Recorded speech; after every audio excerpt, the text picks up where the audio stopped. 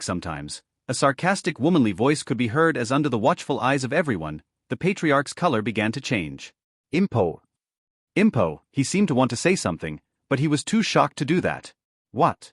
Impotent? Maybe you are, the voice owner said sarcastically. Or do you want to say impossible? Well, nothing is as long as I am here. What? Did the cat eat your tongue? The voice owner said as everyone watched the patriarch's purple robe get stained in some unidentified liquid. He stood up and stepped back, tumbling his chair in the process as he got out of the projection that was turned off moments later while the sky turned purple. No. It was not the sky.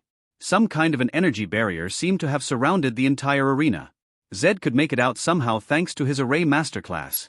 Around the barrier, he could make out the shapes of 4 people standing on different corners, but they hid themselves well. What was that? Zola asked with a blush as many heirs began to look at each other. Some were frowning, and others seemed very nervous like Simon, who slowly began heading toward the exit. He didn't reach it as many guards suddenly flooded the arena. Stay in your place. Everything will be over in a few minutes, a heroic-looking young man who headed the guard said. What are you doing? Some people wanted to cause trouble like Simon, but they were neutralized in seconds by some kind of thunder that decided above them from the barrier in the sky. Just stay in your place, the young man repeated in a soft voice. No one dared to make trouble after that. They just wondered what the fuck was going on. Master Mike. You are alive, someone who finally seemed to have recognized the young man suddenly said in an excited voice. Yes. We all are. Just stay put for now, Mike said. We will know everything later, he added with a reassuring smile. Yes, many young men nodded with a smile. After recognizing Mike, they relaxed. Many even seemed to have realized what was going on. Zed and Zola didn't. They frowned, they were worried about their mother, wanting to ask what the fuck was going on. Then they heard it. Bang! An explosion rocked the arena as the VIP hall above shattered in a ball of green fire and a woman flew out. "Anan, you bitch, you should have died down there like your arrogant sister," the woman said. Talon. Just surrender, another woman replied as she slowly floated in mid-air while taking a pill. From her voice, Zed could tell that she was the one they heard before. Was she Anne? Their grandmother? Following her were all the elders, including their mother, who seemed a little troubled. They were carrying a few sacks. No, those were people who were tied by shiny golden chains. The patriarch seemed to be one of them, but his face was so beaten up, he was beyond recognition. Like hell, I would surrender for a filthy bitch like you. Talon screamed as she flew up and then hit the barrier headfirst, forcing her to bounce down and hit the ground. Damn. When did you? She cursed as the 4 men who were hiding before appeared and surrounded her. She had no way out. Just surrender, lass. We know who you work for, one of the old men said. Your plan to make the family work for that brat would never work. Then you better let me go. You know that I can take you all with me, she said. That brat would never help you. He can't enter this world, the old man said coldly. Stop calling him like that. If he was here you would be groveling in front of his feet. Talon seemed to be getting angry. Don't act all tough in front of me. Don't underestimate us, another old man said, making a move with his hand, and a few great-looking ominous balls fell into the ground. Talon seems to have thrown them before. Under this barrier, you can't use your poisons, the third old man said with a smirk. Lass, we will be spending a lot of time together after this. Don't make it hard on yourself, the fourth old man, who seemed a little bit mean, said. You forced me to do this. Talon yelled, then looked up and uttered just one sentence as she tore a green talisman that seemed to have been hidden in her cuff. She screamed. Shit. Stop her, one of the old men, who seemed to have realized something, screamed, but it was too late, as from in between Talon's hand, a magical array appeared and then vanished before being replaced by a ball of darkness. One of the old men wanted to attack, but he was sent flying as in a blink of an eye, the black ball extended, filling the entire world in a blink of an eye, passing everyone like some kind of a barrier. No one had time to react as the sky suddenly turned black and the world turned silent. It was an eerie silence that you never knew existed until you encountered it. Nothing could be heard as above them, the barrier slowly shattered. It was as if it was in slow motion. Everything seemed slow, except for that woman Talon, who had a cruel smile on her face as she slowly vanished. The first thing Zed noticed was the rancid smell that filled his nose. Before he could make out its source, he heard it. A sound that filled the silence. His sister's scream. Turning to the side, he jumped back in shock, almost tripping on the bench when he saw it. Damn! A giant abomination human-like creature appeared out of nowhere, grabbing his sister by her throat and lifting her up. It seemed like a corpse of some sort. It was fat, and all kinds of nasty stuff were spilling from its guts. All around him, similar figures seemed to be crawling out of the dirt in the ground, one after another, filling the arena and surrounding the airs. They looked like some kind of otherworldly army. Fight! The next thing they heard was the call for a battle. Just as in front of them a familiar blue screen shimmered. Imperial Corroded Dungeon entered. Rank S. Clear condition. Kill the corpse dragon. How did you get these? The old appraiser nervously asked the mysterious old man who casually sipped from the teacup in front of him. Found them on the corpse of some dwarf who died right across the gorge. Are they expensive? The old man asked, looking at the 3 dragon bones he placed on the table. Ah, the appraiser hesitated. We don't know what creature they came from. So, I can't say, he lied. Then just put them on the auction, the old man said. We can't. They are not verified. But that is not what I was told. Didn't you guys buy anything? No questions asked. The old man frowned. We do. It is just that the things in the auction needed to be verified. How about I buy them off your hand for 1 million gold coins? The appraiser asked. I thought you said you didn't know their value? I didn't. I am taking a risk here, the appraiser said, making the old man ponder. I know some collectors who like strange things like these, he added. I can sell you only 1. The other 2 will go into the auction, the old man finally said after finishing his cup. I already said. I will take 2 million gold coins for it, the old man interrupted. Wait, that. 3,000,000. Fine deal, the appraiser quickly said, realizing that the old man was not an idiot. But still, even if he bought it for 10 million gold coins, he would be able to make a profit. And it was not like the old man would be able to enjoy the money. Good. Give me the money now, I need to buy a few sacrifices. Girls at the auction tonight, the old man said, licking his lips. Oh, and prepare some VIP auction tickets for me. I understand, the old appraiser, who seemingly surrendered, said with a wretched smile. You old men are too smart to fool, he added, hiding his smirk. I know, the old man said, taking the money and the ticket a maid brought and putting them in his ring. By the way, do you appreciate wine too? Victor asked him. I sure do, the appraiser said as he watched Victor take 3 bottles of some wine. The first thing he noticed was that the bottles were very old. Dwarven style. Those were with that dwarf corpse you found, the appraiser asked. Yes. I tried one, and it tastes somewhat a little too bitter for my taste. Try it yourself, but if you like it you have to promise to buy the rest, the old man said. Let me see, the appraiser said, taking a silver cup from under his table, and slowly pouring some of the wine out of the opened bottle in it. He looked at it, smelled it, then began to twirl it around. It is some kind of soul wine, the appraiser said. Ah. Soul wine? The old man asked nervously. What's that? They used to take them for ceremonies to worship the three lords in the old days. We don't really know what they do, but their price is very exorbitant. Oh. Its price would depend on how good it is though. Its smell is okay. The appraiser hesitated for a moment, then tasted it. He was not afraid of poison as this room had 3 hidden guards stationed around just in case. How does it taste? The old man asked after 1 whole minute. Not bad. But why does it taste like it was brewed 3 weeks ago? The appraiser asked as he got nervous. He was spot on. Really? The old man just smirked. Ah. Feeling something was wrong, the appraiser decided to end this meeting. Sadly, it was too late, as the next moment, he felt something grab him hard, stopping his movement, and the old man sitting in front of him took a bottle, then shoved it in his mouth, and began to empty it. The appraiser struggled hard, gesturing to the hidden guards to move, yet no one came to his rescue. He was about to lose hope when finally the door was broken open by a few guards who wore the Sun Temple dress. Catch that demon! One of them yelled, grabbing the old man but only managing to hold his cape and pull it to reveal a demon with long horns and white silvery hair. Damn it! The demon quickly took a talisman and activated it, disappearing completely. Shit. We lost him again. The temple guard said, then hurried to the appraiser's side. Are you okay? He asked. Ah. I am fine. What was that? He asked nervously. A demon, as you have seen. The damn thing has been on the run for a week now after stealing an elven nobleman's vault. Oh. What did he take? The appraiser asked, looking at the table to make sure that the maid had already collected the dragon bones. Thankfully, she did. Some dragon bones and a dragon heart, the guard said. Did he plan to sell you those? He asked. No. He just wanted to use that wine to drug me.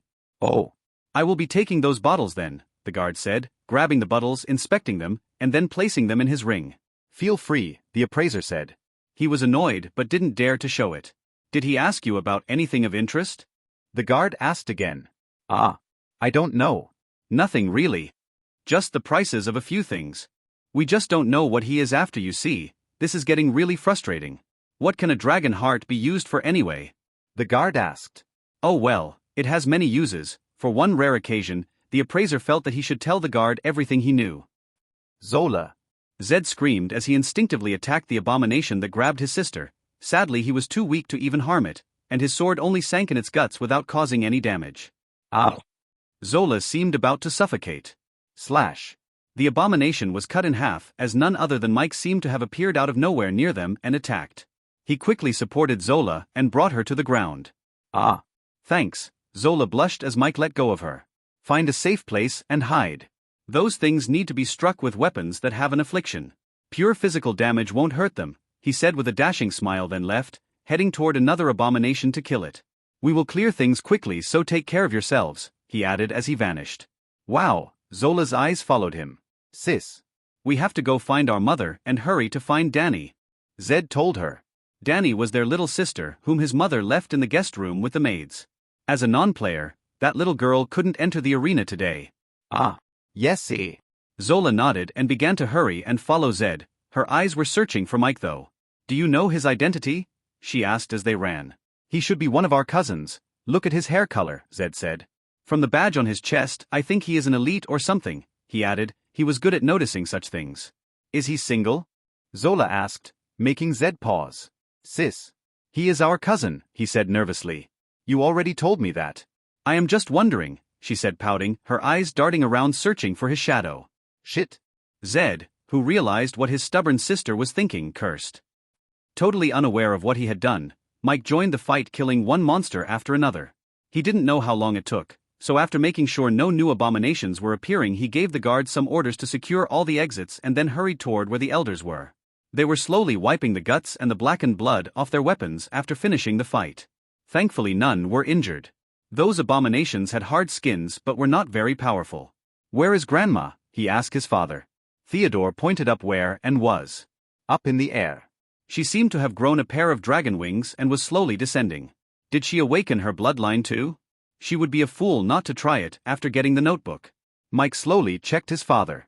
Theodore seemed to have done it too, as the air around him seemed more dignified than usual. Mike didn't see them for the last couple of days, and now he knew why. Those bastards must have tried the pills Victor gave them. Moments later, and who seemed to have been checking the situation slowly landed, and the purplish dragon wings on her back vanished. The elders seemed to want to ask her what skill was this, but none dared to do that. Grandma, Where are the protectors? Mike asked, looking around. Were they fighting the dungeon's boss? they escaped and said, "Oh, what?" Mike, who didn't accept that answer, asked. The moment the dungeon opened, they escaped to their safe room under the island, and clarified. You do understand that the guardians are not creatures of this world. If they get stuck inside a dungeon, the moment it is cleared, the world will also kill them. Ah, Then this talisman the Talon used. Mike, who seemed to have understood something, said. Yes, it was probably meant to be activated inside the hidden chamber, where the guardians will have nowhere to escape, and nodded. Right now, thanks to the array we placed beforehand, the entire main island seemed to have been engulfed into the dungeon in one piece, and the protectors managed to hide just before the dungeon was initialized, she said. The entire island? Mike gasped. You mean those things are already all over the place? Yes, it was as if we were separated from the rest of the archipelago. And said as Theodore and the rest of the elders listened. Don't worry about your families. oh, then shouldn't we hurry and help others? Mike asked. Don't worry, the Keeper elders have already ordered all non-fighting personnel to take shelter and activated many minor protection arrays all around the island. All the abominations are being exterminated as we speak, she said. Your sister and the others have already cleared the area around the arena and are heading toward the treasury. Then I shall go find them. No, leave this for Alice and the rest of the elites. Your role is here. We need to organize ourselves and then plan a raid. Outside the island has turned into a sea of black water and a new island has sprung in the south, she said. I think the boss should be there. What about the non-players on the island? Mike quickly asked, thinking about something. As you suspect, they seem to have all been awakened. This is probably the only good news I have, and said. Sadly, the main island didn't have many mortals. Most of the elders who smelled the danger sent all their descendants away a few days ago. It was their loss. What about Talon? Mike finally asked. She ran away, and said the tracking talisman that Anne secretly placed on her was not responding. It was either destroyed or out of range. If she knew Talon had that strange talisman, she would have been more careful. It is just that the bitch was way stronger than she expected. Not only did she manage to undo the chains they tied her with and escape, but she even threw a few poison bombs that she hid in a storage device in her mouth. 4 elders and a few captured guards who were closer to her at that point all died without knowing how. Thankfully, she and Theodore have already awakened their bloodlines according to the ancestral notebook, and the poison didn't affect them. If not, they would have died many times after taking the position directly. Still, Talon's actions forced everyone to act cautiously when they attempted to capture her again, giving her a chance to activate that talisman. The bitch was thoroughly prepared. Entering his inn's room and locking the door, Victor's expression finally changed. Shit, he really screwed up. He quickly sat on the bed in a meditative pose, then activated his blood slave's ability to watch through his slave's eyes. He felt it earlier but couldn't make a move. The situation on the family's main island was disastrous, and he didn't expect Talon to go to that length. Dungeon summoning talismans were rare, very rare. Even in his past life, he had seen none and only read about them. Thankfully, Poe, who was at the main island to join the fun, gave Victor a clear view of what happened. That bastard quickly joined the fight valiantly as an authentic heir. His plan was simple, to level up from a semi-player to a full player after getting some experience points. This was his chance. Through Poe's eyes, Victor caught glimpses of Zoe, Alice, and even Kuu, who seemed to have awakened and was now fighting with the rest right outside the arena. Sadly, Victor couldn't activate his skills remotely, so he had no way of appraising her for now. Still, that was some good news. Hopefully, she will turn into a scion. Next, Victor flipped to another slave, someone who acquired recently. No, not Astron. That monster was wreaking havoc on the Von Rosen base, and Victor had no way to control him for now.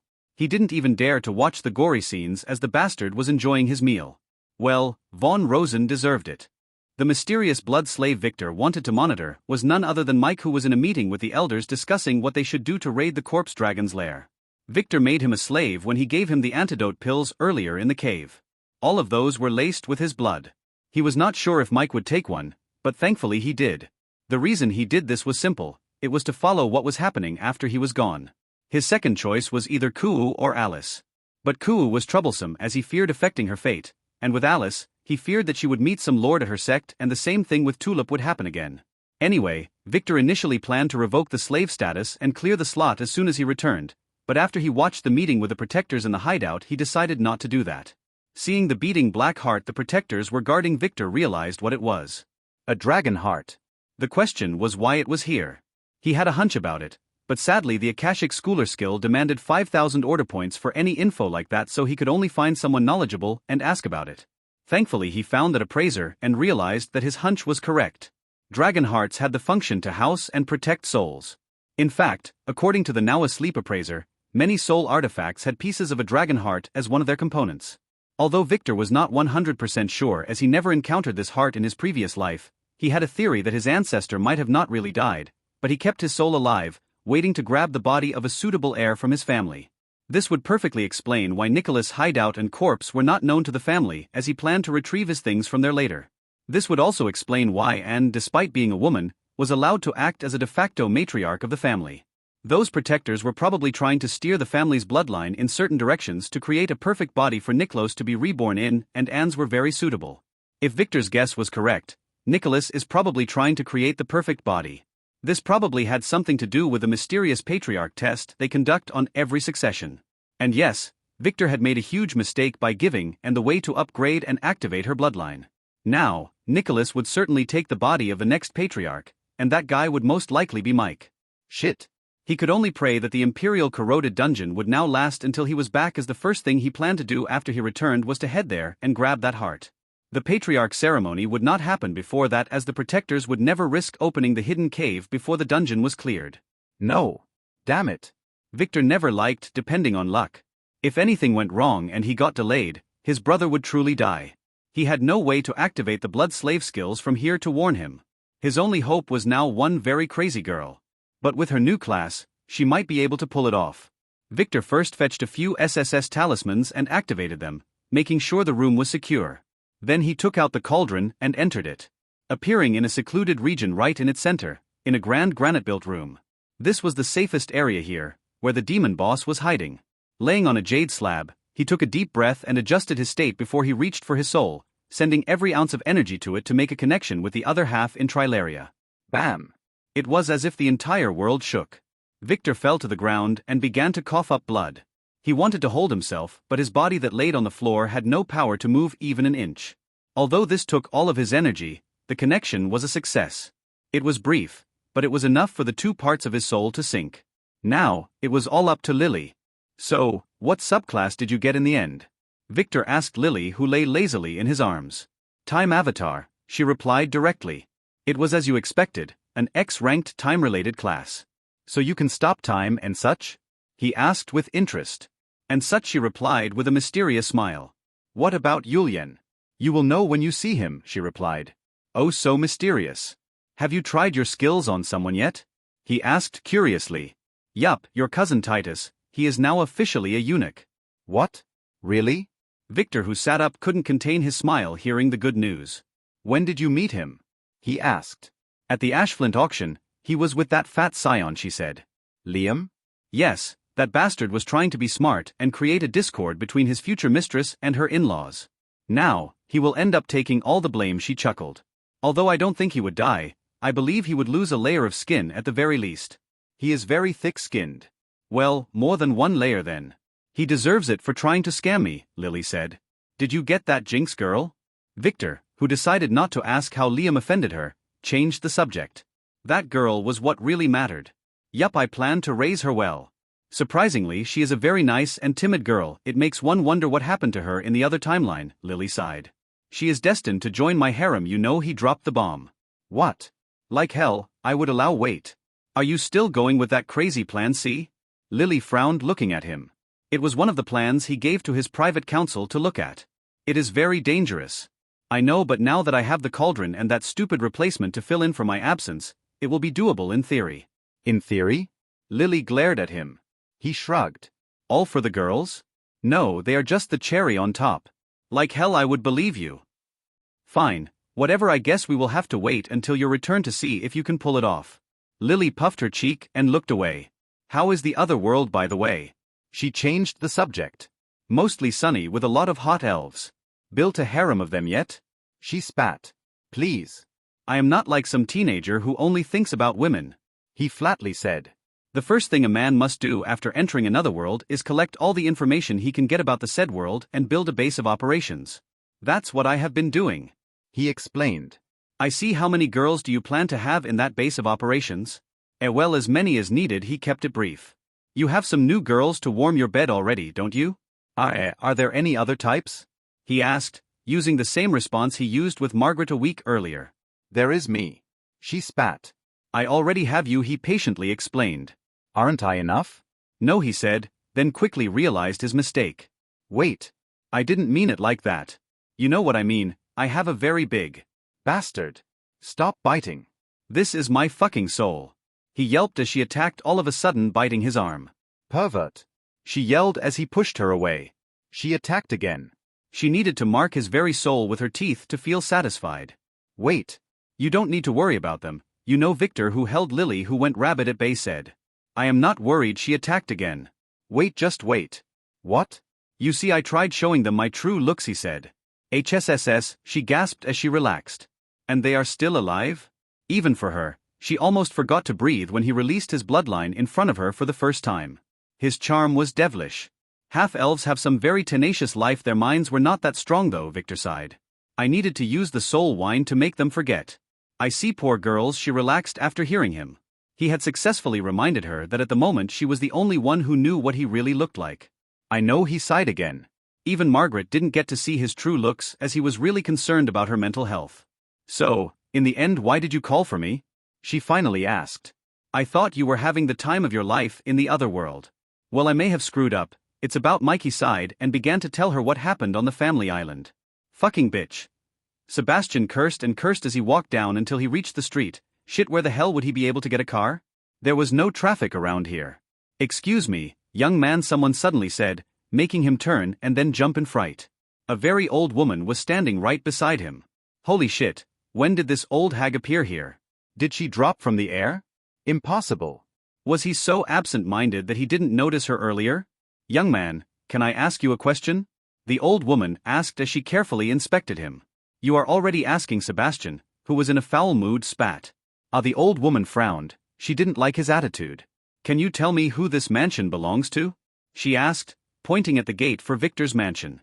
Go fucking ask them yourself. Sebastian, who didn't want to be reminded of what Hannah was doing, spat angrily, turning to leave. Bang. Something hit him from the back. He fell, and then bang. Bang. Ah. Bang. Bang. The old woman began hitting him with her cane. Insolent young man. Do you think being a player and such would excuse such a bad temper? IHHWAIT. What do? Bang. Bang. Bang. Stop. Fuck, stop. Why the fuck did his skills stop working? He couldn't move a muscle.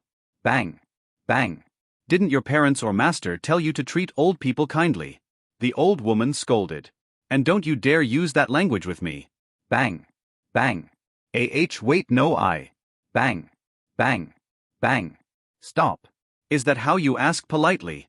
Young men these days need education. Bang. Bang. Bang. Please stop. Please.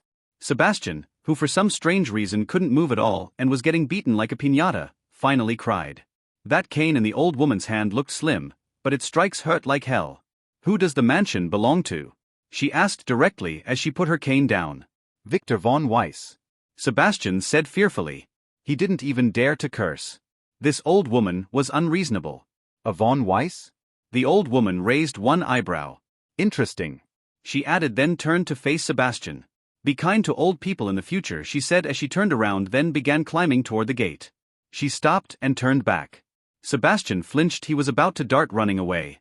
Wait, you mean his mansion belongs to that Victor von Weiss? The old woman asked with a weird expression.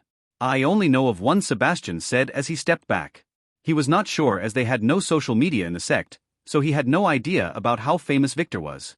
The old woman gasped. She seemed hesitant. She had the expression of a pretty woman who was about to meet a well-known rapist. She swallowed, checking her dress, making sure there were no openings. She shook her head and then began to climb again. Master, I already told you that I chose to be here. Hannah said. Young Master Victor cured my curse and I need to repay him. She lied. The real reason she wanted to be here was because she got so used to the lavish life here that she never desired to return to that filthy sect ever again. Here, Victor got her a full fucking lab, all for herself. She no longer needed to share that small alchemy room with stinky old alchemists who only knew how to criticize her. She no longer needed to beg for materials to experiment with. Victor gave her whatever she wanted, no questions asked.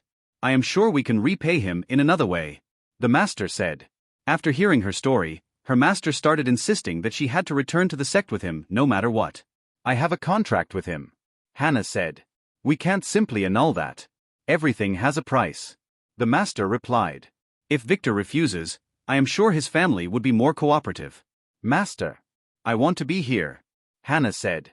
You belong to the Eternal Abode sect, the master said. Think about your younger disciple brothers and sisters. What about them? I am not their mother, she said. They will miss you. Give them access to the fucking internet and we can talk every now and then. No, technology corrupts our youth, the master said. And they would use that to watch porn all day, he added, making a valid point. Hannah was feeling very strange.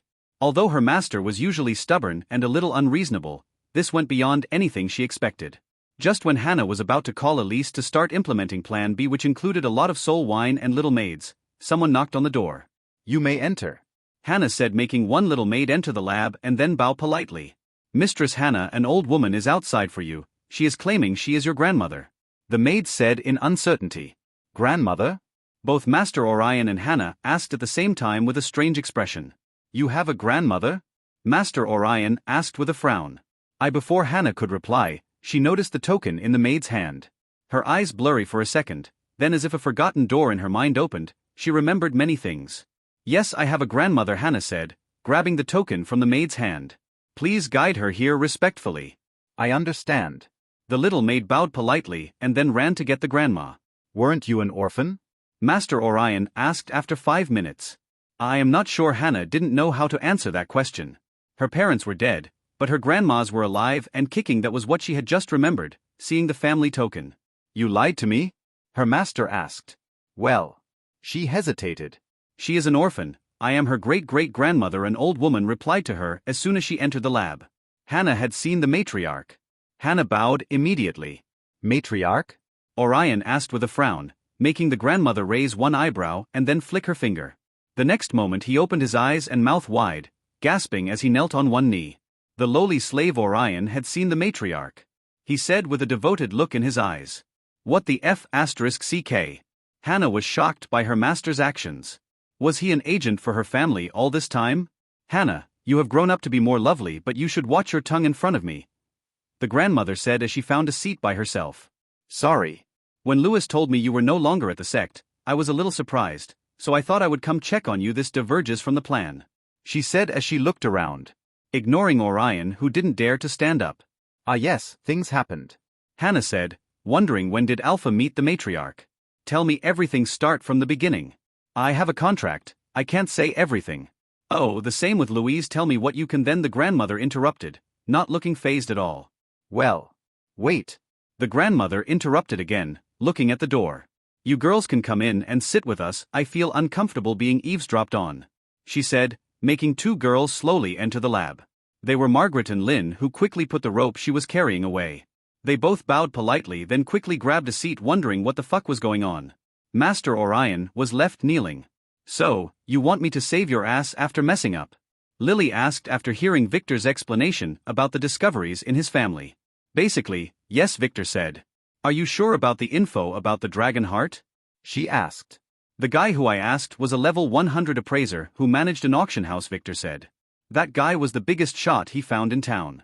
And honestly, one would not leave a beating heart and make 4 monsters guarded if it was not his soul. Good point, Lily said. But sorry, I can't help you. She shrugged. What do you mean? I am at the 3 Ghosts dungeon. I plan to conquer it with the girls I have. This will take a week at the very least, and after that, I need to set things up for them to act on their own. I can't make a trip to the Von Weiss archipelago at this time frame. She explained. My own family is still after my ass, you know. She said. You do have a pretty ass. Shut up. Focus. She said, striking his hand that began to move impolitely. "Oh, I already figured you might say that, so I already have a plan," he said. "Though it would be a little hard." "What? The crescent map?" "Absolutely not." "It is too risky even for me," she said. "You might not know this, but at this time frame, the map is left with one of the guardians who is loyal to my uncle, and I would never be able to get it in my current schedule anyway." She shook her head. "And I have a ton of things to do before returning to my family." Shit, Victor said he had very few options left, and all of them were very dangerous. It had become his habit to always secure the win before every bet. Now he was literally out of good cards. "Don't you have any agents there?" "Rita is with Kai at the mansion on the family island. They are right outside the dungeon. For them, it appears like mist in the ocean," Victor explained absent-mindedly. "What is Rita's class?" Sword Maid, Victor said. Now he was regretting making her take that class. "It was on a stupid whim." "Oh, although it is not that strong, why don't you just send her in to destroy the heart? Didn't she do fabulously in the Von Zwei base?" Lily asked. "It would be too dangerous, as I can't aid her with my skills. They don't work across worlds, you see," he sighed. "I can only see, not touch, like I am at some kind of a strip club." Oh, Lily frowned. "I see, that's the problem with you." "What?" "Why do you feel the need to touch?" she said as she pinched his arm. Her husband was a pervert, and this was affecting the way he thinks. "Just let the strippers do their own thing," Lily said.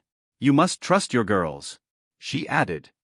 "Didn't you tell me that you gave her that ring full of hiding talismans before she went to the Von Zwei base? Those must be still with her. She can just use them." "It would be extremely dangerous even if she managed to sneak in somehow. She is not fit to face the 4 protectors," Victor said. "He would never put his girls in grave danger without a backup plan.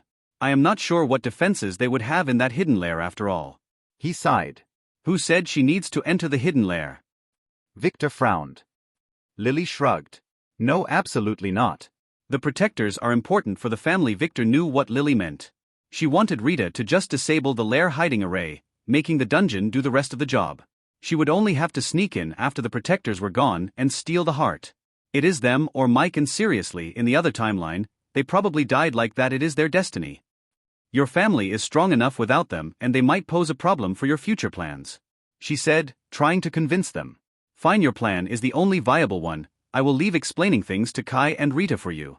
I will take care of this," she said with a very dangerous smile. "Why does it feel like you want the protectors dead so much?" Victor frowned and asked. The way she smiled sent shivers down his spine. Lily looked away. "Just a little revenge for what your family did to me in my and in the other timeline, and those guys are probably not good things," she lied. The truth was something she watched those bastards do in her past life after she was killed. They feasted on her flesh. They did that to all the dead in the family. Still, for his sanity, she was not going to explain it to Victor. "You are scary," Victor said, realizing something but deciding to keep his silence. "You should be scared." "I am, but I am not going to stop collecting girls because of that. It has become my hobby." Stop biting," he yelled. "Bastard. Stop biting."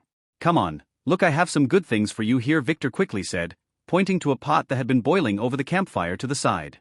Inside of it, there were a lot of dim, small marbles. "What are those?" Lily sat up and asked. "Food for your soul. Just leftovers from the meal I had here. I have been keeping them warm for you," Victor said. Those were the parts of the soul that contained the authority points the demons here had. And authority was the thing Lily wanted most at the moment. Margaret frowned as Hannah finished telling the old woman how Victor bought her at the auction and made her sign a servitude contract in exchange for removing her curse. The old grandmother, who listened carefully, nodded. "I see," she finally said, looking at Lynn and then at Margaret. She seemed to have realized something. "Are you here to force me back into the sect?" Hannah asked nervously. She might have been able to confront her master, but with her great-great-grandmother, that was not an option. "That was the plan after Louise told me you were no longer there. That's why I used your jade mark to follow you here," the old woman said. "Now though I see the big picture, I am having some other thoughts," she added. What do you mean?" Hannah asked. "Where is that? What is his name nowadays?" "Right, Victor, where is he now?" she asked. "Out on some family business. He might need a week or 2 to return," Margaret replied. This was not really a secret. "Oh, I really wanted to see him, but it seemed like we were not destined to meet now regardless. I already made up my mind," the old woman sighed and then looked at Hannah. "Did he fuck you yet?" she asked directly. "Ah!" Hannah yelled. "No." "He promised he wouldn't touch me without my approval." "Oh. Is he really into old women?" The grandmother asked with a frown, looking at both Victor's wives. They didn't look that old to her. She fixed her eyes for a moment on Margaret. No, he just doesn't discriminate. Feeling the old woman's inspecting glare, Margaret quickly replied with a serious face. Did that woman notice something? Old grandma's intuitions were scary. As expected, The grandmother said as if confirming her guess. she turned to Hannah. From now on your mission has changed. Like Louise, you are to stay here, assist your master, and try to bear his child. The grandmother said. What both Hannah and her master, who was still on his knees, asked at the same time. This was too sudden. Her existence in the immortal abode is no longer needed. The old woman said to Orion. But what about the you-know? Master Orion asked nervously, making Margaret frown, looking at him and then at the grandmother. The destiny is still there, the old woman said. Can I know who it is? Orion asked.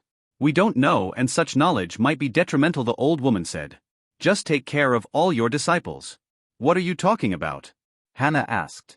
We used to believe that there is a great destiny in the immortal abode. We sent you there initially to try and grab it, the old woman explained, revealing things on purpose. However, recently, that destiny has weakened a lot. It seems like it was greatly damaged. She added with a frown, making Margaret almost blur out that the destiny the old woman kept mentioning was probably Sebastian, who was beaten into a pulp by her outside. Then Master Orion asked. You will carry on with your mission. That destiny might have been weakened, but it was still there. Then Hannah hesitated. As I told you, your mission is here from now on, she said. Stop resisting it. But Hannah whispered. She was not opposing staying here, she was just not sure about carrying Victor's baby's part. Stop arguing, the old woman said, then turned to face Margaret. I have a message for your husband, make sure to deliver it. What? Margaret asked. She was not sure what was going on here anymore.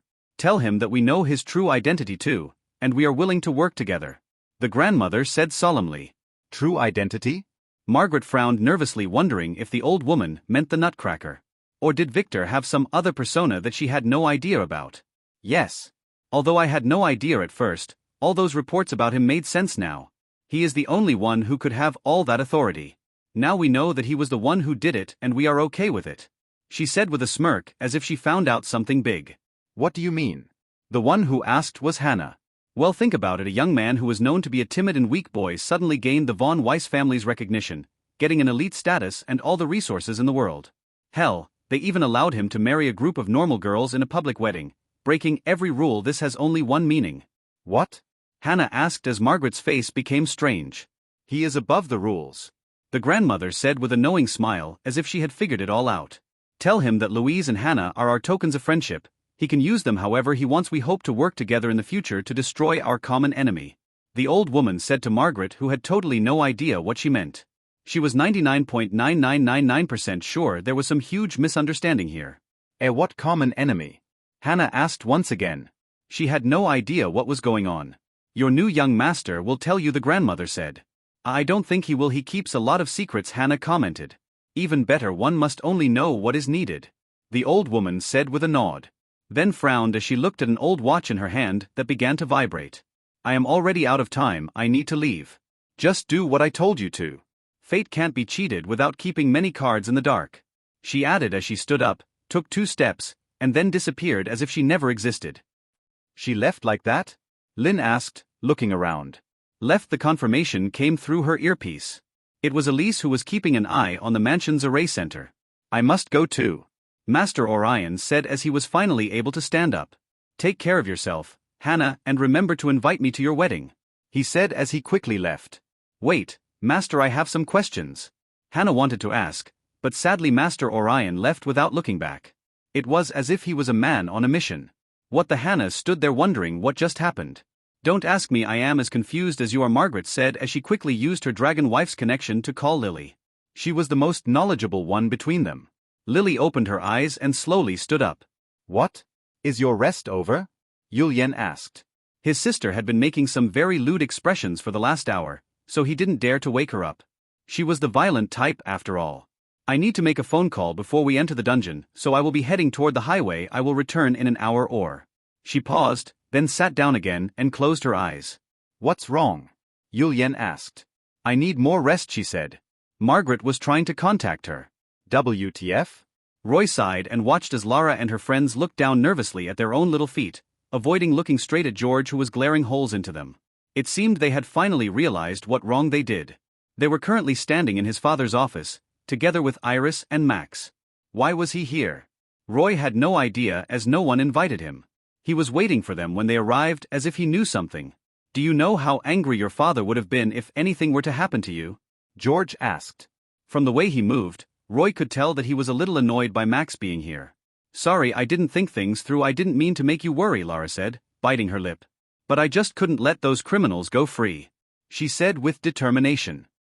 Whose idea was this? Max asked harshly, looking at Rita and the rest of the girls. One of them flinched. Her name was Rin or something. Max, leave this to George. Iris interrupted. No, as the eldest heir in this mansion, it is within my right to take control of this mess, he said, looking back at the girls and focusing on Ren. Answer. It was mine, Lara said, stepping forward, clearly to guard her friend. Now really, I think I will need to ask your little servants some questions in private though, he said. You can't, Lara quickly yelled. She was not stupid, as she knew what Max could do to make Ren talk. Why not? I am just following the family rules, he said. Am I right, Butler George? The young master is right. George said he was not worried though. But, esteemed brother, Lara wanted to interject. Stay silent. Max berated her harshly. Then you, follow me, Max told Ren, then turned and headed to the side room. No one followed him. Didn't you hear me, bitch? He asked angrily. He clearly hated people ignoring him. She did hear you. The one who answered was a little girl with short black hair and very cold eyes. This one was called Ian. Why did all of those girls have one-syllable names? Roy had no idea. Anyway, Ian was holding Ren's hand, stopping her from going with Max. What is the meaning of this? Max asked. Ren, me, and Elle are not family servants, nor are we under Lady Lara's command, Ian explained. We are all registered under young Master Victor, and under the family rules he has to be here for you to interrogate us privately, she said in a robotic voice. And since young Master Victor is an elite heir, you can't even publicly question us without an inquisition order. Max frowned. It was clear how annoyed he was from the way he pinched his jacket. Then I will be exercising my right to arrest all of you. On what ground? Ian asked. You revealed the existence of family secrets to Lara, Mike said, making Roy frown. According to the family rules, those secrets can only know about the existence of players during the month prior to his awakening ceremony. The girls froze. Roy frowned. What was this secret about?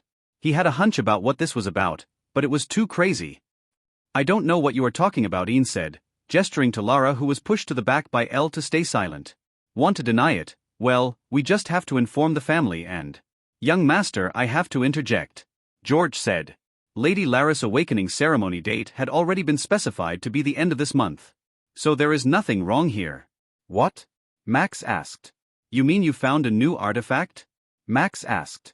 I can't reveal anymore, George said. Oh. Fine, do whatever you want then, Max said, then turned and hurried to leave. He seemed a little annoyed by what happened, but for some strange reason, Roy felt that he was completely acting. George, who watched him leave, probably felt the same, as his eyes kept looking at the door even after Max left. Victor opened his eyes in surprise. Lily had returned inside the Soul Pearl after only leaving for 20 minutes or so. Missed me already? He asked with a smirk. We have a problem, she said, not denying what he said. What? Margaret contacted me. An old woman visited the mansion. Did you see her, though, your blood slave? Myself and Ismeralia must have. What's the problem? That woman is probably the Von Richter family's patriarch or one of their supreme elders, Lily said. What? Wasn't their family completely exterminated? Victor's face turned serious as he realized the gravity of the situation. I know, right? Those bastards didn't show themselves at all in the other timeline, Lily said.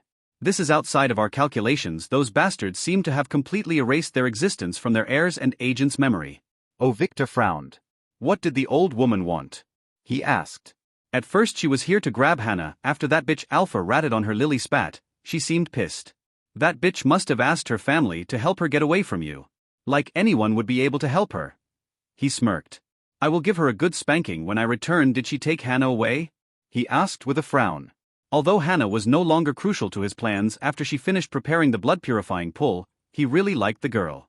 Oh, Lily smiled. This is where the story got interesting. Apparently, after realizing that Hannah was now captive in the hands of the great pervert, Victor von Weiss, the old woman changed her plans. She told Margaret to tell you that they want to work with you to defeat a common enemy and that Hannah and Alpha are from now on yours as a token of good faith or something, she said, puffing her cheeks a little. Why did people keep throwing their girls at Victor? Oh, what? Is there anything wrong with that old woman's head? Victor asked. She said that she now knows your real identity, something about you being above the von Weiss family rules, she said with a knowing smile. Oh, holy shit. Yup. She thinks I am Nicholas, my ancestor? Although I am not 100% sure, this was the most likely explanation. Why would she think that? Victor asked. Many reasons. Everything from how your grandmother pampers you to the array at the mansion, few knew how to use these things. The most prominent thing was probably you having too much authority. Oh. She must have tried and failed to break Alpha's contract. Victor quickly figured it out. Yeah, your ancestor must have done something to get a lot of authority, as she did mention something about knowing what you did, Lily said. Do you know what was the last thing Nicholas did before going into hiding? No idea. The entire hidden lair was destroyed in the other timeline, and the corpse I found doesn't have traces of anything interesting, Victor frowned. Something to do with lords most likely. Lily pondered. Yeah. Do you know who that common enemy is? A lord? He asked. Most likely, although she didn't mention it, but according to Margaret, it might have something to do with the Fate Lord, Lily said. The way their family is hiding would also suggest that the best way to hide from Fate is to make everyone forget about you. Good point, but we can't jump to conclusions, Victor frowned. Tell Rita to try to get the heart safely without destroying it. If possible, we might need to extract my dear ancestor's soul to ask him a few questions, Victor said. I already did. Then what are you still doing here? I already missed you. Victor smiled as he stood up and adjusted his clothes. Making sure he was ready, he quietly left the cabin, making sure not to wake up the two exhausted elf girls who were tasked to heal him up after he hurt himself connecting to his other soul part. Although he had to decrease his charm by 95%, it was still very effective on them. Well, he was not complaining. Now it was time for work though. According to the information he gathered since coming here, this world, Ismeralia, currently had one large continent that was cut in half by that deathly gorge, but that was not always the case. In old times there was one other larger continent. But it seemed to have perished with all the empires and kingdoms on it in an old war. People here only know legends about it in folklore songs about a heavenly weapon that fell from the sky and killed everyone there. This intrigued Victor's curiosity, as this weapon might be the artifact the Fate Lord wanted. This remaining content was also in a state of war 1,500 years ago when the demons first arrived from the many tiny space fractures that were caused by that same weapon. Apparently, due to the fracture's size, only weak demons could pass here, so naturally they were not considered a danger at all. On the contrary, some people actively searched for the fractures and began farming the demons to get the reward they dropped when they died. Many different parties, like the Sun Temple that appeared about 350 years ago, preached against those demons and demanded the fractures to be sealed up, but no one cared.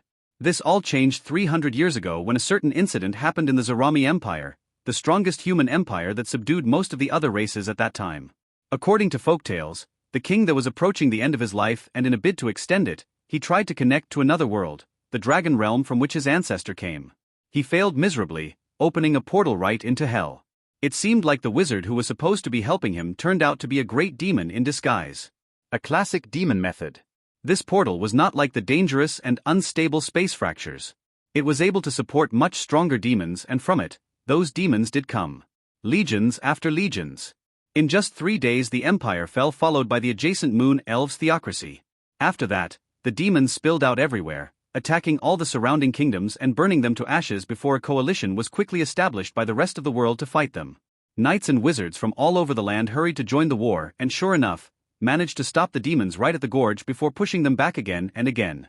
The demons seemed to have many restrictions on them after coming to this world through the portal, and the more they walked away from it the weaker they became, so when the coalition army forced them to fight by the gorge, despite holding up, they were greatly disadvantaged and suffered many losses. The demons' armies were finally repelled in 5 years after suffering a great defeat when, thanks to the sacrifice of a great hero, the demonic gate was closed, rendering even the strongest among them greatly weakened and on the run, allowing the coalition army to finally enter the devastated lands to free it. The world was filled with joy, and everyone presumed it was just time before all the lands were reclaimed. Sadly, the reality was much crueler. In the 5 years of occupation, the demons who controlled half of the continent seemed to have successfully managed to use the old fractures to start merging the world with theirs. Although high demons still couldn't pass through, all the land beyond the gorge seemed to have been infected with something. It was as if it was slowly becoming a part of hell. No crops could be grown there, and all living things other than the demons seemed to get sick if they spent too much time there. On top of that, people who tried to seal those fractures quickly discovered that the demons who lived beside them seemed to have most of their powers, so approaching them was pure suicide. Demons there were at a level that the people in this world had no way of defeating. So after a few years of pointless fighting and trying to seal the fractures, a decision was made to create a barrier and completely isolate the devastated land and leave it as farmland to raise demons and butcher them for treasures. After that, a certain delicate balance was created until this day. The only ones who wandered beyond the gorge were adventurers and treasure hunters who wanted to search for their luck in the ruins of the devastated kingdoms. That was the official tale. And although most of it was probably true, Victor didn't believe it fully. Although the story made the world powers seem to be harmonious when they united, he was sure that there must have been a lot of drama. He had a hunch that some players might have been using the demon on purpose to advance some agenda. Anyway, nowadays, other than the demon-infested wilds, only 3 large kingdoms still exist. The first was the Sun Elves' kingdom that borders the gorge. It spanned a massive expanse of land, as the elves shamelessly claimed that even the deserts and forests around the kingdom belonged to them. Despite all the lands, most of the Sun Elves lived in the holy capital where they were ruled by an elf king, and they only allowed their own race to live in there, discriminating even against other elves like the Moon Elves who were reduced to mere slaves. The second was the Royal Union in the southern marches which bordered the desert he was in. It was a huge conglomerate of many small kingdoms of different races that unified to fight the demon despite the many wars between each other. They were the ones who supported the Sun Temple and hated the guts of the Sun Elves. The third was the Silver Empire, which was the last human empire. It was separated from the Sun Elves' domain by a huge mountain range that the Sun Elves naturally claimed it was theirs. Other than that, there were numerous free cities and small countries around the continent, but those were not important at all as all of them had some sort of a protection agreement with one of the 3 superpowers. The border town he was in at the moment was under the influence of the Sun Temple, like most of the lands around the gorge. The Sun Temple, although seemed to have power enough to rival entire kingdoms, had stayed on the sidelines for its entire existence. Not concerned with worldly things and only fighting demons. Knowing all this, Victor's plan here had changed drastically from what he had in mind when he came here. At first, he just wanted to build a hidden base in preparation to slowly save his family members and get whatever treasures this world has to foil the demon's plan. Now, he changed his priorities. Especially after the notifications he got when he enslaved Astron. It gave him 2 names, the Sun Lord and Ziffer the Great. From those names, it was clear that the former was a lord and the latter was a demon. This notification had confirmed his suspicions that beyond all this war drama there must have been some people plotting behind the scenes. He was pretty sure it was those 2 who were trying to control this world. If not, why would they be able to detect his connection with Trilaria, which had nothing to do with them? The interference meant that they already had some kind of formation or artifact that engulfed this entire world or monitored it. Now he had 4 questions that would define his future plans. The first was whether the Sun Lord and Ziffer were the only major players left around like some other lords, and how strong they really were. If they were to be on the same level as that Hua girl, it would be extremely dangerous. The second was whether those powers knew about each other's existence. That Ziffer the Great might still keep his existence hidden. If such, was the Sun Lord the de facto leader of this world, or were there others? The third was to what was the current world's powers alignment. Did the Sun Elves follow that Sun Lord?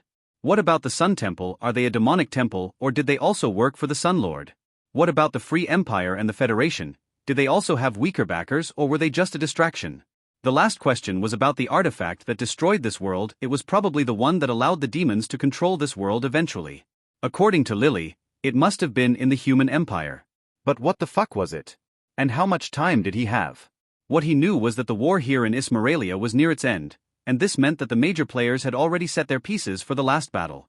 He was pretty sure that by this point every major world power must have already been infiltrated with a myriad of demon spies ready to make their move. Victor shook his head. This world would require a long time to really understand, and he had no such leisure, so must take things one step at a time. Now, it was time for him to see who got the dragon bones in the auction. He was hoping that it would be some big fish that he could use.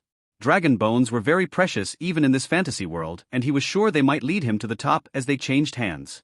Adjusting his disguise that of the old man, he left the cauldron that he hid under the bed in the inn. Then he froze. It was night time and the cauldron was still under the bed where Victor materialized, but the bed was under piles and piles of rubble. Putting the cauldron away, he quickly crawled from under the bed, began to push the rubble away, and emerged to the surface into a scene of a devastated town, fires and destruction everywhere, women and children screaming and weeping over corpses that piled in the streets. WTF happened while he was away? He grabbed a random guy who was scavenging through the ruins of the inn and pulled him toward him. What happened while I was asleep? He asked. Who the foo? Oh, ah. He didn't continue as Victor started beating the shit out of him. Please stop. I will answer. The man who finally realized who the boss was, pleaded. What happened here? Victor asked. Some fool auctioned a dragon bone at the auction. I don't know what happened after that, but all of a sudden people started teleporting here one after another as more than one party wanted the bones, including a fucking elven prince and an old dragonkin. I am not sure what happened, but those guys began to fight, and before we knew it all hell broke loose. The man answered. Elven prince? Victor paused. Was it the one he wanted to grab and ask a few questions? Impossible. There were a lot of princes. Who else? Ah, yes. I am not sure, but there were people from the south and a few giants who fought with a wizard who snatched the bones from them, burning the entire town. It was a fucking mess, the man said. I also heard there were some demons in disguise. They prompted the Sun Temple to intervene. The man added. I see. Victor said this got bigger faster than he anticipated. He let go of the man who quickly escaped, then sighed looking around. It seems like I caught a whale rather than a fish, he said to himself as he made his way through the streets. That's the way I like it. He smirked. He could see it. The 3 dragon bones which he marked with his tracker and gave to the auctioneer were going in 3 different directions. One of them was at the temple where he was headed. Zed, who finished killing a zombie dog with his sister, looked with fascination, watching as his cousin Zoe slowly pulled back her strange-looking sword from the giant ghoul's back while the tan girl Ku let go of its neck that she was squeezing with her fascinating bare legs, allowing it to fall to the ground then turn into dust. You did good, Zoe said, wiping her sword that was super effective against the undead. With this, it is only a matter of time until you master your skills. Ku nodded with longing and determination as she redid his ponytail that had come loose earlier. According to what she said earlier, the class she got when the dungeon started was a monk, so she was very good at fighting. Good job, Zed said in a friendly manner, but the girls ignored him. He had been trying to get to know those 2 better for the last few hours, but to no avail. At first, he thought they were ignoring him because he was an outsider, but watching them get along with his sister, he knew that it was just because he was a guy. The only guy in this group. Earlier in the day, all the family players were divided into teams of 7 each headed by an elder or an elite heir. The elders with and Zed's mother headed toward the center with a few others to conquer the boss. This group, composed of Zed, Zola, Alice, Zoe, Kuu, and 2 other servant girls, had 2 elite heirs because it was full of beginners.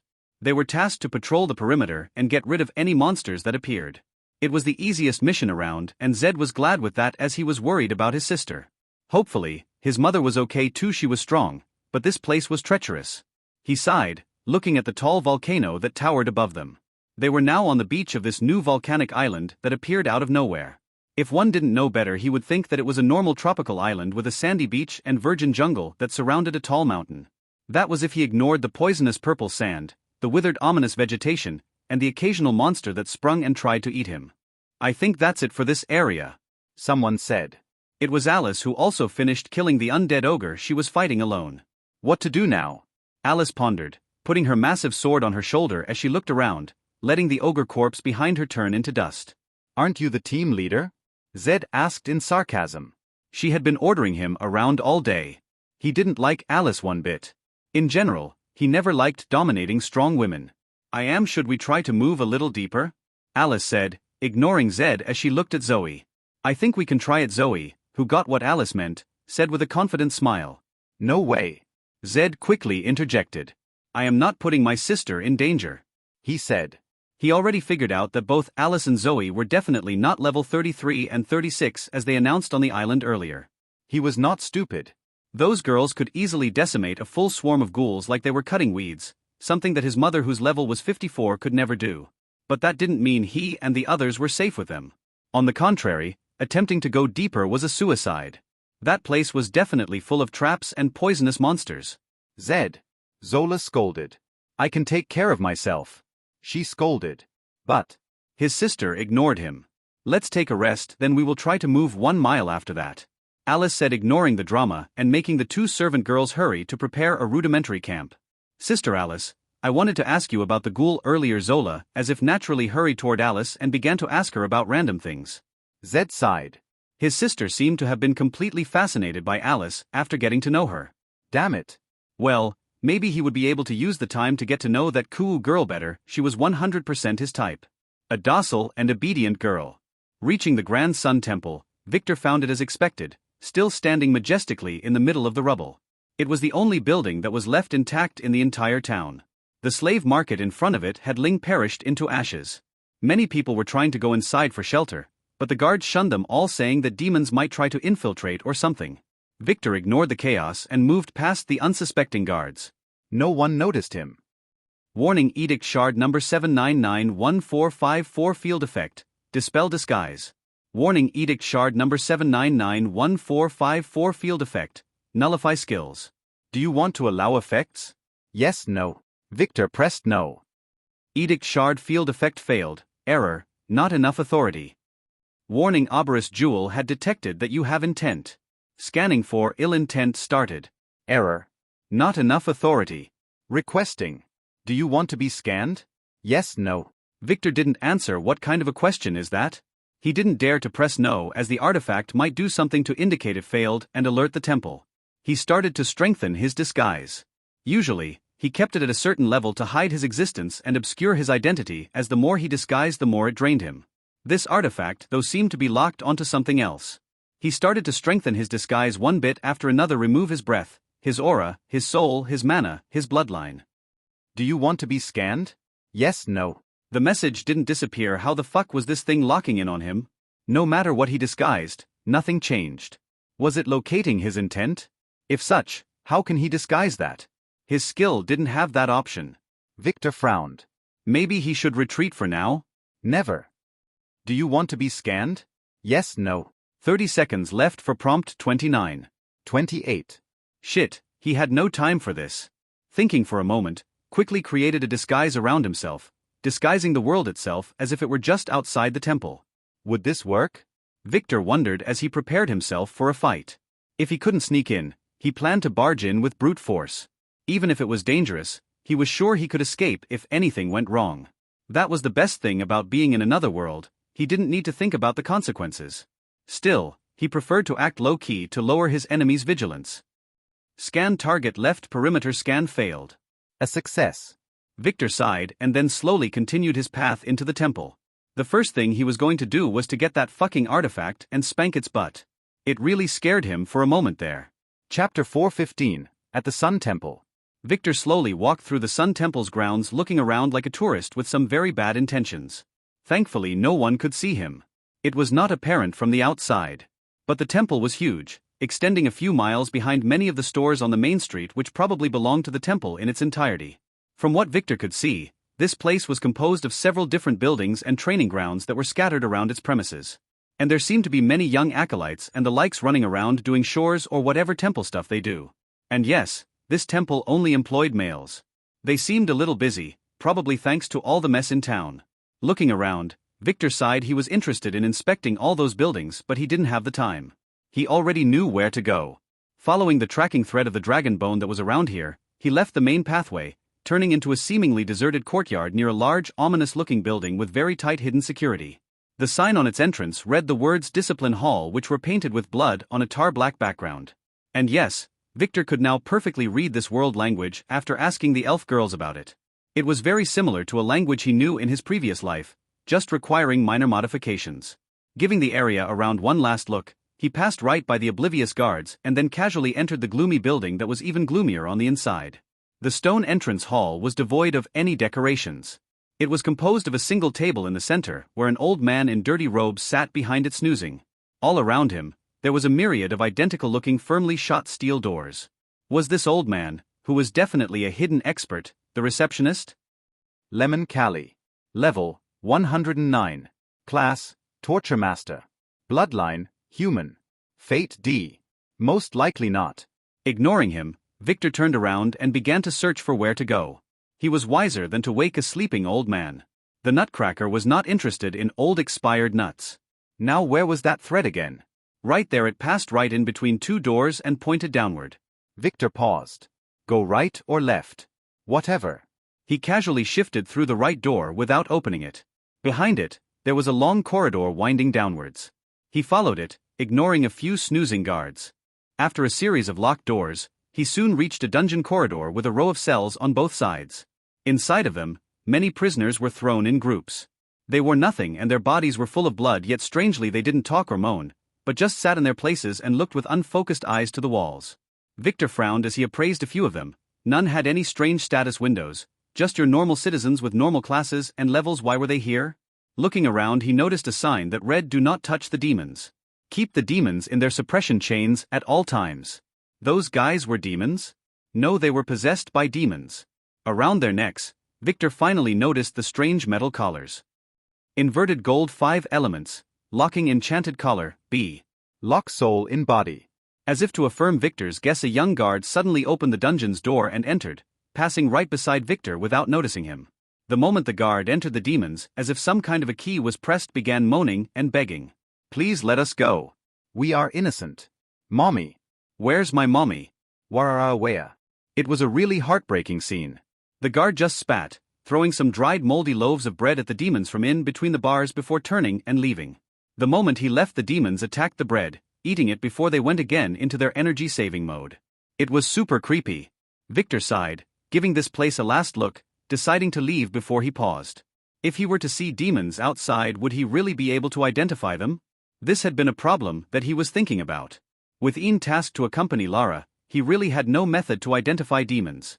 The Sun Temple guys seemed to be using some kind of artifact that he noticed them using outside. It was a kind of compass that they held right over a person's head for a few minutes to take a test. From his appraisal, he found out that what it tested was the compatibility between the body and the soul, which seemed to be very bad with possessed people. Although he planned to steal some of those, he needed something more versatile, as it would not always be possible to test everyone, especially if he wanted to do this in secret. He was not sure if this would be able to find high-level demons just like Caspian in his world. They might have ways to hide their presence. Weight demons might have some way to identify each other, or they would never be able to work together and they would most likely be infiltrated. Shouldn't his demonic bloodline have that ability? Although it was not fully awakened, he might be able to do something. Victor slowly activated his disguise to hide his bloodline completely, and then he started activating his primordial demonic blood, making it just affect his eyes, which slowly turned deep black like bottomless holes. It worked. Looking at the demons, it was as if he could see it. Behind every one of them, there was a shadow. No, not exactly a shadow, but a residual image like a chromatic fringing of a lousy TV screen that seemed to be reflecting different shapes when it flickers periodically. In the fringing, some of those guys looked like insects and animals, others looked like strange abominations. Those were the demons' true form. One of them stood out. Hiding in between this group of demons, there was an old woman who was completely blending in with the others. It is just that the shadow behind her seemed to be a little off. Just a tiny bit. It was as if the colors were a little dull. Focusing on her, Victor frowned. It was as if she was not real. Activating his appraisal, the old woman's fringe disappeared and her shape slowly changed into that of a young woman and... Lotra Orpak. Level, 109. Class, Disguise Master. Bloodline, Shadow Elf 90%, Demon Catcher Chameleon 10%. Fate, A. Oh, the temple even inserted a spy here. Victor almost exclaimed. He had no idea that a disguise could be used in this way. Not bad. If he had time, he would have really wanted to have a chat with this girl and maybe discuss some very intimate things, but she seemed busy, so Victor decided to leave it for now. If destiny willed it, they would meet again. He turned and left, deciding that his target was in the other door after all. On his way back, he wondered, could it be that he was wrong? Wasn't the temple working for the demons? Damn it, he should really stop suspecting everyone around. The world couldn't be that shitty of a place. Reaching the hallway again, he ignored the sleeping old man and entered the left door, before going down the stairs behind it. This time it was not a dungeon, but a long corridor with what seemed like interrogation chambers on both sides. Most of them were empty, and this was to be expected. Trying to interrogate a demon was as fruitless as giving a dildo a blowjob. You would get nothing except for a very dry mouth, a tired tongue, and a bad aftertaste. He had no idea why he thought of that image, but a certain girl had been affecting him in some very bad way. Shaking his head, Victor slowly walked toward the last chamber where the thread pointed. This chamber was not empty, as it was being guarded by 2 high-level Sun Temple guards that Victor completely ignored as he shifted through the closed door. Inside he found his target. An old priest with a clean-shaven face, expert for a pointy beard, was integrating an injured, haggard, fat blonde elf who was sitting on a wooden chair with his hands tied to a table. His wounds didn't seem to be the result of torture, but of some fight that he must have had before coming here. I told you. I am not a demon. And I don't work for them. The elf exclaimed. You guys follow the Sun Lord like us, the Sun Elves. You can't treat me like this. I am a prince. Then answer truthfully, Your Highness. What was your aim in grabbing this dragon bone? The old man interrupted, pointing to the bone that was placed on a velvet cloth on the table between them. I told you already. I need it for something private. The elf refused to answer. It is a kingdom secret, he added. He was lying, Victor could easily tell, and so did the priest. What? Is it? As far as I know, only demons or those who work with forbidden undead arts need such bones. The old priest said. You are definitely up to no good. No, they can be used for medicine. The elf prince slipped and quickly caught himself and stopped talking. What medicine? The priest's eyes twinkled the same as Victor's. Medicine recipes for dragon ingredients were as rare and precious as the ingredients themselves. I can't tell you that. The elf looked to the side stubbornly. Look, I am trying to help you here. Back at the auction, you collaborated with a demon to get this thing. I didn't know he was a demon. And we only fought that wolf prince together. The elf flared. That's not cooperation. The priest sighed again. Let's see if you can remain this stubborn after spending a few days here, he said as he stood up and grabbed the bone, putting it in his ring. You can't do that to me. I am a royal prince. The elf flared. Tell that to Master Lemon, the priest said as he headed to the door. See later, Prince Massel. Hearing his name, the elf's expression changed. I never told you my name, he said, making the old man pause. Oh. I might have heard it from somewhere, the old priest said as he began to turn the knob. I didn't use it since leaving the kingdom. You never intended to let me go, didn't you?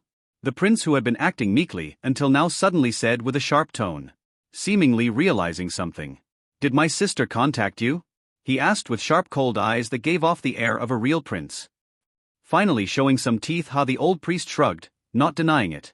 I will come to visit you in a few days, hopefully. Your strong will be shattered by then, he said with a smirk as he walked out, not noticing the one who slipped out before him. Stop. The elf prince's voice was muted as the steel door closed with a bang. The priest turned and then felt something strike his head. He fell down unconscious as Victor, who stood behind him, looked at him with disgust. Around this guy, there was a distorted outline shadow of a three-headed wolf, but unlike the others below, this distortion was as if it were a part of the body moving completely in sync. This guy was definitely a high-ranking demon. SSIHOHMOH. Hi, the vampire screamed. It was not one of those handsome vampires one can see in TV shows, but a true vampire with an old ugly bat face that had a twisted nose and curved nightmarish fangs. Shut up. How dare you talk to this empress with that tone? The girl said, slapping the poor vampire boss again and again with her jade fist. Now come clear, where is the hidden door? SOS no PPO, he asked hatefully. What the fuck was going on? Wasn't he supposed to be a mighty vampire baron? How the hell did he end up tied like this? All he remembers was sleeping peacefully a few centuries ago after getting locked up here, then waking up after sensing some intruders entering the dungeon. But for some strange reason, when he woke up, he was shackled in a silver chain, and this crazy veiled girl was standing above him with very sadistic-looking eyes. They almost made him voluntarily want to grovel under her feet if he was not tied like a dumpling. Just a little exploit one can use when entering the dungeon. I am not going to spend 5 months reaching this area as my stupid sister did, she said, slapping him so hard that his face was pushed into the ground. It was humiliating. SSM. You will never get to meet her, she is just your type, the girl said absent-mindedly. Now where is it? She asked. He glared at her. His guards should be here any second now. Once they freed him, he was going to show this girl who was the real boss. He might even turn her into his toy. I don't like the way you are looking at me, the girl said. Slap, slap, slap. OS, he yelled. Why aren't his men coming? They should have been here 5 minutes ago. Looking around, he noticed a few talismans around the room. Isolation talismans. Slap, slap, slap. If you have time to look around, you can answer my question. She spat, giving him a kick. Knock you know OU sop UOS, he screamed. This bitch had come prepared. Damn it. His minions are definitely still asleep as they could not hear his calling. His only hope was that some of her companions whom he felt earlier would trigger some trap and wake the guardians up. Don't get your hopes up, my guys would never make a stupid mistake and wake up your men, the girl, as if reading his mind, smirked and said. If they did that after all my warnings, I would flay them alive. She was not kidding. Whoa. Bang, bang, bang. From outside the large chamber doors, someone came knocking, refuting the girls. Damn it. The girl cursed. PPS no. He said. Slap, slap, slap. Bang, bang. Slap, slap, slap. The door kept banging as the girl kept slapping the vampire as if to relieve her anger. "Oh, so OHIHM," the vampire finally asked with a swollen face. "Don't worry, it can't be opened due to time dilation," she said coldly. "Now, come on, where is the hidden door to the basement where your dead master kept his body? If I don't get it before killing you and ending this dungeon, the world would destroy it." The girl said. "Nako you no sapo," he frowned and asked, giving the unmoving door one last look. Damn it. Slap slap slap. VIWI. Slap slap slap. I. Slap slap slap. HOO. "Do I really have to do that?" Lily sighed. She seemed reluctant. HMO? HM is. Drink pervert. She said, taking a flask of wine from her ring, and then shoving it in his mouth. He didn't want to drink it first, but this wine tasted amazing. And he always had a fantasy of a girl shoving drinks in his mouth like this. And oh wait. WWNHSOH, he snapped as soon as the flask was empty. He was feeling a little tipsy, but as a noble vampire, he can never truly get drunk. "Then I have no choice," the girl said as she slowly removed her veil. The vampire's eyes contracted as he lost his non-existent breath. Can a girl be this pretty? That was the last straight thing he could think about. "Now tell me what you know, and I may just step on your head," she said with genuine disgust that made him shiver. The integration room's door opened 15 minutes later after the old priest left, startling Massel, who was considering his options. He looked nervously at the newcomer, who was a different old man wearing a black cloak. He didn't look like a priest. "Master Lime, I presume?" Massel asked in a cold tone, trying to act tough. His legs were shaking though. He was not ready to be tortured. "I am not. I sneaked past that guy on my way here. He is probably still snoozing," the old man said as he took a seat and began to rub his back. "I am too old for such things," he sighed. Sneaked? "Ah yes, I don't work for the Sun Temple. I just came here to retrieve the dragon bone and happened to hear your conversation with that old priest," he said. "What?" Massel exclaimed. He didn't expect this answer. "I thought that I may offer you my services and help you escape in exchange for some information," the old man explained. Oh, Massel frowned. Was this some trap? Yes, this was definitely a trap. I am not a criminal to begin with. Why would I need to escape? He decided to play it safe. They might be planning to frame him with something to gain an excuse to finish him off. His sisters were that kind of bitches who plotted like that. "Oh, then you want to stay here?" the old man asked with a frown. "Are you a masochist or something? That guy was going to torture you for real, you know. People don't just leave this place in one piece." "No. Not like that." "I am just saying that I am innocent. The first, I'm sure the temple will find that later," and Massel explained. "Suit yourself. I had no idea sun elves had such weird hobbies. My fault," the old man interrupted as he stood up with difficulty, then quickly headed toward the door and opened it, making Massel notice the bloody corpse of the priest who was interrogating him earlier lying on the floor right behind it. Was this not a trap? "Shit. Wait. Wait." Massel quickly yelled. "You killed him?" he asked, looking at the corpse. "It was real." "Oh yup, this idiot's kind can't be interrogated, and he had my dragon bone," the old man said as he left the room and began to close the door. "Kind? Wait." Massel yelled. This man might just be his last lifeline. If the temple were to find the old priest's corpse, he would definitely be accused as an accomplice. No one would care about his innocence. What now? The old man seemed annoyed. "Please help me escape," Massel said shamelessly. "I will give you all the information you want," Massel added after some hesitation. He decided that it would be safer to bargain later. Once he was safe. "Fine," the old man said. He took 2 steps toward Massel and slashed with a golden dagger that he took out of thin air. Massel flinched, but he quickly relaxed as the dagger cut the indestructible magical chain in one swing. "Let's go," the old man said. Massel nodded as he stood up. "How are we going to leave this place?" he asked. "Those bastards took all my stuff. Leave it to me, you can sleep for now," the old man said. What, Massel wanted to ask, but the next moment he felt the world go dark as something struck him from behind. Looking at the collapsed elf, Victor sighed. Name, Massel Q Sola. Level, 79. Abnormal status. Power locking curse, D1 30th hour. Class, Dark Archer S. Authority, 7. Strength, 220. Agility, 210. Intelligence, 250. Luck, 19. Charm, 35. Order, 0. Skills. Bow Art, S. Penetrating Arrow, S. Shadow Arrow, S. Wind Steps, A. Shadow Disguise, B. Hide Presence, C. Knife Arts, D. Assassinate, E. Sword arts, F. Spear arts, F. Charm, F. Bloodline. Sun Elf, AA 100%. Equipment. Royal Insignia, S. Cursed cannot be removed. Fate. Fate's power, A. Define fate, get killed by an elven princess, A. Hopefully, this guy had the info he needed about what happened to his family members and his half-sister. Putting the unconscious elven prince in the cauldron, Victor gave the interrogation room one last check then left, making sure to put a sealing talisman on the door from the inside before closing it. Now they would only enter by breaking the wall. After that, he turned and headed upstairs.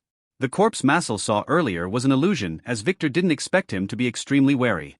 The real priest was alive and locked inside the cauldron where Victor planned to kill him after leaving this place to extract all his points and turn his body into fertilizer for the plants he grew there. Reaching the top floor, the old man was no longer there. Victor didn't care.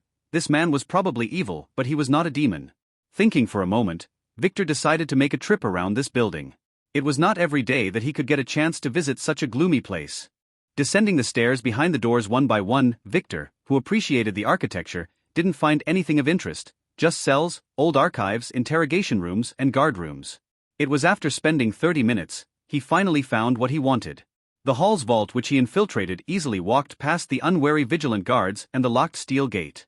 Although this vault didn't belong to the main temple and was relatively small, it was meant not for treasures, but for banned and dangerous demonic artifacts. It had only 3 items that were sealed on mostly empty shelves. They were placed in storage boxes that had all kinds of traps around them. Although he doubted they would compare to the things he got in the gorge, he felt the need to take them, so he quickly grabbed the entire shelves and put them in his storage space, just in case they had some kind of alarm. Finishing with it, he gave the room one last look preparing to leave, and then paused as his eyes contracted. Behind the shelves, the wall seemed a little discolored, but he could make out the shape of a bricked-off door.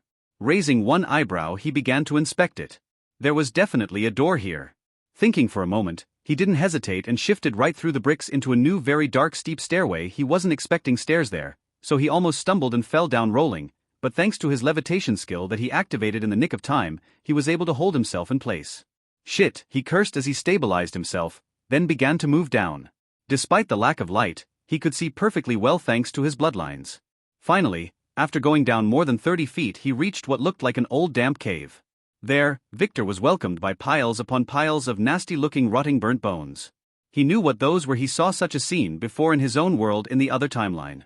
Those were the bones of the possessed people. Just like what happened with Rita and Iris long ago when a demon possessed her.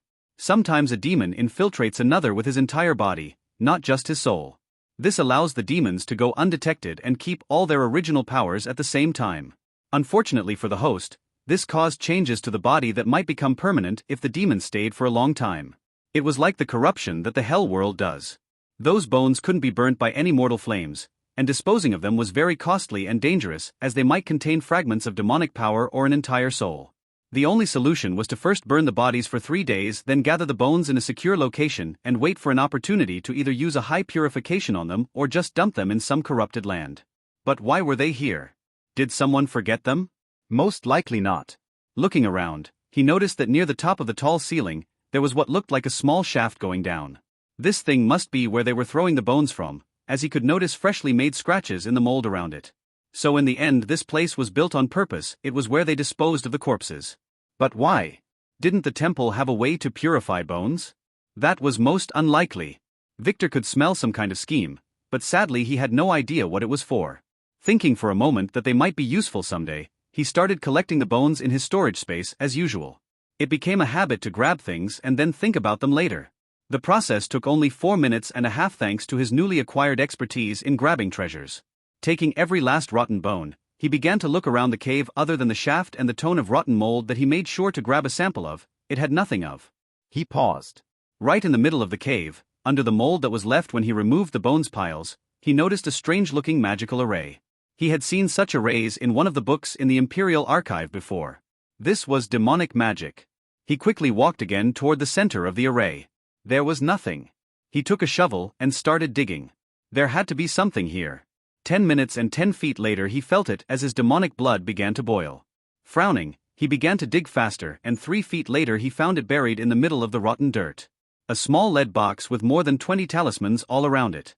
Seeing it, he couldn't move. It was the same feeling when he saw Lily for the first time. the need and desire to attain and devour.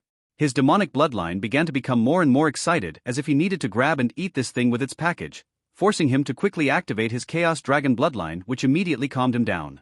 He quickly grabbed the box, pasted a sealing talisman on it, then threw it in a storage ring that he threw inside another storage ring, then into storage space. Just in case. He sighed in relief. What the fuck was that? He had no idea, but he needed to check it later. This trip was not a waste of time after all. Flying out of the hole he dug and giving the now empty cave one last look, he turned and left, beginning to head back up.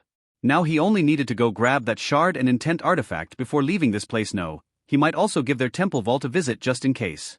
Although greed was not a good trait, he felt it would be a waste not to grab a few souvenirs for the girls from each place he visited. Ignoring the banging on the door that didn't stop, Lily looked up, looking at the golden door that appeared out of thin air when she moved the books in the vampire's library in a certain order.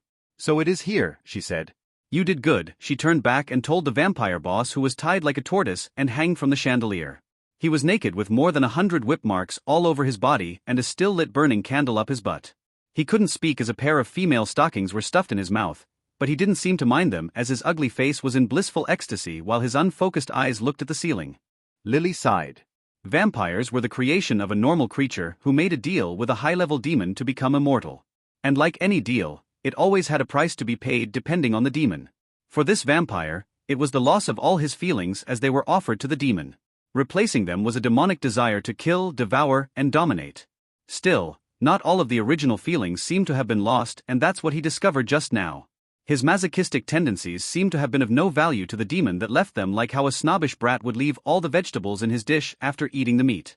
Although the vampire had no idea why he was acting like this, Lily believed that his body and soul's natural desire to feel anything again after so long was the reason.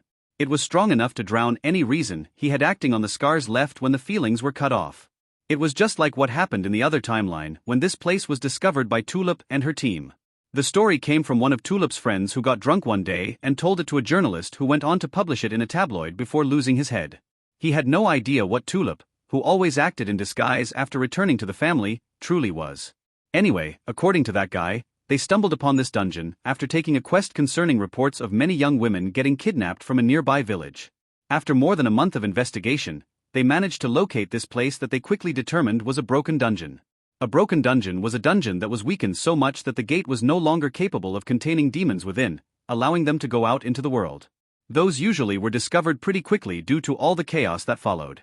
But the boss of this dungeon was smart enough to keep it hidden as a base, only allowing smart flowers to go and grab targets and food. By the time Tulip and her team got into the dark forest, this place was slowly becoming a stronghold for vampires. Still, such a force didn't stand a chance against Tulip, who had one of the best player teams in the world.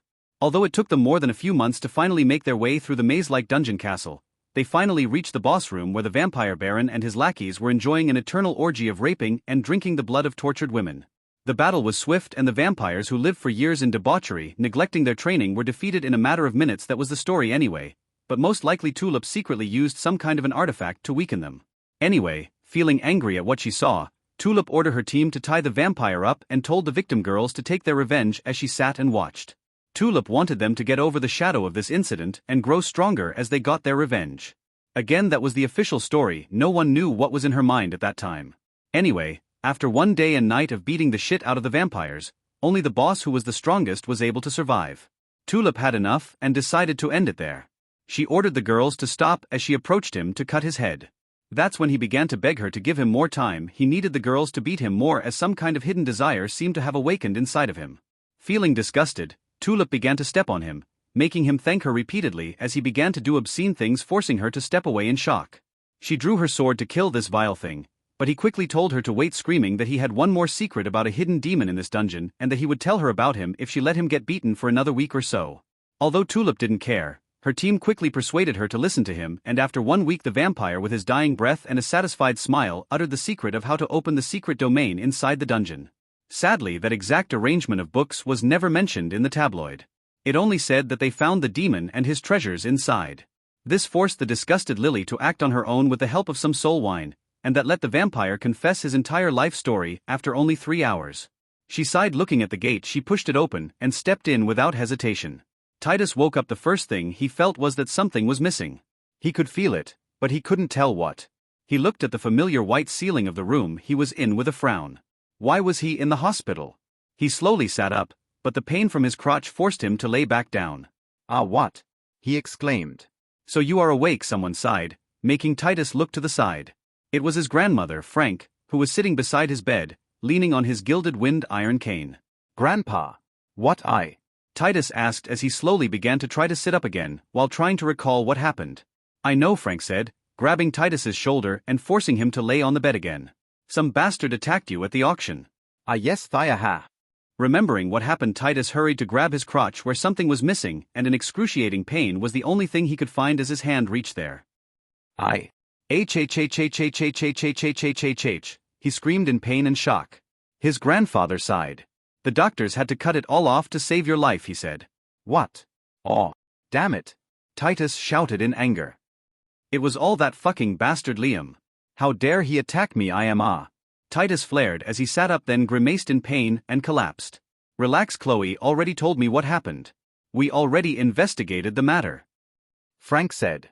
That Ashflint guy was not the one who hit you, it was someone else who set some kind of a delayed skill activation, a trap for you to fall into. Oh, what? Then Liam, that bastard. I already questioned him and he is not entirely innocent. Those guys who fought against you in the auction belonged to some idiot who called himself the Emperor and was trying to establish some kind of organization, he said. Liam was trying to use you to get rid of them, but it seemed like they were the ones using him. What? The Emperor? Who is that? Titus asked as the pain subsided. We still have no idea as the family network seemed to be off for some reason, but we will find out once I return to the archipelago. Frank, who seemed a little absent-minded, said. What about that piece of shit, Liam? Titus wanted to vent some anger. I castrated him, then got him shipped to the newly discovered ruin mines in the Dogmata Desert. He will be working there as a slave for the rest of his life. Frank said coldly. Good. Titus said hatefully. Once I am healed I should go check on him myself, he said. Although he felt humiliated, injuries like his were completely curable using the family's latest technologies in stem cells, let alone using high-ranking healing pills. Oh. His grandfather hesitated. Grandpa. Is there anything wrong? Titus frowned. Your injury, healing it might not be easy. What do you mean? Titus didn't like his grandfather's voice tone. Well, his grandfather paused as he heard a knock on the room's door. Come in, his grandfather said, allowing a pretty nurse and a middle-aged doctor to enter. They quickly bowed respectfully. This hospital belonged to the family after all. Did you discover anything new? His grandfather asked the doctor as the nurse hurried to check Titus's vitals. Sorry, we are not sure, the doctor, who seemed troubled, said. All the cell cultures we took are acting very strange. They are aging very fast no matter what we do to them. We don't even know why, but the stem cells are failing to do anything. Oh, did you try again with the bottle I gave you? Yes, the results are still the same no matter what concentration we use. Although the cell aging stopped, its growth fastened, turning it into a cancerous tumor that began to eat itself. Oh, his grandfather frowned. What does this mean? Titus pushed the nurse away, roughly making her fall to the side as he looked at the doctor and asked. We can't help you, young master. Even a reconstruction surgery is not an option due to the injury severity. You can only adapt and live as a ehem. The doctor said, gesturing for the aggravated nurse to leave. No. Titus flared. Grandpa, can't we use healing pills? Relax. His grandfather pushed him back down and said. I already requested help from experts and they are already here. What? Before Titus could ask, someone came in through the door just as the nurse left. It was an old man in a blue traditional grab followed by a youthful woman in a blue dress. Master Irving, we have been waiting for you, Titus's grandfather said, bowing his head slightly to the old man. No need for formalities. Let's get to business, I have a flight to catch. Irving said. Anna, check the patient's pulse, he added, making the girl beside him hurry to Titus's side and after bowing slightly, take his hand to check his pulse with her delicate fingers. He didn't stop her. Are you a traditional doctor by any chance? The doctor, who didn't leave the room, asked with a frown. Master Irving Claw from the Healing Valley at your service. Irving introduced himself arrogantly. Healing Valley? The doctor frowned. Master Frank. You can't believe in those crooks, he said as he turned to face Titus' grandfather. Crooks? Master Irving frowned. Yes. Modern medicine has already advanced enough. Traditional medicine, although not entirely nonsensical, has no place in modern society, the doctor said. It can never heal something that modern medicine failed at. Frank, who frowned, seemed to want to say something, but Irving stopped him by raising his hand. How about a competition? Irving proposed. What? The doctor asked. Irving, in a flash, struck the doctor's chest with his fist, forcing him to take a step back. What is the meaning of, he didn't continue as excruciating pain began to surge through his entire body. Ah? I just locked your 43rd meridian point, try to fix it with modern medicine. If you can do that, I will personally apologize to you if you couldn't prepare to live the next year in pain. Master Irving said in a cold voice. But, Master Frank A.H. The doctor, who had to lean on the wall for support, looked at Frank for help. You heard him, you can leave. The doctor, who had no idea what was going on, quickly left, not daring to disobey Frank. He also needed to go check his body. Master Irving, that doctor is one of the best in the family, although he deserves to be taught a lesson. I hope that nothing major will happen to him.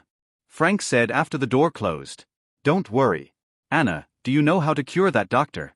Irving asked, testing his student who finished checking Titus. He will naturally heal up in 11 months if he practices sports and follows a healthy diet, 16 months if he is lazy, she said professionally. What else? Irving asked. Using thyme flower and blue pollen, he will heal in 1 week. If we apply black bee honey locally, he will heal in an hour, she explained as her master nodded. I see. Wait. Black bee honey. Irving exclaimed. This might work. Where did you learn that last one? He asked in surprise. He clearly didn't know about it. It was in an old book in the old library's archive in room 41, she said. Really? Wasn't that room for children's stories and myths? Irving asked. You read those? He frowned. Yes, a friend once told me that I might find some interesting things in the most neglected places, Anna said. Those books are mostly about medical folklore, and they have many things that help me understand the origin of our valley methods, she explained. I see. Frank seemed intrigued. Master Irving, about Titus, Frank interrupted the master and student's conversation. Oh. Yes, sorry. Mazer Irving apologized. What did you find? He asked Anna. His pulse is fine. He seemed to have ingested a healing pill. Other than that, there are no signs of poisons or anomalies. Check his injury, Irving said, making Anna blush and then look at Titus. Excuse me, she said as she flipped the bedsheet and then began to inspect the injury. Master Irving, why not do it yourself? Frank frowned and asked. Anna here is my newest student. She is very gifted and has a healer class, so I have been training her. Irving said. Don't worry, I will take a look at myself once she finishes, he said. Oh. Frank nodded. He didn't mind, and neither did Titus, who let her do her job. What do you think? Irving asked Anna after 3 minutes. Strange, Anna said, very strange, master, you should see this. It seems to be some kind of corruption skill, but there is no miasma, she said, stepping back. Oh, Frank stepped forward and began to inspect the injury like some pervert inspects a girl's boobs. His face was very close to Titus's, but, as he began sniffing, Titus was fine with Anna as she was a girl, but Master Irving was a totally different thing. This situation made him feel very uncomfortable, but noticing his grandfather's stern glare, he didn't dare object. Most intriguing, Irving said as he began to activate some kind of anesthesia spell that made Titus feel the pain subside even more as his crotch went numb. Let me try a few things, this might take a few minutes, so bear with it, he said as he put on some vinyl gloves and began to poke around. Please do, Frank said. Irving was clearly not waiting for his consent though. Grandpa. When this finishes, I want to go to Vane City, Titus, who didn't want to think about what the pervert old man was doing to him, sailed. Vane City? Frank asked. Is this about Victor? He asked, making Anna, who was standing back, flinch a little. Yes, I want to take revenge on that bastard. I want to cut him to pieces and take everything he has and burn it to ashes, he said, not caring about the doctor and his frowning student. This is not the time for that, Frank said. The situation in the family is a little sensitive now. We will talk about this once you are discharged, he added in a stern tone. I understand. Titus didn't dare to argue. He could only look at the ceiling and plan what he was going to do to Victor and his wives. He was going to rape them in front of him. Yes. How is it? Frank, who completely knew what his grandson was thinking about, asked as Master Irving finally stepped back. This is some kind of time skill. His cell's internal clock is completely screwed. Irving, who no longer had a playful smile, said with a deep frown. Time. Frank frowned. What does it mean? Titus asked. Healing will not work as biological processes won't be able to synchronize, and even if we force it, it might lead to malignant tumors forming. Irving, who was clearly deep in thought, said. Is there a solution? Frank asked. Titus is my only grandson and I am willing to pay whatever it takes. It will be tricky and not 100% guaranteed. Irving was hesitant. The only thing I can think of is to cut everything below the crotch and then use a healing artifact to regrow it back. This method had only been done 3 times in the valley's history to deal with troublesome curses, and he paused. What? Frank asked. He clearly knew but wanted to ask. We will need to use the white coffin. Oh. Shit, Frank frowned. What? Titus asked. This is going to cost a lot of money and favors. Frank sighed ambiguous, not explaining things clearly. How long would it take? He asked. If you manage to secure a quote in a month or so, about a year or so for a full recovery, Irving said with a troublesome face. Then I will see what I can do, he said.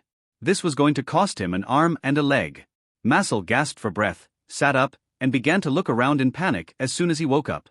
Slowly, he started to recollect what happened. The last thing he remembered was that old man promising to help him, then the world turned black. Now, he was no longer in Sun Temple, not even in Border Town.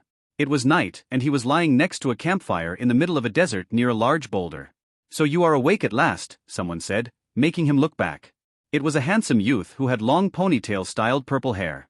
In his hand, he had 2 bloody horned rabbits that he must have just hunted. How dared he hunt noble creatures like elven rabbits? Damn it. Only noble elves could eat those. Who are you? And where is this? Massel asked as checked his surroundings again. Just call me Victor, the young man said as he sat down beside the fire and began to clean the rabbits with some masterfully crafted silver knives. We are a few miles away from town. Why am I here? How long have I been unconscious? Massel asked with a frown as he checked his body. Nothing seemed out of place. He heard that some perverts like to play with elves. Thankfully, this guy didn't seem to have that hobby. Oh, my master saved your life from the demons at the Sun Temple, but for some reason, you seem to have passed out, Victor said casually as he took out a ring and threw it at Massel. He said, this is yours, he added as he continued to professionally skin the rabbits. Thanks. Massel said as he checked his ring. Thankfully, those at the temple didn't have a chance to check its content yet. Wait, demons at the temple? Massel frowned and asked. Yes, my master is a true demon hunter, you see. Victor said with an excited voice, taking his hands off the rabbits. According to him, some high-level demons made their way inside the Sun Temple by possessing some priests who have very high statuses. He believes that they are using this kind of possession technique to take control of high-profile targets. They torture them first to break their soul and then insert a demon soul in its place or something like that. I am not really sure. He shrugged and resumed cleaning the rabbits. What? Massel frowned. This was the first time he ever heard of such a thing, and it was a little absurd, but if what Victor said was true, then a shiver ran through his back. Are you sure? I am not, but if my master said it was true, then it is. Victor said in a zealous tone. Does your master have proof? Massel asked after some thinking. Such claims were very dangerous. He seems to be searching for one, Victor explained. That's why he set a trap by putting some dragon bones on auction at the border town and waited to see how many demons would he be able to fish out, he explained proudly. So all of that chaos there was his doing? Massel asked, raising one eyebrow. That old man did say he was there for his dragon bone. Well, things might have gone a little out of hand. Who would have expected that the auction house would let the entire world know about it, not just the local temple? Victor chuckled drily as he finished the first rabbit and started with the second. I see, Massel said. Where is the dragon bone now? He asked after a few minutes of watching Victor work. He was not a bad cook. With my master. Victor replied without looking up. He just took a pan from his storage ring and after oiling it, he began marinating the rabbit with some kind of wine that had a unique sweet smell. Oh. And where is your master? Massel asked as he began to look around again. He smelled the trace of another demon who got one of the dragon bones and left in a hurry to catch it, Victor said, making Masek sniff around unconsciously but only smell the sweet, sweet wine. He might return any moment now, but most likely he will be gone for a week or so. He always does. Oh, did he say anything about me? Massel asked. He wanted to leave this place as fast as possible, but he really needed that dragon bone. Yes, he wanted to ask you a few questions as payment for saving you. Well, to tell the truth, I was the one who wanted to ask. Victor sighed as he turned the rabbit meat around to make it absorb the wine and seasoning thoroughly. My master was just helping me, or he would have saved you for free. Oh, I can't promise to answer everything, but if I can help I will. Massel said. Those guys didn't seem evil, and as a proud elf, he didn't like to owe anyone anything. Who knows, he might be able to get that dragon bone after all. Well, Victor sighed as he adjusted a stand over the campfire and put the pan over it. I hope you can keep what I am going to tell you a secret, he said, looking at Massel, his eyes reflecting a deep sense of worry and sorrow. Okay, Massel nodded. Well, you see, I am not from this world. Victor said in a low voice as he looked at the pan that began to sizzle. About 6 months ago, I just fell into a strange-looking golden gate inside a mine in my original world, and the next thing I knew I was here, he sighed. Oh, Massel's eyes contracted. Could he be from her world? The story matched, and that purple hair did resemble the hair of her aunt. At first I didn't know where I was in a strange forest full of dark soil and dry horrifying trees. Victor continued his story as he looked at the flames and moved the pan a little, making the meat sizzle. The Black Forest? Massel frowned. That place was scary even for the mightiest elf warriors. It was deep in the demon territory, far beyond any sane person would dare to go. Victor nodded. As he adjusted the meat again, making Massel swallow unconsciously. The sweet aroma made him feel the taste of the wine in the back of his throat. I didn't know what kind of place it was at that time, so I carelessly walked around while trying to contact my family. It was a mistake as demons started attacking me out of nowhere at first. They were weak, but then stronger and stronger ones began appearing. It was as if something was playing with me, he shivered as he said it. I heard of such demons, Massel nodded. Some high-ranking demons like to play with their food, that's why demonic encounters were very traumatizing. I was about to really die if my master didn't appear there at the last moment and started killing all of those demons with his giant machete. Victor said with sparkly eyes. He saved me from them after forcing that strange one-eyed demon who was their boss to escape after wetting himself. Oh, Massel nodded. Some demons have a foul liquid that they spray on their enemies before escaping. What does this have to do with me? He asked with a frown as Victor flipped the rabbit meat a couple of times in the pan, making their delicious aroma fill the air. Sorry I am burdening you with unnecessary details, Victor said. Well, what I wanted to ask is about some other people from my world who should have come here before me about 20 or so years ago, Victor explained. I have been asking around for them as I know they are alive, but I found no info until a week ago when my master found a sun elf slaver who confessed to meeting them. He explained, looking at Massel with expecting eyes. Massel sighed. Did she say where she met them? Yes, she told me that they were taken by the sun elves who used them as breeding material. Victor spat hatefully as he squeezed his fist. Do you know anything about this? He asked. Yes, but I was young back then, so I am not sure, Massel said. I did hear that they managed to escape after fooling the guards though. I know that, and I am searching for them at the moment. What I really wanted to ask is about the baby girl they left behind. That elf told me that she was taken by an elf prince as a plaything, he said, looking straight into Massel's eyes.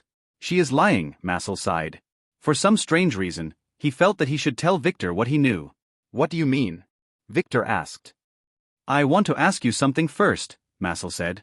What is your last name? Von Weiss. Victor said as he squinted his eyes. So it is. How does that woman Rosette relate to you? He asked again. She is my stepmother, and the baby girl should be my half-sister. Victor said in a sorrowful voice. Oh, Massel signed. Destiny was a strange thing. He went to get the dragon bone to help the girl, and just happened to meet her brother. Now tell me what happened to her. Victor asked. Massel could see the worry in his eyes. Only if his family cared for him the same way. Her name is Meryl, your half-sister. The prince who took her back then was me, Massel finally said after some thinking. What? Victor interrupted as he stood up, drew his sword, and pointed it at the elf's neck in one smooth motion. So it was you. Relax. Listen to me, Massel said quickly as he backed away. I didn't take her as a toy. I saved her life, he clarified. What do you mean? Victor asked hatefully while frowning. Withdraw your sword first, Massel demanded. He could feel the sword's sharp edge scraping his noble elven neck. Fine, Victor stepped back, but he still held his sword. Now speak. At that time, that woman Rosette gave birth 6 months after they were captured, Massel said. It was clear that the baby girl was not the child of any of the breeding steads we were using, so... Breeding steads? Weren't the elves the ones who were doing it? Victor asked. EU. No way. Do you expect us to touch human women? That's disgusting, Massel said with disgust on his face. What? Really? Moon elves didn't seem against such a thing.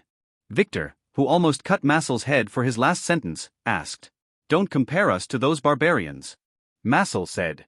They kept fucking other races until their bloodline became paper thin. We would never do such a thing. Oh, then why were you guys breeding your captives? Victor asked. Massel sighed. My father, the Elven King, wanted to create a breed of super slave soldiers to fight off the demons just in case, and the women just happened to be captured at that time. They had a rare dragon bloodline, so they were quickly sent to the pits where we kept the captured intruders who had superior bloodlines. Oh, Victor frowned. Anyway, Meryl's mother was spared because she was pregnant, Massel explained. When Meryl was born, she was as pretty as an elf. So you took her as your mistress, Victor frowned. No way. A human is still a human, no matter how pretty they are. Massel quickly defended himself as if he were being accused of bestiality. I just felt pity for her, as back then I overheard two of my sisters talking about what they were planning to do to her. I can't even tell you what they said, he said in a hateful tone as he shook his head. So you took her? Victor relaxed his grip on the sword a little. Yes. I hurried before they could and asked my father for her, telling him that I wanted to research humans so that he would agree. Oh, so what did you do to her after that? Victor asked with a deep frown. Nothing really, I raised her in my mansion. I am a little ashamed to say such a thing, but I consider her my little sister, he said. After her parents escaped though, my sisters wanted to take revenge on her, so I had to officially make her my personal attendant to protect her, he sighed. Those nobles ridiculed him ever since for treating a human like an elf, but he had to do it. Now, she is the leader of my guards. Or she was until 5 months ago, Massel sighed as he looked Victor in the eye. What happened to her? Victor asked, frowning. Is she dead? No, but if I can't upgrade her bloodline before the end of the month, she would be in a state worse than dead. What do you mean?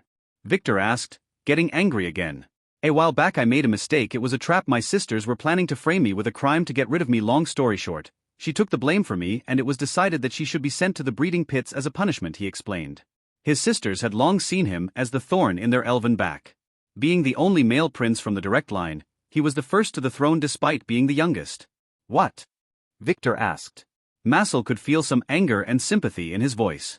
I managed to delay the punishment, claiming that I am doing a critical drug test on her and waiting for results. I have until the end of the month to save her. By upgrading her bloodline? Victor asked, squinting his eyes. Yes. If I manage to upgrade her bloodline, Father will definitely spare her and let me continue with my fictional bloodline research. Massel explained. At least long enough so that I would help her escape. Oh, Victor finally withdrew his sword. Massel could feel the appreciation in his gaze. Wait, is that why you were after the dragon bone? Yes, I happened to find a book belonging to an old dragonkin warrior. It mentioned a recipe about using a dragon bone with a few other ingredients and a blood purifying pill that would allow someone who has a dragonish bloodline to upgrade it, he said. Hopefully your master would agree to give me that bone, which is the last ingredient I am missing. I need to hurry and find an alchemist after that.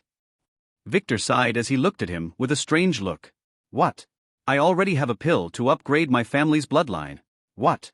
Massel gasped as he watched Victor take out a bloody red pill from his ring. It looked like a blood-purifying pill, yet somehow different. Give it to me. No, I don't trust you yet. I need to go with you and see my sister by myself. Victor said, putting the pill away. No way. Humans can't enter the elven sacred lands. Only pure-blood sun elves can. Massel flared. Let alone the inner areas. Sorry, I have to go no matter what. Victor shook his head. I will just disguise myself as a sun elf if needed, Victor said, slightly pulling on his ear, making them grow larger like an elf's ears. What? Do you have shape-shifting skills? Massel asked with a frown. Something like that, Victor shrugged. My master gave it to me, he added proudly. It won't work. You need a valid soul-marked token too, Massel said, taking a strange-looking token from his ring. And even if you manage to get one, the Sun Guardians will discover you easily with their inspection amulets. I even heard that they memorized every elf and his habits to spot imposters. Really? Victor frowned. He didn't seem to believe him. Yes, we have one of the strongest security systems in the world. Only elves are allowed inside. Demons have been trying to invade us for ages, and they never succeeded even once. Oh, Victor frowned. Would those restrictions also apply to animals? Yes. Only noble animals can enter. Like elven horses? Victor asked with a frown. Yes, of course. Elven rabbits too. Massel nodded. Elven horses were the noblest of animals. Their long pointy ears were the proof of the Lord's blessing. Then our problem is solved, Victor said. Now let's eat. I have. The von Weiss main island was surrounded by a thick veil of black fog. Nothing could be seen from the inside, except for dark shadows and black thunder flashing every once in a while. That's what Rita, who followed Lily's instructions, first saw when she took an inflatable boat and headed there, sneaking past the family's emergency guards who established a closed zone around it. Thankfully, without a clear chain of command, those guards were in a mess, and their siege had many holes in it. A dungeon, she sighed. Who would have guessed that her first dungeon would be her family's island? Grasping the map in her hand, she jumped from the inflatable boat, activating her lactation necklace as he headed toward it. It seems like my master has decided not to return today, Victor sighed, looking at Massel, who was stretching his hands after a night's sleep. We will have to go by ourselves. I am telling you. You will definitely be found out. Massel said as he slowly stood up. He couldn't believe Victor proposed his stupid plan last night. They had been arguing about it ever since. And I keep telling you, we will see about that. Victor said as he began to roll his sleeping bag. What kind of fabric does this sleeping bag use? Massel asked to change the subject as he also began mimicking Victor by rolling his sleeping bag. Those bags were very soft, thin, and warm in the cold desert night. It is synthetic. They are from my original world. I usually let one of my girls warm it for me for a quality sleep. Victor sighed. You can have the one you used. Thanks, Massel simply said as he stuck the bag in his storage ring. It would be nice to have a girl like Meryl warm it for him. She had a habit of always crawling into his bed whenever he was not there. No, absolutely not. What was he thinking? He was a straight elf. You seem hesitant, Victor said as he handed him some dried meat from last night. This was their breakfast. Ah yes, Massel said as he ate. Don't worry, my master will definitely come to save us if anything goes wrong. Victor said as he helped himself to some meat too.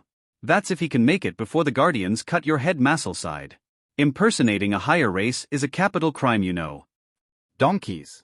Elven horses are considered higher than humans? Victor asked with a strange look on his face. Duh. That's common sense. Massel replied. Are you sure that pill would work on Meryl? He asked, changing the subject. He had long learned that trying to educate lower races on matters of racial superiority was a futile cause. If she is truly my sister, then yes, my ancestors' blood was used to make it. Victor replied, seemingly forgetting the past subject. Originally made it to cure my little sister who was suffering from bloodline depletion, and it pushed her bloodline so much that she is now stronger than me. Ah. That reminded me. He quickly said as he took a brown paper bag from his ring and threw it to Massel. What are those? Massel asked as he finished his meal and wiped his hand with a gilded handkerchief. Inside the bag, there were a few brown sticks that seemed to be some kind of food. Energy bars. Think of them as very nutritious food, and give them to Meryl to eat before she takes the blood purifying pill. The bloodline upgrades need a lot of energy. Oh, Massel said as he broke one of the bars and ate it. He frowned and then spat everything in his mouth, followed by everything in his stomach. He was not sure, but 30% of his noble elven taste buds had probably just died. What the fuck at this? He asked. It tastes a little bad, but it is very energy dense, Victor said as he casually threw his wine flask toward Massel, who grabbed it and then began to wash his mouth with wine to erase the taste. A little? Massel finally said. You want Meryl to eat this? You have to convince her the energy needed for the bloodline upgrade is huge. Victor said. Unless you can prepare a herbal path for her, this is the best choice. I see. Now let's get to business. How long would it take to reach the Sun Elf's land? Victor asked. 3 weeks if we travel by normal means, Massel said, looking in a certain direction. And I believe you are not planning to do that. Victor said. That's obvious. I will be using this. Massel took out one golden talisman from his ring. A teleportation talisman? Victor asked. Sun Elf Fast Travel Talisman B. Speed equals double the speed of sound. Activation condition. The target location must have a sunstone. Luggage weight cannot exceed 70-11 stones. Activator must be a sun elf. It is called fast travel. It is not instantaneous, but very fast. Massel said, sadly, only elves can use this, and that's why I am asking you to just give me the pill. You would never make it in time. He added he was still very reluctant to take Victor with him, but with his master not returning, this was the only way to save Meryl. After making sure that the blood purification pill was real, Massel had one thought in mind. It was time to save Meryl. Although he was feeling a little worried about what his sisters were plotting, he knew that his best course of action was to win the bet, so after leaving the Alchemist's Guild, he quickly took Victor and hurried toward the central keep of Sun City. It was where the prison was located. Thankfully he didn't meet anyone dangerous along the road, and Victor, who was acting as docile as a real elven horse, didn't arouse any suspicion. After reaching the keep, the nervous Massel, who was inspected again by golden guards, was allowed in. He wanted to ask Victor how he was pulling this out of his act so perfectly, but fearing that someone was watching him, he did nothing until they reached a large black-colored giant hollow tree that had a black gold door with the world's prison painted on it. Stop. One guard in black armor said rudely. State your purpose. I am here to see Meryl as her master. I have the right to meet her. Massel said coldly as he flashed his token. Nowadays, even the guards began disrespecting him. All thanks to his sisters smearing his reputation. Noted, you can come in, but the horse must stay out. The guard said. I know, Massel said as he dragged Victor to the side. I told you, he whispered as he began tying Victor to a pole. Sorry, I have to do this. Hee-haw. Victor responded with a nod. Good, Massel said as he turned back and began to head toward the prison guard. Take care of my horse. If anything wrong were to happen to it, you will be held responsible, he ordered coldly as he walked inside. Christopher struggled to get out of Chuckles, and so did his Justice Ring friends, but they could never do that as the traitor Mona pushed them to the ground after grabbing them from the car. They were in the backyard of a very familiar grand mansion in the suburb of Ringcloud City. This place was the correction facility where they usually handed off the criminals who had superpowers to the custodians. Here the criminals were rehabilitated and the monsters were disposed of under the supervision of the government. Are those the ones you told me about? Custodian Johnson asked, looking at Christopher and the others without recognizing them. How could he? That mean girl with an eye patch made them drink some strange liquid that changed their faces and deprived them of their voice. Yes, they are, Mona said. Some guilt in her voice. Christopher struggled to send signals to the custodian, but failed, due to the ropes securing his body and the gag in his mouth. We have a lively one here, don't worry kid, we will make sure to re-educate you well, the custodian said as he ruffled Christopher's hair like a father would do to his naughty son. Please take care of them, we found them stealing from a bank, Mona sighed. Don't worry, as long as they don't completely turn into monsters, they can be helped. Where are your friends anyway? Why are you alone? They were badly injured, one of those guys can shoot lasers, she said. Look, even my calling device was broken by them, she said, showing the custodian her broken belt buckle. Oh, you need to replace that, he said with a frown. Yeah, it was hit by this bitch, Mona said, pointing to Opal with an apologetic look. Don't worry, I will send you a new one in 2 days. The headquarters is having some troubles lately after an intruder planted a virus that crippled our database, he sighed, taking the buckle and giving it to his assistant. Oh, is that why there were no new missions lately? She asked. Yeah, take care now, Custodian John said, sending her off. I understand, then I will leave those guys in your care, she said, turning around, getting back into her truck, before driving away without sparing them another glance. Christopher glared angrily at her as she drove away. That traitor bitch. Working for an evil organization. He heard them speak of their plan to infiltrate this place and steal everything. Those bastards must be planning to release the criminals here. He needed to alert the custodians. He began to make noise. Once the custodians begin to investigate this, everything will be cleared. That bitch Mona will be. Bam. Something hit him. Arg. Bastard, know your place. Don't worry, we will make sure you will learn discipline from now on, the custodian who hit him with a metal cudgel said. He no longer cared to put an act. Take them to the preparation broom. Bam. Christopher was hit again as 2 masked giant men walked out from the mansion. They grabbed Christopher and his friends with ease and then brought them inside the mansion that was decorated like an asylum. They didn't take them upstairs, but toward an industrial-scale elevator that headed down into a very dark world. Meryl, Massel exclaimed as soon as he reached the cell where the pretty dark-haired girl was imprisoned after he ordered the guard there to open the door. Young master, she exclaimed as she stood up and then fell down due to her being shackled to a wall.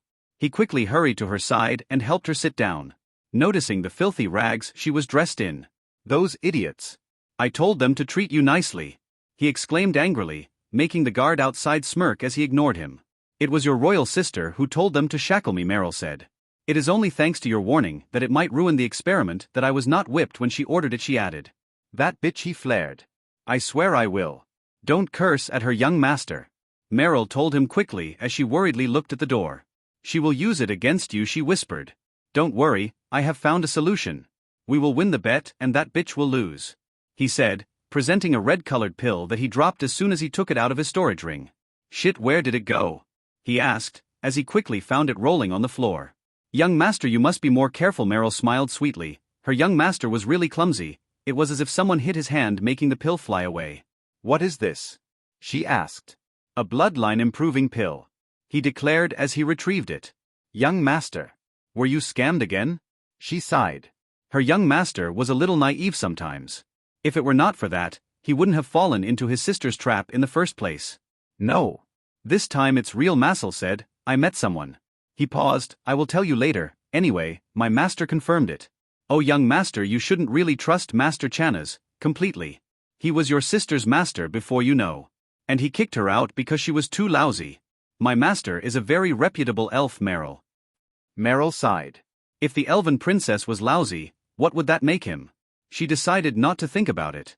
Don't worry, this pill was gotten from a different source, he said with a reassuring smile. Fine, let's get on with it, she sighed. As long as she could save her young master, everything would be fine. He shouldn't have bet with his sister just for her. She was a lowly human, after all. It was not worth it risking his reputation for her.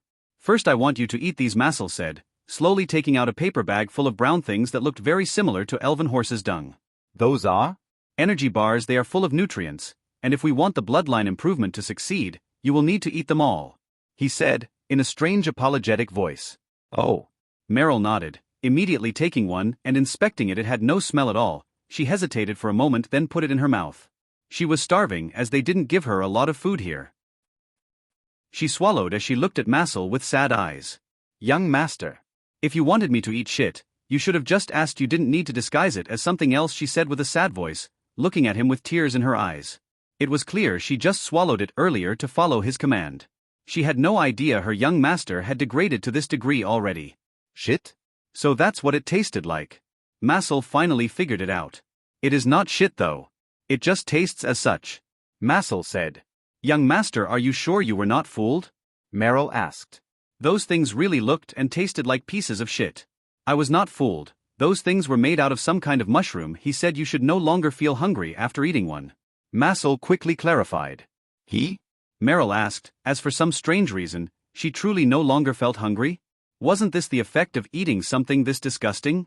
A friend, you will meet him later. Now eat the rest. Sorry, you really need to eat them. I had no idea that the young master had such weird hobbies, she said as she took one and began to eat it. She was clearly joking, but it didn't make eating all those any easier. Massel sighed watching her struggle. For some strange reason, the sight of her teary blaming eyes made him feel that he should bully her more. No. Never. He was not a sadist elf. Finished, Meryl finally said. Good, now take this, he said, giving her the pill. Meryl nodded, hesitating for a moment before looking at Massel. What? Young master, if anything wrong were to happen to me, don't confront your sister, Meryl said seriously. Her intuition was telling her that this might also be a trap. Don't worry, he said, squeezing his fist. Just take it already, and let us win the bet and slap the face of that bitch. Just promise. Fine. Meryl sighed and put the pill in her mouth, then sat in a meditative pose. Massel watched nervously by her side. At first, Meryl was okay. Just frowning a bit. Moments later it was as if she was having a fever, as sweat began to drip from her face and her hair strangely began to turn from black to purple just like Victor's. Massel gasped. The pill was real. Ah! Suddenly, as if possessed, Meryl began to scream in pain as she stood up. Massel hurried to her side, but moments later he was pushed by a wave of energy, the iron chains shaking her to the wall shattered, and Meryl began to float in mid-air with a strange dark energy field extending all around her. Massel tried to hurry and grab her, but he was pushed back again as all the clothes on her body burned, revealing an exquisite body. Massel wanted to look away, but his neck refused to turn. She was that beautiful. She screamed, sending the entranced Massel back once more with a shock, making him hit the walls and making the cell shake. Massel gasped as he hurried to his feet and looked at her. Her eyes were no longer closed. They were wide open and shining as red as blood. She looked at him. From the depth of his heart, he felt it. Fear, terror, dread. For the first time in his elven life, he truly knew what those words meant. He shivered as if an apex predator was eyeing him. Every cell in his body told him to run away. He just looked back at her. No matter what. She was his Meryl. He didn't know how long it took. But he kept persisting, ignoring the blood that seeped out of his mouth, nose, and ears. He knew that he was getting injured badly, but he couldn't run away. If he left now, someone might interrupt her. He had to be here, in case the guards came. He had to protect her. Massel was really about to pass out when the oppressive energy finally subsided, allowing him to relax and steady his footing. Slowly, Meryl's eyes returned to normal. We did it, she said as she looked at him. He couldn't hear it because his ear had long been damaged, but he could read her sweet lips as she smiled at him. She collapsed to the ground moments later. Massel didn't hesitate as he ran to check on her, putting her head gently on his lap as he checked her breath. She was alive. He could feel her heart beating strongly as he covered her body gently with his cape. She was alive, just collapsed out of exhaustion. Massel sighed in relief as he took a high-grade healing pill and then relaxed. What was that? He wondered as his internal organs began to heal up. What was that pressure he felt earlier? What was that dark energy? The way her eyes looked earlier seemed familiar. He got the answer to his question moments later when his ears healed and he could finally hear it. Wararea wae. Warawarea. It was a very unique sound of a siren ringing from outside of the prison. This siren was only activated under one condition. The holy artifact had detected a demon inside of the city. And that guy was not located yet. No wonder the guards didn't come to disturb him, they had no time to care for him as they must have hurried to follow the protocol. Wait. Realizing something, Massel nervously looked at Meryl, who was now clutching onto him in her sleep the way his body reacted earlier, that overbearing glare. HSSSSSS.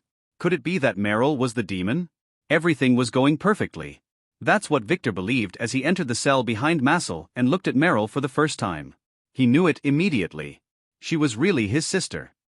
Name, Meryl. Level, 49. Abnormal status. Slave of the Sun Elves Curse, SS. Class, Dragon Maid, A. Authority, 4. Strength, 141. Agility, 140. Intelligence, 150. Luck, 14. Charm, 42. Order, 0. Skills. Dragon Roar, S. Trace Eraser, S. Hide Presence, S. Bow Art, A. Cleaning, A. Cooking, A. Charm, A. Bed Warming, B. Wind Step, B. Dagger Arts, C. Knitting, C. Washing, D. Stamina Boost, E. Poison Resistance, E. Stun Resistance, F. Bloodline. Elder Dragon, AAA 50%. Blood Spirit, S 50%. Equipment. Perfectly Cursed Shackles, SS. Can only be removed by key or death. Fate. Fate's Power, E. Define fate. Get raped by a demon then die, E. Appraising her, he sighed.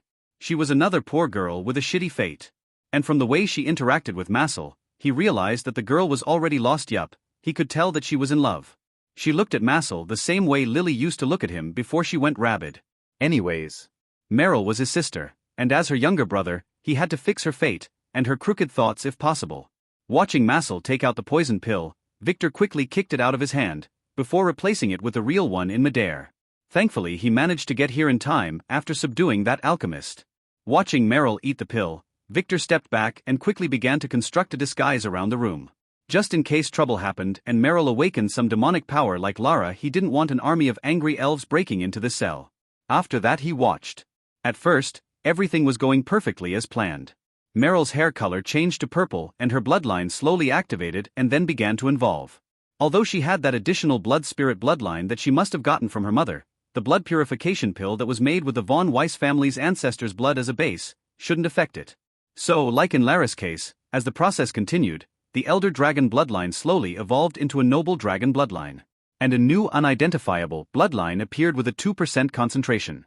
This time Victor had the power to check it though, so he quickly activated his Akashic Scholar skill and appraised it again. Primal Devil, Concept, SSS. What was this? A concept? What the fuck was that? Although Victor had no idea how it happened, he knew that his thing was responsible for turning Lara's noble dragon bloodline into a devil dragon. But considering, like her and Lara, he inherited this from his father, why didn't his bloodline change? Why did he gain an additional primordial demon bloodline instead? Strange. Never mind that for now, he knew what to do. He was waiting until Meryl finished her awakening, intending to feed her some of his blood and make her his slave. This would help him disguise the demonic bloodline in case it changed later, like what happened with Lara. He did consider doing this before but feared his blood would interfere with the blood purification pill in some unpredictable way as he didn't do it. Hence he waited. Sadly for him, trouble happened minutes later. Meryl, all of a sudden, opened her eyes and screamed while floating in midair. Her bloodline didn't just improve, it was awakening. Knowing something was wrong, she hurried to her side intending to turn her into his slave, but he was a moment late as an energy wave erupted from her, rocking the cell. Like Massel, Victor was pushed back, hitting the wall, and when he looked back at Meryl appraising her, he gasped. Her bloodlines had turned into a single bloodline. Devil Dragon, 100%, awakened. What? Didn't Lara's bloodline change after a few days? Why did it happen this quickly now? Shit, it was a good thing he had already isolated this entire cell. Victor didn't continue his thought before noticing something. That shout that sent him earlier seemed to have shattered his disguise. Not only the one on his body but the one surrounding the cell. Shit. Hopefully, no one noticed those were his thoughts as he reactivated the disguise quickly. Thankfully Massel, who passed out momentarily, didn't notice him. Anyway, what to do now? Victor wondered as he watched Meryl complete her awakening. He couldn't approach her now, fearing that it would cause some kind of a reaction. Hopefully, nothing wrong would happen. Moments later, the sound of the sirens came. Although Victor didn't know what they meant, he had a very bad hunch. Giving Meryl one last look, he quickly passed an isolation talisman on the door before shifting out through it. Demons in the city. Quickly secure the cells and prepare. Hurry. Did they find their location? Not yet, just an energy wave. It might be a gate. We will do a scan. As he ventured outside, Victor began to eavesdrop on the guards who hurried around. Victor sweated. This was close. Thankfully no one noticed that the source came from Meryl's cell, but the situation was messy. Shit. If those guys didn't find a demon soon, he was sure they would start doing some thorough investigation, so he needed to act. Giving the cell one last look, he hurried out of the prison into the chaotic streets. People were running all around like headless chickens, to find shelter. It was clear that they had no preparation for a demonic invasion. All around, guards were arranging themselves while looking around. Elderly elves in golden grabs were floating in midair all around using strange compass devices to scan around them. Those compasses were similar to the ones the Sun Temple priests were using, so Victor didn't fear them. He sighed as he hurried toward the main square where the security was even tighter. He had two choices. The first was just to make some noise and then run away, the second was to make the entire city chaotic and go all the way. Naturally, he chose the latter. Using this chance, he might as well probe how deep was the power of the elves. If the demon ran away too quickly, some people might get suspicious. He was also doing this for their own good. The elves needed to be more prepared in the future, and he was going to do them a favor. Yup. He was a good guy. Raising his hand into the air, he activated his demon bloodline to its fullest, then using his disguise, creating the illusion of a demon breaking through the sky. Moments later, that exact spot was bombarded by 1,000 light beams. Shit. The city seemed to have some kind of automatic defense. Victor quickly adjusted the illusion to make it as if the demon survived and jumped away. He couldn't make the demon get defeated this easily. As expected, as soon as the demon ran away, many guards in golden garbs began following it, attacking it with all kinds of weapons. Victor sighed as he began to follow, then paused and dodged to the side by rolling on the ground to avoid a sharp weapon heading straight for his neck. It was a death line that appeared just in the nick of time, saving him. Damn it, his disguise was blown again. How? He jumped right up and looked back, activating his disguise skill again. It didn't work. Behind him, there were 3 men in black bronze armor. Their faces are covered by helmets that resemble demons' heads. One of them, who seemed to be in a trance, had a lantern in his hand. Lantern of the Sun, SSS. Divert all illusions. Area of effect, 100 feet. Cost, the holder will have to attract all of the illusions to himself. Shit. This thing worked not by trying to disable the disguise, but by simply deflecting it. Victor, who slowly began to step back, had never seen anything like this, but it worked even on him. Damn it. The other 2 guards, noticing Victor's movements, ignored their friend who was taking all the illusions and was in a trance looking at the sky, and directly moved to surround Victor. Shit, Victor cursed as he appraised them. They all had approximately the exact strange stats windows. Name, Dautos, 27 Sunslave. Level, 0. Class, Demon Warrior. Abnormal status. Sun Lord's Oath, SSS. Slave of the Sun Elves Curse, SS. Obedient Curse, S. Dream Suppress Curse, A. Authority 1. Health, 9,971. Stamina, 98,440. Mana, 91,101. Strength, 997. Agility, 984. Intelligence, 911. Luck, 0. Charm, 12. Order, 0. Skills. Demonic Energy Resistance, SSS. Demonification, SSS, Forced. Spear Arts, SS. Halberd Arts, SS. Blade Arts, SS. Throwing Arts, SS. Pain Tolerance, SS. Regeneration, SS. Fireball, SS. Fire Arrow, SS. Heat Resistance, SS. Stun Resistance, SS. Poison Resistance, SS. Sun Teleport, SS. Demonic Arts, S. Hide Presence, A. Butcher, D. Search, E. Appraisal, F. Bloodline. Demon kin, hashtag dollar hashtag dollar hashtag, awakened. Fate. Fate's power F.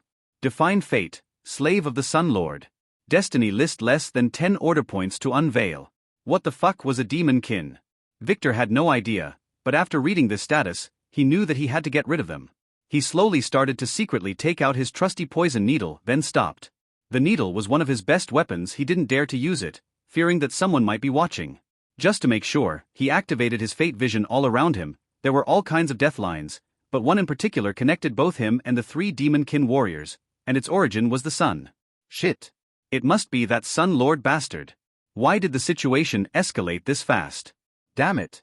Victor didn't hesitate and directly unsealed his primordial demon bloodline to its full extent. For the first time since his return, he was going to have to fight for real. Now that he was locked onto, only in the chaos of a battle, he might get a chance to run away. Messel was extra nervous as he sat in the cell, looking at the unconscious Meryl while wondering what to do. Was Meryl really a demon, or was this just a coincidence? Too bad she was completely cold, and he couldn't ask her. No matter what, he knew that he couldn't stay here. The situation was too risky, as the moment his sisters know that he succeeded in improving Meryl's bloodline, those bitches would never let her live.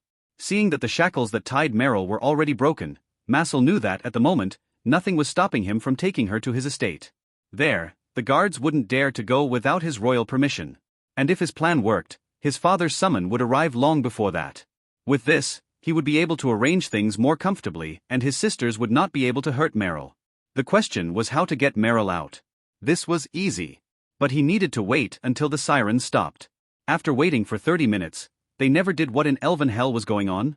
Hesitating, Messel decided that no matter what, he should move. Staying here was not optimal. Hesitating for a moment, he made up his mind and took out a strange-looking old talisman from his ring. Then taking a deep breath, he pasted it on Meryl's back, blushing as he did it. He was a straight elf. A straight elf, damn it. He kept repeating that as he watched her face grow pale white as if she was a corpse. This rare talisman effect was to fake death. It was something he acquired a long time ago and had been keeping to save his life in case of emergency. He was also planning to use it to break Meryl out in case all plans failed. He was not going to let his sisters get their filthy hands on her. Anyway, carrying the now dead Meryl, wrapped in his coat, he slowly made his way out of the cell with an angry somber look on his face. As if he lost his bet and he was going to lose all his royal rights. He was ready to confront the guards, but to his surprise, there was none in the corridors. What was going on? He slowly descended one flight of stairs after another, but no guards were in sight. Strange. Finally, he reached the gate. There was a guard there, but he was too busy looking at the sky to notice Messel. In fact, all of the guards were there, all looking at the sky. Messel frowned and looked up. He saw nothing. What's going on? He asked, noticing the shared marks on some nearby tree buildings. Some high demons managed to evade the guards and enter the city. Now they are battling the Imperial guards. Too bad we could no longer see them from here. Oh. Anyway, wait, why are you carrying the girl out? The guard asked as he readied his weapon. The shackles on her were released on their own Messel, making sure not to lie. Oh, the guard smirked. The shackles releasing her on their own meant that she was dead. Still, you can't take the corpse, he added as he moved to block Messel. Stop me, Messel spat as he stepped forward, almost pushing the guard. The guard hesitated, then stepped back to the side. It was not worth the hassle. Messel was dead meat anyway. Messel glared at the guard, then walked out, headed toward Victor, while ignoring the other guards who were smirking at him. Don't worry, everything is all right, he whispered in Victor's ear as he laid Meryl on his back and then began to untie him.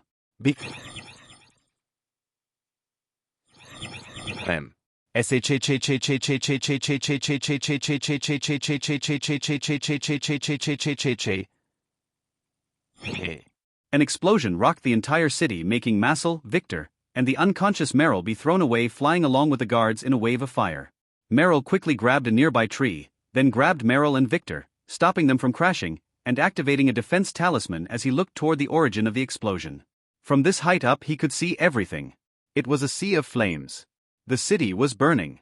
In the sky, above the position where the royal palace should be, a giant palm made of fire was struck down, and pushing it back was a white-haired demon with 2 tall horns who had a cyclone of purple flame above him.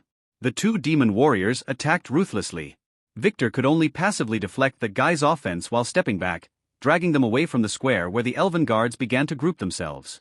The 3 warrior status was about 100 to 200 points higher than Victor's own base status. Still, even after he fully activated his half-awakened demonic bloodline to the limit, giving him a 20% boost slightly higher than theirs, he was having a difficult time. Not only were their weapons sharp, but their armor was infused with some kind of energy that absorbed most of the energy of any hit he landed on them.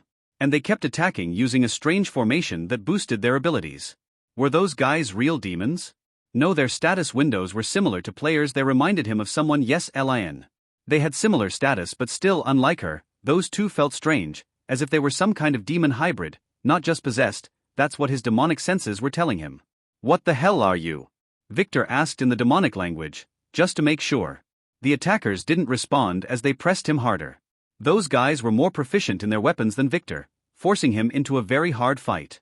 He parried with a broadsword that he grabbed from his storage.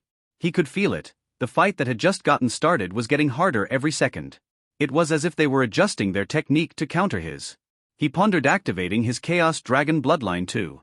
Although he was sure he would be able to overpower those three if he did so, he chose not to at the moment. Making the enemy underestimate your strength was one of the basics of fighting from the shadows. He feared that if he appeared too overpowered too early, they might send some other guys like those against him. He was safe to assume there might be others from the way those guys were named with numbers, and if they were to surround him, he might not be able to escape safely without revealing all his cards. Yes, he needed to escape, and he had to do it fast, as he could notice many elven guards beginning to arrange themselves around the street where he was fighting. His goal to create chaos was mostly achieved after all. His first step for now was to get the guy with the sun lantern. That thing was disabling his disguise. But how to do it? The other guys were protecting him at all times. That guy, who should have been under the effect of Victor's disguise due to the artifact's effect, was perfectly cooperative with them. Just how? One of the demon warriors suddenly made an impossible move and attacked Victor from an impossible angle. That was close. Damn it. Victor cursed as he parried just in time, then began to roll on the ground to escape the other guy's attack. Damn it. Those guys were playing dirty, using that sun teleportation technique to teleport into his blind spots. Damn it. This was his technique. They attacked again, but this time as they hit, Victor managed to hit the attacker back, sacrificing his shoulder in exchange for hitting the warrior's helmet with all his force, denting it and forcing him to roll back, putting some distance as he inspected his injury. His clothes were slashed thankfully. The sword could not penetrate his demonic skin, only leaving a scratch. But it hurt like hell. 3 Suns Poison, SSS. Shit. Those guys' blades were poisoned. It was not enough to poison him though, his poison resistance skill was already maxed out. Not fair. Victor yelled as he looked at his opponent, who stopped in place with his helmet turned into a C shape after taking Victor's hit. The warrior was not affected. He reached for the helmet and pulled it off, revealing an ugly melting face that appeared to be the result of a mix between a human and a slug. It wiggled as that guy looked at Victor with angry eyes. 5 eyes. Was this a demon kin? How were those guys made? Victor had no idea, but it was time for him to get out of here. So he took out a bunch of smoke bombs and threw them around, making all of a sudden a smoke screen as he used the shadow shifting skill to go into the building behind. Damn it. He was at a disadvantage. If any more of those guys were to appear, he would really be in a bad situation. He appeared in a wooden sauna bath. Not caring about the fat naked female elf who was there, he hurried to run, using his disguise skill as he tried to put some distance from the warrior with a lantern. He just needed to get out of that artifact's area of effect and attack from a distance. It took him just 43 seconds to leave the building from the other side, appearing into a back alley. Bam! His illusion shattered again as a blade dug into his neck. It only left a scratch as Victor jumped back. The 3 demon warriors were waiting for him. No, they had an additional one. There were 4 now. Shit. How the hell did they find his location? Victor wondered as he quickly dodged to the side and threw a needle at one of the attackers who teleported and appeared next to him. The needle was only coated with a normal poison, so naturally, it was totally ineffective. That guy didn't even care to pull it out and kept focusing on their target. Victor had just used the chaos to throw a curse-dispelling talisman on that guy. He felt naked without it, and no, he was not into exposure fetish. What to do? Victor, who was getting cornered in a back alley, began analyzing his options. He had many methods yet to try, some were more dangerous than others. He just needed to perfectly analyze his enemies before revealing any new techniques. Wait, since those guys were demons in a sense. Could his demonic powers work on them? How dare you attack this seat? He yelled at them, activating his bloodline to the fullest. He was not sure, but he could only try it. It worked. They hesitated for 3 seconds before attacking him again after shaking their heads. It was as if someone commanded them. Was it one of the curses, or the Sun Lord's oath? Those guys had too many overlapping controls on them to tell. Activating his Akashic scholar skills, Victor asked as he fought. Who is commanding those guys? 577978 order point required. Insufficient funds. Shit, he cursed as he carried to the side. He didn't need the system's answer, it was definitely a lord. Damn it. He was not ready to face a hidden enemy boss, it was still too early. His feelings were not ready, he thought they would have to progress slowly first, getting to know each other and such. It must be also the guy who was locating him and sending them his location. Their coordination might also be his doing. Still, why wasn't that guy attacking by himself?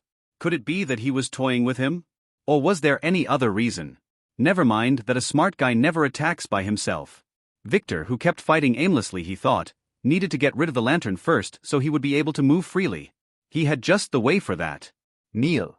Victor screamed, activating all his power as he roared at the demon kins. Again, the three guys paused. It was for 1 second this time as their puppeteer was prepared, but this period was enough for Victor to attack one of them using a wind blade skill, something that he had never done before in this fight. As expected, this took them by surprise, but his attack only left a shallow wound on the unprepared guy's skin, barely piercing through the armor that shimmered with bright light to stop his attack. The warrior roared in rage and then jumped at Victor in response, aiming to use the opening Victor left to strike him, but his target suddenly turned into smoke. Using the shadow shifting, Victor passed through the guy's body, aiming at the lantern with his sword. Too bad the guy holding it, without even looking at Victor, immediately bent around and protected the artifact with his body like an armadillo. Victor's sword barely scratched the guy's armor before he was forced to retreat as the three other warriors attacked him from behind. Victor smiled as he made a backflip and then attacked again. The demon warriors prepared to parry, but suddenly from behind them an attack landed, injuring one of them. It was their friend, the one with the lantern. Cade! He screamed like a madman, then began to attack his friends with the lantern that was chained to his neck, dangling randomly. It worked.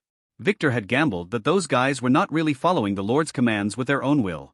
They had too many curses for that. The demon aura they were emitting was too savage for them to be sane. That's why he had just used the chaos to activate his curse dispelling skill on that guy, easily breaking every curse but the Sun Lord's oath that didn't seem to be affected. This was enough to cause the demon warrior to rampage. He also kept shaking his head while attacking. It was as if someone was screaming at him, but he was not listening. Due to the situation, the three other demon warriors had to turn and defend themselves, allowing Victor to attack again from the back.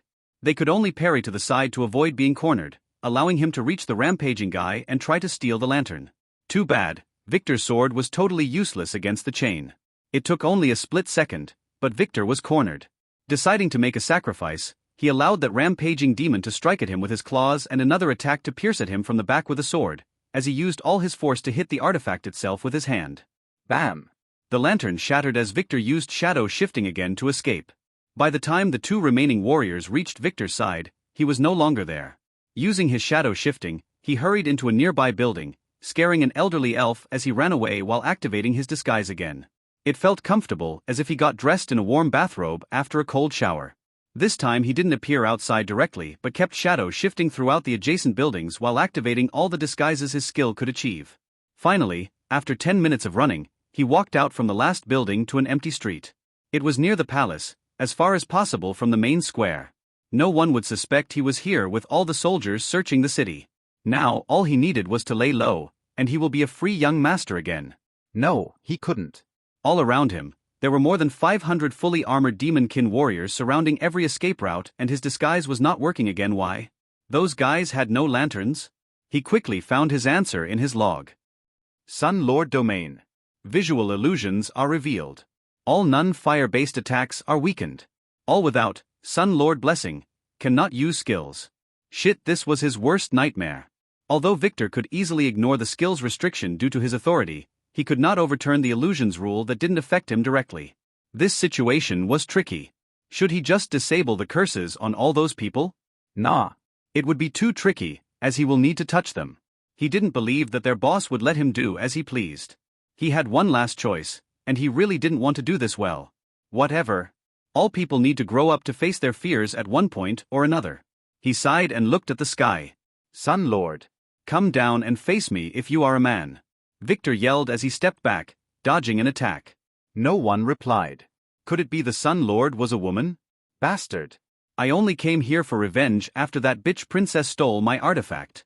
Victor said, throwing a bait to help Massel. Do you really want me to use all my strength and ruin your city? No reply. The demon warriors attacked, and Victor cursed as he dodged to the side. Bastard! Victor screamed as he began getting cornered, fracking him to begin using the Chaos Step skill for the first time, dodging the attacks landing all around him. He could easily sow those as death threads began clouding his vision from all directions. Stop! He screamed. If you spare this seat, I will tell you about Lord Zifr. He added, appearing desperate. It worked. The demon warriors who were now completely surrounding Victor paused their attacks. In the sky, slowly the air began to shimmer, and then the mirage of a man slowly solidified. Yes, it was a man. Or it would be better described as the ghost of a man who was made out of sunlight, only his eyes were like two suns, and by just looking at him, Victor could feel his eyes burn. Name, Soul de Soul. Status, Minor Sun Avatar.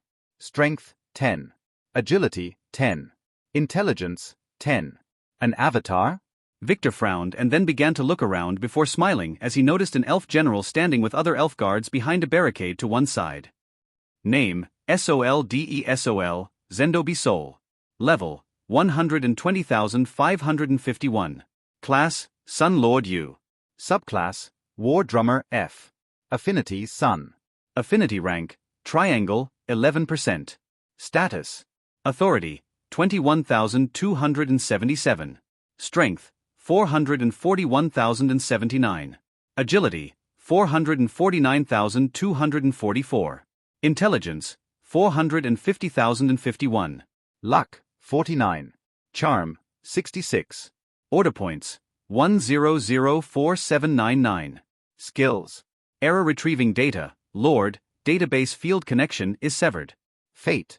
Error retrieving data, Lord, field unavailable. Bloodline. True Sun Elf, S, awakened. Equipment. Flame Golden Chain, SSS. Light Armor, SSS. Cinder Eye, SSS. Topo Staff, SS. Hyper Defense Talisman, SSS. Wow, this guy was too cautious. Still, he was plenty strong, weaker than that girl Hua Hua, but strong nonetheless. Victor pondered for a moment if he would be able to kill him with the soul poison. Even if he succeeded, it would upset the balance in the world too much. Right now, all he needed was to probe things thoroughly. Zifr is still here? The Sun Lord asked directly in an ethereal voice after he looked around. Victor stared at the one in the sky. That man was appraising him, so Victor naturally showed him a totally fabricated status sheet. Disguise of internal status could not be negated easily as Victor was casting the disguise on that date itself. Speak. The man said, smirking after making sure that Victor was not that strong. He didn't leave, it was all a part of his plan. Victor said. From experience, he knew that demons from different factions like to betray each other, so his actions were not strange. He also took that chance to warn the Sun Lord. Oh, where is he hiding? That info is not for free, Victor replied. I will spare your sorry life as a payment, the man said arrogantly. You will give me the princess too. I will think about it. I need an oath. You don't deserve it, you have 30 seconds. Fine, Victor sighed. Lord Zifr is planning to use the Sun Temple against you. Most of the guys there are already possessed by demon souls. He usually hides in one of them. I am not sure which one. Victor casually fabricated a lie, half a lie. The Sun Lord didn't seem surprised. I need his exact location. Even I can't know that. Victor said. Then we don't have a deal. Attack. Bastard.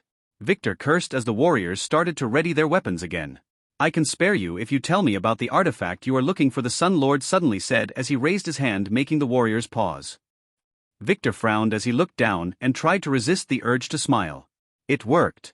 He just disguised his status, adding the Sun Lord's blessing to the abnormal status, and when the Sun Lord raised his hand, he could hear his voice in his head, telling him to stop, and yes, even the system skills were now getting fooled by his disguise thanks to the Lord targeting everyone with the Lord blessing tag in his vicinity. Now Victor knew how the demon warriors were getting controlled. And everything after will be easy. Answer. The Sun Lord spat.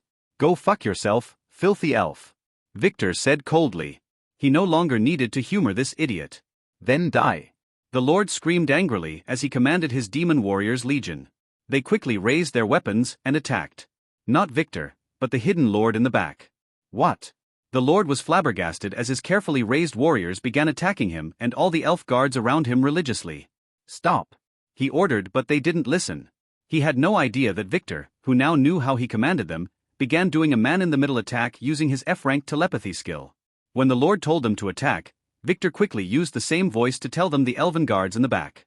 When the Lord told them to stop, Victor casually added, hesitating. When he said attack the demon, Victor added Kgen. When the Lord said, don't attack the guards, Victor added lightly. So naturally, as the commands got corrupted, all the warriors started destroying everything, from the buildings to the trees. It only took 5 full minutes for the Lord to finally lose hope of gaining control over his men, but at that point, half of the city was already in a sea of flames. Damn, it. The Sun Lord, who could no longer play it safe, finally raged. Sleep, he commanded. He didn't want to lose his army over something this stupid. Seconds later, all the demon warriors fell to the ground asleep in the middle of a sea of elven guards' corpses. It was a total mess. Damn it. Where is that demon? He quickly found him. Stop! The Lord commanded as he raised his hand. Victor, who was now resembling a goat, had secretly sneaked away using the chaos. Was already a few miles away out of the city. Suddenly, he felt the ground pull at him. He froze in place with a strange skill beginning to constrain him. Damn it, he cursed. Failed again. He tried activating his chaos steps and shadow shifting, but they could only move him a few feet away. Nothing worked. Wait, he exclaimed, seeing the death threads that began to fill his vision. Die! The Sun Lord spat directly as a palm of fire suddenly condensed in the sky and descended, giving Victor no chance to speak. He was so angry that he just wanted to get rid of this bastard demon. Shit, Victor cursed as he activated his X-ranked heavenly fire skill for the first time, fighting fire with fire. When the two attacks met, a huge explosion sent a shockwave, scattering everything around. Despite that, Victor, who was firmly constrained by the Sun Lord's powers, was not swept yet away as he planned to. Shit! He cursed as everything burnt. He had to resort to his last resort. How dare you attack this seat? In a sea of flames, Victor, who could only fight back, screamed as he pushed the flaming palm out with his own flames that were so strong that it ate at the Lord's attack itself. Victor had to confess that this skill was really overpowered, as his flames that could burn everything felt like an extension of his own will. He could control them freely to focus all their energy on the oncoming attack. But still, despite all that, it was futile. The difference in strength between him and the Sun Lord was just too big. Damn it. Just wait. My father will take revenge for me. Victor screamed in desperation just as his mana was about to run out. The skill consumed a lot of energy. Bang! The Sun Lord's palm landed, turning 3 entire square miles of land into a sea of lava. Thankfully, no Sun Elves were hurt this time, as it was outside the city where only lowly slaves lived. The Lord didn't care about the damage as he slowly began to float in midair, carefully approaching where the demon was. Looking at the remains, he smirked and relaxed. On the ground in the lava, there was only a golden skill book and a scorched old cauldron floating in the middle of the fire. Those were the drops from the vanquished demon. As soon as the heavenly fire vortex began to crumble under Sun Lord's palm, Victor acted in a split second. Using the flames to surround his body, he quickly a demon from the ones he kept in the cauldron, then entered it at the exact next moment. It had to be perfect for the Sun Lord to earn the experience point just as the hit landed. Thankfully, Victor had the idea to get some demons for such situations as soon as he heard about the world state from the elven girls. That's why headed to the border town and then took the time to go visit the demon lands before to capture a few. He was planning to save this bailout strategy after stealing that supposed X-ranked artifact, but this encounter forced him to use it early. When everything failed, the best strategy was to retreat and play dead. That's why he did it. He had to make a good show for it to work though, so when he ran away earlier, knowing that his escape was futile, he purposely chose an area outside of the mostly empty city, making sure all the slaves who worked there were scared away before he used the Heavenly Fire skill to convince the Sun Lord that this was putting on a real fight. Skills like the Heavenly Fire were usually forbidden skills that could only be used by sacrificing the user's life. Even for him, it was very hard to maintain with his current mana reservoir. On top of that, he had to make his act without activating his Chaos Dragon bloodline required to use the skill efficiently. At the moment, all he had to do was wait a few days for things to cool down. As the cauldron belonged to him, no one would be able to put it in a storage ring. He was sure it would be kept in some vault somewhere, and he didn't mind stealing that as a payment for his earlier award-worthy performance. The only thing he was worried about was Meryl, whom he couldn't really go and help her now. Although he made sure to spread his demonic power all over the city to throw off all their detection devices, he was not sure how long this trick would work. If his calculations were correct, as long as that girl didn't actively activate her bloodline, no one would find a thing. The elves didn't find him until he activated it himself after all. Hopefully, Meryl was as smart as he expected when he first saw her. If not, there was nothing really he could do other than to go and save her again. After reading Meryl's fate, now he was pretty sure that the pits that Massel talked about were a place where they made demons mate with normal people. That might be the origin of the demon kin. If Meryl were to be found out, she would most likely end up there. It was her fate after all. Damn it, he was now really regretting not making her his blood slave. That would have saved him a lot of trouble. Forgetting about all that, Victor, who didn't want to think about gloomy things and had nothing better to do, decided to go and let the two elf girls console him a little bit. They have rested enough. Meryl opened her eyes and sat up abruptly before she began to look around. She was in a luxurious bed, in a luxurious room, her young master's room. What was she doing here? Wasn't she in prison? Slowly she began to remember what happened. How her young master came to her with that blood-purifying pill and how she felt as the process went on. It hurt like hell. She remembered resisting passing out with all her will, but then the world turned black. Did it succeed? She wondered as she looked at her palm. It didn't feel like it was hers, as the skin was white, smooth, and tender. The numerous blisters she had from when she first learned how to use a sword were no longer there. She hurried to pull up her sleeve and check her arm, checking a spot where years ago she had taken an arrow for her young master. The scar was gone. So did the whip marks from when she angered that bitch princess and ended up being punished by the royal guards. Wait. This shirt she was wearing was her young master's. Why? Wait, she did remember shattering her clothes back then. Did that mean? Meryl blushed at the mere idea. Impossible. How can the noble young master think about her like that? She was just a lowly human. Meryl. I was going to wake you up, someone said, startling her. It was her young master, Massel, who entered the room with a tray. On it was a bowl of soup. Young master. She quickly wanted to jump out of bed and take it off his hands. Ever since an accident 2 months ago when it was discovered that all the staff were in fact spies for the young master's sisters, the mansion had no maids except for her. Stay there, Mael said as he slowly approached her, putting the tray in front of Meryl. Eat. He ordered. Ah, young master, but. This is an order. We have a lot to talk about, and you must be starving, he sighed. Finish quickly, make yourself presentable, and then find me in the living room. There is someone I need you to meet, he said, his expression a little dark. Who? She asked, inspecting the soup. It was as expected. A carrot soup. Carrots were the holy food of all long-eared noble creatures. You will see, Massel said. Also, don't leave the mansion or open any of the windows, he added as he walked out. As a gentle self, he had strict rules of being with servants when they had their meals. Feeling strange, Meryl, who was very hungry for some reason, quickly gulped down the soup that tasted as bad as any dish that a sun elf cooked.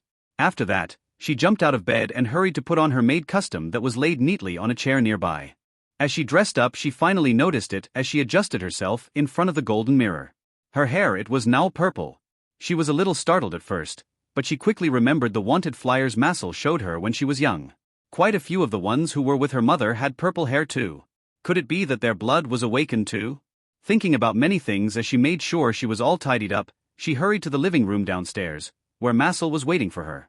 The first thing she noticed as she entered was the elven horse, who stood to the side, acting a little lost, wondering why the fuck he was in the living room and not in the stable. Young master. Sit down, we have a lot to talk about, Massel said. Meryl silently obeyed. First of all, I need to ask, are you a demon? He said, glancing at the elven horse and then at Meryl again. Not as far as I know, she said with a frown, hiding her hesitation. She does remember feeling a strange surge of power when her bloodline was awakening. Wait, she quickly began to check her status window. Then why does this revealing ring say otherwise? Massel asked, taking out a demon revealing ring and pointing it at her. What? Meryl asked nervously as she looked at him. In her status window, it didn't have a bloodline field, but she had 5 new skills. One of them was demonification. Could she really be a demon? Massel frowned. The ring didn't react. It was reacting faintly a few hours earlier though. My mistake, he sighed in relief. It was as if a huge load had gotten off his chest. It must be that demon making me see illusions and wrecking all the measuring devices off. Oh, Meryl sweated a little as she also sighed in relief. What demon? She quickly looked up and asked. Some crazy demon infiltrated the city as you were awakening your bloodline, he said as he gave her a pill. Really? What is this? She asked as she put it in her mouth. She had absolute trust in him. Just a pill, he said nervously. It was the antidote for the paralyzing poison he gave her earlier, just in case she turned out to be a demon and attacked him. Oh, never mind then, she said, playing dumb despite realizing something. What about that demon? What happened to it? It was a mess. Half the city is on fire, Massel sighed. If it were not for the Sun Lord's direct interference, many would have died. What? Really? She asked. Yup. The Lord just squished him with one palm. Massel said in a worshipping tone. Why did it come here? Meryl, looking at her status window, asked nervously. Yeah, I am not sure, but from what I heard, apparently, one of my sisters stole something from it. Now all of those bitches were dragged to the dungeons to be questioned. Massel said as he began to chuckle. Now that the matter of Meryl was solved, he could finally relax. Oh, that's good. Meryl sighed in relief. Yup, hopefully, His Highness, the Sun Lord will skin them alive. Meryl smiled. Anyway, thanks to that the hearing for the bet had been delayed. Hopefully, by the end of this, I will end up being the only living heir, saving us all the trouble. Meryl nodded. Although she didn't like the idea of siblings fighting each other, those elven princesses were too evil. Who did you want me to meet? She asked after 5 minutes of silence. Ah, yes. Massel quickly remembered. It is about the blood cleansing pill. It was given to me by your brother.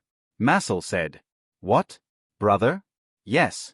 He entered this world recently, and had been searching for a trace of his family members who were lost here. The first one he found was you, hearing about you from an outcast. Massel said, turning to the elven horse. Look, he has the same purple hair as you now. He added. It really had a purple mane. This is your brother, Massel said, looking at the elven horse that began to chew on the couch with complex eyes. The elven horse? She asked as she looked at the elven horse. It looked back, then resumed its meal. Was this some kind of a new play by her young master? It is not an elven horse, Massel whispered, clarifying. Victor, your brother, used his shapeshifting skill to turn into one in order to come with me into the city undetected, he quickly explained. He was really worried about you after I told him about the bet. Oh. And you believed him? She asked. Her young master was really too trusting of people. His master saved my life. He knew too many things to be a fake, and the pill was real. I see. She sighed. Then why isn't he turning back? Didn't you activate the isolation array around the mansion? I tried telling him that, Massel said with a sigh.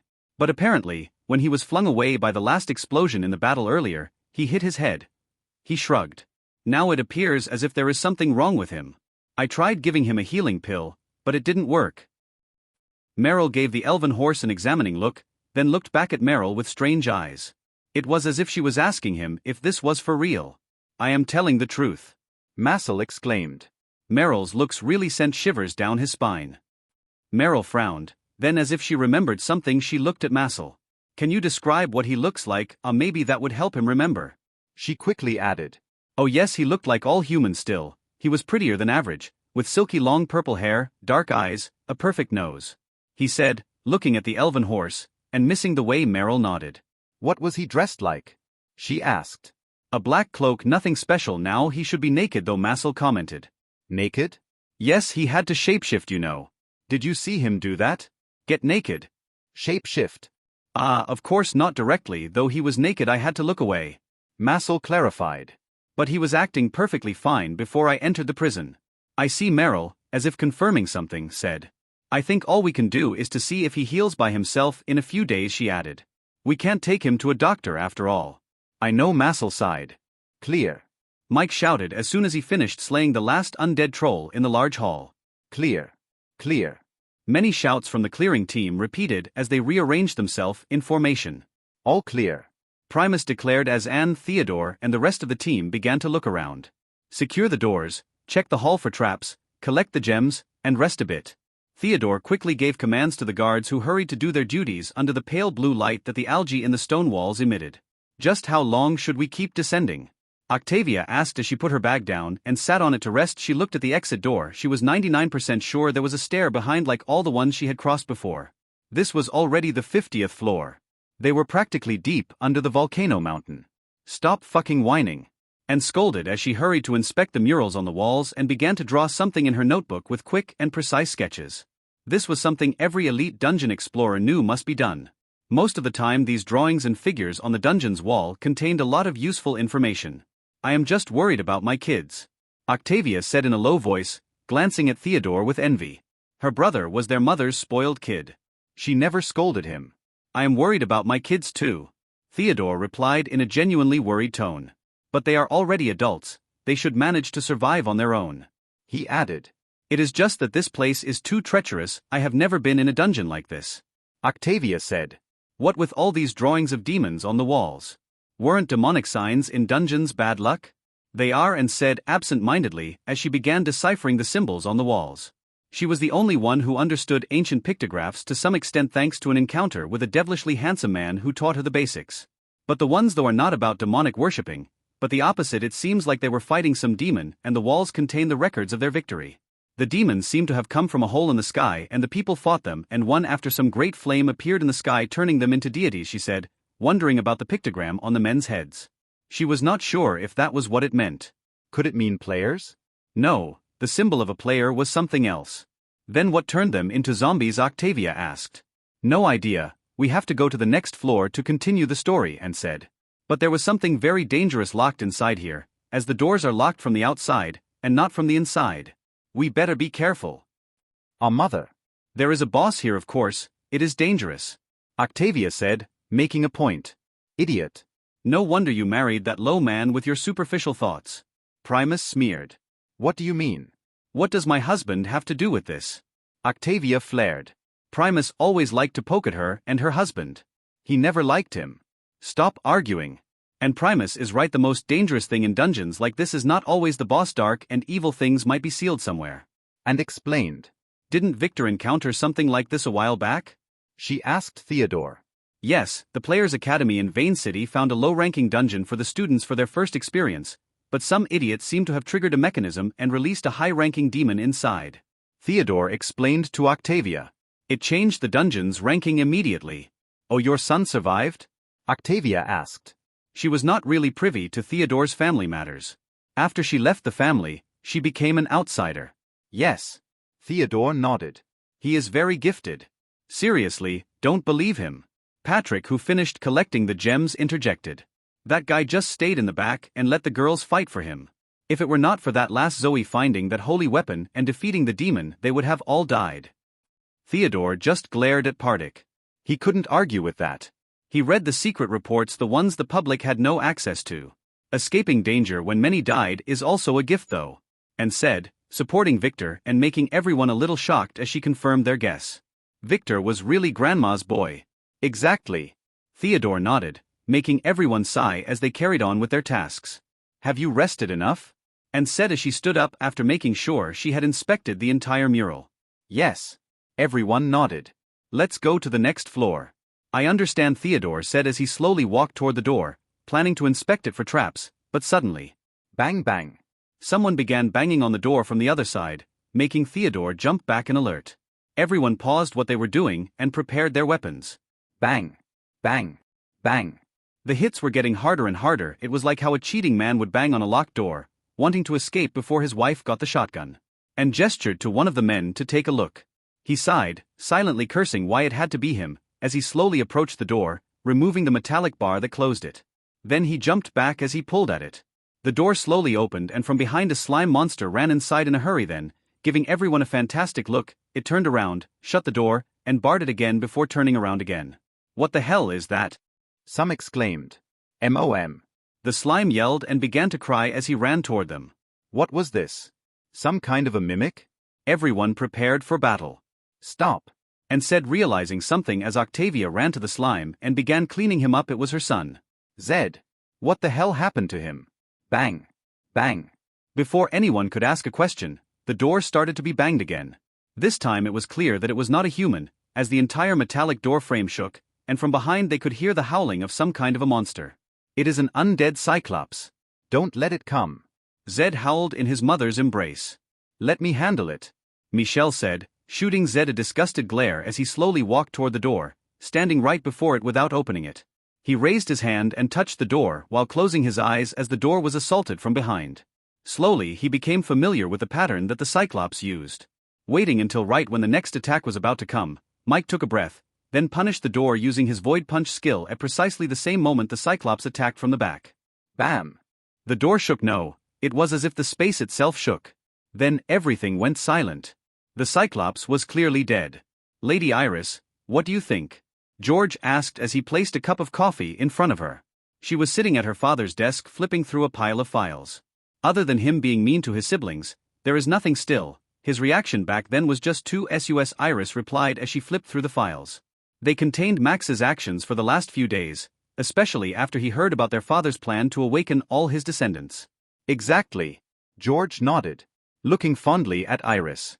Of all of Theodore's awakened offspring, she was the most suitable one for management roles so naturally. Her father left her in charge of the operation here as a test of sorts. Did Rex leave the infirmary? She asked.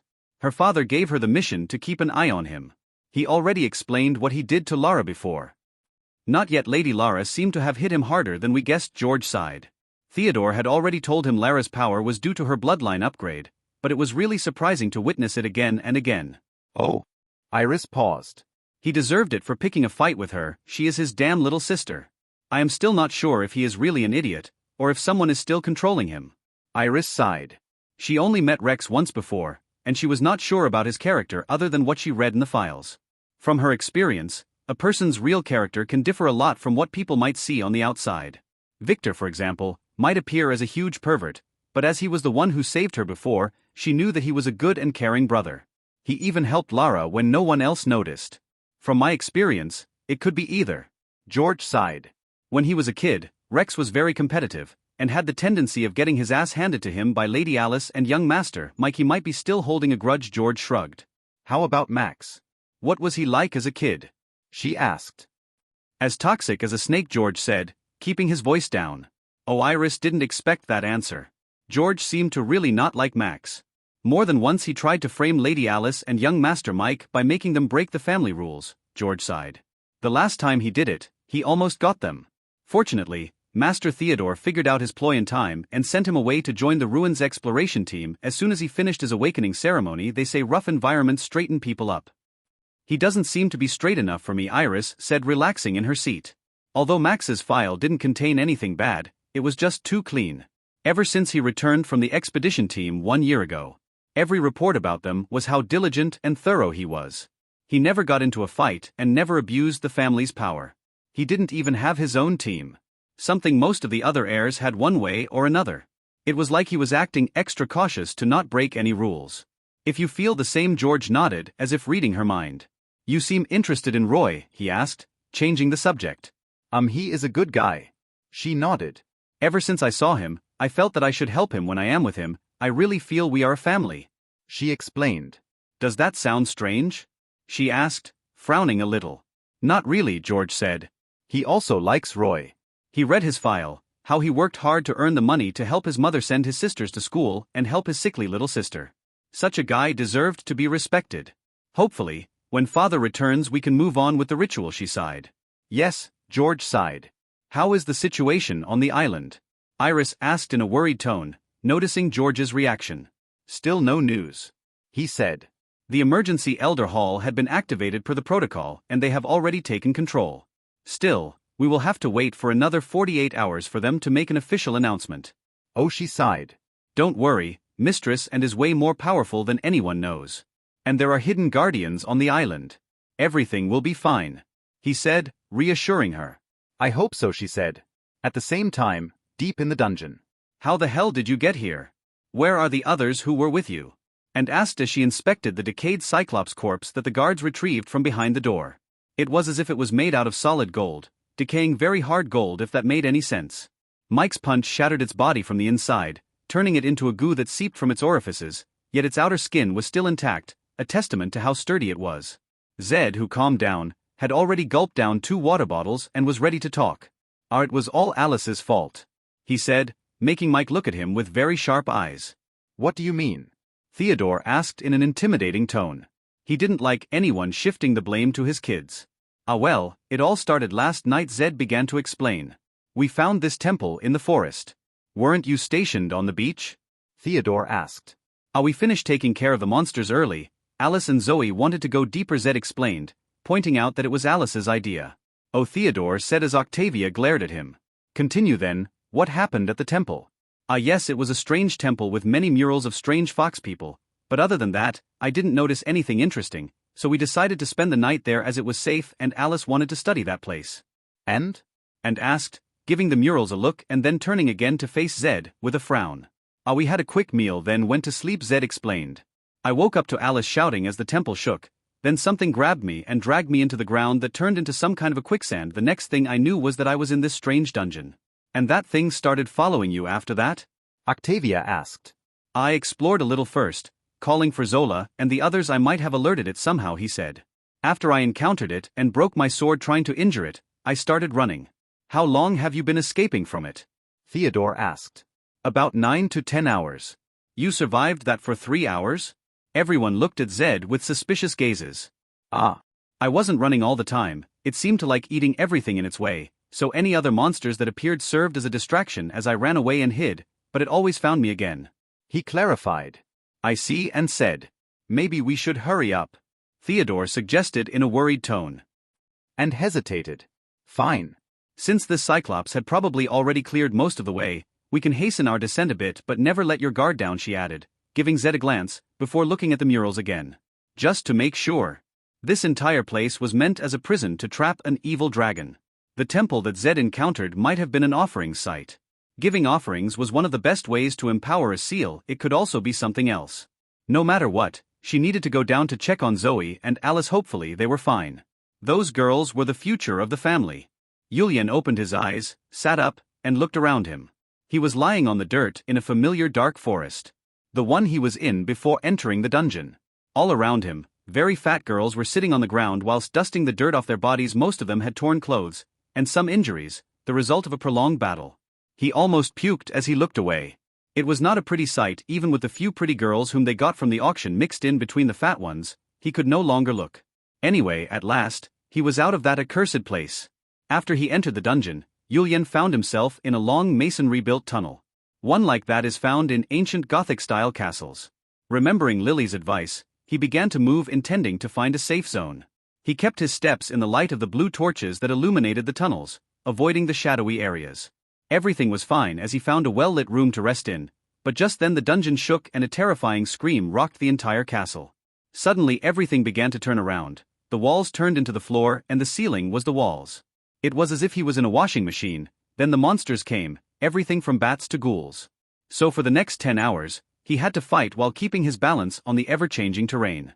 He couldn't believe how close he came to dying. It was really dangerous. Thankfully his class, Soul Paladine, was the natural predator of those things whose souls were very weak, so despite having entire armies of them swarming all over him, he managed to survive. Where was his sister? He wondered as he began to look around. There she was. Lily. Are you okay? Julian asked immediately.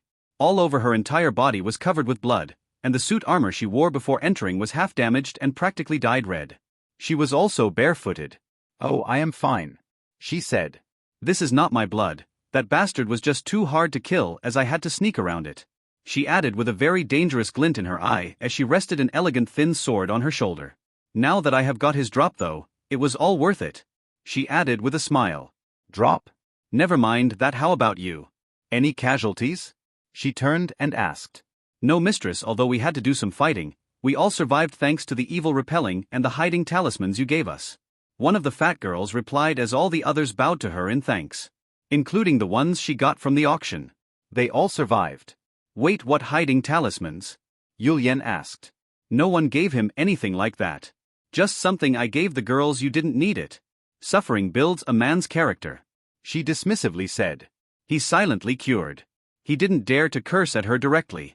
Not with that dangerous-looking sword in her hand. Every cell in his body was telling him that he better not let that thing touch him. Do you want to say something? Lily asked, noticing how he looked at her. You got a new sword, he said. You mean Nut Slicer? She said slowly, stroking the sword with passion. He is a good kid, an SSS-ranked artifact. I plan to put it to good use. SSS weight Nut Slicer? Julian asked as his crotch shivered. Young Julian just shrank by 3 inches hearing her say it. Yup, it is its new name, she said. It's a new purpose in life, she added with a nod. What? She asked, noticing the way he looked at her. No comment. He decided not to anger his sister ever again. How much did you level up? She asked him to change the subject. I am at level 58, he said as a smile crept on his face. It was as if the entire dungeon was attacking him earlier, but it was all worth it. Shit, she cursed. What? Why? Yulian frowned. Don't you want me to get stronger? He asked. Not this fast, this might make you gain some unwarranted attention from our uncle, she said in a worried tone. We might need to delay our plan to return a little until I find you some good disguise skill, she added. It is not my fault, okay? Yulian said. I had no choice but to fight. I know, she said. In truth, she planned to hoard all the EXP points in the dungeon for herself to level up fast, but her plan failed. By the way, who was the idiot who disobeyed my orders and caused the castle to activate? Asked as she pointed her sword toward the nervous girls. It was not me. Yulian quickly clarified. His sister was very dangerous when she entered the punishment mode. He learned this the hard way. It's me, Alicia was the one who replied. She was biting her lip as she looked down. Oh, Lily sighed. What happened? She asked as she lowered her sword and sighed. She should have figured as much. I knocked off a coat of armor by mistake and this sounded the alarm, she said as squeezed her fist. Ready to be punished. Okay, be more careful next time, Lily said as she completely put away her sword, making the girl look up in surprise. Wait, you are not going to punish her? Yulian asked. Of course not. Lily said, surprising everyone. Alicia has a curse on her, you know. It is not her fault. A curse? Alicia asked as she squeezed her fist tighter. She always felt that she was cursed. Ever since she was young, bad things have happened around her. Yup, it makes your luck very bad and hurts those around you. You got a Jinx avatar class, right? Yes. Alicia nodded. Classes usually reflect a player's personality, so I expected as much, Lily nodded. Don't worry, when I bring you to the auction, I already noticed that. I have a plan to remove your curse and make you stronger, but it will take some time. Thank you. Alicia nodded, as she looked at Lily with appreciation. Ever since she was a kid, whenever someone knew about her situation, they always shunned her. It was rare for someone to act friendly to her, as Lily had been doing ever since she bought her. This had become my duty the moment you decided to follow me, Lily said with a smile. Scamming the poor girl. She had learned from the best. Now, let's go back inside, we need to rest before we plan our next move, she said, looking at the huge boulder behind her where the dungeon's entrance used to be. Inside? Yup. You mean into the dungeon? Yulian asked nervously, looking around. There is no door here. It has already been conquered, you know, it is a ruin now. Entering it is a little tricky as this entire mountain has been changed in a sense, she said, touching the boulder with her hand as she uttered a sentence in a strange language. DV. She shouted. The rock suddenly shimmered and disappeared as if it were a mirage. Behind it, it revealed a path throughout the dark forest. You better remember the phrase I uttered, it is the password to get in. She told the girls as she started heading forward. In the other timeline, this place after it was conquered, those who did it failed to notice the secret entrance, and left it as if.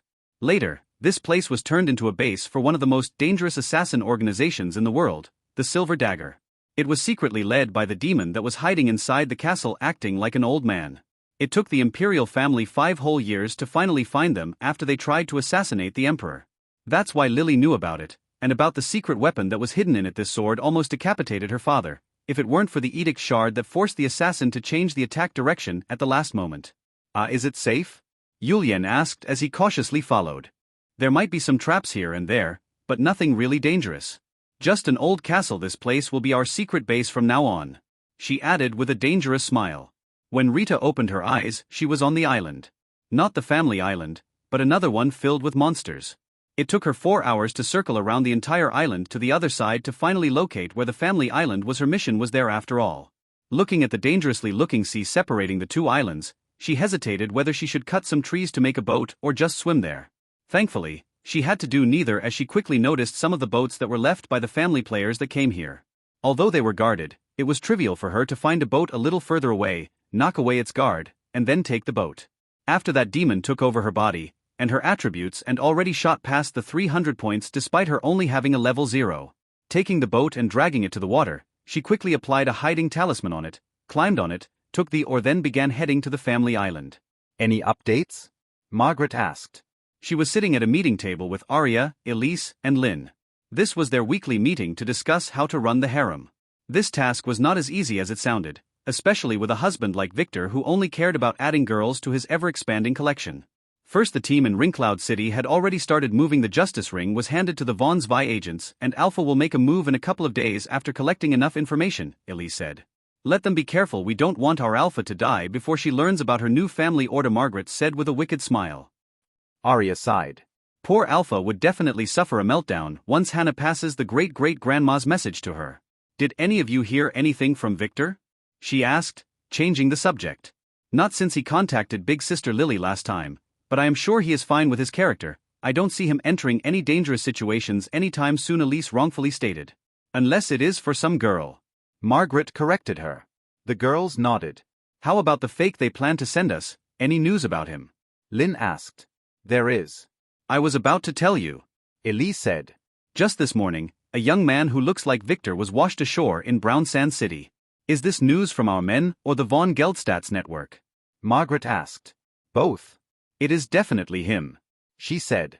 According to Kai, the family agents are already heading there at the moment. We better prepare on our side. As soon as the dungeon on the main island is cleared, they will contact us. She added. She had no worry about the dungeon not getting conquered sooner or later. The entire force of the family was there after all. Good. Margaret said. I will need you girls to conveniently leave the city by then, just for a few days until I sort him out, just in case that fake turned out to be Alicia. Margaret didn't want anything bad to happen to her sisters if things went wrong. Don't worry, we already have a full schedule, Arya explained. What about the situation on your side? She asked Margaret. Abe is ready. He is now partially convinced that he is the real Crimson Pearl. He is even trying to write his own novel. Margaret sighed. Although he might realize something is wrong if he was really grilled by someone, I am sure those guys will just hypnotize him to learn the truth, and at that point, our counter-hypnosis will take over. Margaret clarified. When will the action begin? I plan to make him meet Mikkel and Bianca after the fake appeared. With him acting like he has amnesia, it would be perfect. She said sadly, it is taking too long and those guys are getting restless, so we will start the day after tomorrow. I will be there acting all surprised that my cousin was a famous writer. She chuckled. Be careful, we don't know who our enemies are. Elise warned her. Your presence is vital for the plan to deal with the fake. If anything wrong were to happen to you, Mira would have to take your place. I know. Margaret nodded quickly. Now what else? Arya asked. I have some news. Lynn said. The connection with the Von Rosen family island was cut. My mother is acting very nervous, and branch families have started investigating. Oh, did they summon that thing Victor talked about? Elise asked. Most likely, Margaret said. According to the plan, we will start to spread rumors about the dungeon there. Noted. Arya nodded. If that's all. I have something. Lynn suddenly interrupted, taking out an envelope and giving it to Margaret. This is? Margaret asked as she opened it and looked at the paper inside. A song that I composed. I hope Monica will add to her next album, Lynn said, scratching her head. This meeting is not about that kind of business, Arya frowned. She was very professional. This one is special, Lynn said, looking at Margaret, who read the song with a raised eyebrow before giving the paper to the curious Arya. Although it might need some touching up, I don't mind this, but are you sure? Margaret asked. This will make her hate you even more.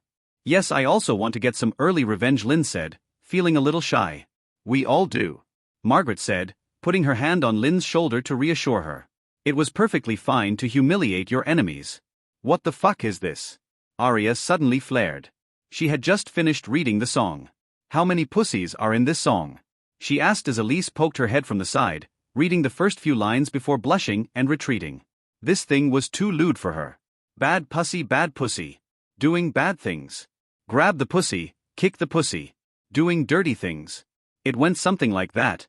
It is about a bad pussy who does bad things getting grabbed then punished after that, Lynn explained, making Elise, who knew what this was really about but couldn't help to think of all the other meanings, blush more. The girl had been getting really corrupted lately after staying with Margaret. Do you expect Monica to sing this? Arya asked. This will ruin her reputation. On top of that, mother-in-law would kill us. Not necessarily, Margaret interjected. We can just put a cat at the end of every phrase and shrug it all off. We can also make it an online free release. All the attention will be a good publicity stunt for the new album. She added. She was fully on board. That would be even worse. Do you want every animal rights group after us? Arya flared again. Those girls were beyond help. No one is that stupid. Margaret dismissed her. Look, even our Elise got it correctly. The blushing Elise looked away in shame.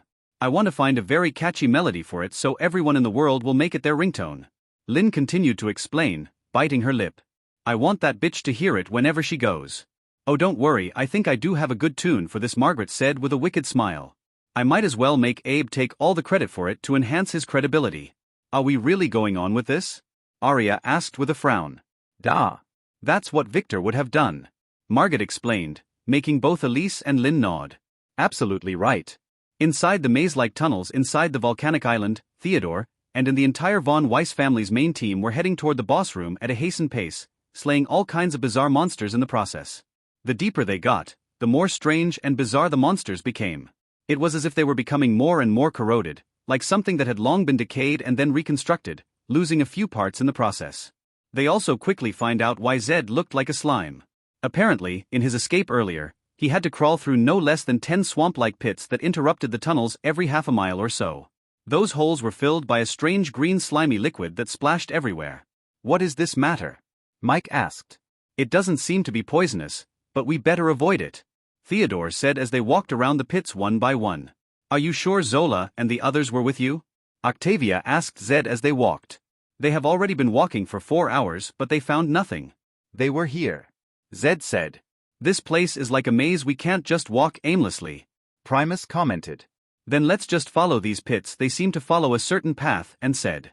And whose news, we might find something interesting. It didn't take Rita a long time to finally reach the main island.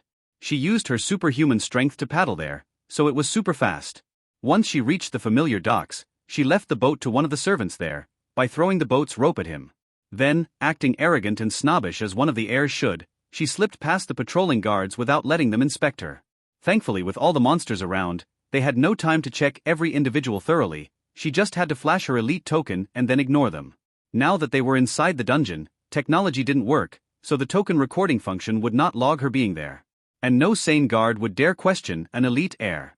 Making sure she found an abandoned corner, Rita quickly changed her clothes into a sneaking outfit and then activated a hiding talisman before going out again. She headed to the main ancestral temple in the middle of the island. According to the message Victor left her with Liam, that place had a secret passage toward the center of the island. To tell the truth, sneaking around like this made her a little nervous. The last time in the Von Zwei base, she had Victor guiding and reassuring her at every step, but here, she had to do it all by herself. She also missed that shadow-shifting ability Victor granted her. It was super convenient. Now she had to wander alone. Reaching the familiar ancestral temple, she quickly went past a lonely guard and sneaked inside. Thankfully, due to all the trouble on the island earlier, no one was taking care of this place either. And the guard they left here was kinda an idiot, he was just standing there picking his nose while looking at the gray sky. Was he in love or something? He was totally bewitched. Rita paused. She turned back and headed toward the stupid guard. Inspecting him for 5 minutes, she frowned. He seemed totally clueless. Was he really a guard? Hey, she poked at him after removing her disguise. She was ready to strike him unconscious if he troubled her. He didn't even reply. It was as if he was in a trance. Hey! She shouted this time as she grabbed him and forced him to face her.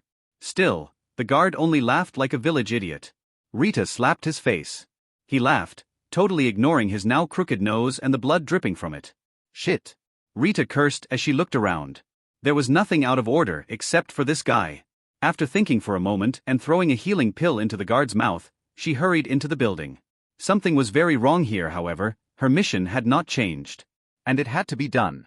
She just needed to ruin the isolation formation, then hide and wait until the dungeon got conquered before grabbing that heart. She just needed to follow Victor's instructions. She kept telling herself that as she walked inside, making sure not to trip on something or raise any alarm in the darkness. Yes, the entire building was pitch dark as it was constructed without windows for security reasons, and the creation of the dungeon seemed to have knocked out all the electricity. Thankfully, thanks to the body modification she suffered, she could see somehow, but it was not 100% clear. That's why she was very careful. Bam! She bumped into a guard, not her fault, he was the one running around. She was using a disguise talisman, so this must have been an accident. Just bad luck. She readied her weapon to knock him out, but she quickly lowered it. There was no need as the guard looked around and then began to laugh like an idiot. Even here? Damn it. If only she had an appraisal skill or something to know what was wrong with him. She was really missing Victor giving her instructions. Pushing the guard away and letting him continue his aimless wandering, she continued to walk, making sure to be extra wary around corners.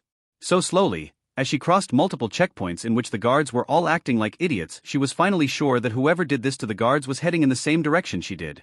Shit. Shit shit.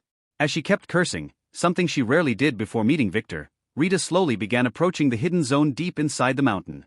One gate after another, and one flight of stairs after another, it was the same. The guards were acting like idiots. Somewhere even doing obscene things, forcing her to hurry away upon noticing them. Finally, she found herself in the middle of the mountain, in front of Secret Zone's giant gate that should have been shut firmly. According to what Lily told her, the isolation formation should have been inside this gate. Her mission was to destroy the gate. But why was the gate already destroyed? In front of her, the entirety of the gate was melting as if it was made of chocolate and some bad kid left it in the sun. No, a more accurate description would be someone splashing acid over it. She could smell the rancid smell and acid smell all around. Behind the now open door, she could only see a dark corridor. Should she consider her mission accomplished and just go home? She wondered. No. Something was really fishy here, and if Victor was in her place, he would definitely go and check to protect the family. She couldn't have been more wrong, but she decided to carefully check the situation. Suddenly, just as she took 2 steps, she felt it. As if her entire body ordered her to stop. It was as if something was about to lock onto her. There was something very dangerous here. It reminded her of how she felt when she faced that demon that possessed her in the Vaughn's Vi base. Unconsciously, she began to employ the same method Victor taught her to hide her soul. Strangely enough, despite it being in her physical body, the technique seemed to have worked as she felt her existence began to disappear and the pressure earlier vanished. Instinctively, she knew why Victor I did explain this thing before, with her body now turning into that of a corpse warrior due to the demon's possession. Now, if she hid her soul, her body would not appear to be alive at all. All of that, with the disguise talisman on top of it, made her pretty much disappear. Should she continue? She pondered. It might be very dangerous. Click, click. Click. The sound of footsteps of someone wearing high heels sounded in the corridor behind her, forcing her to slowly step back with her back to the wall as someone quickly passed by her without noticing. It was someone she knew. A friend of her grandfather. Grand Elder Talon. The vice head of the Secrets Hall. According to what Kai told her, this woman was the one behind all the trouble on the island at the moment. Squinting her eyes, Rita decided to quickly follow, making sure to stay by the wall and watch her steps. Like that, it didn't take them long to finally reach a large room, that in contrast with the tunnels, was well lit by strange crystals in its center, where a handsome young man was standing between the corpses of 4 giant wyvern-like creatures. In his hand, he held a beating heart. The same one she was ordered to grab. What the hell is going on in here? Theodore asked. After following the pits for another hour, they finally found themselves in a strange large hall where in its center there was a giant pond of that same disgusting matter. All around it, corpses of all kinds of monsters floated, their bodies melted into strange shapes. Look there, Zed said, pointing to the center of the pond where a giant dead tree stood, forming a small island with its intertwining giant roots going deep under. On it, there was a throne, an empty wooden throne to be exact. It was as if someone carved it out of the tree itself. Number 3, and said, making one of her shadow guards appear out of thin air, then with one jump she reached the tree and began to check it. Someone was sitting here lately, the throne is clean, there are even boot marks on the floor near it. The shadow guard said, careful not to touch a thing. An elite monster? Primus asked with a frown. Elite monsters were those who were sentient like high demons and vampire lords. Dealing with those guys was usually very hard and tricky, as they were not only very powerful but also very sneaky. Let's be careful, and said, ordering her guards to inspect the room. Can you follow the traces? She asked the shadow guard, who knelt down to inspect the tree thoroughly. Yes, she touched the throne with her knee. Ah. She gasped, not knowing what was happening as she turned into a green goo, melting into the pond. What? Everyone gasped before they quickly began to duck to the ground and look around with their weapons drawn. Kai. Zed, who finally grasped what he just saw, squeaked like a woman. Shut up. And scolded, directly kicking his balls and making him fall to the ground in pain. Everyone, watch your steps and step back slowly, she ordered as she knelt on the ground and began to look around. Was it a sneak attack? Octavia asked, as she also bent down and hurried to check on her son. And had just saved his life, as if there was a sniper here. Getting low to the ground was the best action. Check. Primus ordered. Clear. Clear. Quickly all the guards performed their duty and checked their perimeter using various artifacts to identify hidden enemies. All clear, no enemies in sight, Mike declared. There might have been poison there, some really potent stuff. Theodore, who also checked her perimeter, suggested. Maybe, and said as everyone began to warily stand back up. Ready to defend at any moment.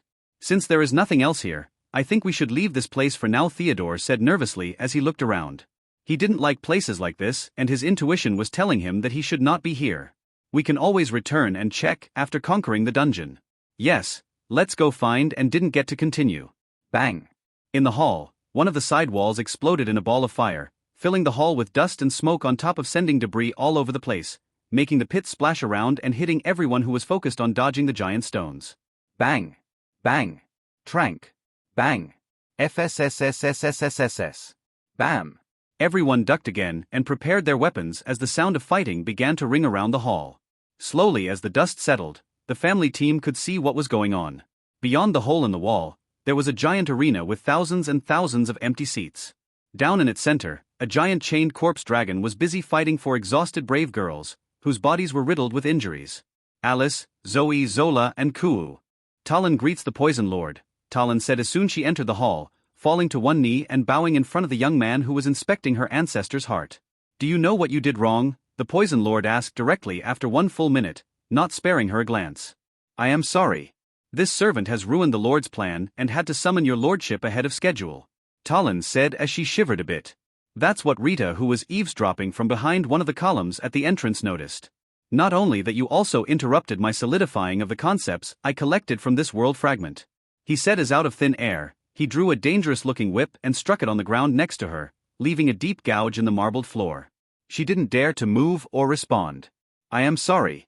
She bowed again, hitting the floor with her head. What happened? He asked coldly. And that bitch escaped the trap somehow and managed to scam me. I had to use the dungeon summoning talisman you gave me as a last resort to escape. She quickly explained. Oh, do you mean it was not your fault? He asked in a cold voice, striking again at the ground, making Talon shiver more.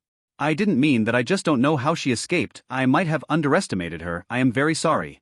Talon explained, stuttering as her legs shook. Might have? Do you even know how much your little mistake has cost me? He interrupted. Your entire family was a crucial part of my plan for the coming war. Do you think a simple apology would suffice? I will die for you, my lord, if that may appease your anger. She said as she hit the floor with her head bowing. Oh, how would killing you benefit me? He sneered. You still have some uses. You are one of my favorite toys after all. He said, looking at her while pondering.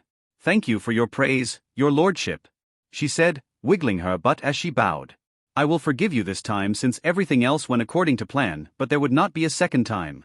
He sighed, making Talon relax a bit. Thank you, my lord, she said.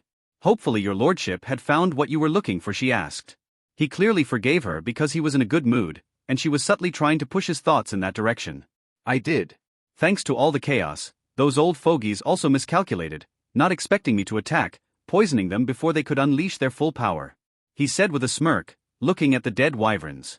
Are those the guardians? Talon, who raised her head a little to look at the corpses, asked. They were monsters? She exclaimed, making Rita also squint at them. Wyverns, knights, the Lord said. A relic from the time of the Soul Empress. Too bad they refused to join me, preferring to defend their traitor general's soul until the end, he said, squeezing the beating heart in his hand a bit. Now all authority he stole would be mine. Authority? Soul Empress? Talon frowned and asked. She clearly was not informed of her lord's plan. A long-dead nasty hag. Don't concern yourself with such things, he said with a sneer. Did you finish cleaning up your mess? He asked, clearly changing the subject. Ah. Yes, Marcos and everyone who was a part of the plan are dead, she said directly. There was no remorse in her voice. Rita almost gasped hearing her. Was the patriarch dead? You don't sound sorry about killing your lover and children, the Poison Lord said, with his casual playful tone. It was impossible to tell if he was serious or joking, just like a venomous snake. My lord, you don't have to tease me. You know those bastards were not my children, just props to complete the act. And I only agreed to sleep with that ad excuse of a man because of the plan, knowing that your lordship takes pleasure in sleeping with other people's women, my lord, she said, beginning to shake her body. This time not out of fear. What the fuck was going on here? Rita, who watched with a frown, wondered. This woman was changing her mood too fast. Moments ago she was shivering in fear. No, she was acting like a bitch in heat. Ha ha ha. True, the Poison Lord said. Ever since we met in that ruin, you knew how to say things that pleased me. I am made to serve, my lord, she smiled. My lord, may I ask you one question, she suddenly said. What? He asked. Why not kill this entire damn family once and for all? For you it would be super easy, she said in a voice full of hatred. A different mood swing? Definitely not. That would alert the others. No one must know that I was the one who got Nicola's soul, he said, putting the heart inside a black sack and then taking another similar heart from his stroke ring and putting it in the hole inside the crystal, before throwing a talisman at it and making the crystal wall close up around it. This way it would be better, he said with an evil smirk. Is that heart poisoned? Talon asked as she slowly stood up. My little girl has become smart, he smirked, ruffing up her hair. Thank you, my lord, she said as she gasped for breath. Her eyes were those of a woman in ecstasy. Now, it is about time we leave. This dungeon is about to be conquered and I can't enter the world yet, he said, sighing. Already? Talon was taken aback. She was clearly hoping for some action here on top of the wyvern corpses. That's how Rita felt. 2 scions are hacking at that poor shell of a dragon, it will not last for long, he said. Scions? Talon frowned. Her lord was using many strange and unfamiliar terms. Yup, too bad they are not suitable to become my vessels, he sighed as if talking to himself. One has a very fragile fate, and the other is a damn hero. Talon just nodded despite clearly not understanding anything. Well, I think the young man paused and looked at the entrance. Reveal yourself, he howled angrily, making Talon draw her sword and immediately turn to face the gate. Rita shivered in fear. Was she discovered? Shit. Before she could move, she felt the poison lord's whip pass by her head, missing her by a few feet before it was pulled back. It was twirling around the neck of a young man who was dragged to the floor, falling in front of the poison lord with his hands around his neck, struggling to get rid of the whip. Look what we have here, the poison lord said with a smirk. Ah. Don't kill me. The young man struggled to speak with his neck constrained. Who the fuck are you? Talon asked him. I am Paul, please spare me, I will do anything. I work for you. He began to plead as his face turned blue, with tears filling his eyes.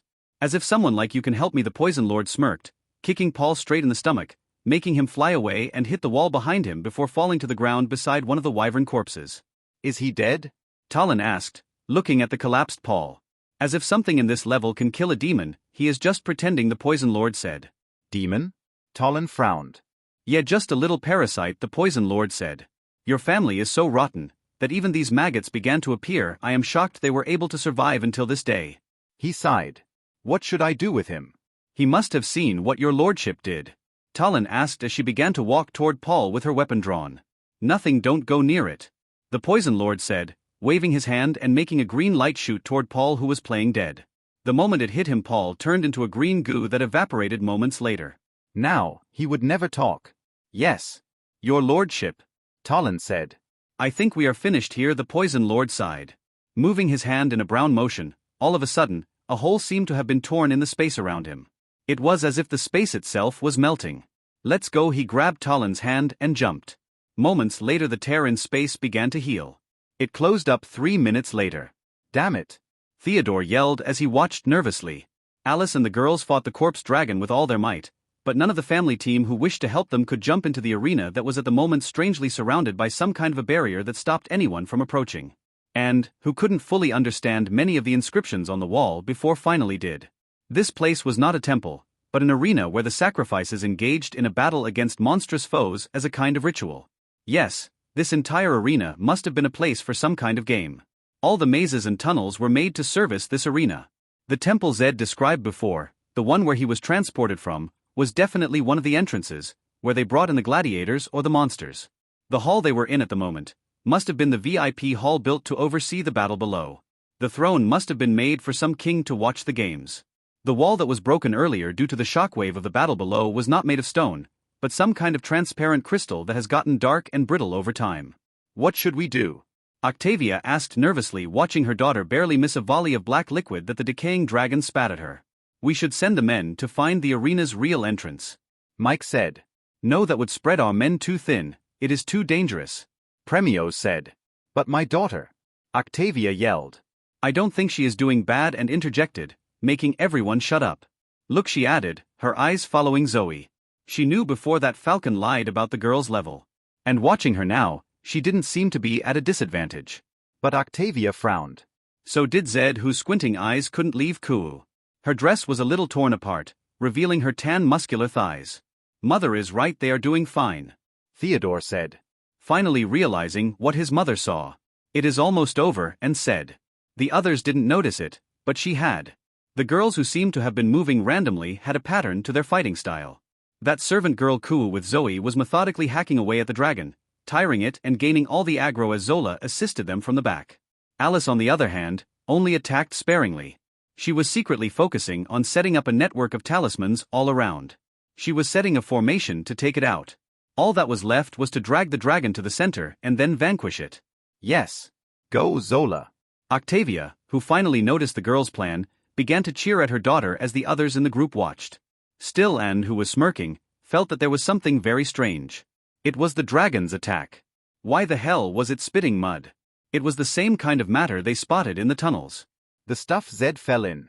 At first, Anne thought it was poisonous, but like what happened with Zed before, Zola did get a few splashes on her as she dodged, and she seemed to be perfectly fine.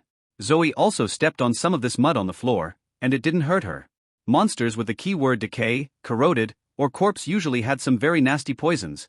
That's why the family had a ton of antidote pills ready when they started the dive here. A ton of antidotes that were never used. Yes, ever since she entered the dungeon, the only poisoning incident they encountered was when the guard touched the throne and melted. If not for this, it would have taken them ages to reach this place. Frowning, and looked at the throne and the shallow lake below. Could it be that something or someone sucked all the poison from this place? Impossible, that was an absurd idea. It might have just been that this place is too old, that all the poison might have simply long expired. Yup, that would make perfect sense. Go!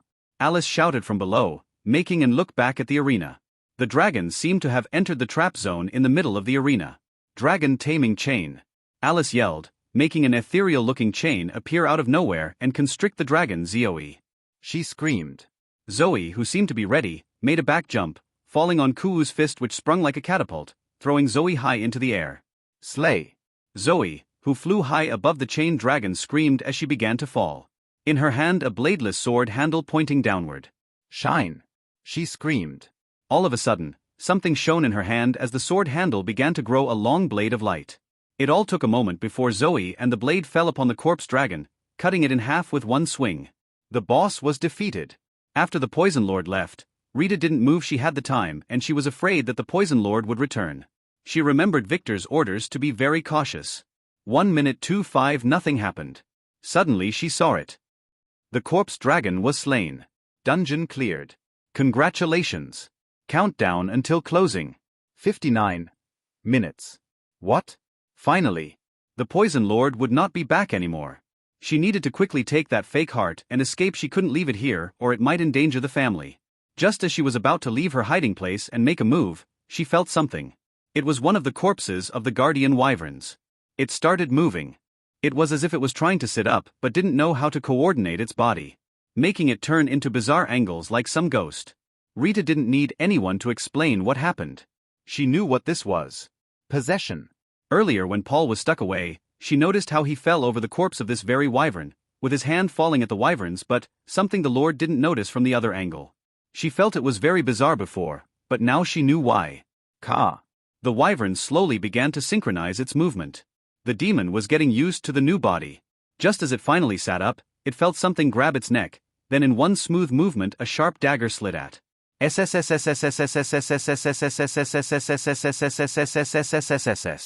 The wyvern fell to the ground with blood flying all around.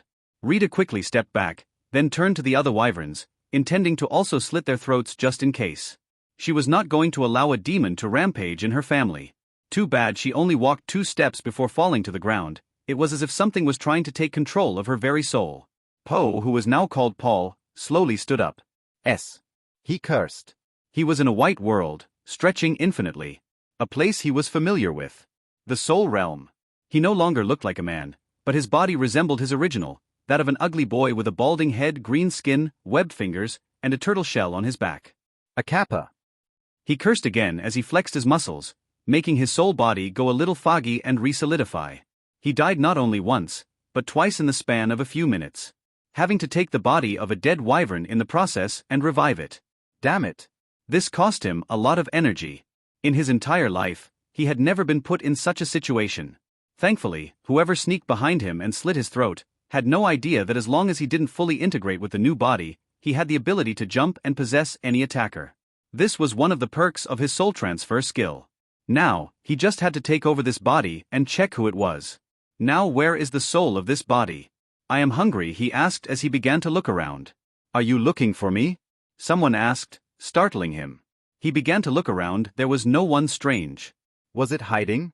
I am up here, the delicate girly voice said, making Paul look up. Above him, filling the sky, a large purple ethereal dragon was looking at him with shiny white eyes. He shitted himself, his soul did, that's what he felt. For the first time, he knew what the world fear was. Moments later the dragon pounced on him, swallowing him in one gulp. Victor, who watched what was happening in the main island's dungeon live through his many personal cameras, finally sighed in relief as things came to a satisfactory conclusion. He was really worried about the girls, especially Rita, who came face to face with death without realizing it. Thankfully she managed to not only dodge the poison lord but also kill Poe before he could notice her. That guy was more dangerous than Victor had ever expected. During this entire time, he watched as he sneaked around the Von Weiss archipelago, effortlessly killing both monsters and guards as he flipped random rocks all around the island. It was as if he was looking for something. Victor was not sure what Poe was doing, but this guy knew something, and hopefully, Rita would have his memories now that she had eaten him. He also needed to check that poison lord and the heart. What did his ancestor do to be called a traitor? Who was that spirit empress? He had never heard of anything like that in his previous life. This might relate to some big secret that he felt that he must unveil before the reckoning. Damn it. At first, he thought his problem was just those pesky scions, but now even lords were popping up like mushrooms too. Just how ignorant was he in his previous life? Even Lily, who once freely explored the other timeline, had no idea about all of this. Was it all a lie, or was something else at play here? Young master, is there anything wrong? Was our service not to your liking? Sini, who was resting on her lap, asked as she fed him grapes. Yos was messaging his back. No, you two are perfect, he said with a sigh. It is just that I have a lot on my mind recently. He added as he sat up. I think it is time for me to go check on a few things. Already? The two elf girls asked reluctantly as they watched him disguise himself as an old man again.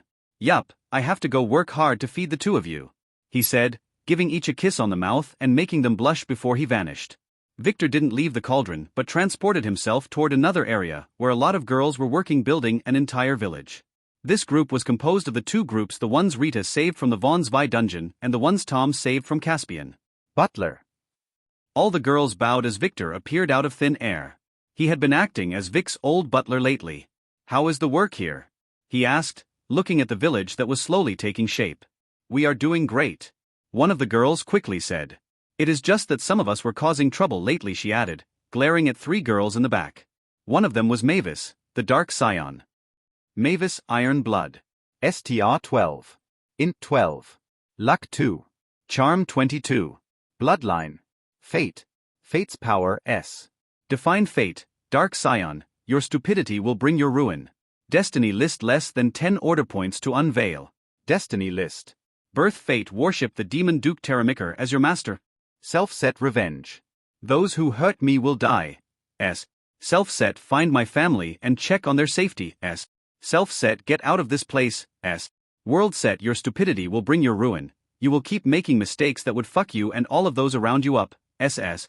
He didn't get to look at it before, but this girl was bad news. He considered making her his blood slave since he already had an empty slot, but quickly changed his mind. He really didn't like her. Still, he needed to scam her like the rest. What is the problem? He decided to ask, despite knowing the answer. We want to get out of this place, we have things to do other than serving that ba. Emperor Vic. Mavis said hatefully. I already told you the outside is very dangerous for you, many people might be searching for you at the moment. If you appear you will be recaptured immediately, he said.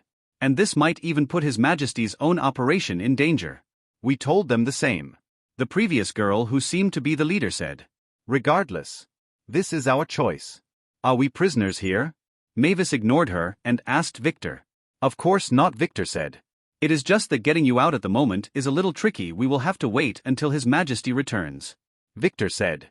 He had been acting as Vic's old butler in front of the girls. Where is this place anyway? Mavis asked. Why do we get lost and return here whenever we try to leave through the mist? She asked, looking at the misty forest that surrounded their village. It is somewhere safe, very far from civilization. Since you plan to leave, you better not know those details. Victor said coldly. So you are letting us out? Mavis asked as she squinted her eyes. Give me a few days, he said as he vanished again. That girl Mavis was really getting on his nerves, so he planned to use her for a little experiment. He wanted to let her out in Ismeralia, and then watch if she got to become a player and whether her fate would change or not. If her fate was connected to the world, it would definitely change in another one. He just needs to get to a safe place. A few minutes later, Victor appears somewhere else inside the cauldron. It was a dungeon with many cells. The one used by the demons before. As an old man, he slowly walked between the cells filled with demons until he reached the last one, where chained to a post was an old elf alchemist, Chanaz. This was the first time they met face to face since the alchemist was abducted and was left here for the last few days. "You! Who the hell?" the elf began to yell angrily, but before he could speak, Victor took a whip and started beating the shit out of him. He really wanted to vent, and this bastard who almost caused his sister to suffer deserved to be beaten. No. Please stop. Ah. The torture session lasted 15 minutes before Victor threw away the whip. Now we can talk. Speak. Who do you work for? Victor asked.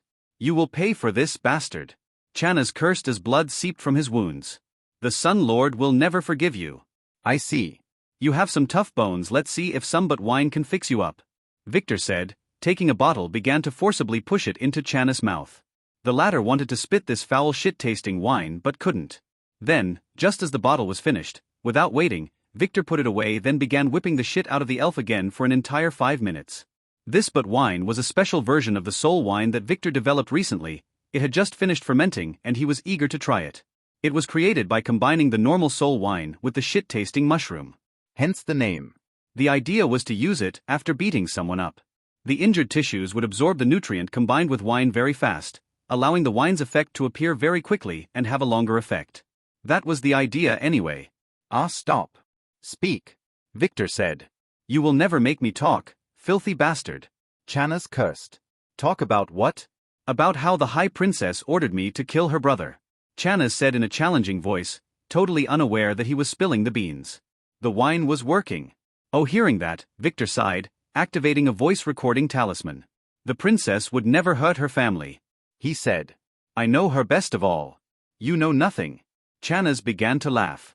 In fact, the current elven emperor is already drugged by the princesses. He is just a toy who is being played by them. The only obstacle in their way to get the throne is only that gullible piece of elven horse dung muscle. What? Impossible. The Sun Lord would never agree to that. Victor said.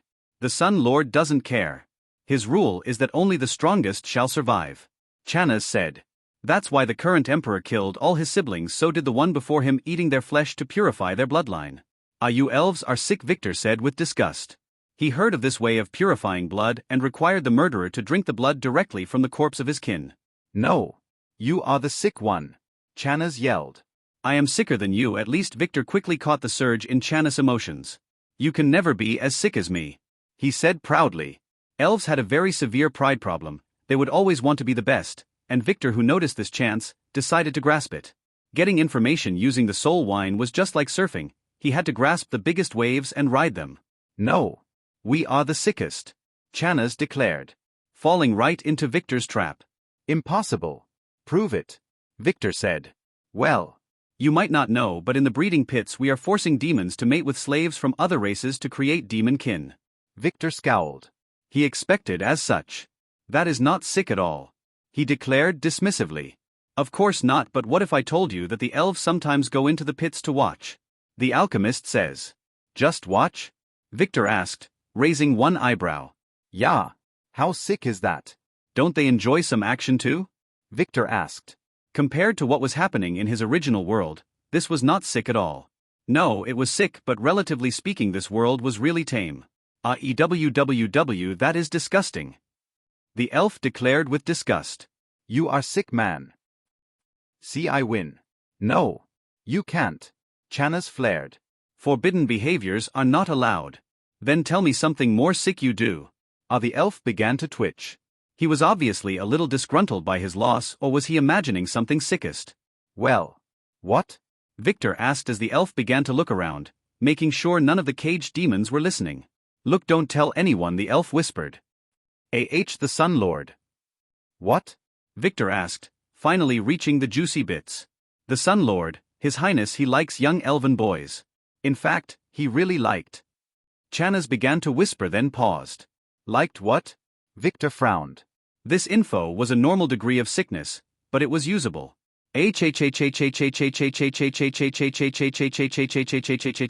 The old elf screamed, then moments later he began to bloat, making Victor step back in a hurry as the elf exploded. Bam!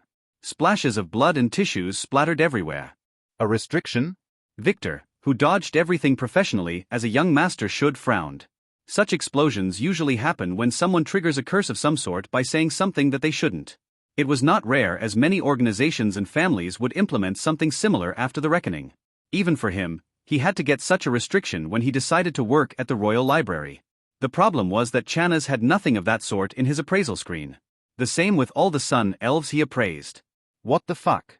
Could it be that the Lord was listening to their conversation by some way, then somehow acted? Could it be that the Lord knew all about his plan? With that thought, Victor began to look around nervously. There was no one. Wait, he was in the cauldron. This space was completely under his control. He would have felt it if the Lord sneaked in. Right? Swallowing hard, Victor began to sweat. Wait, thinking for a moment, Victor glanced at the blood splattered on the ground. He appraised it. Augmented blood. Bloodline. Sun Elf, AA 100%. Full bloodline analysis possible. Do you want to reveal blood encoded data? Cost, 5 order points. It was the same with how that book of bloodlines he devoured worked. The full analysis requires 100% purity. He paid. Sun Elf bloodline. Blood ID, not assigned, fabricated bloodline. Rank, AA. Data status, complete. Originator species, Sun Lord, Tarosa Sola. Fabrication ingredients, High Elf bloodline, S 15%, Moon Elf bloodline, E 80%, Sun Swallowing Dog bloodline, SS 5%. Bloodline abnormal effect. The Slave of the Sun Lord, S restriction, special blood effects. Restricted immortality. Enhanced healing. Masochistic tendencies. Unreasonable obedience. Super enhanced magic power. Super enhanced charm. Enhanced luck. Enhanced water resistance. Enhanced fire resistance. Enhanced light resistance. Enhanced poison resistance. Enhanced mana sensitivity. Bloodline skills. Invulnerability under the sun, SS. Sun charging. A. Regeneration. A. Call the Lord. A. Archery gift. A. Mana sense. A. Mana affinity. A. Charm. S. Mana absorb. A. Stealth under the sun. A. Ray deflection. A. Elven love. B. Camouflage. B. Weakness. Decal mist, disables magic. Earth breath wood greatly restrains powers. Moon shadow stone, destroys bloodline. Shit, what the fuck is it now? Accursed bloodline? And why was the originator's name different from the current Sun Lord? Was this position inherited or something? There were just too many unknowns, but the thing that mattered was the Slave of the Sun Lord bloodline effect. Was this a curse or something? The status menu lists it as a restriction.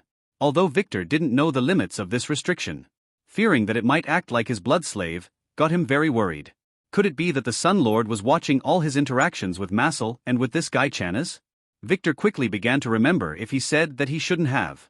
Damn it. Shit. Shit. Shit.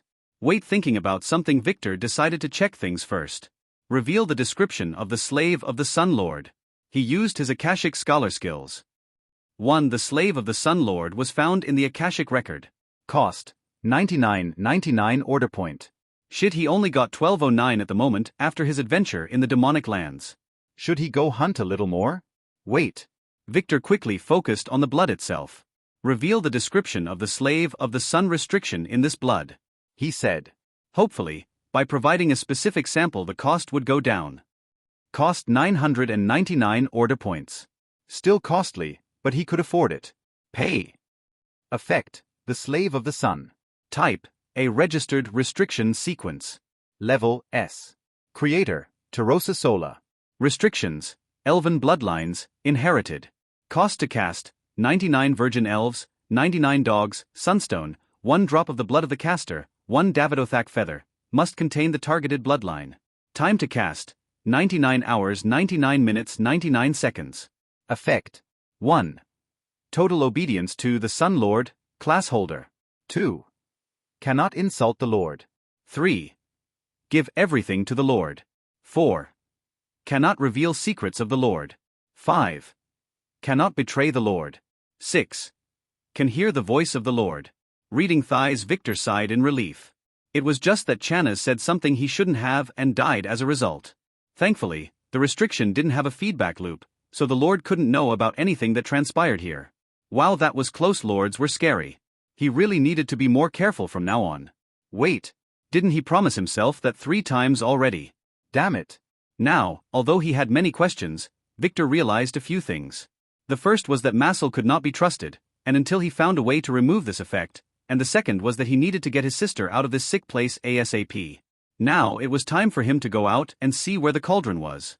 At the same time, in a large corporate building, a very important meeting was coming to an end.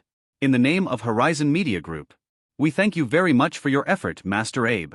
Susan, the top secretary, said as she reviewed Abe's signature on the contract and put it away. It was for the rights to make one of his novel a movie.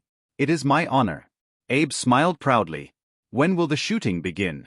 We still need to check with the director for that, as we still have to do the screenwriting, but Miss Mira is fully on board and she can't wait to discuss the script with you. Susan said. I see, as long as I can have a private meeting with her, as agreed. Abe nodded with a smile.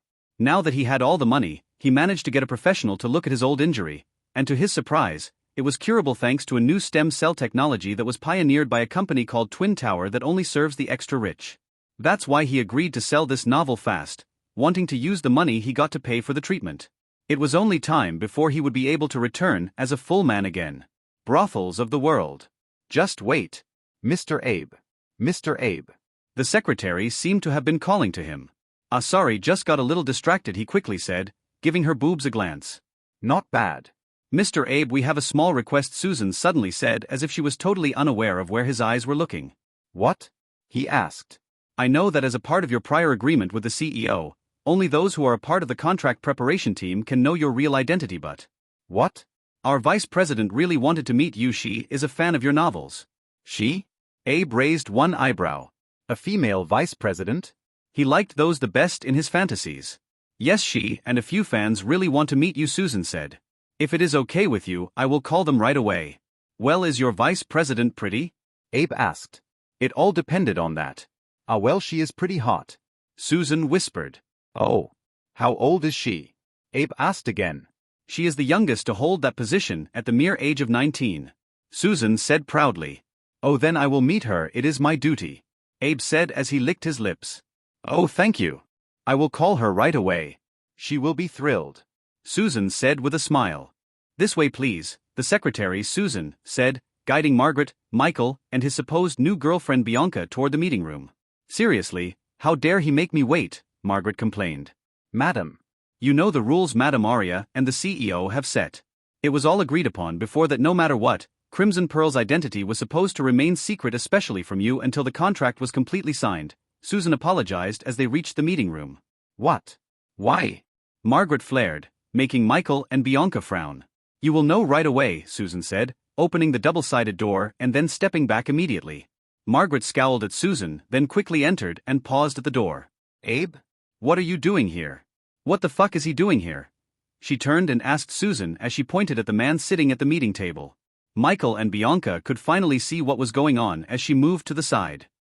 Susan didn't continue. Holy shit. Margaret? I have every right to be here. What are you doing here? Abe stood up, banged on the table, and asked. Mr. Abe. Let me introduce you, this is Margaret, our vice president. Susan said, clearing her through. Madam Margaret, this is Mr. Abe Sanders, also known by his pen name, Crimson Pearl. What? Both Abe and Margaret said at the same time. You? Crimson Pearl? Impossible. Margaret began to yell. How can this pervert idiot write novels like Time in her lap and Touching the Untouchable? Margaret flared. Abe didn't even finish mid-school. He can't be Crimson Pearl, she added in a hysterical voice. Shut up, Abe yelled. I am Crimson Pearl whether you like it or not. He said, you are just a jealous bitch. I am doing honest work here to earn a living, not using my body to get all rich and important like you who forgot about her family the moment you got married, he said with clear jealousy in his voice. What's wrong with using my body to entertain my husband? It is honest hard work, you know. Do you know how difficult it is to please Victor? Margaret flared back as Michael and Bianca watched with strange looks in their eyes. And since when did you and your bitch sister consider me family? Last time I checked you sold me to the highest bidder, just like that novel that. Margaret began to scream as if she realized something. You damn bastard, you had been using me as a model for your work. So what if I was? You are the bitchiest girl I know. Abe scolded back. Fuck you. Margaret cursed angrily, she was clearly losing it. Susan. Revoke our agreement with him and cancel all contracts. Margaret flared. Hearing her, Michael and Bianca looked at each other. They had no idea what was going on here, but it was clear that Margaret and Abe hated each other. Sorry, madam. We can't. The contract was written in a way that neither of the parties can cancel it. Susan apologized. Madam Arya expected you to act like this if you knew that your cousin was Crimson Pearl. That's why she told me not to tell you. Damn it. Margaret cursed. Just you wait. I will make Victor deal with you once he returns home. She spat and quickly stormed out of the room while cursing in a low voice. Go do your best. Abe smirked in a voice full of spite. Regardless of whether you cancel the contract or not, I will get paid. He said before looking at Susan. Since when did Margaret become your vice president? He asked. It was about a month and a half ago, Susan said. Don't worry, Master Abe, she is responsible for the idol business, and has nothing to do with movies. Susan quickly said, as if trying to placate Abe. I am not worried, Abe said with a smile. He clearly felt refreshed seeing that defeated look on Margaret's face. Money really changed how he saw the world. Who those two might be? He asked, noticing Bianca's ample chest. My name is Michael, and this is Bianca, Michael quickly introduced. We are Master Abe's fans. He added, taking out a print of Crimson Pearl's first published book. Tears from the Wrong Place.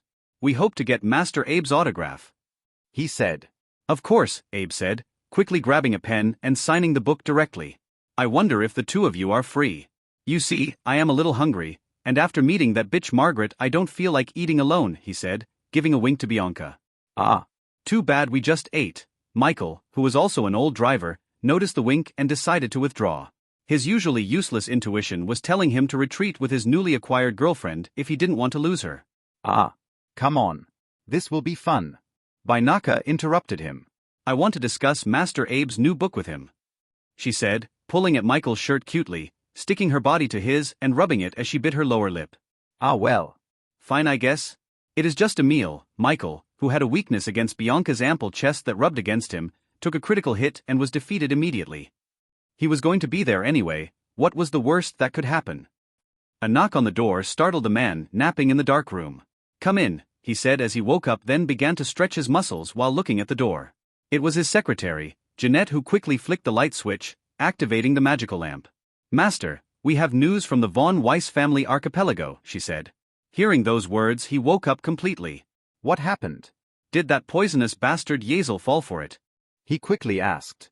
He had been waiting for this news ever since the news about the Von Weezy's family main island being engulfed with a dungeon reached him.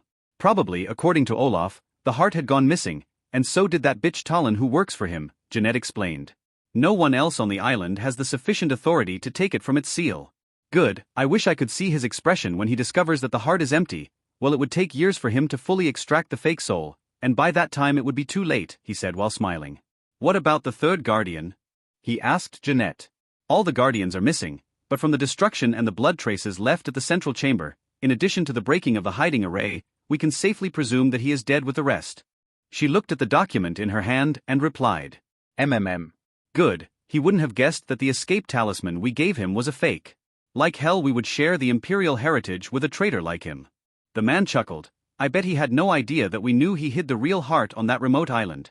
Yes, master, Jeanette nodded, but are we sure that the heart contains something valuable? She asked. Most likely, Necklace died because of a curse. He wouldn't have gotten it if he didn't touch something that he shouldn't have, the man said. And by how he sealed his soul, it can only be either authority points or an imperial edict. I understand, she said. How is Axel doing? We need him to start our search operation on the island. If the heart were to be hidden in a pocket dimension, it would take a few years to find it without a full-scale excavation. He had already been located by the family. Theodore is heading to check on him with Olaf as we speak, she replied. Good, make sure nothing happens to the kid. If it were not for that idiot Dick dying all of a sudden, we wouldn't have had to go to such lengths in the first place. Yes, master, she nodded with a smile. Victor stealthily stepped out of the cauldron, making sure to activate all his disguise abilities to the max just in case. He promised himself to be extra careful after all. Looking around, he frowned. He and the cauldron were not in a vault, not even in some kitchen.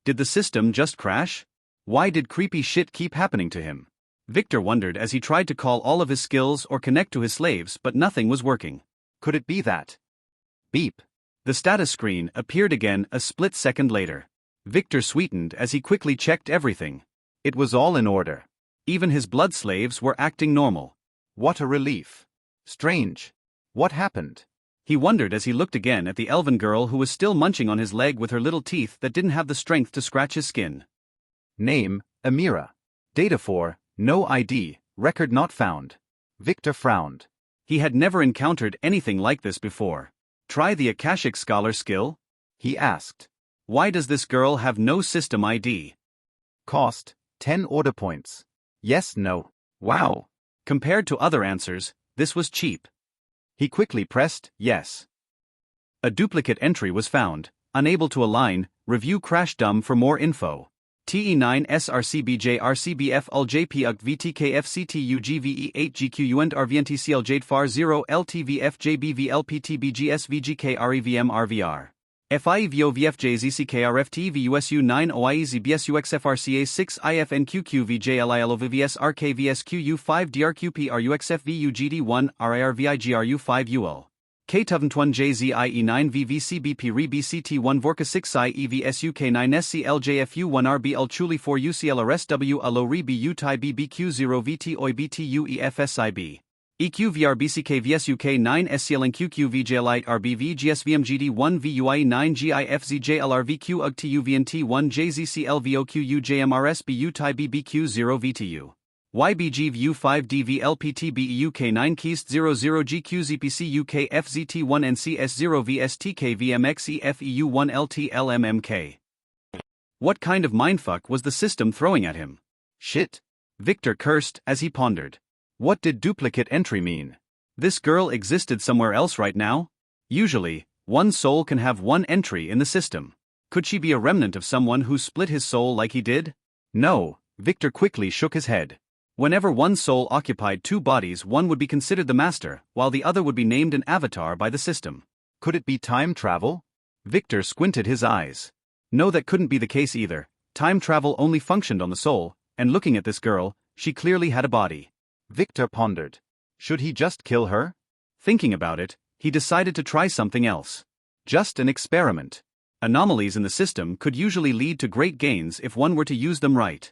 And if this did involve time travel, it might have something to do with him. He relaxed his bloodline power just a tiny bit around his leg, allowing the girl to sink her teeth into him. Amira had drank your blood and merged it with her own essence.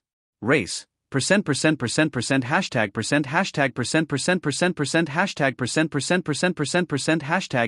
Hashtag data inaccessible. Activate blood slave skill? He quickly re-solidified his skin and pressed yes. Blood slave captured successfully. Nickname cannot be given due to error, no ID. Reading the notification, Victor sighed and then looked at the girl. She was still trying to bite him with some blood on her lips. He raised his leg slowly. The girl was taken aback. She looked at him, then moments later, she turned into black smoke and darted away, disappearing completely. Return here, he said. She didn't. Could it be that she didn't understand him? Shit. He quickly used his blood slave power, giving her the intention to return to him. She did moments later. It was as if she wanted to escape, but her body was moving on its own as she looked at Victor with fear in her eyes. Standing in front of her, he knelt on the ground to reach her height and looked her in the eyes. She bared her teeth and tried to bite him, but couldn't move forward. Slowly, tears began to well in her eyes as she couldn't get what was going on. Victor sighed, then from his storage ring he took a candy bar, a normal one. He opened it and then pushed it into her mouth. She bit at it immediately, then gasped as she began to munch at it with joy, finishing it in seconds before looking at Victor again. She no longer tried to escape, and she clearly wanted more as she licked her lips. She was just like a kitten. Victor sighed as he gave her another bar. Another little girl was conquered successfully. Now the question was, what shall he do with her? The visitor was none other than his grandfather, Calvin, who entered the room followed by a young man and a short young woman who had serious looks on their faces. Oh, Grandpa. Come sit down. Victor, who was sitting casually, invited them in as he openly checked the woman. Pretty, but not a lot. Alex, go prepare some coffee. I am still a bit sleepy. He ordered as he secretly activated his disguise skill to hide their conversation in case someone was eavesdropping. Calvin didn't speak, He just sat on the couch facing Victor as the young man and woman stood behind him with their hands behind their backs. They seemed to be military personnel. No more than that. Warriors. Highly trained ones. Victor could tell from the way they walked. So you are ready for a talk? Did you believe me at last about the existence of players? Victor asked casually, causing a racket in the back as Alex clumsily dropped the coffee box to the floor. Sorry. She quickly began to clean things up. Calvin glared at her for a second, then looked back at his grandson. I have things to ask about first. Was it you yesterday? He asked. Me. What? Victor asked as he casually glanced around in a strange way as if an imaginary fly was buzzing around him. The one behind the terror. Calvin didn't continue as Victor suddenly stood up from his seat and hurried to the window and opened it, then took a rocket launcher out of thin air and fired at a white civilian helicopter that had been flying at an unnaturally low altitude in the distance near the waterfall. Boom. The explosion sound rocked the room as the two warriors behind Calvin put their hands on their hidden guns. They were prepared to attack Victor and arrest him if not for Calvin's signal to stand down, saving their lives from Alex, who was about to take out her own spear and kill them in one swing. Sorry. I seem to have upset too many people recently. I need to be very vigilant all the time, Victor said as he grabbed his phone and sent a message to Kai to deal with this and find out who rented that helicopter. Not one of his current enemies was stupid enough to attack him publicly. If not for a fate warning about the danger in the helicopter, he might have been severely injured. Those guys had explosives. He also warned Lily to stay vigilant. Michael slowly opened his eyes and sat up. He grimaced in pain. His entire body hurt, just like when he was scammed into that dominatrix club by his friends last year. What happened? Where was he? Why did it smell so bad? He wondered as he looked around. He was in a dumpster. A very stinky one. How the hell did he reach here? Was it his sister Mona venting on him again? No, wait. Bianca, he blurted out as began to look around while trying to recall what happened last night. The last thing he remembered was going with Abe and Bianca for a meal that turned into a drinking session in which they went into a lengthy description of his novel and from where he got his inspiration. Bianca seemed to have been really into that stuff. After that, everything was a blur. The last thing he remembers was Bianca offering them toast from a very expensive bottle of wine. Right, he needed to call and check on her safety. He quickly took his phone. Where was his phone? Wait, why was he naked? Meryl sighed as she watched the elven horse enjoy his meal of carrots. Could this thing really be her brother? Of course not. She was not that stupid. She thought that she was hallucinating, but when her bloodline was awakening, for a split second she noticed him when his disguise broke. A guy that perfectly matched Massel's description of Victor was standing at the back by the door, observing how things went. Someone who could infiltrate an elven prison could easily fool her gullible young master and act as if he turned into an elven horse. The question is, where is the real one? She asked the elven horse as she pondered. I am right here, someone replied to her, making her look back with her sword drawn. It was a very handsome young man with purple hair, a black cloak, and an extra cute little girl in a white dress holding onto him with a lollipop in her mouth. Carefully Meryl looked at him. Do you care to introduce yourself? She asked despite knowing the answer. My name is Victor von Weiss. Massel should have told you about me, my dear sister. We are not sure about that yet. And who is that one? She asked, pointing at the little girl who seemed to be a little wary of her. She is Amira, just a good girl I picked up along the way. You can ignore her for now, she is just being naughty not wanting to stay away from me, he said, making the little girl relax and chuckle. Her eyes looked around the room with interest. Oh. Meryl told me you turned into an elven horse, Massel said, looking at the elven horse who ignored them. Those carrots were fresh. I had to fool him, he is kinda gullible, Victor said as ignored her and approached the horse. Sorry pal, I had to leave you like that to take my place, he said as he petted him. Massel said that you claim to be my brother, Meryl, ignoring what he said earlier, asked. I am your brother, Victor said, activating his dragon bloodlines inside his body. Meryl yelped as she felt her bloodline begin to boil. It was as if it were telling her to bow. Involuntarily, she dropped her sword and fell to the ground. See? This is your bloodline effect, he said. Meryl just frowned. Yes, she could feel it.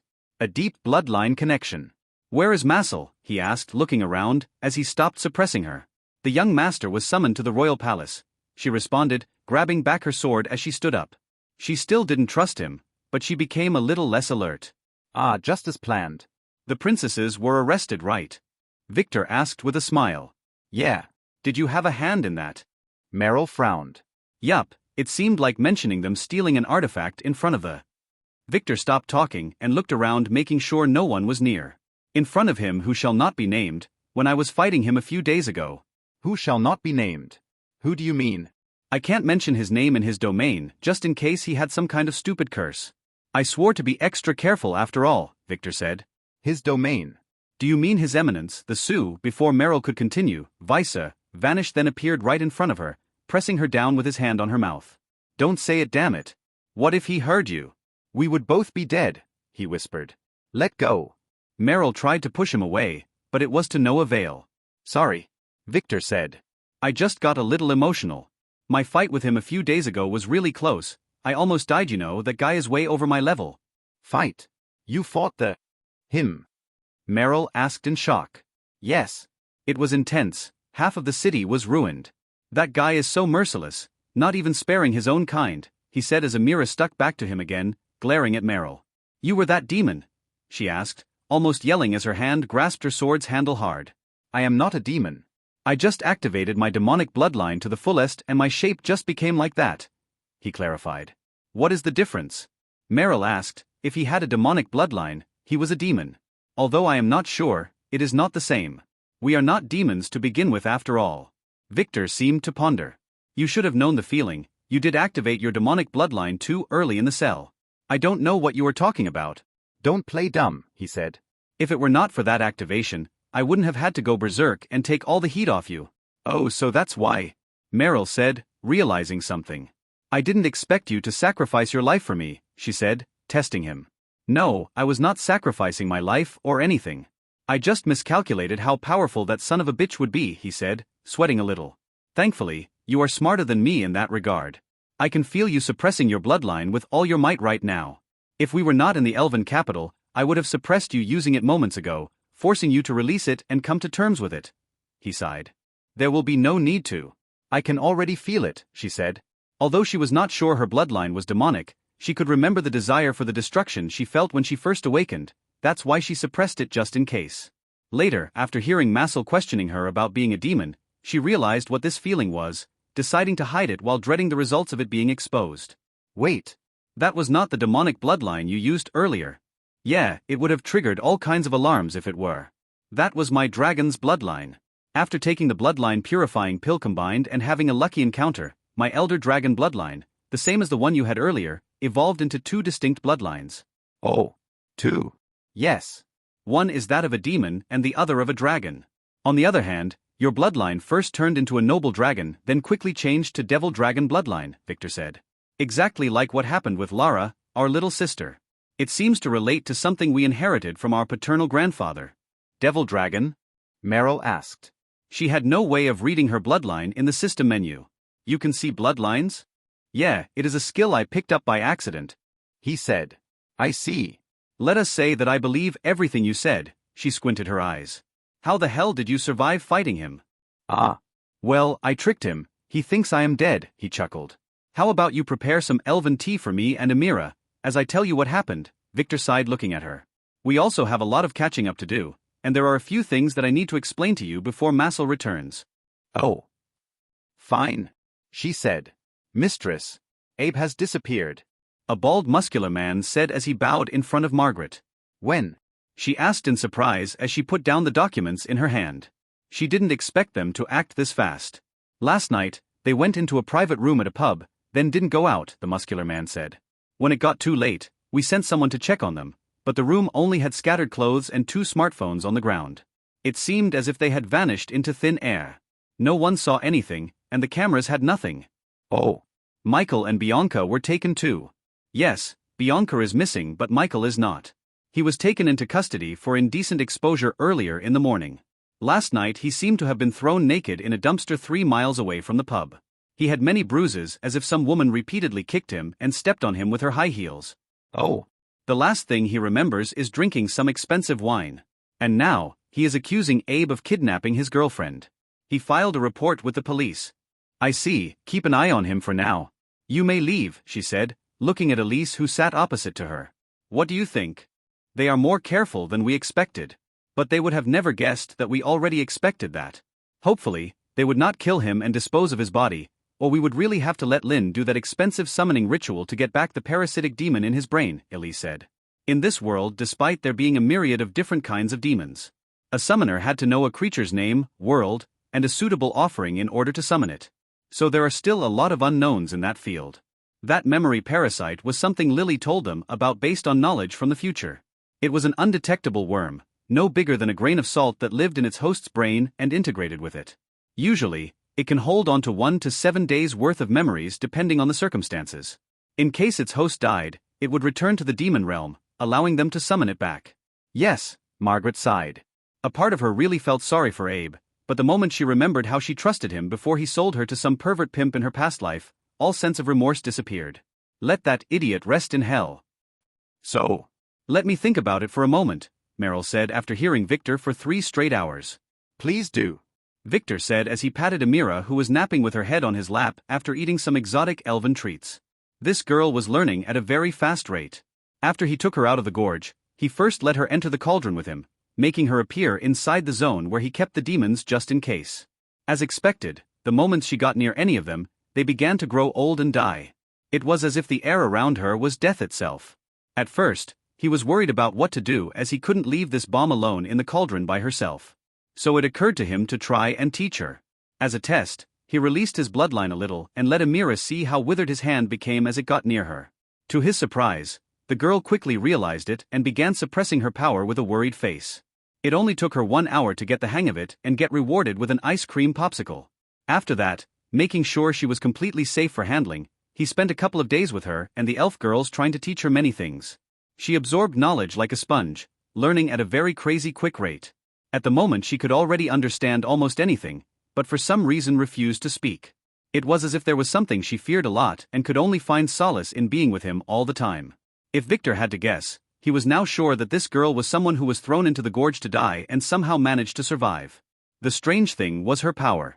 It was very peculiar, as when he decided to leave her with the girls and come to see Meryl, the girl was able to escape the cauldron on her own with ease. It was as if he had no control over it. She just turned herself into black smoke and followed him out. He did consider using the blood slave seal to force her to stay inside, but seeing how much she was attached to him, he decided that this would be too cruel at the moment. He had no choice but to bring her along. So, what do you think of my proposal? He finally asked Meryl after giving her 30 minutes to think things through. Let me make things clear first, she said. We all hail from another world where we belong to some great power. Yup, as I said, your mother and others from the family came here through a portal. Victor explained. They probably thought it was a normal dungeon. I see. You said that you can open that portal back? Really? She asked with a frown. Ah. I have something, Lynn suddenly interrupted, taking out an envelope and giving it to Margaret. This is? Margaret asked as she opened it and looked at the paper inside. A song that I composed. I hope Monica will add to her next album, Lynn said, scratching her head. This meeting is not about that kind of business, Arya frowned. She was very professional. Ah, this one is special, Lynn said, looking at Margaret, who read the song with a raised eyebrow before giving the paper to the curious Arya. Although it might need some touching up, I don't mind this, but are you sure? Margaret asked. This will make her hate you even more. Yes, I also want to get some early revenge, Lynn said, feeling a little shy. We all do, Margaret said, putting her hand on Lynn's shoulder to reassure her. It was perfectly fine to humiliate your enemies. What the fuck is this? Arya suddenly flared. She had just finished reading the song. How many pussies are in this song? She asked as Elise poked her head from the side, reading the first few lines before blushing and retreating. This thing was too lewd for her. Bad pussy. Doing bad things. Grab the pussy, kick the pussy. Doing dirty things. It went something like that. It is about a bad pussy who does bad things getting grabbed then punished. After that, Lynn explained, making Elise, who knew what this was really about but couldn't help to think of all the other meanings, blush more. The girl had been getting really corrupted lately after staying with Margaret. Do you expect Monica to sing this? Arya asked. This will ruin her reputation. On top of that, mother-in-law would kill us. Not necessarily, Margaret interjected. We can just put a cat at the end of every phrase and shrug it all off. We can also make it an online free release. All the attention will be a good publicity stunt for the new album. She added. She was fully on board. That would be even worse. Do you want every animal rights group after us? Arya flared again. Those girls were beyond help. No one is that stupid. Margaret dismissed her. Look, even our Elise got it correctly. The blushing Elise looked away in shame. I want to find a very catchy melody for it so everyone in the world will make it their ringtone. Lynn continued to explain, biting her lip. I want that bitch to hear it whenever she goes. Oh, don't worry, I think I do have a good tune for this, Margaret said with a wicked smile. I might as well make Abe take all the credit for it to enhance his credibility. Are we really going on with this? Arya asked with a frown. Da. That's what Victor would have done. Margaret explained, making both Elise and Lynn nod. Absolutely right. Inside the maze-like tunnels inside the volcanic island, Theodore, and in the entire Von Weiss family's main team were heading toward the boss room at a hastened pace, slaying all kinds of bizarre monsters in the process. The deeper they got, the more strange and bizarre the monsters became. It was as if they were becoming more and more corroded, like something that had long been decayed and then reconstructed, losing a few parts in the process. They also quickly find out why Zed looked like a slime. Apparently, in his escape earlier, he had to crawl through no less than 10 swamp-like pits that interrupted the tunnels every half a mile or so. Those holes were filled by a strange green slimy liquid that splashed everywhere. What is this matter? Mike asked. It doesn't seem to be poisonous, but we better avoid it, Theodore said as they walked around the pits one by one. Are you sure Zola and the others were with you? Octavia asked Zed as they walked. They have already been walking for 4 hours but they found nothing. They were here, Zed said. This place is like a maze, we can't just walk aimlessly, Primus commented. Then let's just follow these pits, they seem to follow a certain path, and said. And whose news, we might find something interesting. It didn't take Rita a long time to finally reach the main island. She used her superhuman strength to paddle there, so it was super fast. Once she reached the familiar docks, she left the boat to one of the servants there, by throwing the boat's rope at him. Then, acting arrogant and snobbish as one of the heirs should, she slipped past the patrolling guards without letting them inspect her. Thankfully, with all the monsters around, they had no time to check every individual thoroughly, she just had to flash her elite token and then ignore them. Now that they were inside the dungeon, technology didn't work, so the token recording function would not log her being there. And no sane guard would dare question an elite heir. Making sure she found an abandoned corner, Rita quickly changed her clothes into a sneaking outfit and then activated a hiding talisman before going out again. She headed to the main ancestral temple in the middle of the island. According to the message Victor left her with Liam, that place had a secret passage toward the center of the island. To tell the truth, sneaking around like this made her a little nervous. The last time in the Von Zwei base, she had Victor guiding and reassuring her at every step, but here, she had to do it all by herself. She also missed that shadow-shifting ability Victor granted her. It was super convenient. Now she had to wander alone. Reaching the familiar ancestral temple, she quickly went past a lonely guard and sneaked inside. Thankfully, due to all the trouble on the island earlier, no one was taking care of this place either. And the guard they left here was kinda an idiot, he was just standing there picking his nose while looking at the gray sky. Was he in love or something? He was totally bewitched. Rita paused. She turned back and headed toward the stupid guard. Inspecting him for 5 minutes, she frowned. He seemed totally clueless. Was he really a guard? Hey, she poked at him after removing her disguise. She was ready to strike him unconscious if he troubled her. He didn't even reply. It was as if he was in a trance. Hey! She shouted this time as she grabbed him and forced him to face her. Still, the guard only laughed like a village idiot. Rita slapped his face. Ah! I have something, Lynn suddenly interrupted, taking out an envelope and giving it to Margaret. This is? Margaret asked as she opened it and looked at the paper inside. A song that I composed. I hope Monica will add to her next album, Lynn said, scratching her head. This meeting is not about that kind of business, Arya frowned. She was very professional. Ah, this one is special, Lynn said, looking at Margaret, who read the song with a raised eyebrow before giving the paper to the curious Arya. Although it might need some touching up, I don't mind this, but are you sure? Margaret asked. This will make her hate you even more. Yes, I also want to get some early revenge, Lynn said, feeling a little shy. We all do, Margaret said, putting her hand on Lynn's shoulder to reassure her.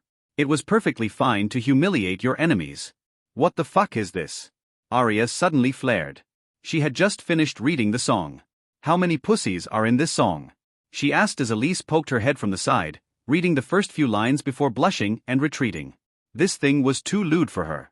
Bad pussy. Doing bad things. Grab the pussy, kick the pussy. Doing dirty things. It went something like that. It is about a bad pussy who does bad things getting grabbed then punished after that, Lynn explained, making Elise, who knew what this was really about but couldn't help to think of all the other meanings, blush more. The girl had been getting really corrupted lately after staying with Margaret. Do you expect Monica to sing this? Arya asked. This will ruin her reputation. On top of that, mother-in-law would kill us. Not necessarily, Margaret interjected. We can just put a cat at the end of every phrase and shrug it all off. We can also make it an online free release. All the attention will be a good publicity stunt for the new album. She added. She was fully on board. That would be even worse. Do you want every animal rights group after us? Arya flared again. Those girls were beyond help. No one is that stupid. Margaret dismissed her. Look, even our Elise got it correctly. The blushing Elise looked away in shame. I want to find a very catchy melody for it so everyone in the world will make it their ringtone. Lynn continued to explain, biting her lip. I want that bitch to hear it whenever she goes. Oh, don't worry, I think I do have a good tune for this, Margaret said with a wicked smile. I might as well make Abe take all the credit for it to enhance his credibility. Are we really going on with this? Arya asked with a frown. Da. That's what Victor would have done. Margaret explained, making both Elise and Lynn nod. Absolutely right. Inside the maze-like tunnels inside the volcanic island, Theodore, and in the entire Von Weiss family's main team were heading toward the boss room at a hastened pace, slaying all kinds of bizarre monsters in the process. The deeper they got, the more strange and bizarre the monsters became. It was as if they were becoming more and more corroded, like something that had long been decayed and then reconstructed, losing a few parts in the process. They also quickly find out why Zed looked like a slime. Apparently, in his escape earlier, he had to crawl through no less than 10 swamp-like pits that interrupted the tunnels every half a mile or so. Those holes were filled by a strange green slimy liquid that splashed everywhere. What is this matter? Mike asked. It doesn't seem to be poisonous, but we better avoid it, Theodore said as they walked around the pits one by one. Are you sure Zola and the others were with you? Octavia asked Zed as they walked. They have already been walking for 4 hours, but they found nothing. They were here, Zed said. This place is like a maze, we can't just walk aimlessly, Primus commented. Then let's just follow these pits, they seem to follow a certain path, and said. And whose news, we might find something interesting. It didn't take Rita a long time to finally reach the main island. She used her superhuman strength to paddle there, so it was super fast. Once she reached the familiar docks, she left the boat to one of the servants there, by throwing the boat's rope at him. Then, acting arrogant and snobbish as one of the heirs should, she slipped past the patrolling guards without letting them inspect her. Thankfully, with all the monsters around, they had no time to check every individual thoroughly. She just had to flash her elite token and then ignore them. Now that they were inside the dungeon, technology didn't work, so the token recording function would not log her being there. And no sane guard would dare question an elite heir. Making sure she found an abandoned corner, Rita quickly changed her clothes into a sneaking outfit and then activated a hiding talisman before going out again. She headed to the main ancestral temple in the middle of the island. According to the message Victor left her with Liam, that place had a secret passage toward the center of the island. To tell the truth, sneaking around like this made her a little nervous. The last time in the Von Zwei base, she had Victor guiding and reassuring her at every step, but here, she had to do it all by herself. She also missed that shadow-shifting ability Victor granted her. It was super convenient. Now she had to wander alone. Reaching the familiar ancestral temple, she quickly went past a lonely guard and sneaked inside. Thankfully, due to all the trouble on the island earlier, no one was taking care of this place either. And the guard they left here was kinda an idiot, he was just standing there picking his nose while looking at the gray sky. Was he in love or something? He was totally bewitched. Rita paused. She turned back and headed toward the stupid guard. Inspecting him for 5 minutes, she frowned. He seemed totally clueless. Was he really a guard? Hey, she poked at him after removing her disguise. She was ready to strike him unconscious if he troubled her. He didn't even reply. It was as if he was in a trance. Hey! She shouted this time as she grabbed him and forced him to face her. Still, the guard only laughed like a village idiot. Rita slapped his face. To yell as the space fracture began to expand larger and larger. Then again. Hey! He screamed in pain like a sissy would before pulling back his arm. The space fracture collapsed at once, but he didn't care as he used his sword to immediately cut off his hand. It was all weathered up and in its center, a silver needle was inserted. The moment the hand fell to the ground, it turned into a green goo that began to melt the floor. What the hell is that? The Lord asked angrily as he looked in a certain direction toward the gorge. Bastard! Come, he demanded. No one replied. Shit, he cursed, grabbing the elven horse's burnt corpse and turning to leave. Them. The entire mansion exploded before he could do that. The explosion was so big that its mushroom cloud could be seen miles away from the city, reaching the gorge where Victor at the moment collapsed onto the ground on its floor. Amira, who sat beside him, was looking at the now collapsed space fracture absent-mindedly. That was a close call.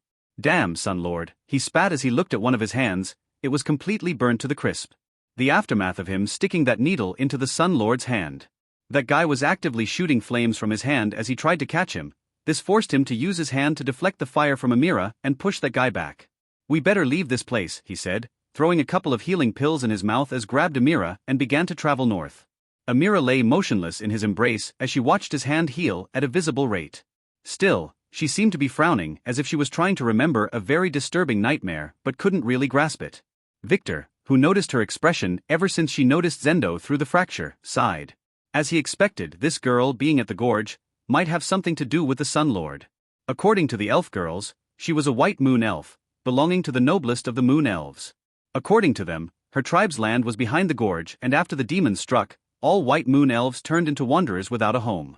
They also told him that the last sighting of any of them was about 10 years ago, especially after many slavers began considering them rare commodities. Hearing all of these, Victor was very curious about her story, but it was a little early to try to forcibly make her remember. It was far better to slowly let her heal. Now, he must focus on escaping Zendo. He was sure that neither the needle nor the explosion were enough to kill that guy. Those things were just meant to delay him and distort all spatial fluctuations to stop him from reopening the space fracture again. And maybe hurt him a little as a revenge. That guy would definitely start a massive search campaign for them as soon as he recovers, so Victor planned to move as far as possible by then.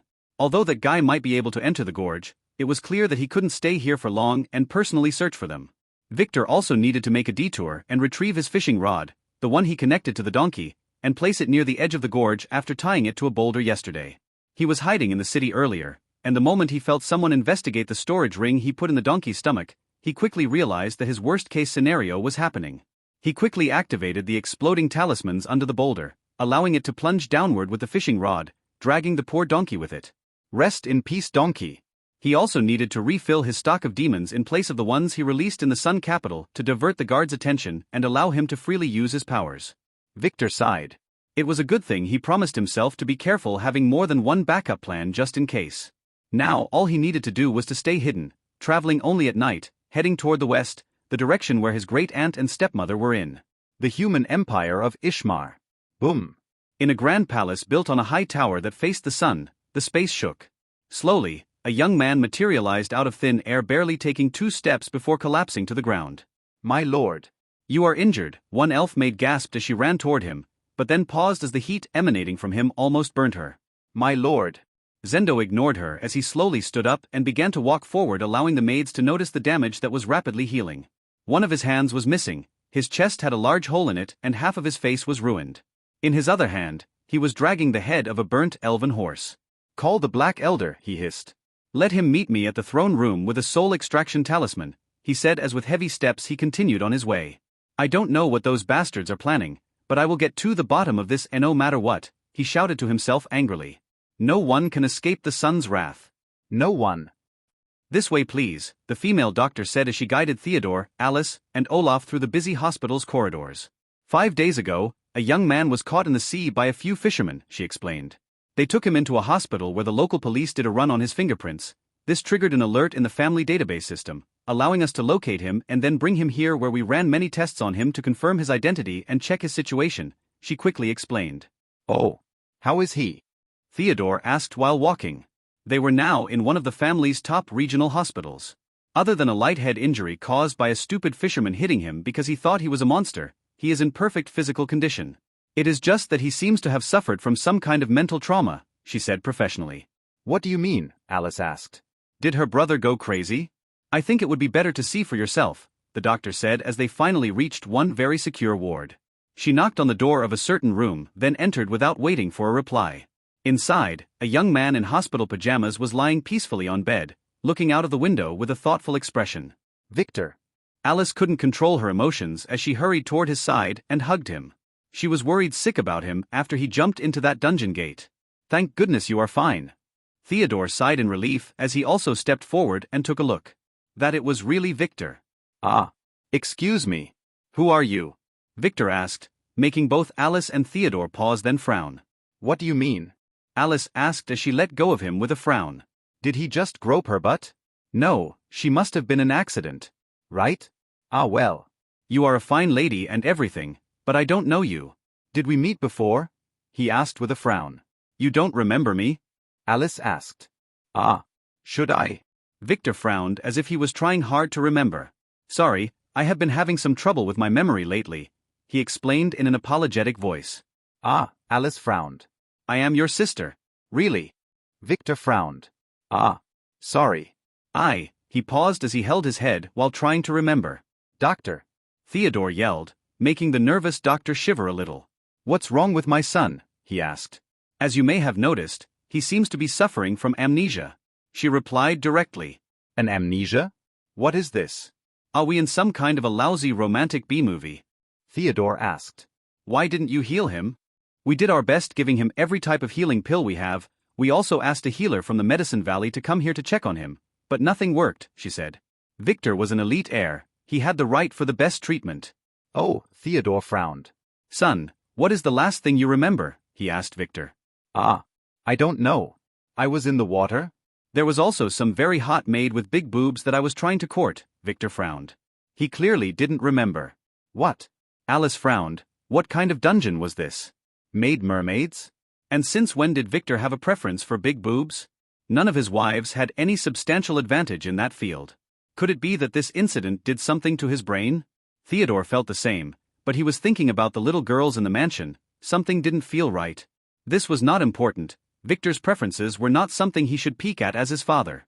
Doctor, did you find the cause? He asked. My preliminary diagnosis is that he might have experienced something really horrific. The Medicine Valley healer didn't agree. He suspected it might be the effect of some curse or a skill. Oh. Did you do a curse identification test? It came all negative. No curses. But, what? When we compared his data to that in the family, we found an anomaly. What did you find? Theodore asked. Wondering what his son encountered in that dungeon.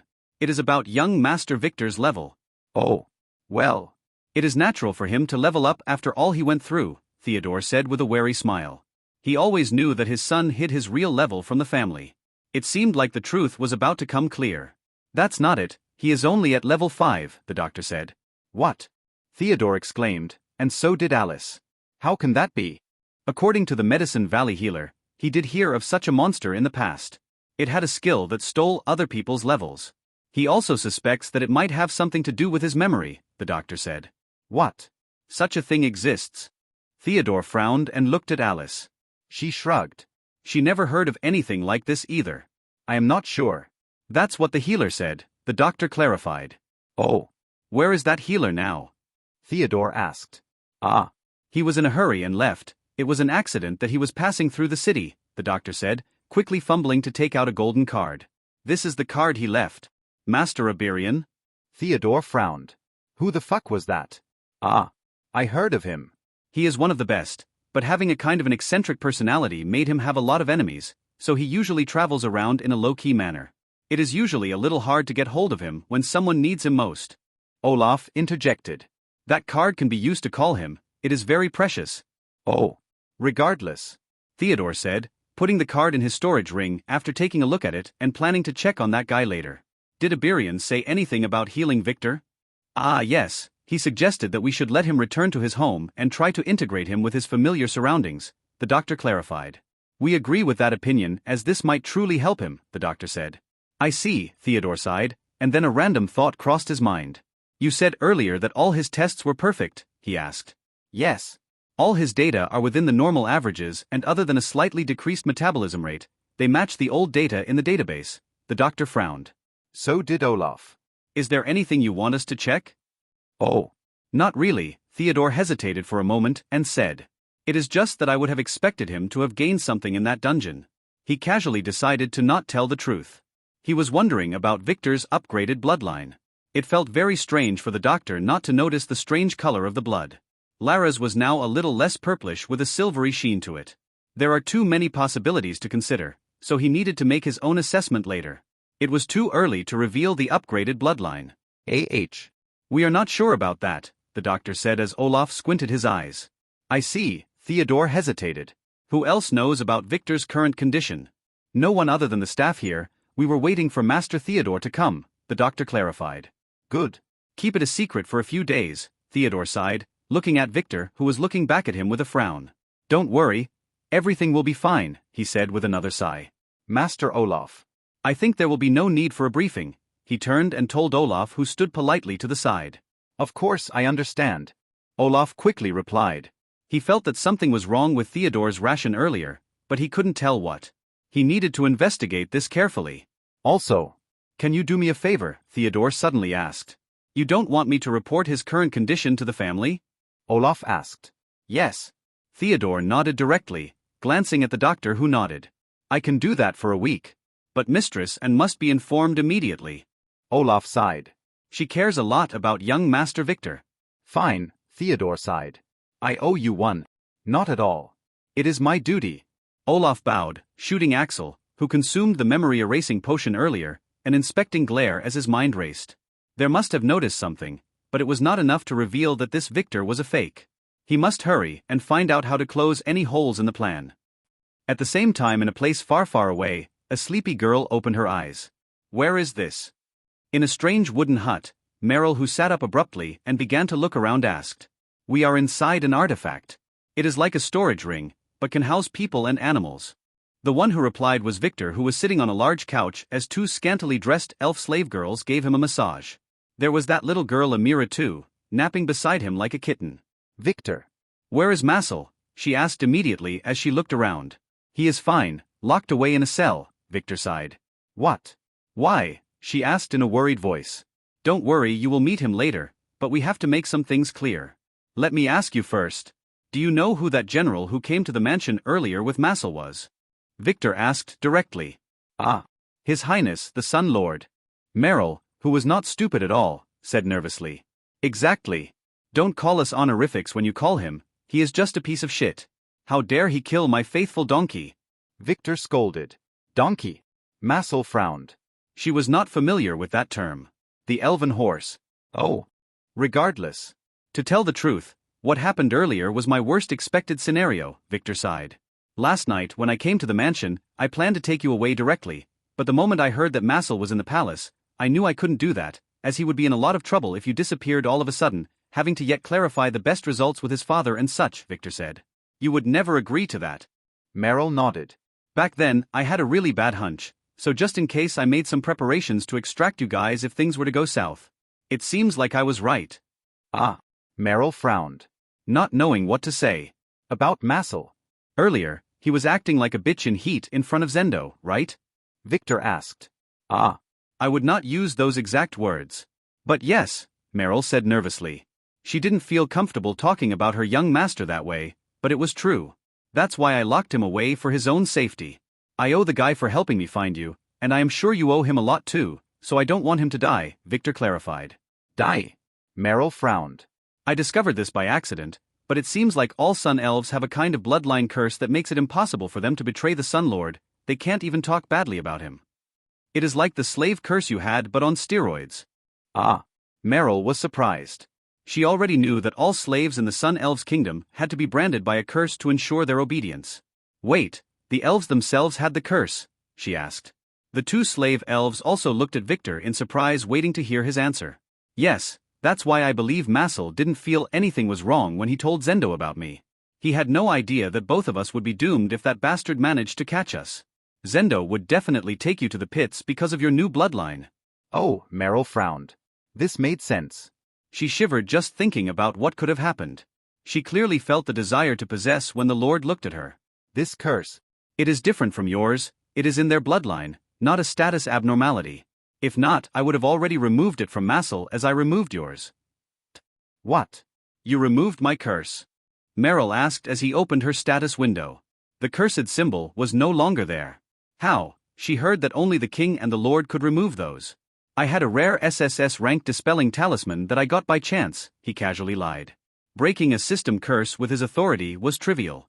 The problem now is that we have to keep Massel locked up. We can't let him out as the Sun Lord might feel his presence. We can't tell him the truth as that might cause the curse to activate, and we can't send him back to the kingdom, as the Sun Lord would definitely not forgive him. Then you plan to keep him locked up for good? Merrill frowned. No, not that long. If I can't find a way to remove his bloodline curse, I plan to bring him back with you to our original world, he said. There I am sure the Sun Lord would never reach him, he stated. Like he couldn't really use his slave effects across worlds, the Sun Lord would not be able to do a thing either.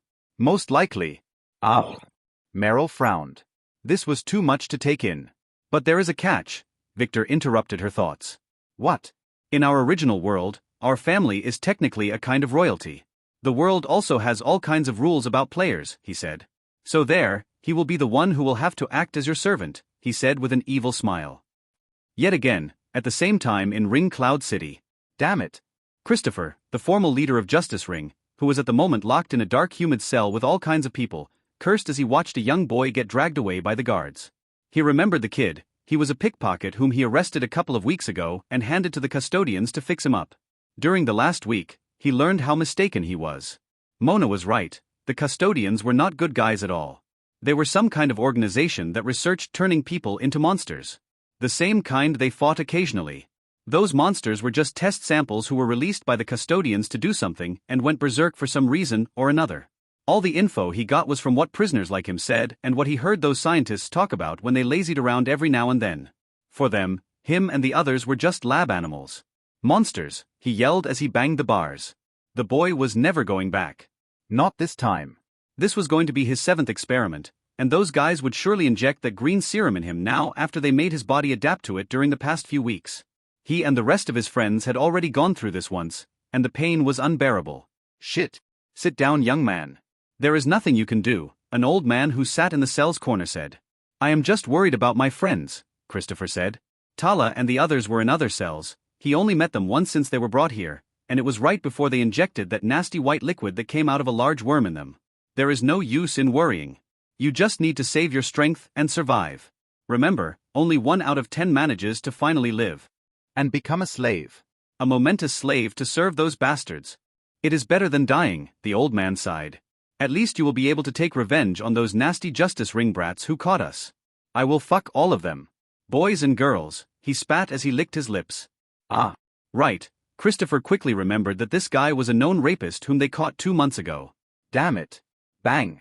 Suddenly an explosion rang throughout the building. What is going on? Donald asked as all the guards wearing face masks began to run, and from vents in the cells, a bluish sleeping gas began to be pumped. This was a part of the security protocol here. He had already experienced it once when a monster broke free. Could it be? Bang. The ward's door flew open and 3 girls walked in. Thank God. They are here, someone said. Christopher was sure it was that bitch Mona, as he could recognize her voice easily as his former crush. But his eyes were just too heavy to look up as he collapsed to the dirty cell floor. A frail old man in a black cloak hurriedly entered the throne room walking with the help of an old cane that struck the ground with a steady beat as he moved forward. Upon reaching the throne, where the Sun Lord rested, he knelt to the ground, carefully noticing the donkey's head placed on a pedestal.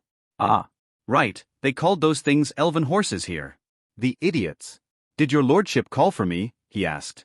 Yes, I used my domain to lock this damn thing's soul. I want you to extract it for me. The Sun Lord spat angrily after a few seconds. It was clear that he was busy healing himself.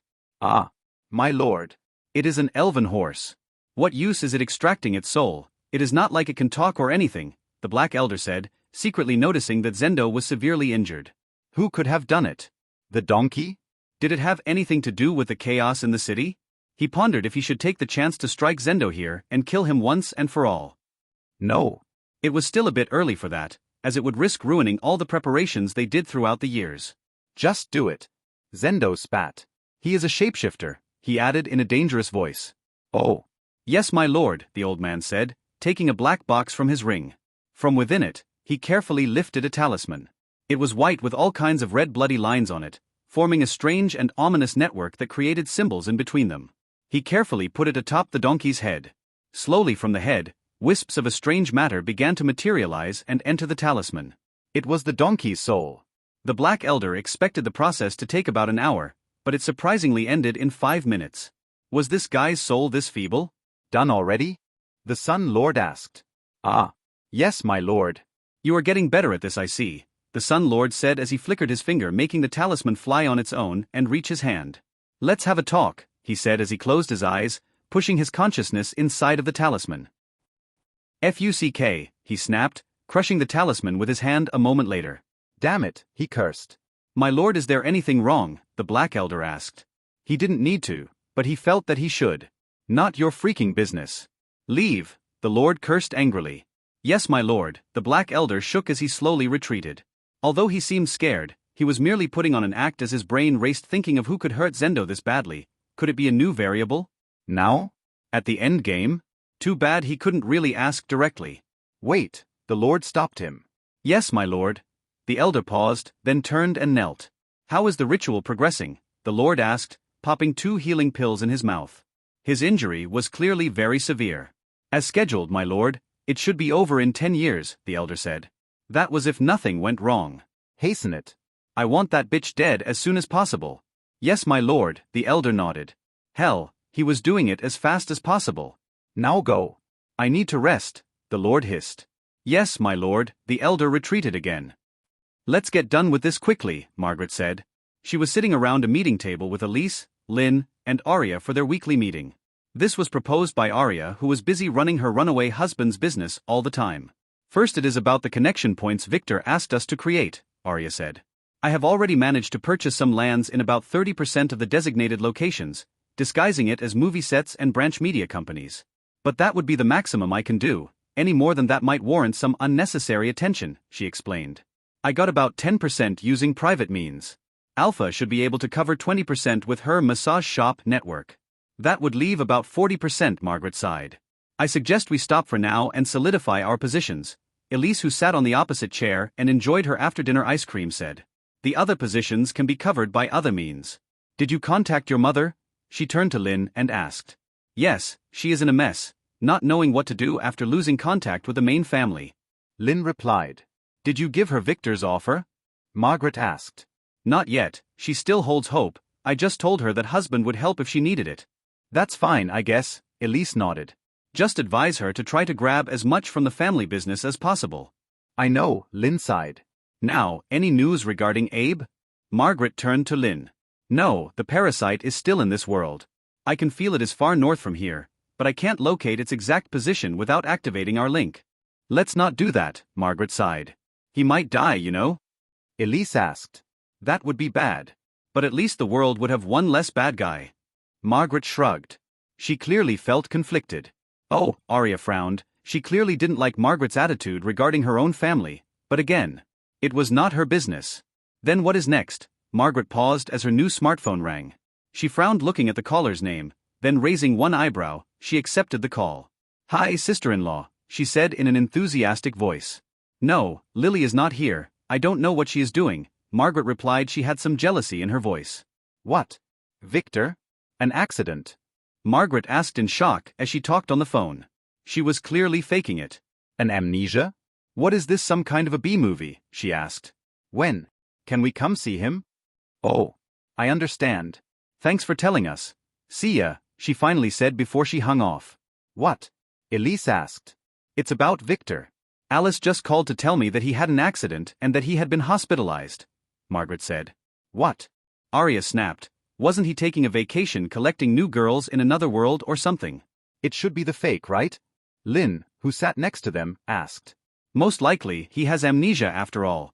Margaret shrugged. Alice didn't say anything about the accident or on what happened on the island, so most likely they planned to keep it a secret. Oh. What did she say then? Elise asked. She told me that old Theo decided to take him to see a friend to run some additional tests, and if nothing goes wrong, they plan to get here in 3 to 5 days. Oh. Elise pondered. Did she use the words, additional tests? Elise asked. Yup. Most likely our father-in-law has more brains than we expected. Margaret nodded. Hopefully they will not discover the truth, or our husband's plan will fail. Don't worry, those guys must have been preparing for this for a long time. They will definitely find a way to trick father-in-law, Elise said. And though they might never be able to really alleviate all of his doubts of there being something wrong, they just need to make sure that he firmly believes that Victor was real. He will most likely run a DNA test and compare it with the one from the family database. After Arya's incident, all the heirs were required to donate a sample. Margaret added, looking at Arya, who was sighing. I bet those guys had already switched it. Oh, Lynn frowned. Wouldn't that require them to have very high access to the Von Weiss family's database? That's what Victor believes. Elise said. Victor had already told his girls to act as if the dark chamber had most likely infiltrated his family to the core. Hopefully old Theo will not be too smart and decide to test if the fake is his real son or not, Margaret said, totally disrespecting her father-in-law. Yeah, if he were to use some weird artifact or contact a private lab to run the test in secret, it would be very difficult to fake. Elise sighed. Regardless, we better prepare for our part of the plan, she said, looking at Margaret. There can be no mistakes. Don't worry.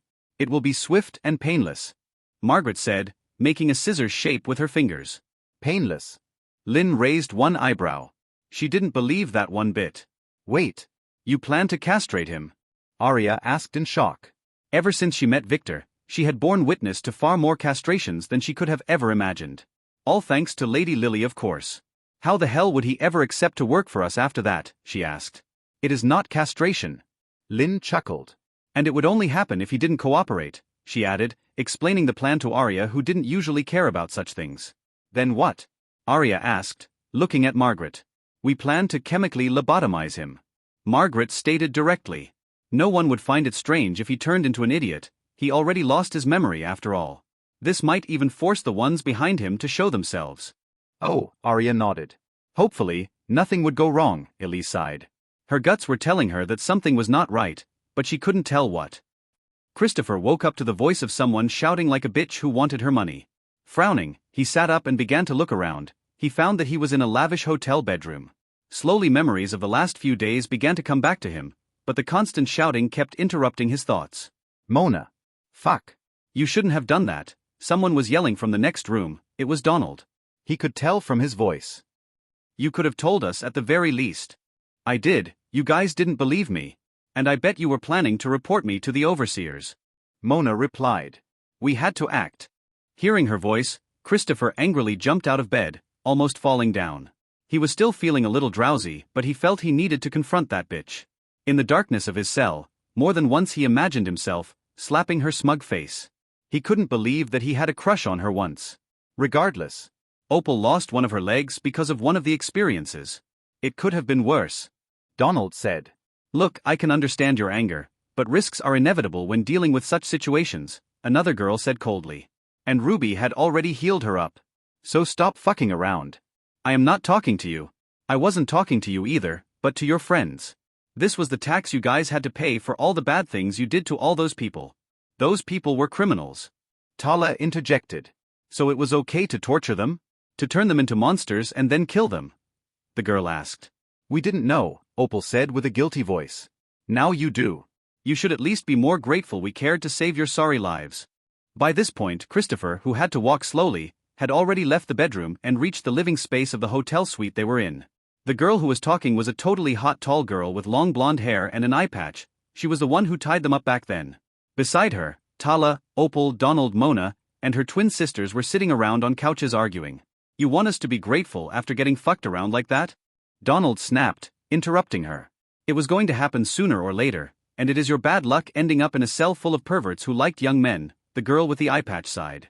You were the one who arrested them doing all kinds of things. You should have castrated them back then. How did you know about? Donald didn't continue as he finally noticed Christopher, who was leaning on the wall, entering the room. We do not follow your sick sense of justice. Christopher finally spat, making everyone else notice his arrival. Christopher, are you okay? It took you so long to wake up? Tala asked in a clearly worried voice. I am fine. Just a bit drowsy, Christopher said, checking his colleagues before turning to face the bitch. Mona. I am disappointed, he said. Disappointed? Mona asked with a frown. Yes, I always thought you were an honest person, he sighed, acting like a leader like he always did. From today, we are no longer friends. And I want you to kneel in front of all of us and apologize. Is he an idiot? One of the twins asked the other, who shrugged, looking at him with disgust. Ah, Mona hesitated. Look, I am. Is there anything wrong with your brain? Why should Mona apologize? The girl with the eye patch spat, interrupting Mona. Why? She betrayed our trust. Christopher flared. That's why. No, she didn't. Mina, Mona's sister, replied. Christopher could have considered sleeping with her and Mona together at one point, but not anymore. I am not talking to you, bitch, he flared again. Slap. Christopher felt as if his face was hit by a truck as he fell back, falling to the ground. It was the girl with an eye patch. She slapped him with the back of her hand. Christopher. Tala ran to his side. Use that vulgar language again, and I will break your fucking jaw, she said. You idiot.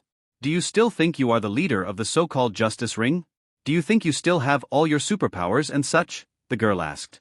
Right now you're just an insect, and if it were not for our intervention, you would have been a squashed insect. Christopher felt very humiliated, but the girl was right. What happened was not Mona's plan, she could only go on with it because we forced her, she stated as she watched him calm down. Yes, she barely slept in the last few days, worried sick about you as she watched through the many spying devices we planted to ensure your safety. Mana, the other twin, added. Spying devices? Donald gasped. Yup. We planted them on you when we handed you in, the girl with the eye patch said. We saw everything, she stressed that last word. And if it were not for Mona begging us that it was enough, we would have waited a few more days. I really wanted to record the monsterization process entirely. Oh. So you thought that what we have been through during the first few days was okay? Christopher turned to Mona and asked in a sarcastic voice. They were beaten like they were some kind of animal back then. You watched them cut Opal's leg and did nothing? Tala asked with hostility, making the silent Opal look at Mona. Hearing this, Christopher frowned and looked at Opal. She had 2 legs. Was one of them cut off and then grown back? He had no idea. A week ago he would never believe such a thing, but after he witnessed how the overseers turned people into monsters, he no longer felt amazed. No. We never expect that to happen. It was too sudden, Mona said in a flustered tone. And Alpha assured me that she would be cured. Look, she is fine now. So that was not enough entertainment for you? Christopher finally asked in disgust, looking at the one-eyed girl. So, her name was Alpha. Was this some kind of code name? I told you. Mona could do nothing, the one-eyed girl, Alpha, intervened again. This operation was not just to discover the secret of the overseers, but also to test you. We are creating a real vigilante group, one that would fight real monsters, and we want you to be part of the team. What? Donald asked. You expect us to join you after what you did to us? Tala asked. I told you it is a test. The real world is not some kind of a comic book. Not the ones for kids anyways. Alpha said. Mona is already part of our team. I am. Mona asked. Yes. Remember the bet, Alpha said. Oh, Mona sighed nervously as she looked down. What bet? Donald asked. I can't tell you anything yet. Not before I get your answer, Alpha said as she turned to face Christopher and the others. What you saw is a part of a great conspiracy, something that you can't even grasp. If you want to know the truth about this world, fight for justice, and grow stronger than you ever imagined, I offer you a chance to join our organization. What? Donald frowned. So we did pass your supposed test after all? Christopher asked as he scowled. He really wanted to hit her, but he knew that he had no power. No, you failed, but Mona wants you in, and we are short-staved, Alpha said. I can tell you this though, once you are in, you can never back down. Alpha said. And the pay is quite good. And what if we refuse to join? Christopher asked directly. You will dispose of us, he added in a sarcastic voice, unconsciously reaching out for his power belt before retracting his hand. It was no longer there. You will have to forget everything about us, what you saw, and your friends who chose to join us. It is for your safety, she said. Mona, who was behind her, nodded. Oh. You will make me forget? Christopher asked. I don't have that power yet. But I will advise you to. Alpha said, carefully choosing her words. Then I refuse. Let's go, Christopher said to his friends as he stood up with Tala's help and turned to the door. He was clearly at a disadvantage here, so he planned to leave and then investigate those guys later. Yes. Mona. I am disappointed, Tala said as she helped Christopher. Donald. Let's go. Ah. If I joined, would I be able to delete the spy camera videos? Donald asked as he stood his ground. The data cannot be deleted. We can blur your face, Alpha replied. Blur my entire body, and I will join, he said after some hesitation. Okay. Alpha nodded. But if you were to ever betray us, I will make sure that the full uncensored movie would become #1 on all porn sites. Deal. Donald quickly replied. A damn weakling. Christopher, who reached the door at this point, spat angrily and then frowned. Opal, he asked, noticing his other friend who sat on her couch not moving ever since he entered the room. I think we should consider it, she said in a little shaken voice. What? What do you mean? Tala asked. Opal was always subservient to Tala. They grew my severed leg again, Opal said. If I join, may I use this power freely? I read your file, don't worry, although you might not be able to use it yourself, we will do our best to help you, Alpha told her in a serious voice. She used different tones when talking to girls. This bitch was definitely a man-hater. Then I will join, she said. Sorry, she turned to Christopher and Tala, then told them. Opal. You, Tala wanted to say something. Suit yourself. Bitch. Christopher interrupted. He might be able to use Opal in the future to get spoken info. The girl was easy to push around. Let's go. We no longer need to befriend those guys. Yes, Tala said, shooting her past friends a hateful look before walking out with Christopher. Mona sighed watching them leave. She really didn't want things to end like this. And she really didn't expect Christopher to act like that. It is okay. You guys were always meant to split up, I can see it from your dynamics, Alpha said. That Christopher has a mentality wanting to control everything, she added, making Opal to the side frown and then nod. Yes. And he clearly has some thoughts about you. How dare he? Mina said. You are already our husband's wife candidate. Yeah. What? Since when? Mona asked in shock, making Opal and Donald, who were waiting to hear about the organization, look at her. Remember your bet with our husband? The overseers turned out to be evil as he predicted, so now you belong to him. He will be your husband too very soon. Mina said. Ah. No way. I only agreed to work for him. Come on, sis. Don't play dumb, you already knew what he meant back then, Mana nudged her. Ever since Victor knew that we were triplets, he had been giving us the cold shoulder. He is very peculiar about the authenticity of things. He would never take anything less than the complete set, she said with a smile. Do you want us to turn into some kind of abandoned housewives? Mina added. You don't know it. But once you try it, you will be addicted, she whispered to her. Ah, Mona looked at both of her shameless sisters, not knowing what to say. Alpha to her side. Excuse me. Who is Victor? Donald asked. From what he just heard, he already likes the guy's mentality. Your future boss, Alpha said. I think you guys will really like each other, she added with disgust as she looked out of the window where Christopher and Tala walked out of the hotel, then were quickly kidnapped by Theta and Ruby, who were waiting outside. They need to give them a dose of soul wine to ask them about their future plans for revenge and maybe wipe their memory about what happened here today. So, what happened? Alpha asked. She sat behind a desk in one of the hotel's most secure areas. The presidential suite. This place was full of girls who sat in front of a row of screens, processing all kinds of data. The entire building, which was a floundering hotel, had already been brought up by Alpha a week ago. Right now, it was their base of operation in Ringcloud City. That guy, Donald, was a complete idiot. Mina, who took a seat next to her sister, spat. He really forgot that his face was changed back then. No one would recognize him in those videos. But there is something very fishy about him, Mana continued. Oh, Alpha frowned. The reason she wanted to make the justice ring work for her was for 3 reasons. The first reason was to use them as a decoy. Using Victor's name, Margaret had already sent a report about the overseers to the Players' Council without mentioning who their masters were. Connecting Victor to the raids was a matter of time with Mona and the twins involved. By taking the initiative, they had now forced Vaughns were into a defensive position. Those guys would definitely seek revenge, but they would have to keep it a secret. They would most likely think of using the justice ring against Victor somehow, not expecting that it would all be a trap. The second reason to take the justice ring in was to placate Mona, who was a scion, and according to that girl scammer Victor, they needed to make enough connections with her so that she would convince herself to join his cause, aka his harem. The last reason was to find out if there was anything fishy here. Mona has some gaps in her memories that even with Ruby's power they weren't able to retrieve. How fishy? Alpha asked, watching Mana hesitate. It was as if he really wanted to stay with Mona. When I asked him why, he just said that he felt that they were fated to be together, so he felt that he should not leave her side. Mana said, frowning. When I asked him if he meant like a lover, he said no. He was not into flat girls. Oh. Alpha raised one eyebrow. Then what? Does he have some strange fetish or something? No idea, even after we dosed him a little more, he still couldn't explain it. Mina added. What kind of bullshit is that? Alpha frowned. That girl, Opal, felt the same, Mina added. And she is not a lesbian. We checked by showing her big sister Lily's photo and asking her what she thought about her. I see, Alpha pondered. If that girl were to have the tiniest inclinations for being a lesbian, she would have turned to one immediately after seeing Lily's beauty. It was a tried and confirmed method. Did you guys ask them how they joined the justice ring? The same with Mona. The overseas appeared one day after they had a strange near-death encounter with a monster and invited them. Both of them have never met with the others before. Oh, Alpha frowned as she looked at the door. Theta and Ruby, who seemed to have also finished her interrogation, were there. Is there anything wrong with your target too?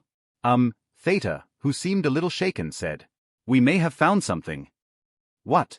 Alpha asked, raising one eyebrow. Victor had sent Theta here for one reason, to stumble upon things that no one could find. Let me explain from the start, Theta said as she sat down and grabbed a can of Coke from the mini fridge to the side. After Christopher and Tala left the hotel, they found a cheap restaurant where they got a room and began to trash talk about Mona and the others. Christopher was in a bad mood and Tala, who seemed interested in him, ordered some heavy-duty wine. We used that chance to slip them some Sol wine bottles before we entered as waitresses and began questioning them. And? Alpha nodded and asked. At first all we got was the info we knew. Other than Christopher wanting to take revenge on Mona, there was nothing interesting. Did he say why? Alpha asked. Just that she was meant to be his bride and that she had betrayed him and she deserved to die, she said. That's stupid. Mina spat angrily. Mona can only marry Victor, she said. Her sister nodded.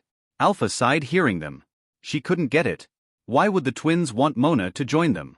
Was Victor's charm really this big, making his wives race to bring their loved ones along? If she didn't know better, she would have assumed he was using some kind of brainwashing on them. Damn it. She slipped some wine into their drinks to interrogate them a few nights ago. It turned out that they were just stupidly in love, wanting to both please Victor and make Mona know true happiness. Damn Victor, that girl-scamming bastard. Alpha. Are you listening? Theta poked her arm. Sorry. What were you saying? Alpha quickly asked, dismissing the unnecessary thoughts. Ever since her great-great-grandmother asked her to let Victor impregnate her, she was feeling extra annoyed. I was saying that Christopher couldn't really explain why he was attached to Mona. He just told us that it was love at first sight and that she was meant to be his wife. He also kept repeating the same stupid lines about her betraying him, Theta sighed. Tala seemed to also like Mona from the start, but she couldn't explain why. Oh. She hated her. Alpha asked. Yeah, something to do with jealousy over Christopher. Those girls really have no eyes for men, she sighed. Yeah. Mana nodded. What happened next? Alpha asked as she rolled her eyes. Those girls were beyond redemption. Not getting anything useful after more than 30 minutes of grilling, I decided to start using the list Victor created. The one with blanket questions. And? Alpha asked. This list was created in order to find out if the person is a demon, or has been manipulated in some way. It also has some good questions to fill in the blackmailing database they were creating. At first I got nothing interesting, just the usual delusional teen bullshit. Theta sighed like she herself was not also a teen with a lot of those delusions. Then, when I reached question 37, I messed up. What? Alpha asked, taking out her phone and opening a document on it. After flipping a few pages, she reached her target, question 37, which was at the end of the page. In case you became the ruler of the entire world, what is the first thing you would do? It was meant to discover the person's political tendencies. As I scrolled while reading it, I accidentally dropped my phone. When I grabbed it back and continued, I mistakenly continued with a different question, number 79. Theta said. Your phone scrolled 3 pages by itself? Alpha frowned and asked as she scrolled to the said question. Where do you hide your porn stash? Yeah. The question became, in case you became the ruler of the entire world, where do you hide your porn stash? Oi. And? What did he answer? Alpha asked. This question was stupid. Most single men hide their porn stash under their bed. Displaying those magazines in a dedicated room like Victor was doing was not considered hiding. Under the bed in his personal cave in the sect. Theta said. That's exactly how he said it. Typical. Wait. A sect? Alpha asked as she quickly took a file from her desk's drawer and began to flip through it. When was he a disciple in some sect? No idea. When I asked him about that, he said that he had never been to a sect. Didn't he just confess to having a personal cave before? Mina exclaimed. Yup. I mentioned that exact point to him, but he just frowned and began to explain that I must have heard him wrong and that he didn't know of any sects. Theta said. After that, no matter what I asked, he stopped mentioning anything about a sect. Oh, Mana frowned. Could it be a fluke? Mina asked. We don't think so, Theta said. Right, Ruby? Ruby nodded. Although I couldn't find any traces of his soul being controlled when I examined him, it felt strange. Strange? Alpha asked. Ruby seemed to have gained a lot of interest in the subject of souls after helping heal Victor. It was as if it was too clean. Ruby frowned as she tried describing it. I am not sure because I don't have much experience, but it was like... How can I describe it? She pondered. Like you expect something to be there, but it is missing. Like the clean browser history of a tech-savvy teenage boy? Mina interrupted, making Alpha glare at her. The girl was learning some really bad habits from that bitch, Margaret. Ah, Ruby frowned, figuring out what that meant. Yes, kinda like that. It was all in order, but something was too clean about it. She nodded. How does it compare to Mona's soul? Alpha asked. Mona, too, had some lost memories. As far as I can tell, Mona's soul is normal, Ruby said, shaking her head. Victor made her inspect it back then in Vane City. What about the other girl? Tala? Alpha asked. She had that strange feeling around her, but it was way less obvious than Christopher. Ruby said. I tried asking her the same thing, but she denied having a porn stash even after we made her drink another bottle. Theta said. She only confessed to liking Christopher ever since she met him 7 years ago. I see. Wait. Alpha flipped through the folder in her hand. Tala must have met Christopher 3 years ago when the Justice Ring was formed, not 7. She said. Yup. The same with Christopher, she quickly changed her words, not falling for it again. Theta said. Did you try to confront them about their past together? Alpha asked. Christopher and Tala's past was all in front of her. From his birth until now, there has been no period of time where both of them have been a disciple in some sect. In fact, Christopher never left this city while Tala came from an orphanage. Yes. Nothing strange there. Their sayings matched our data, Theta sighed. This was clearly giving her a headache. What does this all mean? Mina asked. No idea, Alpha frowned. Let's go with the protocol and call Lily, she sighed as she took out her phone and made a call. Oh, Mina said, looking at her sister who looked back at her as they waited for the call to connect. The person you are trying to reach is unavailable, please try again later. The reply came quickly. Lily was not available. Then the next one in the chain of command was Margaret. Alpha had no idea why the fuck did Victor create this chain of command? But when something got bad, at least she knew who to call. The only problem she had with it was that her name came fifth, after Lily, Margaret, Elise, and Theta.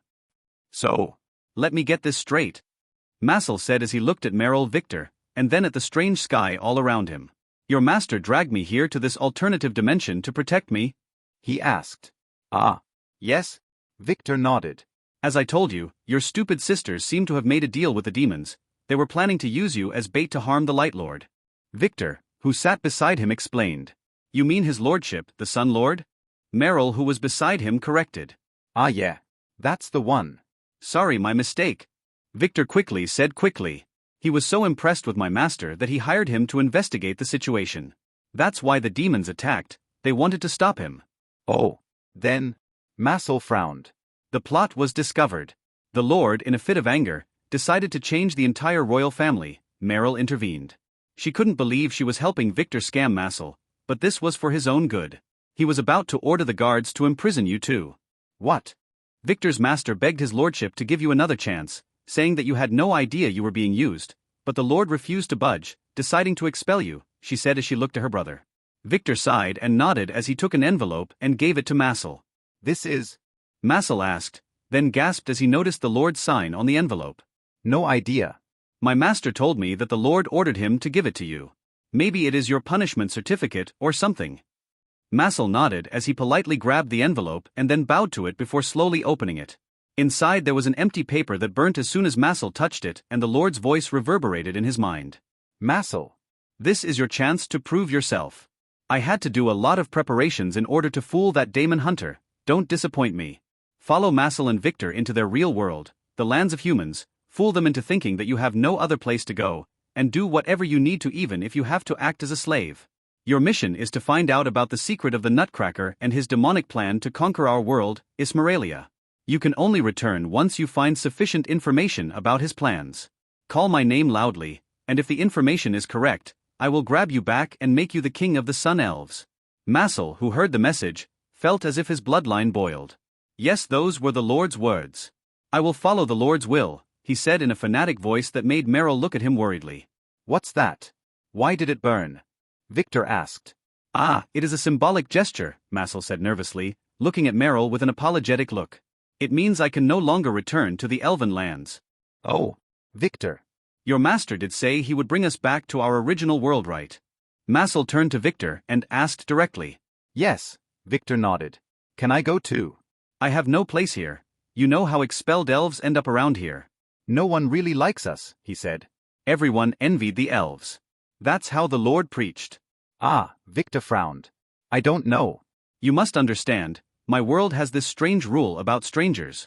They can only be there if they were the followers or slaves for someone else, otherwise the world would obliterate them. Oh, that's easy. I can become Meryl's servant. Massel said directly. That's why the Lord told him to be a slave. The Lord was wise. Ah, young master. Are you sure? Meryl asked nervously.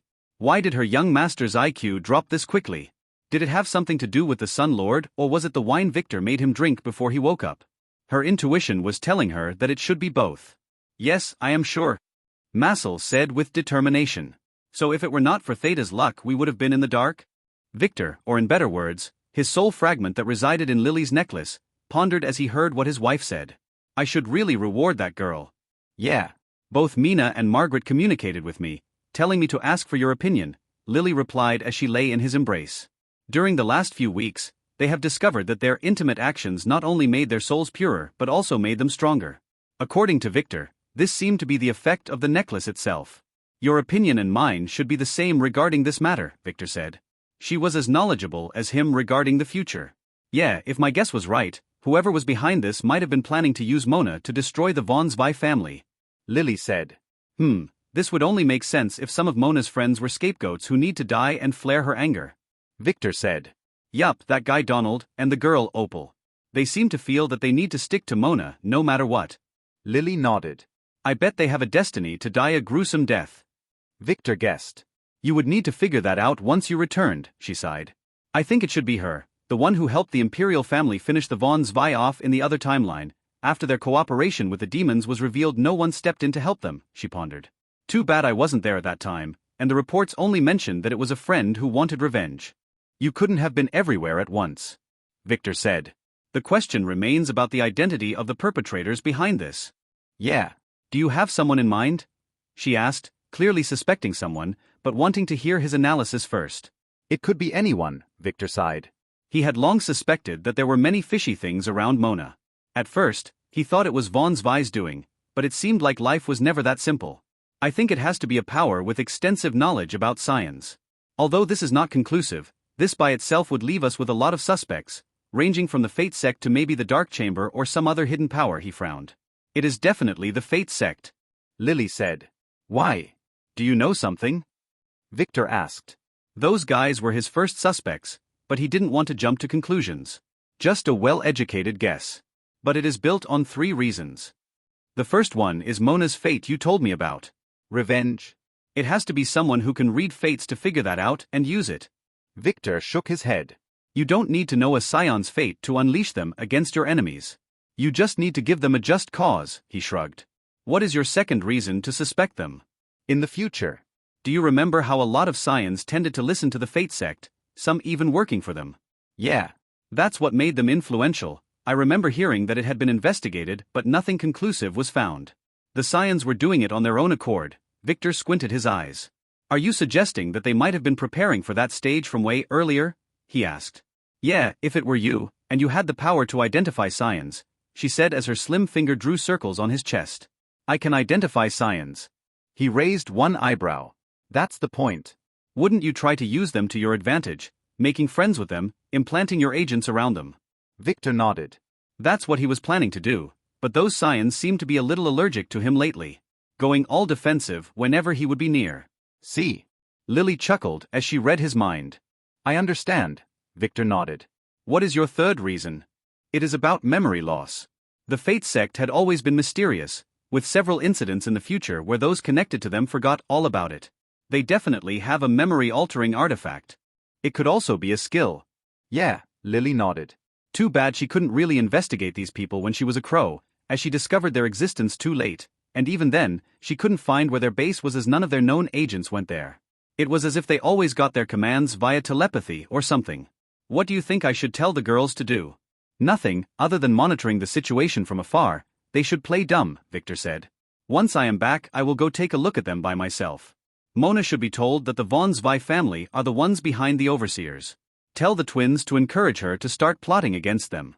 If someone was monitoring her fate, this would assure them that their plan is still viable. Good. Lily nodded. Ah. Something just occurred to me. What if the Fate sect also had scions being instigated against the other families? She asked.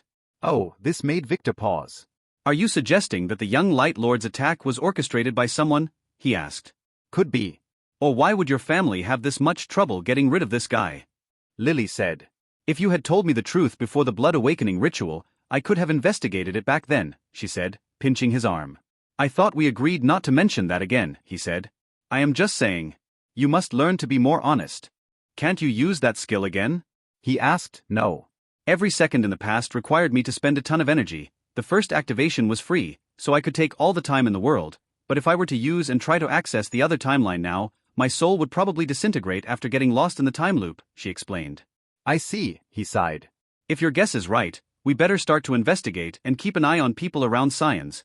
They might be the way those in the Fate sect are working. I will tell Alpha, Lily nodded. When are you planning to return to your family? He asked, changing the subject. I was planning to wait for a few months to enter the Jade Ruin with you, but now that the tournament has been delayed, I think it would be a good thing if I went there early. The tournament was delayed? Victor asked. Ah.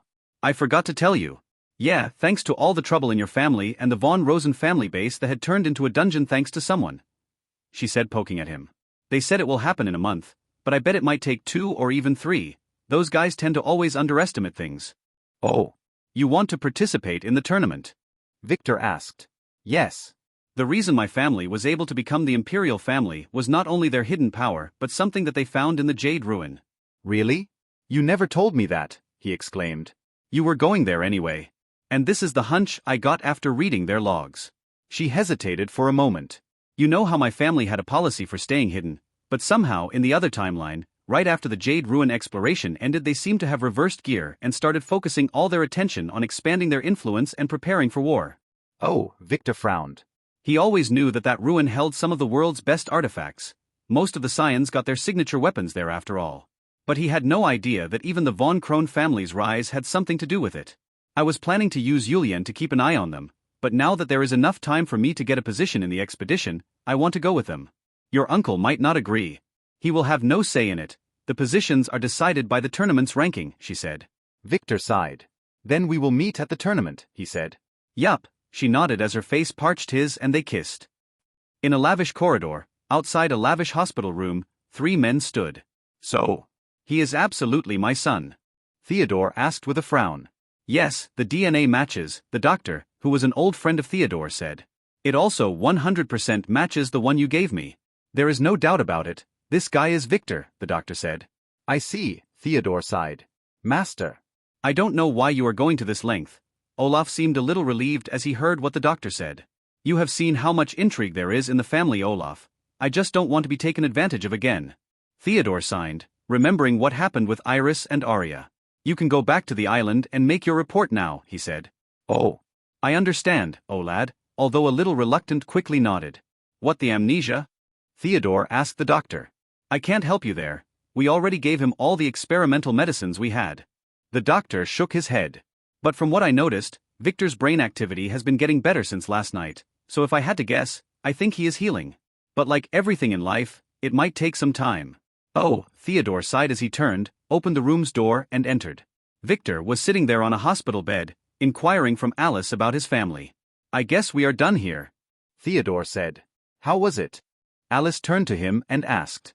He is getting better, Theodore said. How about we get you home? He turned to his son and asked. Axel nodded, then looked at Olaf and smiled. His memory was back.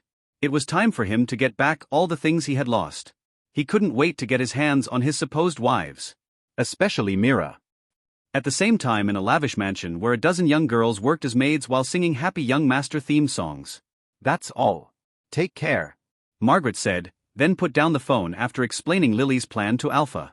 Done, Elise asked. Yeah, Margaret said as she looked at her phone, which rang again. This time it was a message from Alice. The fake will be here by tomorrow morning, she said. Is everything ready for him? Elise asked. Yeah, the room had been sterilized. I got the surgical knife and the ironing rod. I don't need the details. Elise spat angrily. Just saying, in case he turned out to be a pervert. Margaret didn't continue as the door was pushed open. Bad news, Lynn said as she barged into the office. What? Elise asked. The parasite I put in Abe, It has returned to its original world, she said. Then, Margaret asked. Abe is dead, and the body must have been cremated. My condolences, she told Margaret. No need, Margaret said dismissively. She thought she would feel something hearing about her cousin's death, but all she felt was a sense of pity that his pitiful life ended quickly. Can you re-summon the parasite anytime soon? She asked, getting right into business. The parasite held the memories of Abe's last moment, and it would definitely allow them to find his captors. Not yet. We have to wait for a moonless night that follows a cold day. About 2 weeks from now would be a good date for the ritual, Lynn sighed. And I need to prepare some sacrificial rats, she added with disgust. Tell Hilda to send the girls to sleep early that night, Margaret said. And let the chicks help you. I always do. Now, Margaret paused as her phone began ringing. What's wrong with it today? Looking at the number, it was Susan from the company. What? Margaret answered with a frown. Madam. Big trouble. Didn't I tell you to report to Arya? It is about Abe Crimson Pearl. He came a moment ago and requested that we cancel the last agreement with him. Susan interrupted. He said that he was willing to pay the contract termination fee and that we shall no longer have the rights to any of his novels. Margaret stood up and looked at Elise as she activated the phone speaker. Are you sure it is Abe? Yeah, it is him. I am looking at him at the moment. He is in the waiting room. Susan said. Absolutely sure? Ah, yeah. He is even talking the same arrogant way, and right now is feeling up the trainee who came to give him a cup of coffee. Tell him to wait. I will send someone to talk to him and convince him, she said as she hung up. What now? Lynn asked.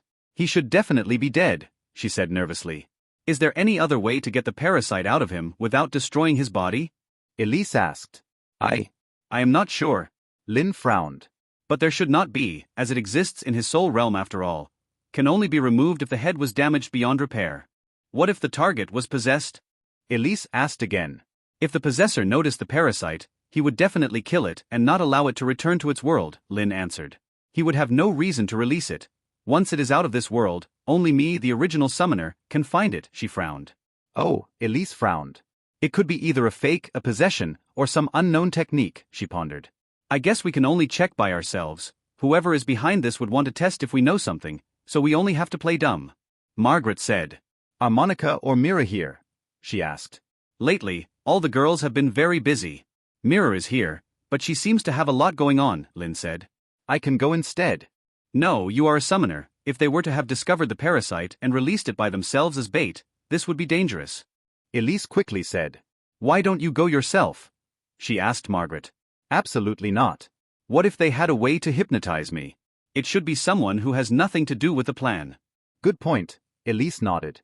There is another reason too, Margaret said. She seemed hesitant. What? Elise frowned. Whoever goes would need to drink some soul wine with the target to ask a few questions, Margaret sighed. And I can't drink. And why not? Ah, well. I am pregnant, she declared with a sigh. It was time to drop the bomb. You are what? Both Lynn and Elise jumped from their seats and looked at Margaret, who was smiling smugly in shock. Ah. I have something, Lynn suddenly interrupted, taking out an envelope and giving it to Margaret. This is? Margaret asked as she opened it and looked at the paper inside. A song that I composed. I hope Monica will add to her next album, Lynn said, scratching her head. This meeting is not about that kind of business, Arya frowned. She was very professional. Ah, this one is special, Lynn said, looking at Margaret, who read the song with a raised eyebrow before giving the paper to the curious Arya. Although it might need some touching up, I don't mind this, but are you sure? Margaret asked. This will make her hate you even more. Yes, I also want to get some early revenge, Lynn said, feeling a little shy. We all do, Margaret said, putting her hand on Lynn's shoulder to reassure her. It was perfectly fine to humiliate your enemies. What the fuck is this? Arya suddenly flared. She had just finished reading the song. How many pussies are in this song? She asked as Elise poked her head from the side, reading the first few lines before blushing and retreating. This thing was too lewd for her. Bad pussy. Doing bad things. Grab the pussy, kick the pussy. Doing dirty things. It went something like that. It is about a bad pussy who does bad things getting grabbed then punished after that, Lynn explained, making Elise, who knew what this was really about but couldn't help to think of all the other meanings, blush more. The girl had been getting really corrupted lately after staying with Margaret. Do you expect Monica to sing this? Arya asked. This will ruin her reputation. On top of that, mother-in-law would kill us. Not necessarily, Margaret interjected. We can just put a cat at the end of every phrase and shrug it all off. We can also make it an online free release. All the attention will be a good publicity stunt for the new album. She added. She was fully on board. That would be even worse. Do you want every animal rights group after us? Arya flared again. Those girls were beyond help. No one is that stupid. Margaret dismissed her. Look, even our Elise got it correctly. The blushing Elise looked away in shame. I want to find a very catchy melody for it so everyone in the world will make it their ringtone. Lynn continued to explain, biting her lip. I want that bitch to hear it whenever she goes. Oh, don't worry, I think I do have a good tune for this, Margaret said with a wicked smile. I might as well make Abe take all the credit for it to enhance his credibility. Are we really going on with this? Arya asked with a frown. Da. That's what Victor would have done. Margaret explained, making both Elise and Lynn nod. Absolutely right. Inside the maze-like tunnels inside the volcanic island, Theodore, and in the entire Von Weiss family's main team were heading toward the boss room at a hastened pace, slaying all kinds of bizarre monsters in the process. The deeper they got, the more strange and bizarre the monsters became. It was as if they were becoming more and more corroded, like something that had long been decayed and then reconstructed, losing a few parts in the process. They also quickly find out why Zed looked like a slime. Apparently, in his escape earlier, he had to crawl through no less than 10 swamp-like pits that interrupted the tunnels every half a mile or so.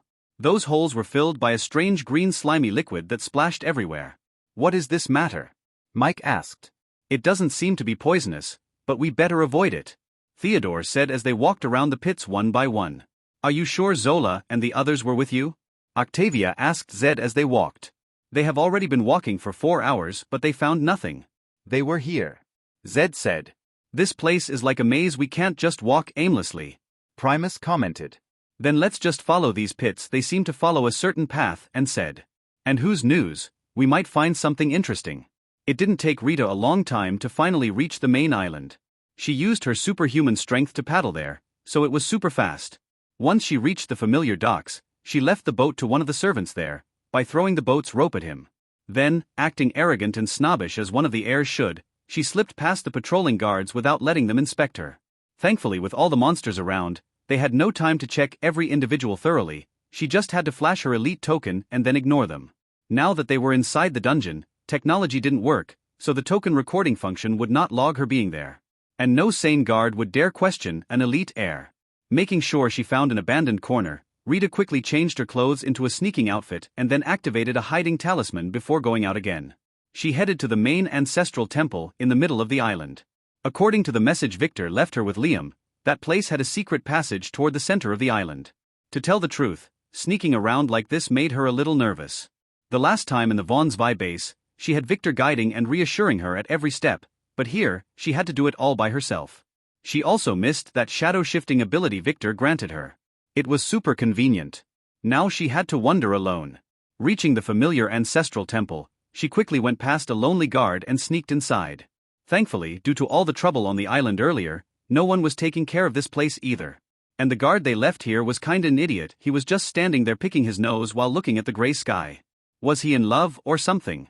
He was totally bewitched. Rita paused. She turned back and headed toward the stupid guard. Inspecting him for 5 minutes, she frowned. He seemed totally clueless. Was he really a guard? Hey, she poked at him after removing her disguise. She was ready to strike him unconscious if he troubled her. He didn't even reply. It was as if he was in a trance. Hey! She shouted this time as she grabbed him and forced him to face her. Still, the guard only laughed like a village idiot. Rita slapped his face. Ah! I have something, Lynn suddenly interrupted, taking out an envelope and giving it to Margaret.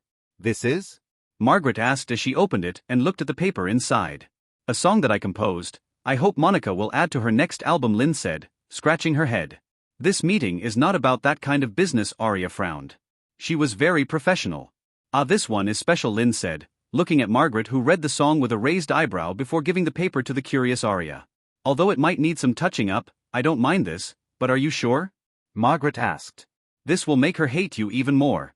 Yes, I also want to get some early revenge, Lynn said, feeling a little shy. We all do, Margaret said, putting her hand on Lynn's shoulder to reassure her. It was perfectly fine to humiliate your enemies. What the fuck is this? Arya suddenly flared. She had just finished reading the song. How many pussies are in this song? she asked as Elise poked her head from the side, reading the first few lines before blushing and retreating. This thing was too lewd for her. Bad pussy. Doing bad things. Grab the pussy, kick the pussy. Doing dirty things. It went something like that. It is about a bad pussy who does bad things getting grabbed then punished. After that, Lynn explained, making Elise, who knew what this was really about but couldn't help to think of all the other meanings, blush more. The girl had been getting really corrupted lately after staying with Margaret. Do you expect Monica to sing this? Arya asked. This will ruin her reputation. On top of that, mother-in-law would kill us. Not necessarily, Margaret interjected. We can just put a cat at the end of every phrase and shrug it all off. We can also make it an online free release. All the attention will be a good publicity stunt for the new album. She added. She was fully on board. That would be even worse. Do you want every animal rights group after us? Arya flared again. Those girls were beyond help.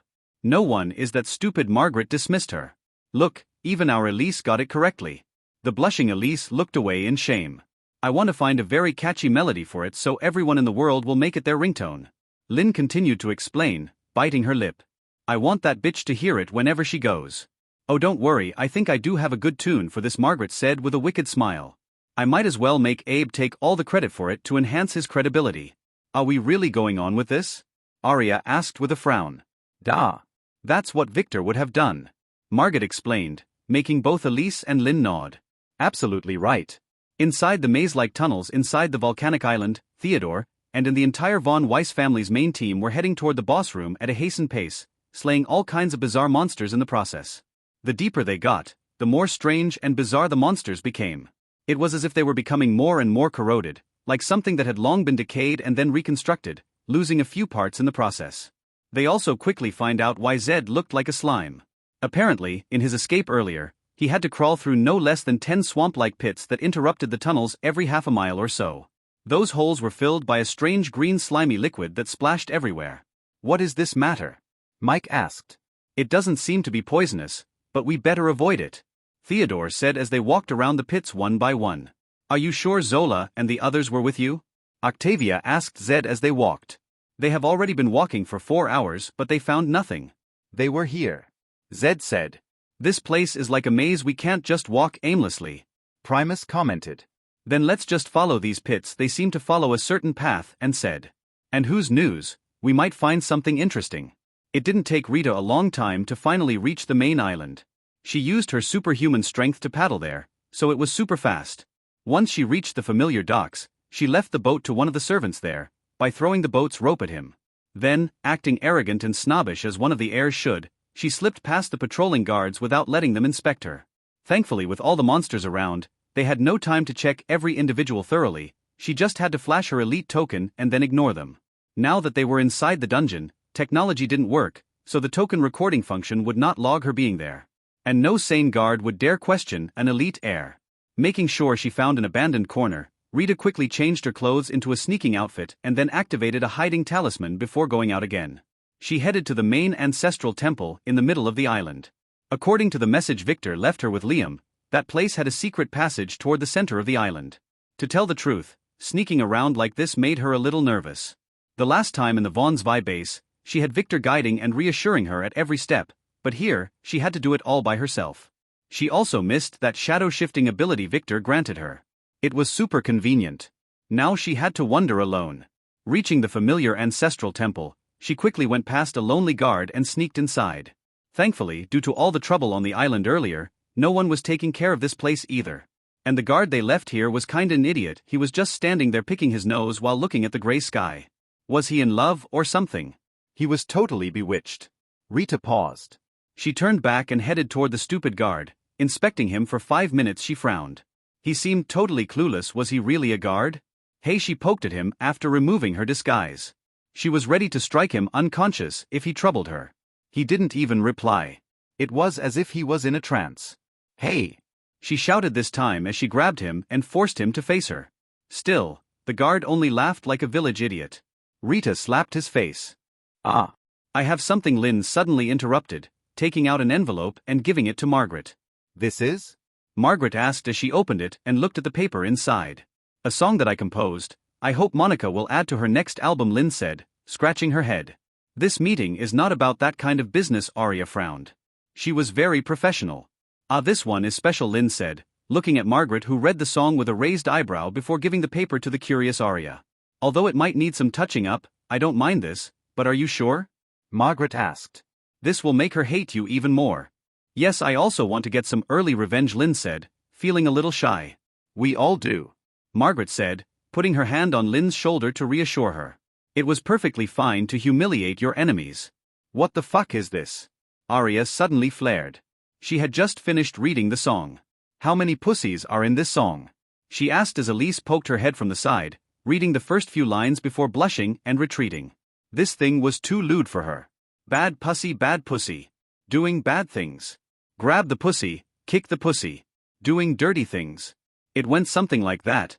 It is about a bad pussy who does bad things getting grabbed then punished after that, Lynn explained, making Elise, who knew what this was really about but couldn't help to think of all the other meanings, blush more. The girl had been getting really corrupted lately after staying with Margaret. Do you expect Monica to sing this? Arya asked. This will ruin her reputation. On top of that, mother-in-law would kill us. Not necessarily, Margaret interjected. We can just put a cat at the end of every phrase and shrug it all off. We can also make it an online free release. All the attention will be a good publicity stunt for the new album. She added. She was fully on board. That would be even worse. Do you want every animal rights group after us? Arya flared again. Those girls were beyond help. No one is that stupid, Margaret dismissed her. Look, even our Elise got it correctly. The blushing Elise looked away in shame. I want to find a very catchy melody for it so everyone in the world will make it their ringtone. Lynn continued to explain, biting her lip. I want that bitch to hear it whenever she goes. Oh, don't worry, I think I do have a good tune for this, Margaret said with a wicked smile. I might as well make Abe take all the credit for it to enhance his credibility. Are we really going on with this? Arya asked with a frown. Da. That's what Victor would have done. Margaret explained, making both Elise and Lynn nod. Absolutely right. Inside the maze-like tunnels inside the volcanic island, Theodore, and in the entire Von Weiss family's main team were heading toward the boss room at a hastened pace, slaying all kinds of bizarre monsters in the process. The deeper they got, the more strange and bizarre the monsters became. It was as if they were becoming more and more corroded, like something that had long been decayed and then reconstructed, losing a few parts in the process. They also quickly find out why Zed looked like a slime. Apparently, in his escape earlier, he had to crawl through no less than 10 swamp-like pits that interrupted the tunnels every half a mile or so. Those holes were filled by a strange green slimy liquid that splashed everywhere. What is this matter? Mike asked. It doesn't seem to be poisonous, but we better avoid it, Theodore said as they walked around the pits one by one. Are you sure Zola and the others were with you? Octavia asked Zed as they walked. They have already been walking for 4 hours, but they found nothing. They were here, Zed said. This place is like a maze, we can't just walk aimlessly, Primus commented. Then let's just follow these pits, they seem to follow a certain path, and said. And whose news, we might find something interesting. It didn't take Rita a long time to finally reach the main island. She used her superhuman strength to paddle there, so it was super fast. Once she reached the familiar docks, she left the boat to one of the servants there, by throwing the boat's rope at him. Then, acting arrogant and snobbish as one of the heirs should, she slipped past the patrolling guards without letting them inspect her. Thankfully, with all the monsters around, they had no time to check every individual thoroughly. She just had to flash her elite token and then ignore them. Now that they were inside the dungeon, technology didn't work, so the token recording function would not log her being there. And no sane guard would dare question an elite heir. Making sure she found an abandoned corner, Rita quickly changed her clothes into a sneaking outfit and then activated a hiding talisman before going out again. She headed to the main ancestral temple in the middle of the island. According to the message Victor left her with Liam, that place had a secret passage toward the center of the island. To tell the truth, sneaking around like this made her a little nervous. The last time in the Von Zwei base, she had Victor guiding and reassuring her at every step, but here, she had to do it all by herself. She also missed that shadow-shifting ability Victor granted her. It was super convenient. Now she had to wander alone. Reaching the familiar ancestral temple, she quickly went past a lonely guard and sneaked inside. Thankfully, due to all the trouble on the island earlier, no one was taking care of this place either. And the guard they left here was kinda an idiot, he was just standing there picking his nose while looking at the gray sky. Was he in love or something? He was totally bewitched. Rita paused. She turned back and headed toward the stupid guard, Inspecting him for 5 minutes, she frowned. He seemed totally clueless. Was he really a guard? Hey, she poked at him after removing her disguise. She was ready to strike him unconscious if he troubled her. He didn't even reply.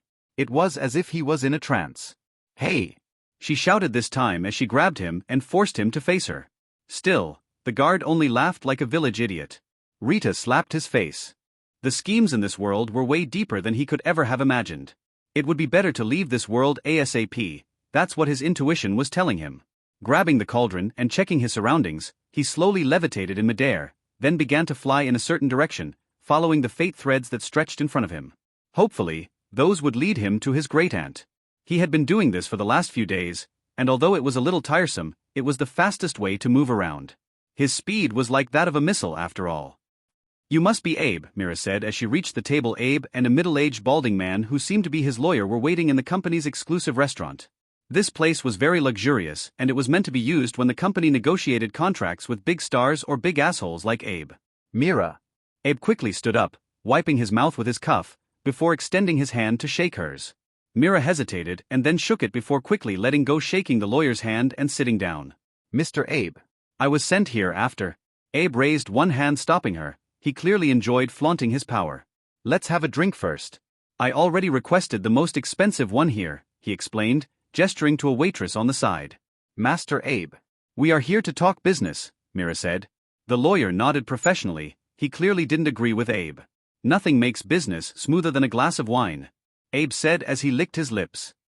This guy is not Abe. Margaret, who watched the interaction through the security cameras, said. I can feel it. What do you mean? Arya asked. We already confirmed his identity through a DNA sample that we secretly took. His fingerprints also match. I don't care. This guy is definitely not Abe. Just look at how he is looking at Mira like he is planning to eat her up, Margaret said. As far as I remember, Abe is a pervert like that, Lynn commented. No, Mira is not the kind Abe likes. He is into younger girls who have curvy body. Mira is not only too flat for him, she is way older than anything he would be interested in, Margaret explained with disgust. She knew him better than anyone else. I remember him taking a long look at us and the twins back then when we first met him, Beta, who was operating the camera, said, remembering how Abe's eyes were about to fall from their sockets when he saw them at the pool that day. For Abe, girls are not the most important thing, money is. He sees the world through the eyes of a pimp, Margaret explained. That's how he saw you back then, as potential merchandise. And that's how he should be looking at Mira, as someone appraising the goods, not someone who is starving for. Stop there, Margaret told Beta. Replay the video from the last 20 seconds. Beta, who was listening with interest, quickly operated the computer in front of her, replaying the video onto one of the Meridian screens in the room. Focus on Abe's hand.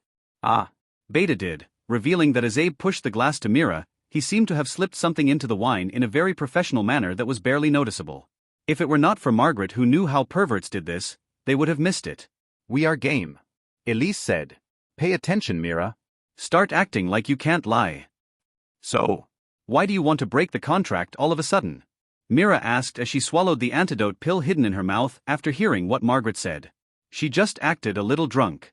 This is too troublesome. It is just that I got a better offer somewhere else, Abe said. What do you mean? I can't explain the details as I am under an NDA, he said, nodding to the lawyer, but all you need to know is that I was offered 10 times what you paid me. He shrugged. I think this will cover the contract breaking fee. We can pay you 10 times too. No, the deal is already done. You should have paid me for my work's real value from the start, he said in a hateful tone. Mira frowned. Who is the other party? I told you I can't say. He shook his head, making Mira pout. Why wasn't the soul wine working? Why did you seek them in the first place? Mira asked, trying to agitate him. Is it about Margaret? She is a part of the reason. I don't want to work with a company she is a part of, and I got a better offer, he shrugged.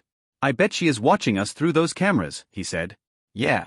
I have no idea what you are talking about, Mira said as if she slipped before correcting herself.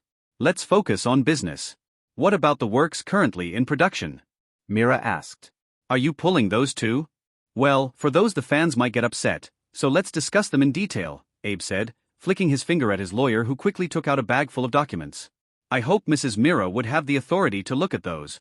Let's see what you have first, Mira frowned. Mistress Margaret. Did you call for me? Ian, who seemed to have just finished her dancing training, came to the security room, accompanied by Lara, Ren, and Elle, who were too curious and had to hop along to take a look. Lately, they were pretty bored getting grounded by George, and having to wait for Theodore to return for them to resume the trials at home. Yeah. Look at that guy, do you feel anything strange about him? Margaret asked. Ah. I can't use my powers through screens, Ian said in an embarrassed voice. Ah. Right. Sorry. Come with me then.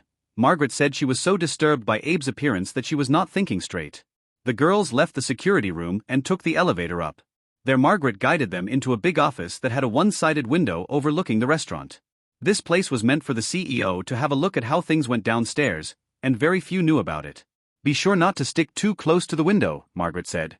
Ian nodded as she took 2 steps with Elle and Lara. They looked at the table where Mira was asking Abe about some details in the revised contracts. What do you see? Margaret asked. That guy, Ian frowned. He has balls in his head. Have a what? Margaret asked. Some very nasty thoughts crossed her mind. Abe did have only his balls in his brain. Balls? 3 marbles of sorts are floating and rotating around each other where a person's soul should be. Ian frowned as she tried to explain with a blush. An artifact. Elise commented. What else? Nothing. Wait. What? The other guy. The one in the lame brown suit. His soul appears to be that of a girl. A girl? Margaret frowned, looking at the middle-aged lawyer. He appears normal to me, Elise frowned. She has the true sight bloodline ability and she should be able to see through any disguises, but the lawyer appeared normal to her. Can you make out her features? Margaret asked. Yeah, barely, Ian said. Is she this one? Margaret asked, showing Ian a photo of Bianca. No. Use this. Elise grabbed a tablet and gave it to Ian. Try to use this program to construct her face, she explained, starting an app that would allow Ian to construct the face. Ian nodded as she began to work. There seems to be a connection between the girl and the marbles in the guy's head. But I can't really make it out, she added casually as Lara and Elle peeked over her shoulders to have a look. Margaret looked at Elise. Both of them just understood what happened. No wonder the wine didn't work, the lawyer didn't drink it all, and she must have been the one controlling Abe whose soul was already lost. Finished, Ian said, giving the tablet back to Elise, who gave it a look and then handed it to Margaret. Any idea who that is? Elise asked. Margaret frowned. No. Ah. I know her. Lynn exclaimed, making everyone look at her. Who is she? Margaret asked. She is a famous internet influencer. I used to watch her a lot a few years ago before she disappeared after some crypto scam. Lynn said. Oh. Mining Green Sun coin. Margaret asked. Yeah. I see, Margaret nodded. If she is not our target, she would definitely have a connection to them. Oh. Tell Mira to wrap things up. We better not scare the snake, she said, turning to look at Lara, who seemed to be a little interested in her sister-in-law's spy action. Don't tell father-in-law about what you saw here. I know. Lara nodded. Will you tell esteemed brother? She asked. Margaret hesitated, looking at Elise, who nodded. Listen up, Lara. George must have told you that your father will be back today with Victor. Lara nodded with a smile. That Victor is a fake. Margaret said. What? Lara frowned. It is a bad guy who is planning to scam the family. Elise explained. Ian will discover him pretty quickly. And maybe Elle too, Margaret said. I want you to act as if you noticed nothing. We will take care of him. But don't tell anyone, as that guy might run away. You can inform George and explain that Victor knew all about this and that it is a part of the plan. Tell him to call us if he needs more info, Margaret said. George would find a way to discreetly tell father-in-law if needed. Then what about my real esteemed brother? Lara frowned. She didn't like to keep secrets, but she understood the gravity of the situation. Don't worry.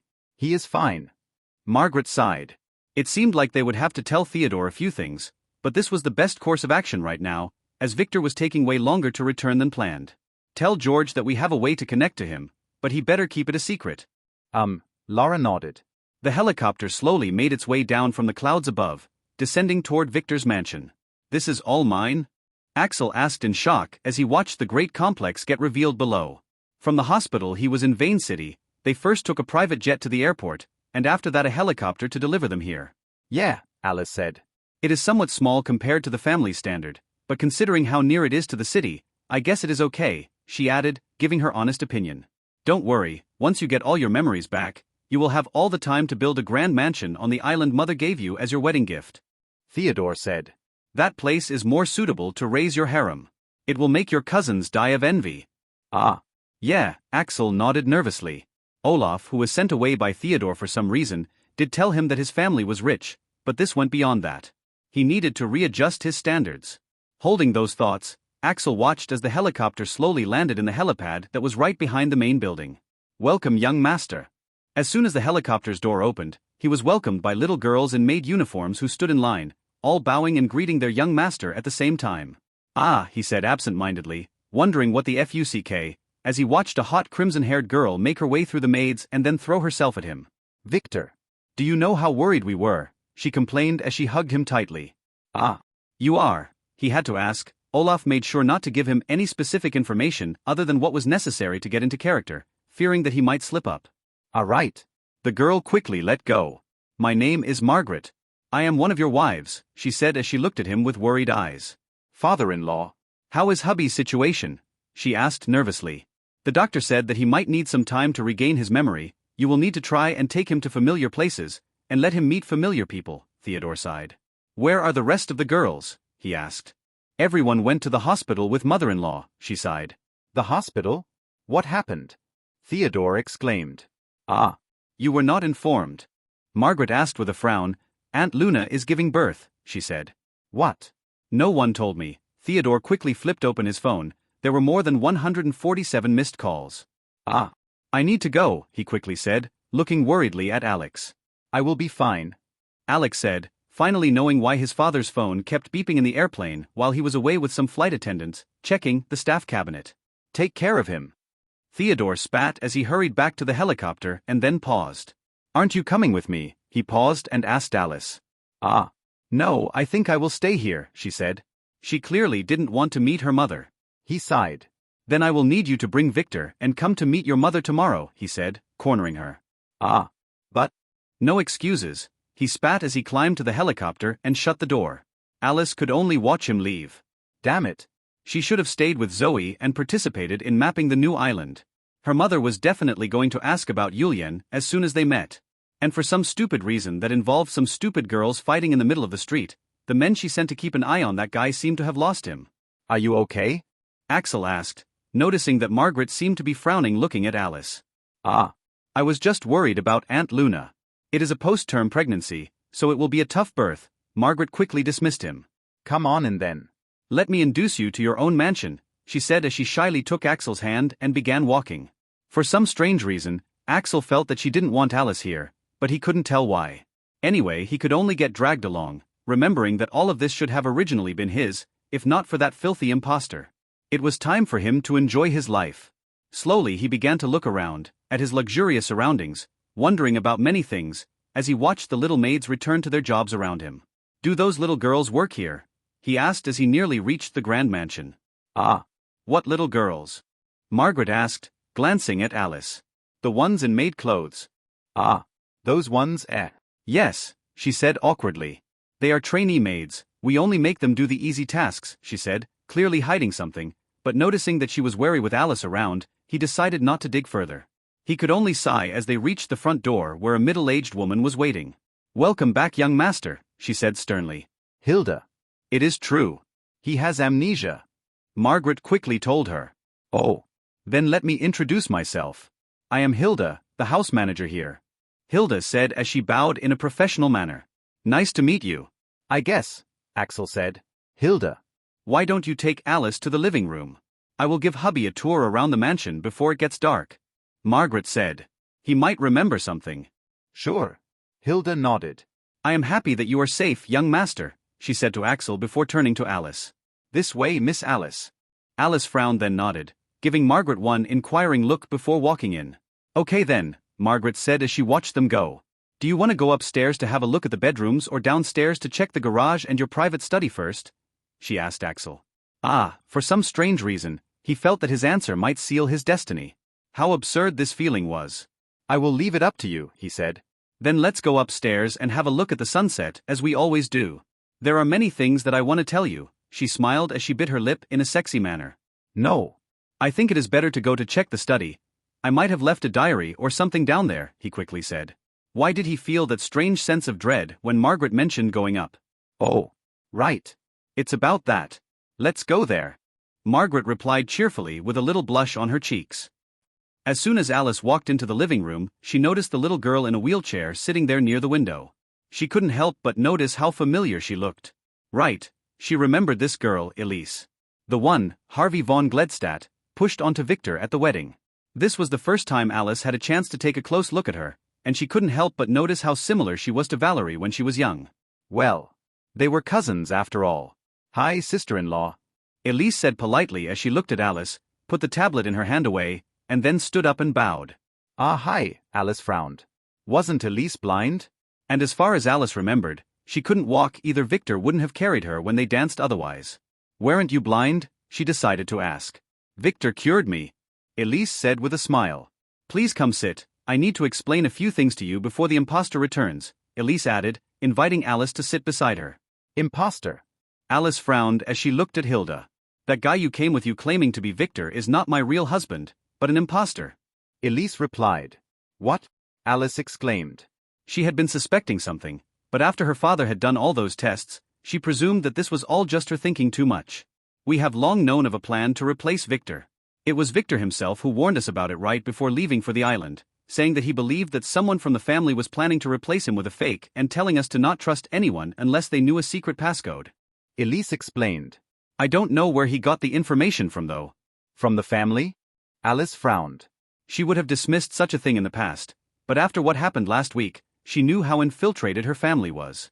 When you called and told us about finding Victor with amnesia, we suspected foul play as in the last call we got from him. He told us that he suspects that someone was planning to kidnap him in the mines and replace him. Elise explained. Wait, how do you know this one is fake and not the real one who survived? Alice asked. He has amnesia. His situation was clearly extra suspicious after hearing what Elise said, but he could as well be the real thing. We don't know for sure.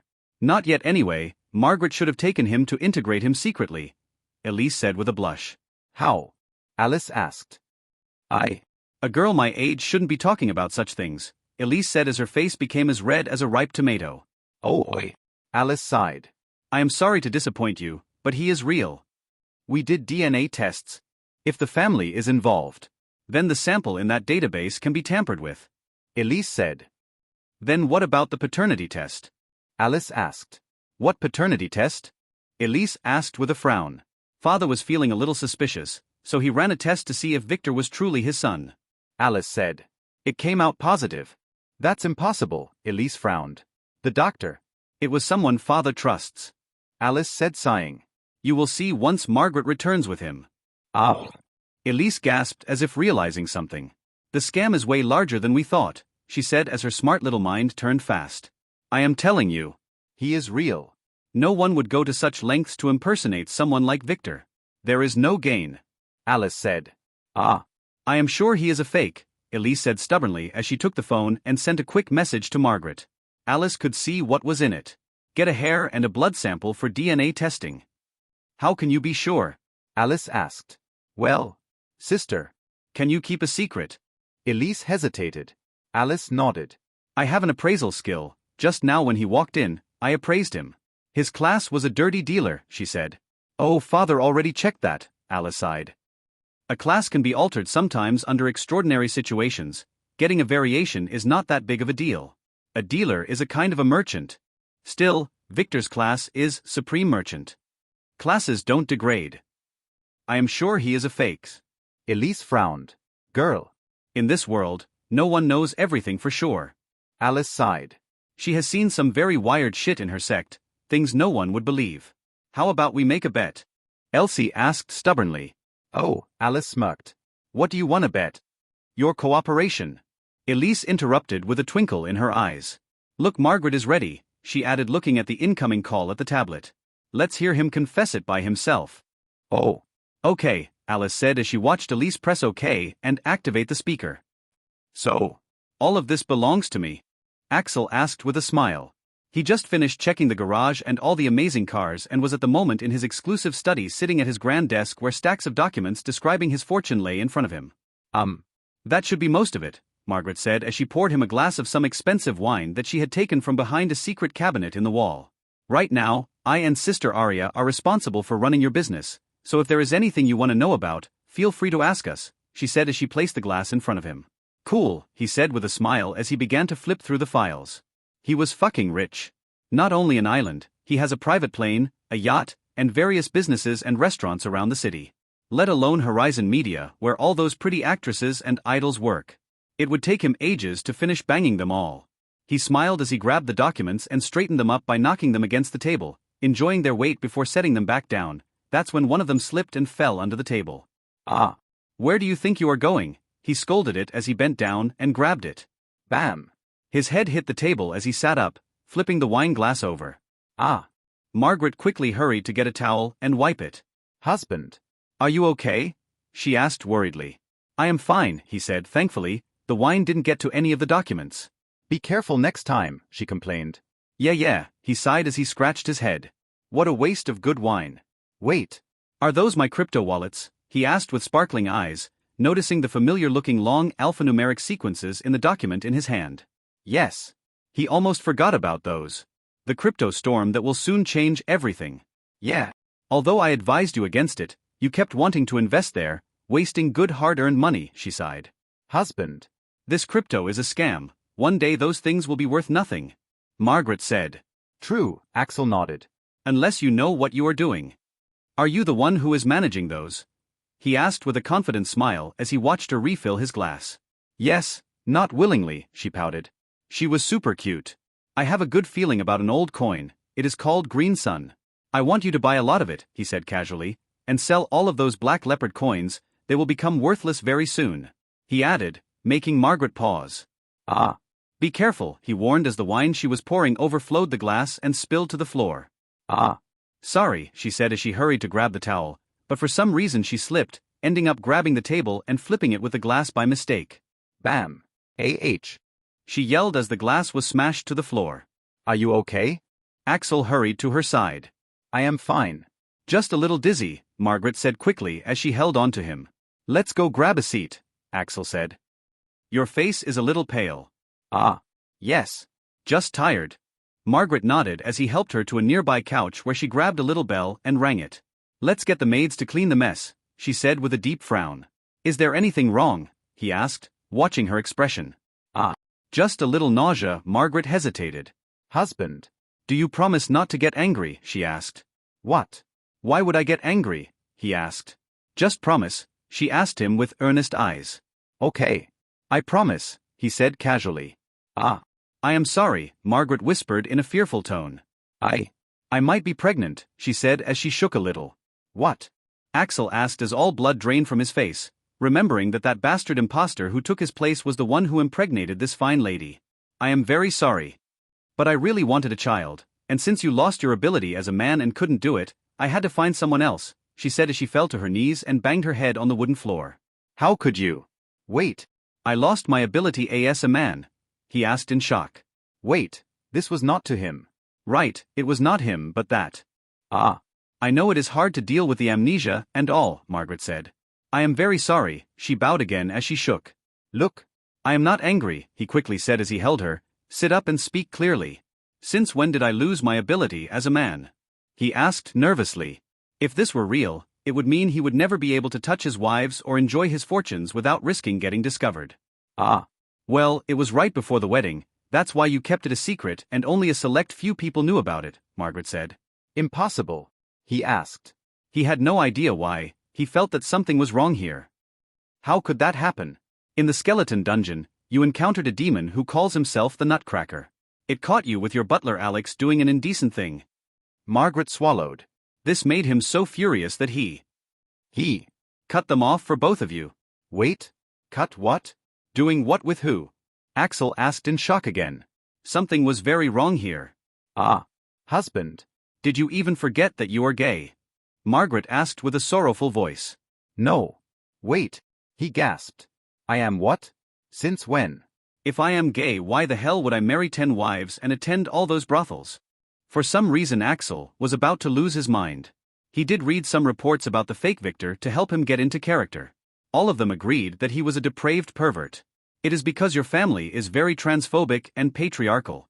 You wanted to fool them. That's also why not only did you find an underground doctor to get you a fake you also began spreading rumors by going to brothels and then drugging prostitutes before raping them with toys. Margaret said nervously as she kept her head down, shaking a little. He could tell it was very hard for her to tell him all that. Then those lowly maids. They are a part of this show? Asked as all the pieces began to fit together. Ah, not exactly. Margaret hesitated. The maids are not girls. They are all little boys. Boys who you were raising to. She swallowed as if she couldn't say the last word. To what? Axel asked. He needed to hear that word. To F? The door knocked at that right moment and a little maid walked in. Ah. Excuse me. Did you ring the bell, young master? She asked innocently. Axel stood up and walked straight toward the maid, making her look nervously at him. Are you a boy or a girl? He asked directly. The maid bit her little lip, then looked down at her little feet as she balled her little hands. I am whatever the young master wants me to be, she said with a soft voice as she shook in fear. Axel yelled in shock as he took 2 steps backward, getting away from the little maid. This was too much for him. Husband. Margaret called for him. He ignored her as he turned and headed to the door. I need to go out, clear my head, he said. Don't wait for me. He yelled as he darted out, then passed at the door, returned, and grabbed one of the credit cards from the desk before darting out again. Moments later, Margaret, who slowly stood up, could hear the sound of her newly acquired Fire-Rat X10 Ultra spreading away. Shit. She cursed. Out of all the idiots out there, it had to be a scion. And one that is probably a time traveler too. You heard him. He has no idea if he can be a man or not, Elise blushed. I don't think a man would find this hard to figure that out. He is definitely an imposter. He wouldn't have run away like this otherwise. Alice frowned. She was a little convinced. Was what Margaret said true? Duh. Of course not. Elise said, blushing again, knowing what Alice meant. She said it to make that guy not dare to make trouble here in the mansion. Alice sighed with a very dangerous glint in her eyes. I won the bet. Elise said, noticing it. What do you want? Alice asked absent-mindedly. Keep the fact that this Victor is an impostor a secret. Elise said. We can use and monitor him at the same time to know who is behind him. Alice frowned. Fine, I will play along, she said. But if he dares to do anything to mother or father, I will not hesitate to kill him. Ah. Don't forget. The paternity test, Elise quickly reminded her. This guy might be your half-brother. HSSS. Alice gasped. Now she understood why Elise reacted in shock earlier. Whoever was behind this imposter was definitely someone who was preparing for ages. This was way bigger than she could handle. We should tell Grandma. No. You promised. Elise quickly stopped her. The family is compromised. We don't know who to trust. This was Victor's original plan. If you don't trust me, at least have some faith in him. Elise said. Just give us a few months. Alice sighed, looking suspiciously at Elise. If this was a plan by von Geldstadt or someone else, she wouldn't have told her. Fine, she finally said as she stood up. I will need to go check on a few things on my own anyway. Be sure to keep an eye on him. What do you want to do? Elise asked as she watched Alice walk out. Don't worry, I will keep my promise and be discreet. Alice replied as she left. Elise frowned. She really didn't want to tell Alice, but this was the best course of action at the moment. She sighed. Already left? Margaret asked as she entered the room and looked around for Alice. Yeah. Troublesome. I think it is okay. Alice is someone Victor trusts. Margaret sighed as she threw herself on the couch beside Elise, took a pillow, and began to bite at it angrily. Why did you go with Plan 9 all of a sudden? Elise asked. He is a scion. I had no choice, Margaret grumbled. What? A scion? How sure are you? Elise exclaimed. This would ruin most of her plans. 99%. No, make it 97%, Margaret said, throwing random numbers according to her intuition. Explain. Elise frowned. He escaped my trap 5. Number 6 times. Margaret said. First, he didn't agree to go upstairs where I prepared the SM kit in the bedroom. Secondly, when I wanted to make the chicks kidnap him in the garage, the door of their truck got stuck. In the basement, he refused to go into the cell room where I planned to make him enter one of the cells and then fake the door getting stuck. He went straight for the study. Then the soul wine glass, getting knocked out twice. She complained. You said 6? Right. The car. He picked the only one that didn't have tracking devices on it. It had just been delivered this morning and I didn't have time to install those. Margaret said. Damn it. I haven't even had a chance to test drive it yet. She complained. Still. This might all be a coincidence, Elise frowned, looking at Axel's character sheet that she got from appraising him earlier. Name, Victor von Weiss. Level 5. Class, Dirty Dealer B. Authority, 5. Strength, 30. Agility, 34. Intelligence, 44. Luck, 11. Charm, 22. Order, 11. Skills. System store access, level 0. Player market access, level 0. Item appraisal, B. Charm, B. Boxing, C. Camouflage, D. Scamming, E. Theft, E. Basic shield, E. Theft, F. His luck was normal, and his authority was not that high. He shouldn't have been able to discover that something was wrong with the wine which didn't display anything wrong with its description. I am telling you, this piece of shit is a scion. My intuition is never wrong. He has the same filthy air Tom has around him. Margaret spat. And I also think he is one of the time travelers we have been searching for, she added. What? Why? Crypto coins. Elise asked. Yeah. Other than knowing that Black Leopard coin, one of the highest valued ones, was going to crash very soon. He wanted to buy a Green Sun coin. In the paper he read, there was no mention of it. Only a few people remember that one nowadays. He is definitely a time traveler. What about it anyway? I remember Lynn saying that the fake lawyer who was with Abe had something to do with it, Elise asked. It started about 3 years ago. Just a minor coin that was used as a part of a cam, then went into obscurity after the first crypto crash, Margaret said. In a year or so, however, there will be a phenomenon where the sun will turn green for an entire week. A cult will form and the Green Sun coin will skyrocket, achieving a 10000000x growth after some claimed it can be used to buy some miraculous medicine. The Green Sun pill. Margaret said. Will the sun turn green?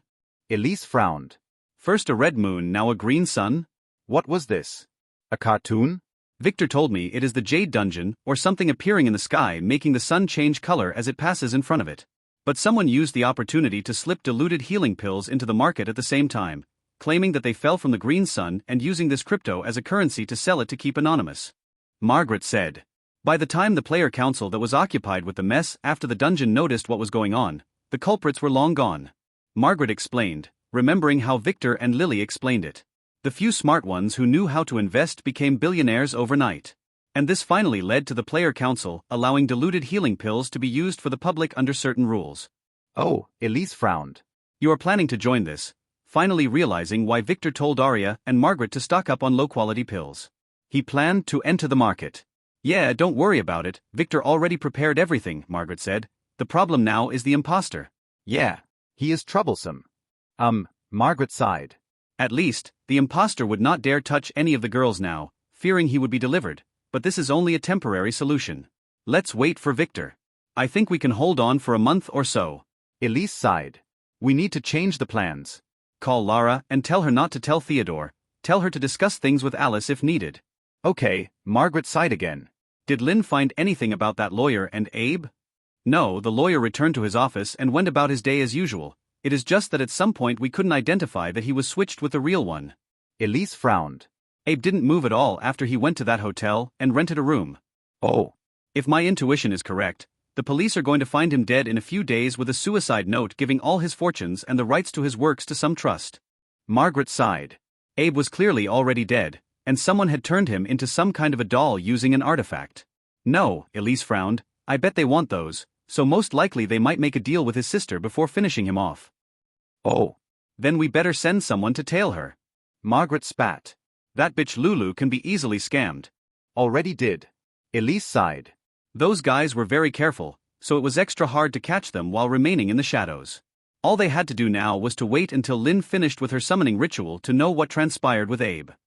Shit. Shit. Shit. Victor cursed loudly as he landed on the ground. Moments earlier, he watched through Lynn's eyes as Margaret briefed the girls about her encounter with the imposter and showed them the video recording of her encounter with him. Damn it. This is ridiculous, he flared. A scion and a time traveler? Why did this guy have to come to impersonate him of all the people in the damn world? Did he have a target on his back or something? Or was the world treating him like a daycare center like before? No, the real important question was if this guy was really a time traveler like Margaret, how the fuck did he end up getting his soul extracted as a talisman, to begin with? Wasn't he a scion? Or could it be that he was a dark scion before? Possible. But even so, wasn't the world big enough for scions to roam? Did he have an imaginary sign with the words, Scion's Whore, written on it? Why do they keep appearing next to him? At first, Victor thought the world might be against him for fucking with Tom, Sebastian, and those scions, but this imposter relationship with him should have started from the past life. Victor was getting a headache. Lately, he had the feeling that he must be a part of something really big, as the incidents around him couldn't be all coincidences.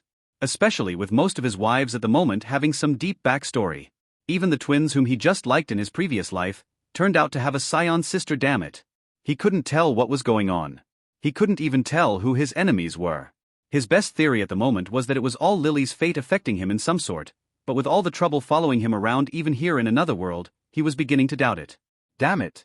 There were too many unknowns. He really felt that he needed to return fast to Trilaria and then prepare more. Sighing, he looked around him to assert his situation. He was no longer in the elven forests but in a peaceful countryside with a wide stone road under his feet and sparse green trees on the sides. Although Victor had no idea where the road led, he decided to follow it, since one of the fate threads pointed directly toward the direction it was heading in. Just as he was planning to fly again, he paused, as from behind him he could hear the sound of a wagon approaching. Thinking for a moment, he decided not to appear as an old man, but as his usual self, as he needed to meet his family members.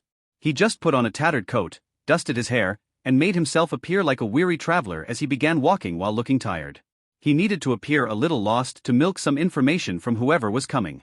The carriage appeared behind him 10 minutes later, making him look back. It was an old creaky wagon pulled by 2 donkeys.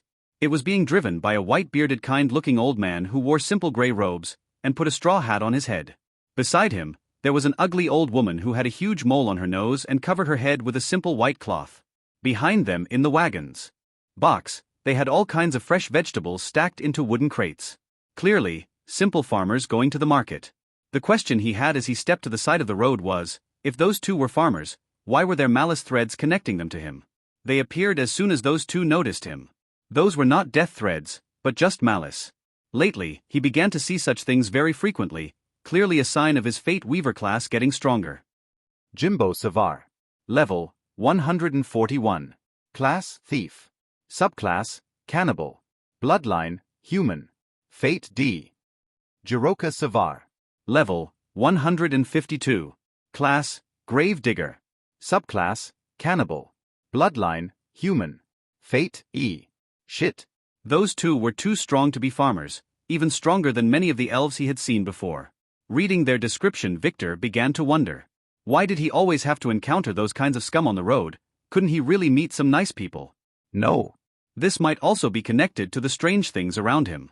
Maybe it had nothing to do with the world, but himself.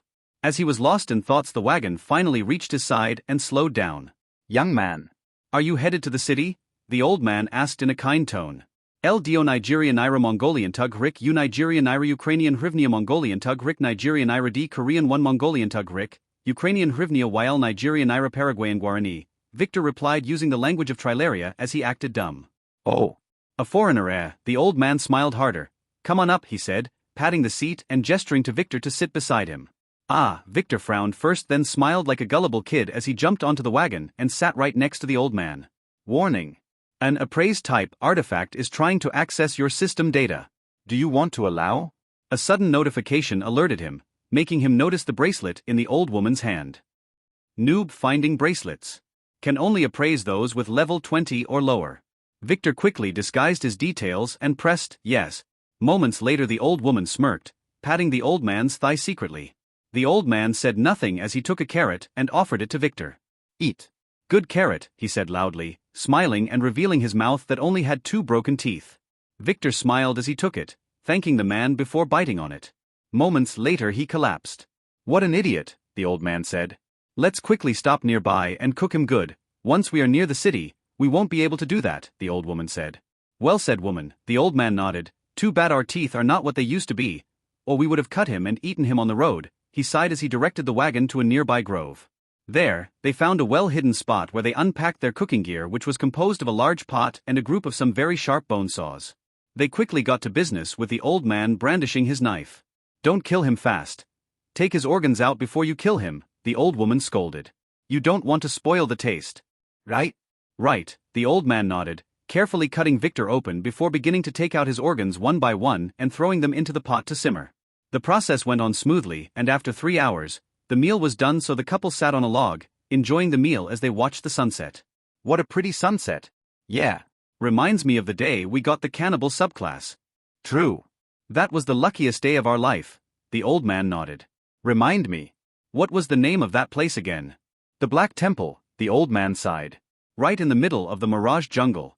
Who could have guessed we would find a ruin belonging to the mythical age? If it were not for this subclass, we could have really died. Yeah.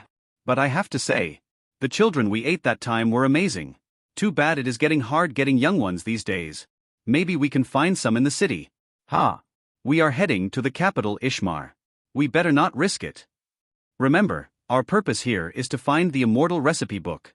It is definitely in the Imperial Library. We finally tack it here after all these years. It might have the key to unlocking our class's real potential, he said with clear passion in his eyes. Yeah. But how can we find it between all the other books? Idiot. You just need to ask to borrow it to make a copy. Although it might cost a few gold coins, it is not a forbidden book.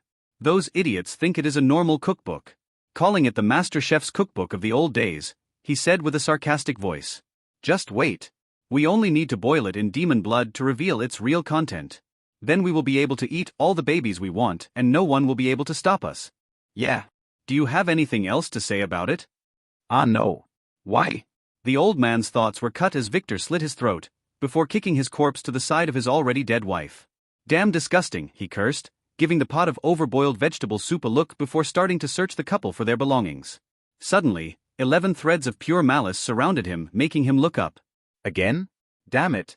It was too late to escape. Stop right there. Murderer. Right then, out of nowhere, a pretty 14-year-old girl in a knight suit of armor screamed as she fell from the sky, landing in front of him with ease, with her thin crystal sword aimed at his neck.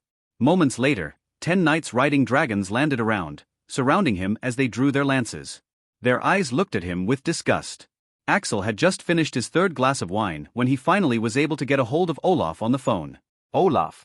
Sorry, young master. I was a little busy. Do you have anything really urgent to contact me? Olaf asked. They have agreed that he may only contact Olaf in case of emergencies. Yeah, Axel said he was feeling a little drowsy, but he was still sober. Just a few questions. Please do ask. Olaf, who was clearly a little busy, replied politely. First. Was that imposter gay? Axel asked directly. Gay? Was there anything that left that impression? Olaf frowned. Margaret said a few things that implied that. What do you know? Axel said with a frown. We are not sure. Let me see. Olaf hesitated.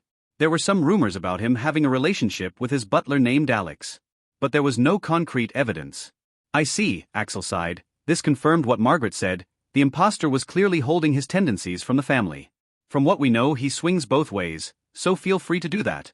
Olaf said from the other side. No thanks, Axel rejected him. He was a straight man. As straight as an arrow. That Alex. He died at the wedding. I was there and saw it. Wait. Someone died at that wedding. There was a fight about one of the brides, a total mess. Ask any of your wives and they would explain it, Olaf replied briefly. What other questions does the young master have? Olaf asked. Well, Axel hesitated. He swallowed. What? Did the imposter suffer from an accident that led to him losing his manhood? He asked nervously. What? Olaf asked with a clear shock from the other side. Did that Margaret also tell you that? He added with a nervous voice. Yeah.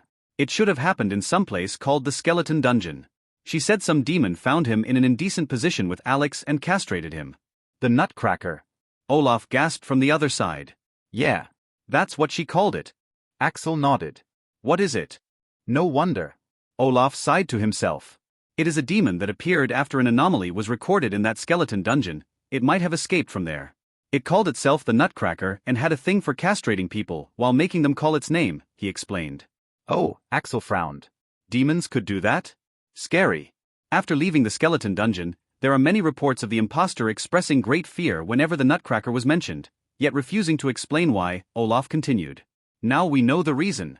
I see, Axel frowned. What should I do? He asked. Keep with your cover no matter what. Master Olaf. I can't live like a hermit, Axel explained. After spending a few days with that maid before beginning his mission, he finally experienced being a man for the first time. He could no longer return to playing single-player games. You can use the method the imposter was using before to hide his preferences. What was he doing? He would go to a brothel, Drug the girls, then use toys to rape them, Olaf said. You can do it for real, but you must make sure they are drugged. Axel frowned. He was a pervert, but never that degenerate. Or you can be a little patient. We will find the ones behind the imposter in a few months, and then you will no longer have to keep pretending. Olaf reassured him. I will see what I can do, Axel sighed. True, this was the best course of action. What can you tell me about that girl Margaret? An interesting lass, ha? Olaf smirked. Yeah, Axel replied, remembering her confessing about cuckolding him. No, she did it to the imposter. She is a gold digger. A good one at that. She used to work as a prostitute under her evil uncle. A tragic story. Olaf sighed. But you can't be fooled by her like the imposter did. She is very smart and resourceful. Oh, Axel nodded. Don't worry. Damn it. He was almost seduced by her. Does the young master have any other questions? Ulf asked in a hurry. What about the maids in the mansion, the young ones? Ah. We don't have info about those, they appeared out of nowhere. The imposter made sure no one knew a thing about them. Did you notice anything of interest? They are little boys. I see. What? Olaf was clearly shocked. You heard me. Are you sure? Ah. I have something, Lynn suddenly interrupted, taking out an envelope and giving it to Margaret. This is? Margaret asked as she opened it and looked at the paper inside. A song that I composed. I hope Monica will add to her next album, Lynn said, scratching her head. This meeting is not about that kind of business, Arya frowned. She was very professional. Ah, this one is special, Lynn said, looking at Margaret, who read the song with a raised eyebrow before giving the paper to the curious Arya. Although it might need some touching up, I don't mind this, but are you sure? Margaret asked. This will make her hate you even more. Yes, I also want to get some early revenge, Lynn said, feeling a little shy. We all do, Margaret said, putting her hand on Lynn's shoulder to reassure her. It was perfectly fine to humiliate your enemies. What the fuck is this? Arya suddenly flared. She had just finished reading the song. How many pussies are in this song? She asked as Elise poked her head from the side, reading the first few lines before blushing and retreating. This thing was too lewd for her. Bad pussy. Doing bad things. Grab the pussy, kick the pussy. Doing dirty things. It went something like that. It is about a bad pussy who does bad things getting grabbed then punished after that, Lynn explained, making Elise, who knew what this was really about but couldn't help to think of all the other meanings, blush more. The girl had been getting really corrupted lately after staying with Margaret. Do you expect Monica to sing this? Arya asked. This will ruin her reputation. On top of that, mother-in-law would kill us. Not necessarily, Margaret interjected. We can just put a cat at the end of every phrase and shrug it all off. We can also make it an online free release. All the attention will be a good publicity stunt for the new album. She added. She was fully on board. That would be even worse. Do you want every animal rights group after us? Arya flared again. Those girls were beyond help. No one is that stupid, Margaret dismissed her. Look, even our Elise got it correctly. The blushing Elise looked away in shame. I want to find a very catchy melody for it so everyone in the world will make it their ringtone. Lynn continued to explain, biting her lip. I want that bitch to hear it whenever she goes. Oh, don't worry, I think I do have a good tune for this, Margaret said with a wicked smile. I might as well make Abe take all the credit for it to enhance his credibility. Are we really going on with this? Arya asked with a frown. Da. That's what Victor would have done. Margaret explained, making both Elise and Lynn nod. Absolutely right. Inside the maze-like tunnels inside the volcanic island, Theodore, and in the entire von Weiss family's main team were heading toward the boss room at a hastened pace, slaying all kinds of bizarre monsters in the process. The deeper they got, the more strange and bizarre the monsters became. It was as if they were becoming more and more corroded, like something that had long been decayed and then reconstructed, losing a few parts in the process. They also quickly find out why Zed looked like a slime. Apparently, in his escape earlier, he had to crawl through no less than 10 swamp-like pits that interrupted the tunnels every half a mile or so. Those holes were filled by a strange green slimy liquid that splashed everywhere. What is this matter? Mike asked. It doesn't seem to be poisonous, but we better avoid it, Theodore said as they walked around the pits one by one. Are you sure Zola and the others were with you? Octavia asked Zed as they walked. They have already been walking for 4 hours, but they found nothing. They were here, Zed said. This place is like a maze, we can't just walk aimlessly, Primus commented. Then let's just follow these pits, they seem to follow a certain path, and said. And whose news, we might find something interesting. It didn't take Rita a long time to finally reach the main island. She used her superhuman strength to paddle there, so it was super fast. Once she reached the familiar docks, she left the boat to one of the servants there, by throwing the boat's rope at him. Then, acting arrogant and snobbish as one of the heirs should, she slipped past the patrolling guards without letting them inspect her. Thankfully, with all the monsters around, they had no time to check every individual thoroughly. She just had to flash her elite token and then ignore them. Now that they were inside the dungeon, technology didn't work, so the token recording function would not log her being there. And no sane guard would dare question an elite heir. Making sure she found an abandoned corner, Rita quickly changed her clothes into a sneaking outfit and then activated a hiding talisman before going out again. She headed to the main ancestral temple in the middle of the island. According to the message Victor left her with Liam, that place had a secret passage toward the center of the island. To tell the truth, sneaking around like this made her a little nervous. The last time in the Vaughn's Vi base, she had Victor guiding and reassuring her at every step, but here, she had to do it all by herself. She also missed that shadow-shifting ability Victor granted her. It was super convenient. Now she had to wander alone. Reaching the familiar ancestral temple, she quickly went past a lonely guard and sneaked inside. Thankfully, due to all the trouble on the island earlier, no one was taking care of this place either. And the guard they left here was kinda an idiot. He was just standing there picking his nose while looking at the gray sky. Was he in love or something? He was totally bewitched. Rita paused. She turned back and headed toward the stupid guard. Inspecting him for 5 minutes, she frowned. He seemed totally clueless. Was he really a guard? Hey, she poked at him after removing her disguise. She was ready to strike him unconscious if he troubled her. He didn't even reply. It was as if he was in a trance. Hey! She shouted this time as she grabbed him and forced him to face her. Still, the guard only laughed like a village idiot. Rita slapped his face. Ah! I have something, Lynn suddenly interrupted, taking out an envelope and giving it to Margaret. This is?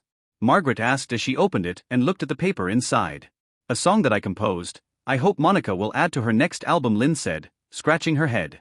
This meeting is not about that kind of business, Arya frowned. She was very professional. This one is special, Lynn said, looking at Margaret, who read the song with a raised eyebrow before giving the paper to the curious Arya. Although it might need some touching up, I don't mind this, but are you sure? Margaret asked. This will make her hate you even more. Yes, I also want to get some early revenge, Lynn said, feeling a little shy. We all do, Margaret said, putting her hand on Lynn's shoulder to reassure her. It was perfectly fine to humiliate your enemies. What the fuck is this? Arya suddenly flared. She had just finished reading the song. How many pussies are in this song? She asked as Elise poked her head from the side, reading the first few lines before blushing and retreating. This thing was too lewd for her. Bad pussy. Doing bad things. Grab the pussy, kick the pussy. Doing dirty things. It went something like that. It is about a bad pussy who does bad things getting grabbed then punished. After that, Lynn explained, making Elise, who knew what this was really about but couldn't help to think of all the other meanings, blush more. The girl had been getting really corrupted lately after staying with Margaret. Do you expect Monica to sing this? Arya asked. This will ruin her reputation. On top of that, mother-in-law would kill us. Not necessarily, Margaret interjected. We can just put a cat at the end of every phrase and shrug it all off. We can also make it an online free release. All the attention will be a good publicity stunt for the new album. She added. She was fully on board. That would be even worse. Do you want every animal rights group after us? Arya flared again. Those girls were beyond help. No one is that stupid. Margaret dismissed her. Look, even our Elise got it correctly. The blushing Elise looked away in shame. I want to find a very catchy melody for it so everyone in the world will make it their ringtone. Lynn continued to explain, biting her lip. I want that bitch to hear it whenever she goes. Oh, don't worry, I think I do have a good tune for this, Margaret said with a wicked smile. I might as well make Abe take all the credit for it to enhance his credibility. Are we really going on with this? Arya asked with a frown. Da. That's what Victor would have done. Margaret explained, making both Elise and Lynn nod. Absolutely right. Inside the maze-like tunnels inside the volcanic island, Theodore, and in the entire Von Weiss family's main team were heading toward the boss room at a hastened pace, slaying all kinds of bizarre monsters in the process. The deeper they got, the more strange and bizarre the monsters became. It was as if they were becoming more and more corroded, like something that had long been decayed and then reconstructed, losing a few parts in the process. They also quickly find out why Zed looked like a slime. Apparently, in his escape earlier, He had to crawl through no less than 10 swamp-like pits that interrupted the tunnels every half a mile or so. Those holes were filled by a strange green slimy liquid that splashed everywhere. What is this matter? Mike asked. It doesn't seem to be poisonous, but we better avoid it, Theodore said as they walked around the pits one by one. Are you sure Zola and the others were with you? Octavia asked Zed as they walked. They have already been walking for 4 hours, but they found nothing. They were here, Zed said. This place is like a maze, we can't just walk aimlessly, Primus commented. Then let's just follow these pits, they seem to follow a certain path, and said. And whose news, we might find something interesting. It didn't take Rita a long time to finally reach the main island. She used her superhuman strength to paddle there, so it was super fast. Once she reached the familiar docks, she left the boat to one of the servants there, by throwing the boat's rope at him. Then, acting arrogant and snobbish as one of the heirs should, she slipped past the patrolling guards without letting them inspect her. Thankfully, with all the monsters around, they had no time to check every individual thoroughly. She just had to flash her elite token and then ignore them. Now that they were inside the dungeon, technology didn't work, so the token recording function would not log her being there. And no sane guard would dare question an elite heir. Making sure she found an abandoned corner, Rita quickly changed her clothes into a sneaking outfit and then activated a hiding talisman before going out again. She headed to the main ancestral temple in the middle of the island. According to the message Victor left her with Liam, that place had a secret passage toward the center of the island. To tell the truth, sneaking around like this made her a little nervous. The last time in the Vaughn's Vi base, she had Victor guiding and reassuring her at every step, but here, she had to do it all by herself. She also missed that shadow-shifting ability Victor granted her. It was super convenient. Now she had to wander alone. Reaching the familiar ancestral temple, she quickly went past a lonely guard and sneaked inside. Thankfully, due to all the trouble on the island earlier, no one was taking care of this place either. And the guard they left here was kinda an idiot, he was just standing there picking his nose while looking at the gray sky. Was he in love or something? He was totally bewitched. Rita paused. She turned back and headed toward the stupid guard. Inspecting him for 5 minutes, she frowned. He seemed totally clueless. Was he really a guard? Hey, she poked at him after removing her disguise. She was ready to strike him unconscious if he troubled her. He didn't even reply. It was as if he was in a trance. Hey! She shouted this time as she grabbed him and forced him to face her. Still, the guard only laughed like a village idiot. Rita slapped his face. Ah! I have something, Lynn suddenly interrupted, taking out an envelope and giving it to Margaret. This is? Margaret asked as she opened it and looked at the paper inside. A song that I composed. I hope Monica will add to her next album, Lynn said, scratching her head. This meeting is not about that kind of business, Arya frowned. She was very professional. Ah, this one is special, Lynn said, looking at Margaret, who read the song with a raised eyebrow before giving the paper to the curious Arya. Although it might need some touching up, I don't mind this, but are you sure? Margaret asked. This will make her hate you even more. Yes, I also want to get some early revenge, Lynn said, feeling a little shy. We all do, Margaret said, putting her hand on Lynn's shoulder to reassure her. It was perfectly fine to humiliate your enemies. What the fuck is this? Arya suddenly flared. She had just finished reading the song. How many pussies are in this song? She asked as Elise poked her head from the side, reading the first few lines before blushing and retreating. This thing was too lewd for her. Bad pussy. Doing bad things. Grab the pussy, kick the pussy. Doing dirty things. It went something like that. It is about a bad pussy who does bad things getting grabbed then punished. After that, Lynn explained, making Elise, who knew what this was really about but couldn't help to think of all the other meanings, blush more. The girl had been getting really corrupted lately after staying with Margaret. Do you expect Monica to sing this? Arya asked. This will ruin her reputation. On top of that, mother-in-law would kill us. Not necessarily, Margaret interjected. We can just put a cat at the end of every phrase and shrug it all off. We can also make it an online free release. All the attention will be a good publicity stunt for the new album. She added. She was fully on board. That would be even worse. Do you want every animal rights group after us? Arya flared again. Those girls were beyond help. No one is that stupid. Margaret dismissed her. Look, even our Elise got it correctly. The blushing Elise looked away in shame. I want to find a very catchy melody for it so everyone in the world will make it their ringtone. Lynn continued to explain, biting her lip. I want that bitch to hear it whenever she goes. Oh, don't worry, I think I do have a good tune for this, Margaret said with a wicked smile. I might as well make Abe take all the credit for it to enhance his credibility. Are we really going on with this? Arya asked with a frown. Da. That's what Victor would have done, Margaret explained, making both Elise and Lynn nod. Absolutely right. Inside the maze-like tunnels inside the volcanic island, Theodore, and in the entire von Weiss family's main team were heading toward the boss room at a hastened pace, slaying all kinds of bizarre monsters in the process. The deeper they got, the more strange and bizarre the monsters became. It was as if they were becoming more and more corroded, like something that had long been decayed and then reconstructed, losing a few parts in the process. They also quickly find out why Zed looked like a slime.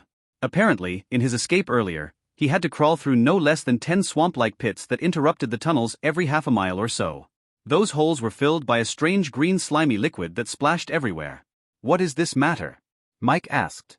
It doesn't seem to be poisonous, but we better avoid it, Theodore said as they walked around the pits one by one. Are you sure Zola and the others were with you? Octavia asked Zed as they walked. They have already been walking for 4 hours, but they found nothing. They were here, Zed said. This place is like a maze, we can't just walk aimlessly, Primus commented. Then let's just follow these pits, they seem to follow a certain path, and said. And whose news, we might find something interesting. It didn't take Rita a long time to finally reach the main island. She used her superhuman strength to paddle there, so it was super fast. Once she reached the familiar docks, she left the boat to one of the servants there, by throwing the boat's rope at him. Then, acting arrogant and snobbish as one of the heirs should, she slipped past the patrolling guards without letting them inspect her. Thankfully, with all the monsters around, they had no time to check every individual thoroughly, she just had to flash her elite token and then ignore them. Now that they were inside the dungeon, technology didn't work, so the token recording function would not log her being there. And no sane guard would dare question an elite heir. Making sure she found an abandoned corner, Rita quickly changed her clothes into a sneaking outfit and then activated a hiding talisman before going out again. She headed to the main ancestral temple in the middle of the island. According to the message Victor left her with Liam, that place had a secret passage toward the center of the island. To tell the truth, sneaking around like this made her a little nervous. The last time in the Von Zwei base, she had Victor guiding and reassuring her at every step, but here, she had to do it all by herself. She also missed that shadow-shifting ability Victor granted her. It was super convenient. Now she had to wander alone. Reaching the familiar ancestral temple, she quickly went past a lonely guard and sneaked inside. Thankfully, due to all the trouble on the island earlier, no one was taking care of this place either. And the guard they left here was kinda an idiot, he was just standing there picking his nose while looking at the gray sky. Was he in love or something? He was totally bewitched. Rita paused. She turned back and headed toward the stupid guard. Inspecting him for 5 minutes, she frowned. He seemed totally clueless. Was he really a guard? Hey, she poked at him after removing her disguise. She was ready to strike him unconscious if he troubled her. He didn't even reply. It was as if he was in a trance. Hey! She shouted this time as she grabbed him and forced him to face her. Still, the guard only laughed like a village idiot. Rita slapped his face. Ah! I have something, Lynn suddenly interrupted, taking out an envelope and giving it to Margaret. This is? Margaret asked as she opened it and looked at the paper inside. A song that I composed. I hope Monica will add to her next album, Lynn said, scratching her head. This meeting is not about that kind of business, Arya frowned. She was very professional. Ah, this one is special, Lynn said, looking at Margaret, who read the song with a raised eyebrow before giving the paper to the curious Arya. Although it might need some touching up, I don't mind this, but are you sure? Margaret asked. This will make her hate you even more. Yes, I also want to get some early revenge, Lynn said, feeling a little shy. We all do, Margaret said, putting her hand on Lynn's shoulder to reassure her. It was perfectly fine to humiliate your enemies. What the fuck is this? Arya suddenly flared. She had just finished reading the song. How many pussies are in this song? She asked as Elise poked her head from the side, reading the first few lines before blushing and retreating. This thing was too lewd for her. Bad pussy. Doing bad things. Grab the pussy, kick the pussy. Doing dirty things. It went something like that. It is about a bad pussy who does bad things getting grabbed then punished after that, Lynn explained, making Elise, who knew what this was really about but couldn't help to think of all the other meanings, blush more. The girl had been getting really corrupted lately after staying with Margaret. Do you expect Monica to sing this? Arya asked. This will ruin her reputation. On top of that, mother-in-law would kill us. Not necessarily, Margaret interjected. We can just put a cat at the end of every phrase and shrug it all off. We can also make it an online free release. All the attention will be a good publicity stunt for the new album. She added. She was fully on board. That would be even worse. Do you want every animal rights group after us? Arya flared again. Those girls were beyond help. No one is that stupid. Margaret dismissed her. Look, even our Elise got it correctly. The blushing Elise looked away in shame. I want to find a very catchy melody for it so everyone in the world will make it their ringtone. Lynn continued to explain, biting her lip. I want that bitch to hear it whenever she goes. Oh, don't worry, I think I do have a good tune for this, Margaret said with a wicked smile. I might as well make Abe take all the credit for it to enhance his credibility. Are we really going on with this? Arya asked with a frown. Da. That's what Victor would have done. Margaret explained, making both Elise and Lynn nod. Absolutely right. Inside the maze-like tunnels inside the volcanic island, Theodore, and in the entire Von Weiss family's main team were heading toward the boss room at a hastened pace, slaying all kinds of bizarre monsters in the process. The deeper they got, the more strange and bizarre the monsters became. It was as if they were becoming more and more corroded, like something that had long been decayed and then reconstructed, losing a few parts in the process. They also quickly find out why Zed looked like a slime. Apparently, in his escape earlier, he had to crawl through no less than 10 swamp-like pits that interrupted the tunnels every half a mile or so. Those holes were filled by a strange green slimy liquid that splashed everywhere. What is this matter? Mike asked. It doesn't seem to be poisonous, but we better avoid it, Theodore said as they walked around the pits one by one. Are you sure Zola and the others were with you? Octavia asked Zed as they walked. They have already been walking for 4 hours, but they found nothing. They were here, Zed said. This place is like a maze, we can't just walk aimlessly, Primus commented. Then let's just follow these pits, they seem to follow a certain path, and said. And whose news, we might find something interesting. It didn't take Rita a long time to finally reach the main island. She used her superhuman strength to paddle there, so it was super fast. Once she reached the familiar docks, she left the boat to one of the servants there, by throwing the boat's rope at him. Then, acting arrogant and snobbish as one of the heirs should, she slipped past the patrolling guards without letting them inspect her. Thankfully, with all the monsters around, they had no time to check every individual thoroughly. She just had to flash her elite token and then ignore them. Now that they were inside the dungeon, technology didn't work, so the token recording function would not log her being there. And no sane guard would dare question an elite heir. Making sure she found an abandoned corner, Rita quickly changed her clothes into a sneaking outfit and then activated a hiding talisman before going out again. She headed to the main ancestral temple in the middle of the island. According to the message Victor left her with Liam, that place had a secret passage toward the center of the island. To tell the truth, sneaking around like this made her a little nervous. The last time in the Von Zwei base, she had Victor guiding and reassuring her at every step, but here, she had to do it all by herself. She also missed that shadow-shifting ability Victor granted her. It was super convenient. Now she had to wander alone. Reaching the familiar ancestral temple, she quickly went past a lonely guard and sneaked inside. Thankfully, due to all the trouble on the island earlier, no one was taking care of this place either. And the guard they left here was kinda an idiot, he was just standing there picking his nose while looking at the gray sky. Was he in love or something? He was totally bewitched. Rita paused. She turned back and headed toward the stupid guard. Inspecting him for 5 minutes, she frowned. He seemed totally clueless. Was he really a guard? Hey, she poked at him after removing her disguise. She was ready to strike him unconscious if he troubled her. He didn't even reply. It was as if he was in a trance. Hey! She shouted this time as she grabbed him and forced him to face her. Still, the guard only laughed like a village idiot. Rita slapped his face. Ah! I have something, Lynn suddenly interrupted, taking out an envelope and giving it to Margaret. This is? Margaret asked as she opened it and looked at the paper inside. A song that I composed. I hope Monica will add to her next album, Lynn said, scratching her head. This meeting is not about that kind of business, Arya frowned. She was very professional. Ah, this one is special, Lynn said, looking at Margaret, who read the song with a raised eyebrow before giving the paper to the curious Arya. Although it might need some touching up, I don't mind this, but are you sure? Margaret asked. This will make her hate you even more. Yes, I also want to get some early revenge, Lynn said, feeling a little shy. We all do, Margaret said, putting her hand on Lynn's shoulder to reassure her. It was perfectly fine to humiliate your enemies. What the fuck is this? Arya suddenly flared. She had just finished reading the song. How many pussies are in this song? She asked as Elise poked her head from the side, reading the first few lines before blushing and retreating. This thing was too lewd for her. Bad pussy, Doing bad things. Grab the pussy, kick the pussy. Doing dirty things. It went something like that.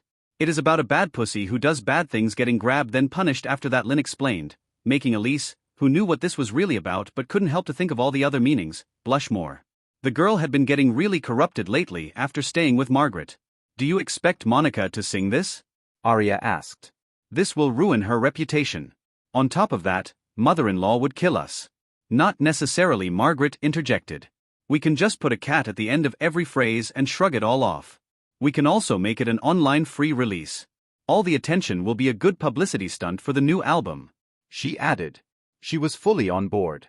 That would be even worse. Do you want every animal rights group after us? Arya flared again. Those girls were beyond help. No one is that stupid. Margaret dismissed her. Look, even our Elise got it correctly. The blushing Elise looked away in shame. I want to find a very catchy melody for it so everyone in the world will make it their ringtone. Lynn continued to explain, biting her lip. I want that bitch to hear it whenever she goes. Oh, don't worry, I think I do have a good tune for this, Margaret said with a wicked smile. I might as well make Abe take all the credit for it to enhance his credibility. Are we really going on with this? Arya asked with a frown. Da. That's what Victor would have done. Margaret explained, making both Elise and Lynn nod. Absolutely right. Inside the maze-like tunnels inside the volcanic island, Theodore, and in the entire Von Weiss family's main team were heading toward the boss room at a hastened pace, slaying all kinds of bizarre monsters in the process. The deeper they got, the more strange and bizarre the monsters became. It was as if they were becoming more and more corroded, like something that had long been decayed and then reconstructed, losing a few parts in the process. They also quickly find out why Zed looked like a slime. Apparently, in his escape earlier, he had to crawl through no less than 10 swamp-like pits that interrupted the tunnels every half a mile or so. Those holes were filled by a strange green slimy liquid that splashed everywhere. What is this matter? Mike asked. It doesn't seem to be poisonous, but we better avoid it, Theodore said as they walked around the pits one by one. Are you sure Zola and the others were with you? Octavia asked Zed as they walked. They have already been walking for 4 hours but they found nothing. They were here, Zed said. This place is like a maze, we can't just walk aimlessly, Primus commented.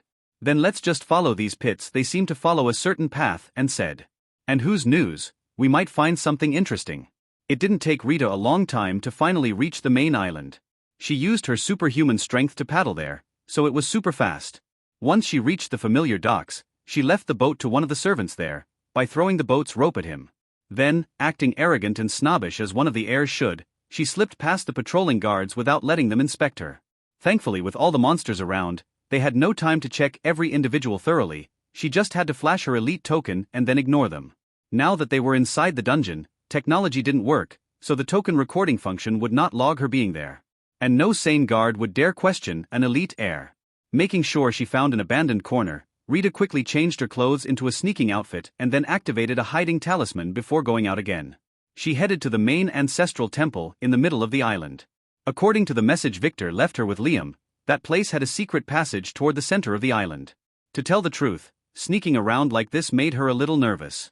The last time in the Von Zwei base, she had Victor guiding and reassuring her at every step, but here, she had to do it all by herself. She also missed that shadow-shifting ability Victor granted her. It was super convenient. Now she had to wander alone. Reaching the familiar ancestral temple, she quickly went past a lonely guard and sneaked inside. Thankfully, due to all the trouble on the island earlier, no one was taking care of this place either. And the guard they left here was kinda an idiot, he was just standing there picking his nose while looking at the gray sky. Was he in love or something? He was totally bewitched. Rita paused. She turned back and headed toward the stupid guard. Inspecting him for 5 minutes, she frowned. He seemed totally clueless. Was he really a guard? Hey, she poked at him after removing her disguise. She was ready to strike him unconscious if he troubled her. He didn't even reply. It was as if he was in a trance. Hey! She shouted this time as she grabbed him and forced him to face her. Still, the guard only laughed like a village idiot. Rita slapped his face. Ah! I have something, Lynn suddenly interrupted, taking out an envelope and giving it to Margaret. This is? Margaret asked as she opened it and looked at the paper inside. A song that I composed. I hope Monica will add to her next album, Lynn said, scratching her head. This meeting is not about that kind of business, Arya frowned. She was very professional. Ah, this one is special, Lynn said, looking at Margaret, who read the song with a raised eyebrow before giving the paper to the curious Arya. Although it might need some touching up, I don't mind this, but are you sure? Margaret asked. This will make her hate you even more. Yes, I also want to get some early revenge, Lynn said, feeling a little shy. We all do, Margaret said, putting her hand on Lynn's shoulder to reassure her. It was perfectly fine to humiliate your enemies. What the fuck is this? Arya suddenly flared. She had just finished reading the song. How many pussies are in this song? She asked as Elise poked her head from the side, reading the first few lines before blushing and retreating. This thing was too lewd for her.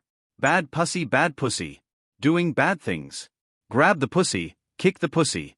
Doing dirty things. It went something like that.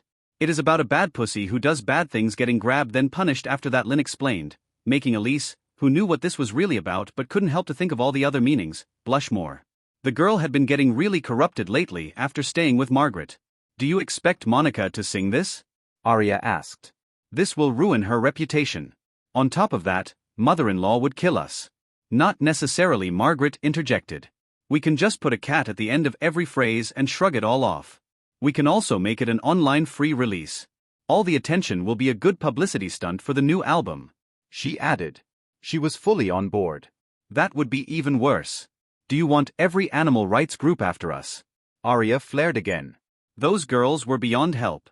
No one is that stupid. Margaret dismissed her. Look, even our Elise got it correctly. The blushing Elise looked away in shame. I want to find a very catchy melody for it so everyone in the world will make it their ringtone. Lynn continued to explain, biting her lip. I want that bitch to hear it whenever she goes. Oh, don't worry, I think I do have a good tune for this, Margaret said with a wicked smile. I might as well make Abe take all the credit for it to enhance his credibility. Are we really going on with this? Arya asked with a frown. Da. That's what Victor would have done. Margaret explained, making both Elise and Lynn nod. Absolutely right. Inside the maze-like tunnels inside the volcanic island, Theodore, and in the entire Von Weiss family's main team were heading toward the boss room at a hastened pace, slaying all kinds of bizarre monsters in the process. The deeper they got, the more strange and bizarre the monsters became. It was as if they were becoming more and more corroded, like something that had long been decayed and then reconstructed, losing a few parts in the process. They also quickly find out why Zed looked like a slime. Apparently, in his escape earlier, he had to crawl through no less than 10 swamp-like pits that interrupted the tunnels every half a mile or so. Those holes were filled by a strange green slimy liquid that splashed everywhere. What is this matter? Mike asked. It doesn't seem to be poisonous, but we better avoid it, Theodore said as they walked around the pits one by one. Are you sure Zola and the others were with you? Octavia asked Zed as they walked. They have already been walking for 4 hours, but they found nothing. They were here, Zed said. This place is like a maze, we can't just walk aimlessly, Primus commented. Then let's just follow these pits, they seem to follow a certain path, and said. And whose news, we might find something interesting. It didn't take Rita a long time to finally reach the main island. She used her superhuman strength to paddle there, so it was super fast. Once she reached the familiar docks, she left the boat to one of the servants there, by throwing the boat's rope at him. Then, acting arrogant and snobbish as one of the heirs should, she slipped past the patrolling guards without letting them inspect her. Thankfully, with all the monsters around, they had no time to check every individual thoroughly, she just had to flash her elite token and then ignore them.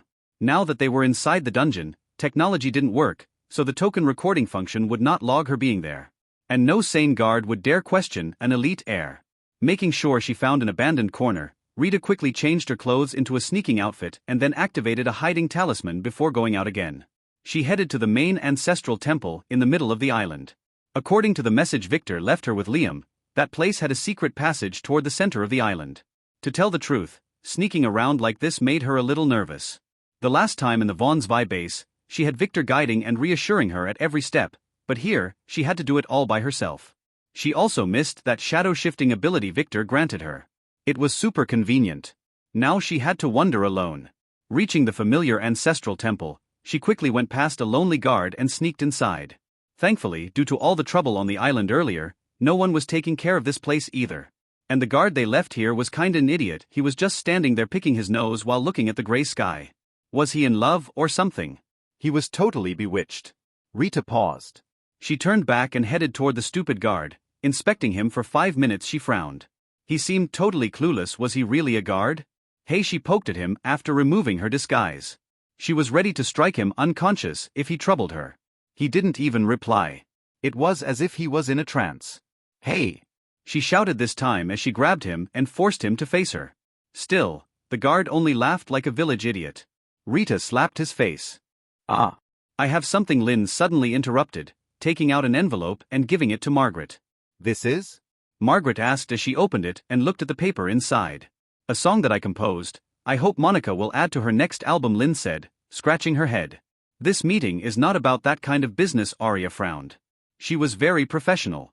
"Ah, this one is special," Lynn said, looking at Margaret, who read the song with a raised eyebrow before giving the paper to the curious Arya. "Although it might need some touching up, I don't mind this, but are you sure?" Margaret asked. "This will make her hate you even more." "Yes, I also want to get some early revenge," Lynn said, feeling a little shy. "We all do," Margaret said, putting her hand on Lynn's shoulder to reassure her. "It was perfectly fine to humiliate your enemies." "What the fuck is this?" Arya suddenly flared. She had just finished reading the song. "How many pussies are in this song?" she asked as Elise poked her head from the side, reading the first few lines before blushing and retreating. This thing was too lewd for her. Bad pussy. Doing bad things. Grab the pussy, kick the pussy. Doing dirty things. It went something like that. "It is about a bad pussy who does bad things getting grabbed then punished after that," Lynn explained, making Elise, who knew what this was really about but couldn't help to think of all the other meanings, blush more. The girl had been getting really corrupted lately after staying with Margaret. "Do you expect Monica to sing this?" Arya asked. "This will ruin her reputation. On top of that, mother-in-law would kill us." "Not necessarily," Margaret interjected. "We can just put a cat at the end of every phrase and shrug it all off. We can also make it an online free release. All the attention will be a good publicity stunt for the new album," she added. She was fully on board. "That would be even worse. Do you want every animal rights group after us?" Arya flared again. Those girls were beyond help. "No one is that stupid," Margaret dismissed her. "Look, even our Elise got it correctly." The blushing Elise looked away in shame. "I want to find a very catchy melody for it so everyone in the world will make it their ringtone." Lynn continued to explain, biting her lip. "I want that bitch to hear it whenever she goes." "Oh, don't worry, I think I do have a good tune for this," Margaret said with a wicked smile. "I might as well make Abe take all the credit for it to enhance his credibility." "Are we really going on with this?" Arya asked with a frown. "Da. That's what Victor would have done," Margaret explained, making both Elise and Lynn nod. "Absolutely right." Inside the maze-like tunnels inside the volcanic island, Theodore, and in the entire Von Weiss family's main team were heading toward the boss room at a hastened pace, slaying all kinds of bizarre monsters in the process. The deeper they got, the more strange and bizarre the monsters became. It was as if they were becoming more and more corroded, like something that had long been decayed and then reconstructed, losing a few parts in the process. They also quickly find out why Zed looked like a slime. Apparently, in his escape earlier, he had to crawl through no less than 10 swamp-like pits that interrupted the tunnels every half a mile or so. Those holes were filled by a strange green slimy liquid that splashed everywhere. "What is this matter?" Mike asked. "It doesn't seem to be poisonous, but we better avoid it," Theodore said as they walked around the pits one by one. "Are you sure Zola and the others were with you?" Octavia asked Zed as they walked. "They have already been walking for 4 hours but they found nothing." "They were here," Zed said. "This place is like a maze, we can't just walk aimlessly," Primus commented. "Then let's just follow these pits, they seem to follow a certain path," and said. "And whose news, we might find something interesting." It didn't take Rita a long time to finally reach the main island. She used her superhuman strength to paddle there, so it was super fast. Once she reached the familiar docks, she left the boat to one of the servants there, by throwing the boat's rope at him. Then, acting arrogant and snobbish as one of the heirs should, she slipped past the patrolling guards without letting them inspect her. Thankfully, with all the monsters around, they had no time to check every individual thoroughly. She just had to flash her elite token and then ignore them. Now that they were inside the dungeon, technology didn't work, so the token recording function would not log her being there. And no sane guard would dare question an elite heir. Making sure she found an abandoned corner, Rita quickly changed her clothes into a sneaking outfit and then activated a hiding talisman before going out again. She headed to the main ancestral temple in the middle of the island. According to the message Victor left her with Liam, that place had a secret passage toward the center of the island. To tell the truth, sneaking around like this made her a little nervous.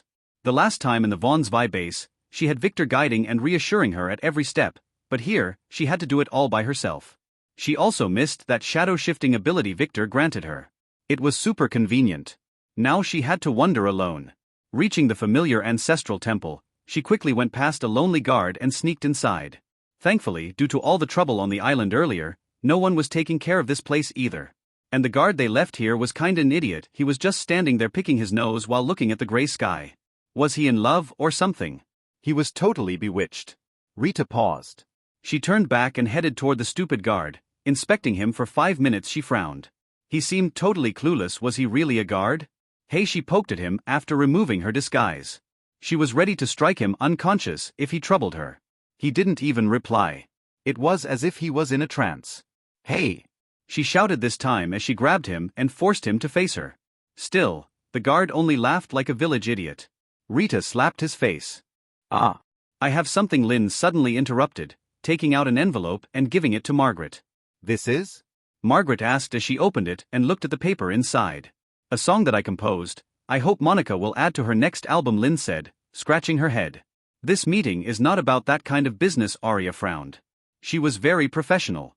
This one is special, Lynn said, looking at Margaret, who read the song with a raised eyebrow before giving the paper to the curious Aria. Although it might need some touching up, I don't mind this, but are you sure? Margaret asked. This will make her hate you even more. Yes, I also want to get some early revenge, Lynn said, feeling a little shy. We all do, Margaret said, putting her hand on Lynn's shoulder to reassure her. It was perfectly fine to humiliate your enemies. What the fuck is this? Aria suddenly flared. She had just finished reading the song. How many pussies are in this song? She asked as Elise poked her head from the side, reading the first few lines before blushing and retreating. This thing was too lewd for her. Bad pussy. Doing bad things. Grab the pussy, kick the pussy. Doing dirty things. It went something like that. It is about a bad pussy who does bad things getting grabbed then punished. After that, Lynn explained, making Elise, who knew what this was really about but couldn't help to think of all the other meanings, blush more. The girl had been getting really corrupted lately after staying with Margaret. Do you expect Monica to sing this? Aria asked. This will ruin her reputation. On top of that, mother-in-law would kill us. Not necessarily, Margaret interjected. We can just put a cat at the end of every phrase and shrug it all off. We can also make it an online free release. All the attention will be a good publicity stunt for the new album. She added. She was fully on board. That would be even worse. Do you want every animal rights group after us? Aria flared again. Those girls were beyond help. No one is that stupid. Margaret dismissed her. Look, even our Elise got it correctly. The blushing Elise looked away in shame. I want to find a very catchy melody for it so everyone in the world will make it their ringtone. Lynn continued to explain, biting her lip. I want that bitch to hear it whenever she goes. Oh, don't worry, I think I do have a good tune for this, Margaret said with a wicked smile. I might as well make Abe take all the credit for it to enhance his credibility. Are we really going on with this? Aria asked with a frown. Da. That's what Victor would have done. Margaret explained, making both Elise and Lynn nod. Absolutely right. Inside the maze-like tunnels inside the volcanic island, Theodore, and in the entire Von Weiss family's main team were heading toward the boss room at a hastened pace, slaying all kinds of bizarre monsters in the process. The deeper they got, the more strange and bizarre the monsters became. It was as if they were becoming more and more corroded, like something that had long been decayed and then reconstructed, losing a few parts in the process. They also quickly find out why Zed looked like a slime. Apparently, in his escape earlier, he had to crawl through no less than 10 swamp-like pits that interrupted the tunnels every half a mile or so. Those holes were filled by a strange green slimy liquid that splashed everywhere. What is this matter? Mike asked. It doesn't seem to be poisonous, but we better avoid it, Theodore said as they walked around the pits one by one. Are you sure Zola and the others were with you? Octavia asked Zed as they walked. They have already been walking for 4 hours but they found nothing. They were here, Zed said. This place is like a maze, we can't just walk aimlessly, Primus commented. Then let's just follow these pits, they seem to follow a certain path, and said. And whose news, we might find something interesting. It didn't take Rita a long time to finally reach the main island. She used her superhuman strength to paddle there, so it was super fast. Once she reached the familiar docks, she left the boat to one of the servants there, by throwing the boat's rope at him. Then, acting arrogant and snobbish as one of the heirs should, she slipped past the patrolling guards without letting them inspect her. Thankfully, with all the monsters around, they had no time to check every individual thoroughly, She just had to flash her elite token and then ignore them. Now that they were inside the dungeon, technology didn't work, so the token recording function would not log her being there. And no sane guard would dare question an elite heir. Making sure she found an abandoned corner, Rita quickly changed her clothes into a sneaking outfit and then activated a hiding talisman before going out again. She headed to the main ancestral temple in the middle of the island. According to the message Victor left her with Liam, that place had a secret passage toward the center of the island. To tell the truth, sneaking around like this made her a little nervous. The last time in the Vaughn's Vi base, she had Victor guiding and reassuring her at every step, but here, she had to do it all by herself. She also missed that shadow-shifting ability Victor granted her. It was super convenient. Now she had to wander alone. Reaching the familiar ancestral temple, she quickly went past a lonely guard and sneaked inside. Thankfully, due to all the trouble on the island earlier, no one was taking care of this place either. And the guard they left here was kinda an idiot. He was just standing there picking his nose while looking at the gray sky. Was he in love or something? He was totally bewitched. Rita paused. She turned back and headed toward the stupid guard. Inspecting him for 5 minutes, she frowned. He seemed totally clueless. Was he really a guard? Hey, she poked at him after removing her disguise. She was ready to strike him unconscious if he troubled her. He didn't even reply. It was as if he was in a trance. Hey! She shouted this time as she grabbed him and forced him to face her. Still, the guard only laughed like a village idiot. Rita slapped his face. Ah! I have something, Lynn suddenly interrupted, taking out an envelope and giving it to Margaret. This is? Margaret asked as she opened it and looked at the paper inside. A song that I composed. I hope Monica will add to her next album, Lynn said, scratching her head. This meeting is not about that kind of business, Arya frowned. She was very professional. Ah, this one is special, Lynn said, looking at Margaret, who read the song with a raised eyebrow before giving the paper to the curious Arya. Although it might need some touching up, I don't mind this, but are you sure? Margaret asked. This will make her hate you even more. Yes, I also want to get some early revenge, Lynn said, feeling a little shy. We all do, Margaret said, putting her hand on Lynn's shoulder to reassure her. It was perfectly fine to humiliate your enemies. What the fuck is this? Arya suddenly flared. She had just finished reading the song. How many pussies are in this song? She asked as Elise poked her head from the side, reading the first few lines before blushing and retreating. This thing was too lewd for her. Bad pussy. Doing bad things. Grab the pussy, kick the pussy. Doing dirty things. It went something like that. It is about a bad pussy who does bad things getting grabbed then punished. After that, Lynn explained, making Elise, who knew what this was really about but couldn't help to think of all the other meanings, blush more. The girl had been getting really corrupted lately after staying with Margaret. Do you expect Monica to sing this? Arya asked. This will ruin her reputation. On top of that, mother-in-law would kill us. Not necessarily, Margaret interjected. We can just put a cat at the end of every phrase and shrug it all off. We can also make it an online free release. All the attention will be a good publicity stunt for the new album. She added. She was fully on board. That would be even worse. Do you want every animal rights group after us? Arya flared again. Those girls were beyond help. No one is that stupid. Margaret dismissed her. Look, even our Elise got it correctly. The blushing Elise looked away in shame. I want to find a very catchy melody for it so everyone in the world will make it their ringtone. Lynn continued to explain, biting her lip. I want that bitch to hear it whenever she goes. Oh, don't worry, I think I do have a good tune for this, Margaret said with a wicked smile. I might as well make Abe take all the credit for it to enhance his credibility. Are we really going on with this? Arya asked with a frown. Da. That's what Victor would have done. Margaret explained, making both Elise and Lynn nod. Absolutely right.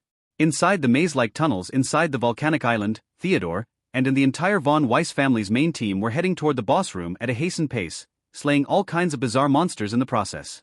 The deeper they got, the more strange and bizarre the monsters became. It was as if they were becoming more and more corroded, like something that had long been decayed and then reconstructed, losing a few parts in the process. They also quickly find out why Zed looked like a slime. Apparently, in his escape earlier, he had to crawl through no less than 10 swamp-like pits that interrupted the tunnels every half a mile or so.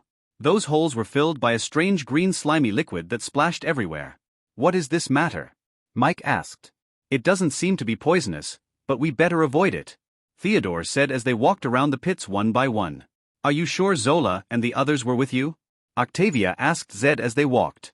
They have already been walking for 4 hours but they found nothing. They were here. Zed said. This place is like a maze, we can't just walk aimlessly. Primus commented. Then let's just follow these pits, they seem to follow a certain path, and said. And whose news, we might find something interesting. It didn't take Rita a long time to finally reach the main island. She used her superhuman strength to paddle there, so it was super fast. Once she reached the familiar docks, she left the boat to one of the servants there, by throwing the boat's rope at him. Then, acting arrogant and snobbish as one of the heirs should, she slipped past the patrolling guards without letting them inspect her. Thankfully, with all the monsters around, they had no time to check every individual thoroughly. She just had to flash her elite token and then ignore them. Now that they were inside the dungeon, technology didn't work, so the token recording function would not log her being there. And no sane guard would dare question an elite heir. Making sure she found an abandoned corner, Rita quickly changed her clothes into a sneaking outfit and then activated a hiding talisman before going out again. She headed to the main ancestral temple in the middle of the island. According to the message Victor left her with Liam, that place had a secret passage toward the center of the island. To tell the truth, sneaking around like this made her a little nervous. The last time in the Vaughn's Vi base, she had Victor guiding and reassuring her at every step, but here, she had to do it all by herself. She also missed that shadow-shifting ability Victor granted her. It was super convenient. Now she had to wander alone. Reaching the familiar ancestral temple, she quickly went past a lonely guard and sneaked inside. Thankfully, due to all the trouble on the island earlier, no one was taking care of this place either. And the guard they left here was kinda an idiot, he was just standing there picking his nose while looking at the gray sky. Was he in love or something? He was totally bewitched. Rita paused. She turned back and headed toward the stupid guard. Inspecting him for 5 minutes, she frowned. He seemed totally clueless. Was he really a guard? Hey, she poked at him after removing her disguise. She was ready to strike him unconscious if he troubled her. He didn't even reply. It was as if he was in a trance. Hey! She shouted this time as she grabbed him and forced him to face her. Still, the guard only laughed like a village idiot. Rita slapped his face. Ah! I have something, Lynn suddenly interrupted, taking out an envelope and giving it to Margaret. This is? Margaret asked as she opened it and looked at the paper inside. A song that I composed. I hope Monica will add to her next album, Lynn said, scratching her head. This meeting is not about that kind of business, Arya frowned. She was very professional. Ah, this one is special, Lynn said, looking at Margaret, who read the song with a raised eyebrow before giving the paper to the curious Arya. Although it might need some touching up, I don't mind this, but are you sure? Margaret asked. This will make her hate you even more. Yes, I also want to get some early revenge, Lynn said, feeling a little shy. We all do, Margaret said, putting her hand on Lynn's shoulder to reassure her. It was perfectly fine to humiliate your enemies. What the fuck is this? Arya suddenly flared. She had just finished reading the song. How many pussies are in this song? She asked as Elise poked her head from the side, reading the first few lines before blushing and retreating. This thing was too lewd for her. Bad pussy. Doing bad things. Grab the pussy, kick the pussy. Doing dirty things. It went something like that. It is about a bad pussy who does bad things getting grabbed then punished after that, Lynn explained, making Elise, who knew what this was really about but couldn't help to think of all the other meanings, blush more. The girl had been getting really corrupted lately after staying with Margaret. Do you expect Monica to sing this? Arya asked. This will ruin her reputation. On top of that, mother-in-law would kill us. Not necessarily, Margaret interjected. We can just put a cat at the end of every phrase and shrug it all off. We can also make it an online free release. All the attention will be a good publicity stunt for the new album. She added. She was fully on board. That would be even worse. Do you want every animal rights group after us? Arya flared again. Those girls were beyond help. No one is that stupid. Margaret dismissed her. Look, even our Elise got it correctly. The blushing Elise looked away in shame. I want to find a very catchy melody for it so everyone in the world will make it their ringtone. Lynn continued to explain, biting her lip. I want that bitch to hear it whenever she goes. Oh, don't worry, I think I do have a good tune for this, Margaret said with a wicked smile. I might as well make Abe take all the credit for it to enhance his credibility. Are we really going on with this? Arya asked with a frown. Da. That's what Victor would have done. Margaret explained, making both Elise and Lynn nod. Absolutely right. Inside the maze-like tunnels inside the volcanic island, Theodore, and in the entire Von Weiss family's main team were heading toward the boss room at a hastened pace, slaying all kinds of bizarre monsters in the process. The deeper they got, the more strange and bizarre the monsters became. It was as if they were becoming more and more corroded, like something that had long been decayed and then reconstructed, losing a few parts in the process. They also quickly find out why Zed looked like a slime. Apparently, in his escape earlier, he had to crawl through no less than 10 swamp-like pits that interrupted the tunnels every half a mile or so. Those holes were filled by a strange green slimy liquid that splashed everywhere. What is this matter? Mike asked. It doesn't seem to be poisonous, but we better avoid it, Theodore said as they walked around the pits one by one. Are you sure Zola and the others were with you? Octavia asked Zed as they walked. They have already been walking for 4 hours, but they found nothing. They were here, Zed said. This place is like a maze, we can't just walk aimlessly, Primus commented. Then let's just follow these pits, they seem to follow a certain path, and said. And whose news, we might find something interesting. It didn't take Rita a long time to finally reach the main island. She used her superhuman strength to paddle there, so it was super fast. Once she reached the familiar docks, she left the boat to one of the servants there, by throwing the boat's rope at him. Then, acting arrogant and snobbish as one of the heirs should, she slipped past the patrolling guards without letting them inspect her. Thankfully, with all the monsters around, they had no time to check every individual thoroughly. She just had to flash her elite token and then ignore them. Now that they were inside the dungeon, technology didn't work, so the token recording function would not log her being there. And no sane guard would dare question an elite heir. Making sure she found an abandoned corner, Rita quickly changed her clothes into a sneaking outfit and then activated a hiding talisman before going out again. She headed to the main ancestral temple in the middle of the island. According to the message Victor left her with Liam, that place had a secret passage toward the center of the island.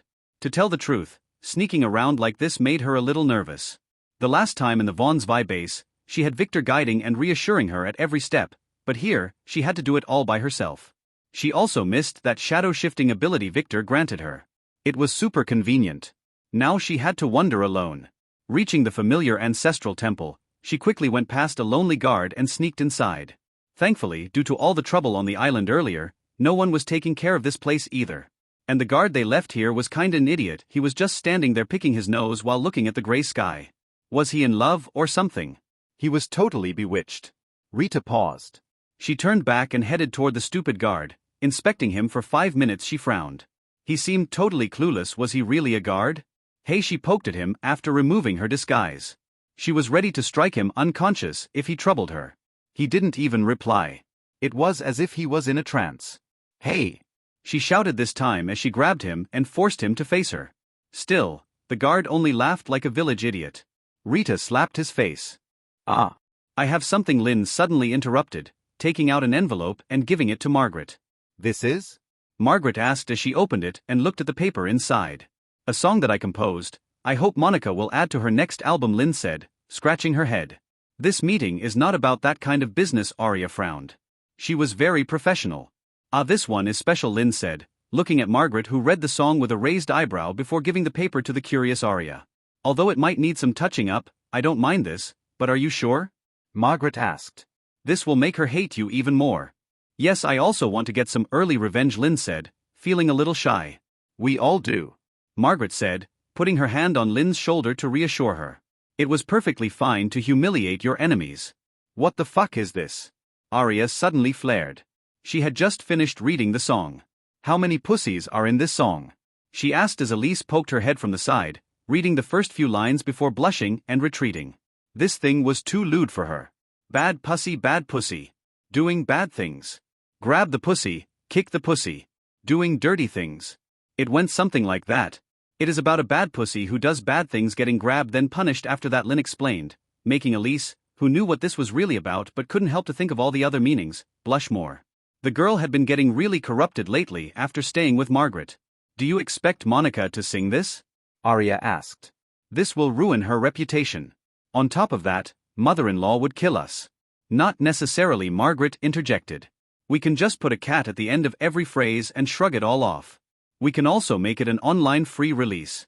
All the attention will be a good publicity stunt for the new album. She added. She was fully on board. That would be even worse. Do you want every animal rights group after us? Arya flared again. Those girls were beyond help. No one is that stupid. Margaret dismissed her. Look, even our Elise got it correctly. The blushing Elise looked away in shame. I want to find a very catchy melody for it so everyone in the world will make it their ringtone. Lynn continued to explain, biting her lip. I want that bitch to hear it whenever she goes. Oh, don't worry, I think I do have a good tune for this, Margaret said with a wicked smile. I might as well make Abe take all the credit for it to enhance his credibility. Are we really going on with this? Arya asked with a frown. Da. That's what Victor would have done, Margaret explained, making both Elise and Lynn nod. Absolutely right. Inside the maze-like tunnels inside the volcanic island, Theodore, and in the entire Von Weiss family's main team were heading toward the boss room at a hastened pace, slaying all kinds of bizarre monsters in the process. The deeper they got, the more strange and bizarre the monsters became. It was as if they were becoming more and more corroded, like something that had long been decayed and then reconstructed, losing a few parts in the process.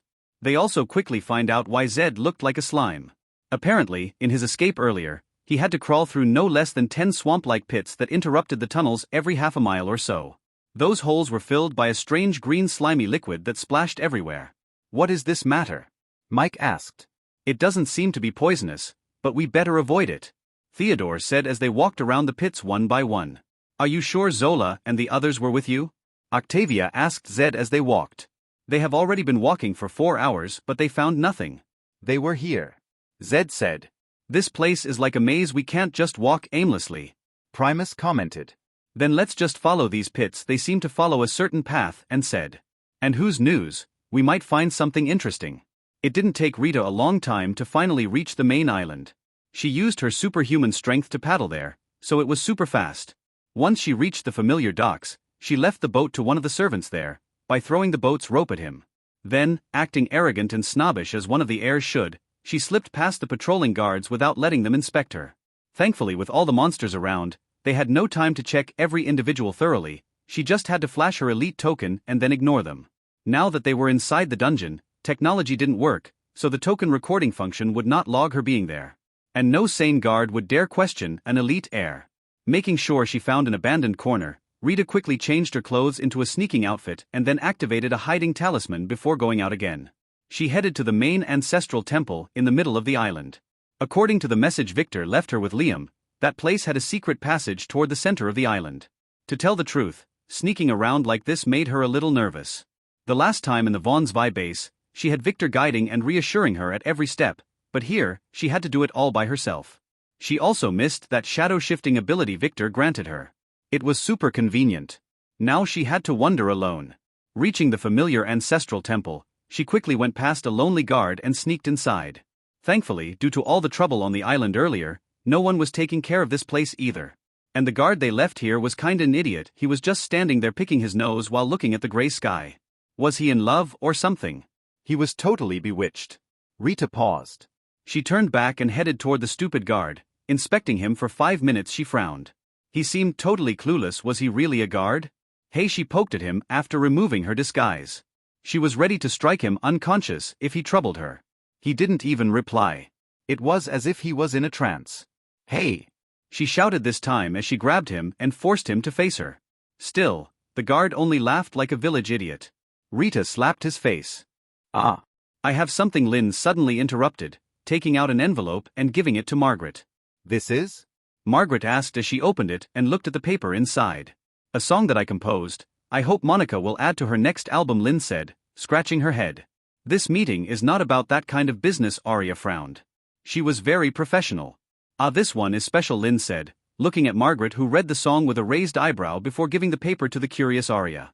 Although it might need some touching up, I don't mind this, but are you sure? Margaret asked. This will make her hate you even more. Yes, I also want to get some early revenge, Lynn said, feeling a little shy. We all do, Margaret said, putting her hand on Lynn's shoulder to reassure her. It was perfectly fine to humiliate your enemies. What the fuck is this? Arya suddenly flared. She had just finished reading the song. How many pussies are in this song? She asked as Elise poked her head from the side, reading the first few lines before blushing and retreating. This thing was too lewd for her. Bad pussy. Doing bad things. Grab the pussy, kick the pussy. Doing dirty things. It went something like that. It is about a bad pussy who does bad things getting grabbed then punished. After that, Lynn explained, making Elise, who knew what this was really about but couldn't help to think of all the other meanings, blush more. The girl had been getting really corrupted lately after staying with Margaret. Do you expect Monica to sing this? Arya asked. This will ruin her reputation. On top of that, Mother-in-law would kill us. Not necessarily, Margaret interjected. We can just put a cat at the end of every phrase and shrug it all off. We can also make it an online free release. All the attention will be a good publicity stunt for the new album. She added. She was fully on board. That would be even worse. Do you want every animal rights group after us? Arya flared again.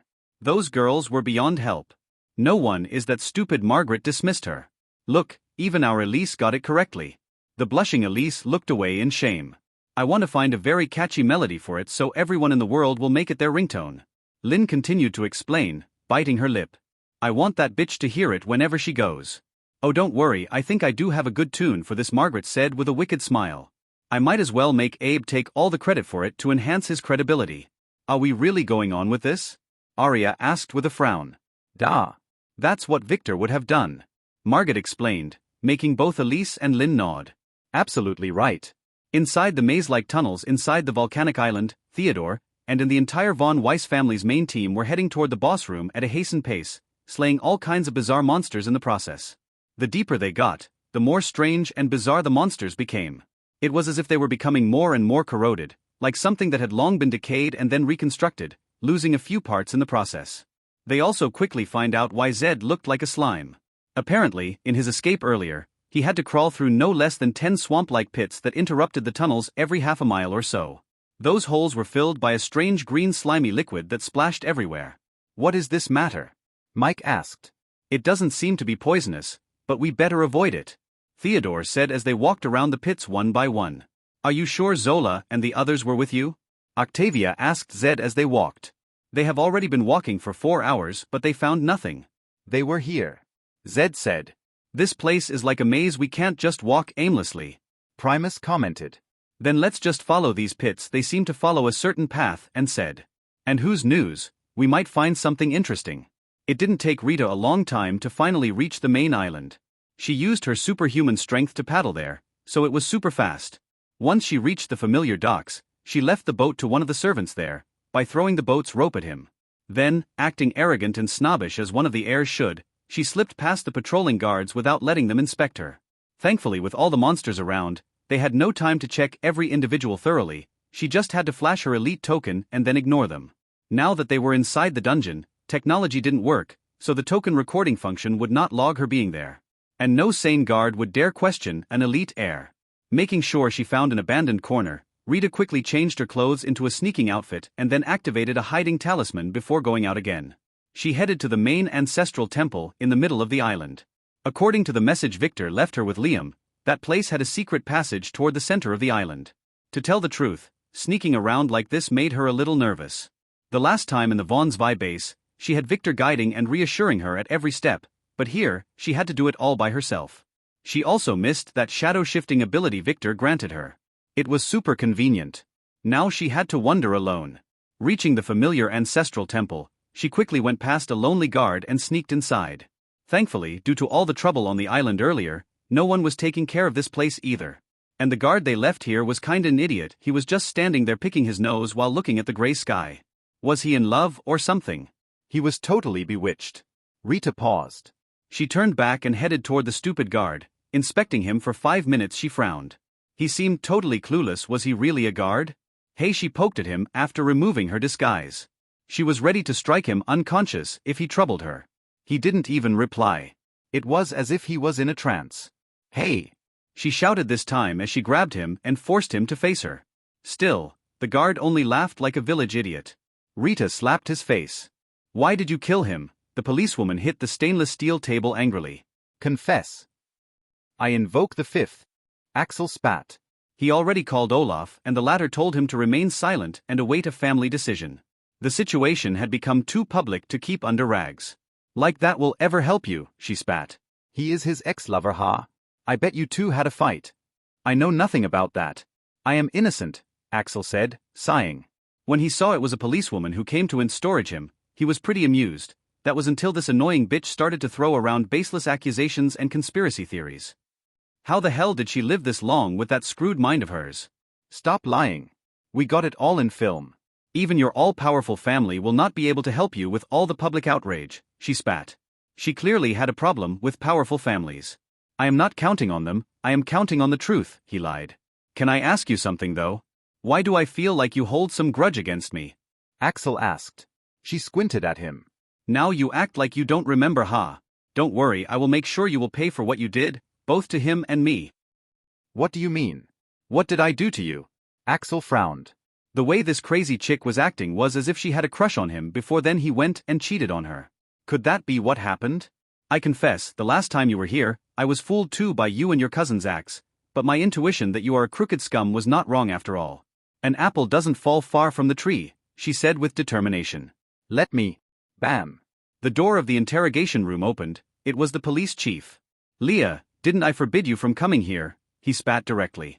So her name was Leah, huh? I am not going to sit still as the incompetent guys here ruin this. Leah said. Lass, you have to understand. You are on paid leave. You are going to get married soon, damn it. Stop bothering with police stuff. But father. I was away for 2 months, and this department had turned into a den of corruption. I am not leaving ever again. Ah. What are you talking about? The chief who turned out to be her father, and the reason she was alive until now, frowned.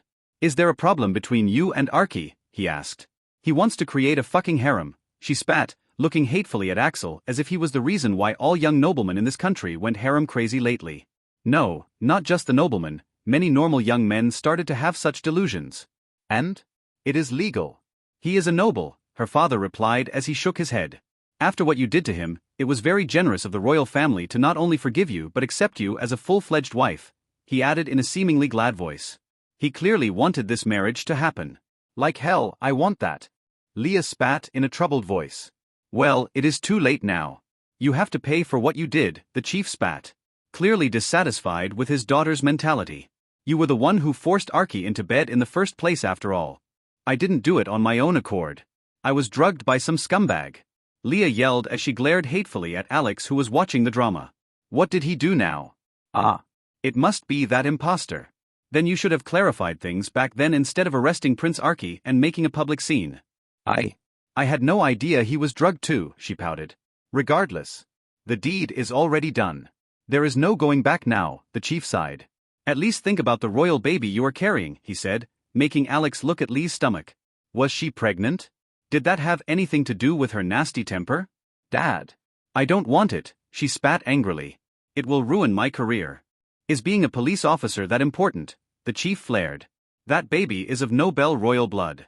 You can't not want it, he spat. Do you want to commit regicide and rot in jail, he hissed. But, Leah didn't know how to answer that. It is the law. You should know better, the chief said. I thought the law was what you respected most of all. Leah looked away as she clenched her fist in a clear defeat.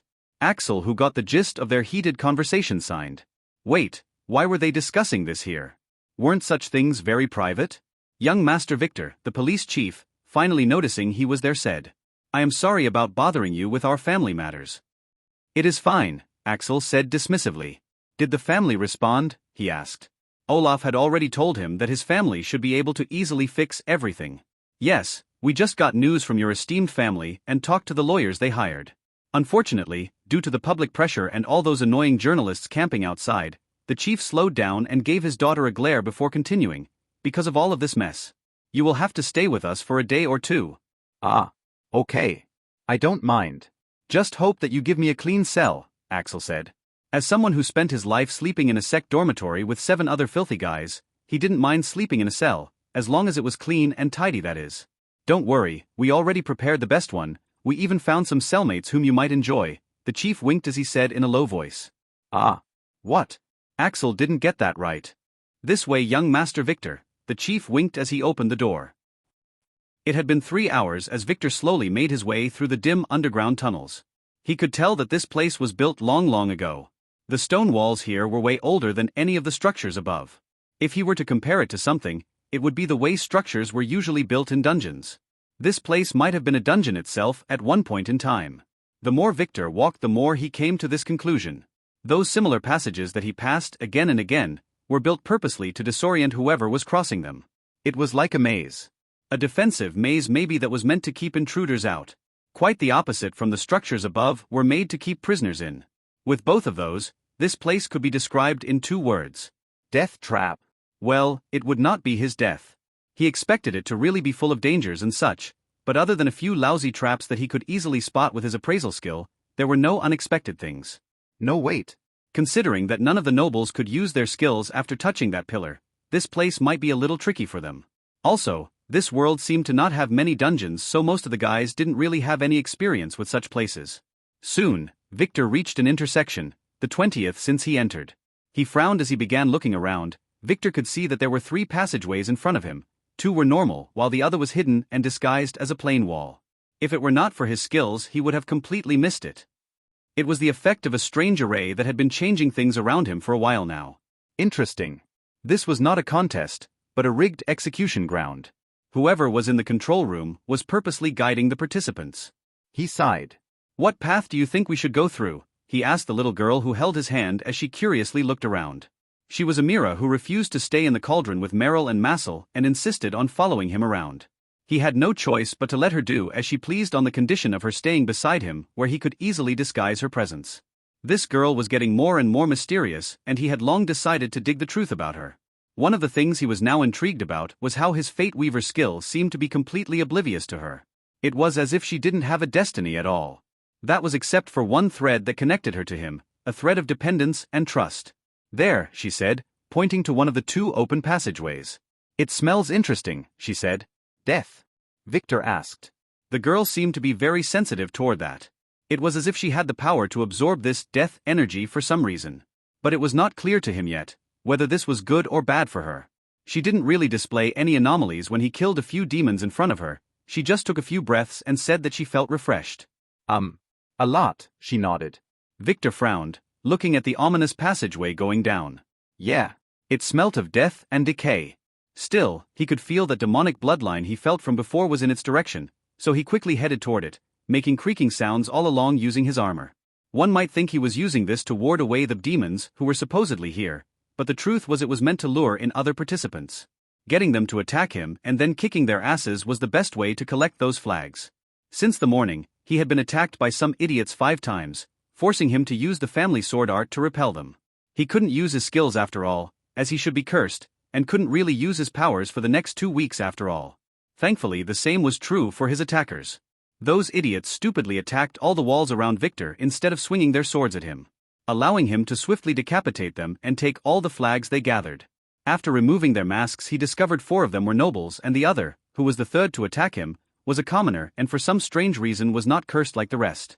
It was after killing that commoner that the array seemed to have started trying to interfere with his journey, sending more and more guys at him and guiding him deeper and deeper into the tunnels. It was probably where all those people would be eaten or something. Victor, who didn't encounter anything after that for the last hour or so, was getting really bored. He did consider using his full power to hurry through the tunnels, but it was just that he was worried that some lord might be watching, and he really didn't want to stand out, choosing to act low-key. "Attackers," Amira warned. Bam! 2 guys finally appeared. One from the front and one from behind. They jumped from obscure notches in the walls and pinned him between them. "Hey! Look who we have here," one guy said, pointing at Victor with his rapier. "Look at that armor," he added with a sarcastic tone. Probably. The mask was obscuring their real voices, but that was how it sounded. "Clearly a damn commoner," the other said as he glared at Victor. "Throw you weapon to the floor and give us your flags and we will spare you," he said as his friend blocked Victor's escape from behind. Victor couldn't help but appreciate those 2. They were able to cooperate without knowing each other. Not bad.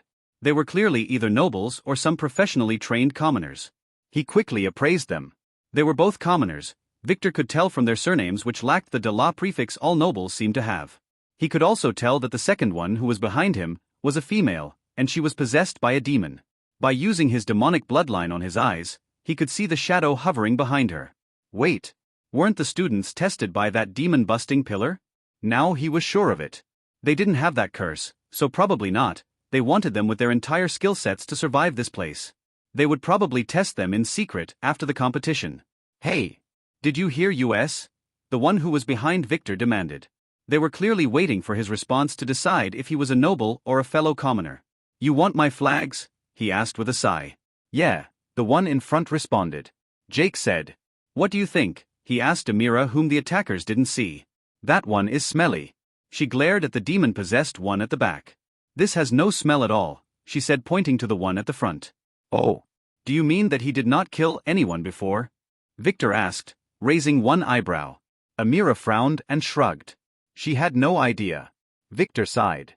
What? The one in the back asked. Hurry up. We don't have all day. Fine, Victor said as he threw the sword from his hand to the side, then took out 2 flags and threw them at the man in front of him. Is that all? The female in the back asked. Yeah. Search him, she spat. Can't you do it? No. I am not touching a guy's pants. Oh. Fine. If he tries anything funny, stab him, the one in the front said, probably realizing that his friend was a female for the first time. The guy slowly approached Victor, and as soon as he was about to touch him, he jumped at the female in the back with his sword drawn. He saw her getting ready to strike him. Bastard, she attacked him. Bitch. He responded and began to battle, allowing Victor to swiftly grab the sword and the 2 flags and run into the darkness. Hey! You have time to look. Bam. Bam. Victor ignored them as he ran forward with a little girl in hand. Since these two didn't know each other's true identity, they must have always had their guard and their alliance was very fragile. It was broken by a simple illusion. Victor was not interested in fights right now. Winning against 2 skillful opponents at the same time would make whoever was watching him have some doubts after all. He was just... Bang! A large dog-like demonic creature lunged at him trying to bite his head off. It bit the wall and then had its head rolling as the startled Amira grabbed onto Victor's pants. Don't worry. The demons here are all idiots, but you must always be wary in dungeons. Don't put your guard down. He reassured her by rubbing her head as he knelt next to the demon and checked it. It was not a real demon, but a demonic beast. A normal creature that had been transformed by demonic energy. Amira nodded as she inspected the demon with him. The girl was a fast learner. Nothing here. Let's continue, he said as he stood up, taking out a lollipop from his ring and giving it to Amira before they continued their path down. In a certain room far below where Victor was walking, a group of knights were busy working at a large stone tablet that was engraved like a maze. On it, small colored and numbered pawns were moving around. They were using strange brushes to write symbols around it as a way of control. The maze was the tunnels and the pawns were the contestants. The red ones were the ones meant to be used as targets and get killed, and the white ones were the real contestants being tested. How the fuck can this guy be this lucky? One guy spat in frustration, suddenly alerting his friends. Sorry, he quickly said. What guy? The warden who was watching the process from behind, and getting bored asked. Ah. This one. Number Red 45, was taking thighs too easily. He killed one of the commoner candidates very swiftly. The knight paused there. That candidate was his cousin, but he couldn't say that. So I decided to make things a little difficult for him. He planned to kill him. And, one of his friends asked. The traps are not working on him at all. The contestants I guided toward him were either dead or fighting with each other. Even a demon hound failed to kill him. The knight complained. He couldn't tell what was happening downstairs other than what was being displayed on the board. All he saw was the demon biting toward the wall next to the participant and then getting killed. I think that there is something wrong about him, he trailed off. Oh. Is he using some kind of skill or artifact? One female knight asked with a frown. That's the point. Look, even the energy level being emitted by him is nearly 0, no real skill executions are being detected. The knight complained. He is a noble, so he should be cursed, right? This could only mean that he is very skilled in martial arts, the warden said in appreciation. Who is he? I don't know, he said looking at the knight in the back. The participants' names were supposed to be kept a secret, to avoid someone helping his relative like he was doing. The only way he recognized his cousin was through certain movement patterns that they agreed on beforehand. Simon? Do you know him? The warden asked the knight who stood at the side, making all the knights suddenly aware of his existence. Despite this knight not having any high ranks, everyone knew that he was Princess Lyra's right hand. And he was very skilled. We don't know. His name is Victor White, so probably not a noble. Simon replied. Lady Lyra caught him trying to scam his way into the capital and brought him here, he added. Oh, it is that guy, the female knight nodded. The one who oiled the armor, she reminded the warded. The warden nodded. Ignore him for now, he is meant to reach the end and become food for her, Simon said. Understand. The knight said, hiding his anger as he returned to his work. He had made up his mind, even if this guy were to survive her, he would make sure to find a way to kill him later. Victor's journey after killing that demon dog was suspiciously very smooth. Other than all the intersections offering him only one path forward, he encountered nothing of interest. It was 2 hours later that he finally reached the end of the downward-going stone tunnels where a large oppressive-feeling metal door stopped him. Behind it, he could feel the presence of other humans, in addition to many demons. Many demons. Amira, You have to get into the cauldron now. you promised. He told the little girl as he took the cauldron from his storage space. One moment, she said as she looked at the door, then took 2 deep breaths. Now. Can. Go. She said as she touched the cauldron and went in immediately. Did she absorb something again? For some strange reason, he could feel the ominous feeling around this area, which seemed to have lessened a lot. When he asked her about this earlier, she told him that she didn't know what and just that it was something that she felt that she needed to do. Interesting. With that thought, and without making any extra creaking noises, he pushed the heavy door open. Surprisingly, it was well-oiled and didn't make any noise as it opened to reveal a large dim hallway with many columns that held its high vaulted stone ceiling. In the middle, the other participants were standing wary of each other as if waiting for something. To the sides of the hall, beyond the columns, there was a large cell surrounding the entire hall. Behind its iron bars, ferocious large cat-sized demonic rats were imprisoned, scratching at the bars and growling at the contestants.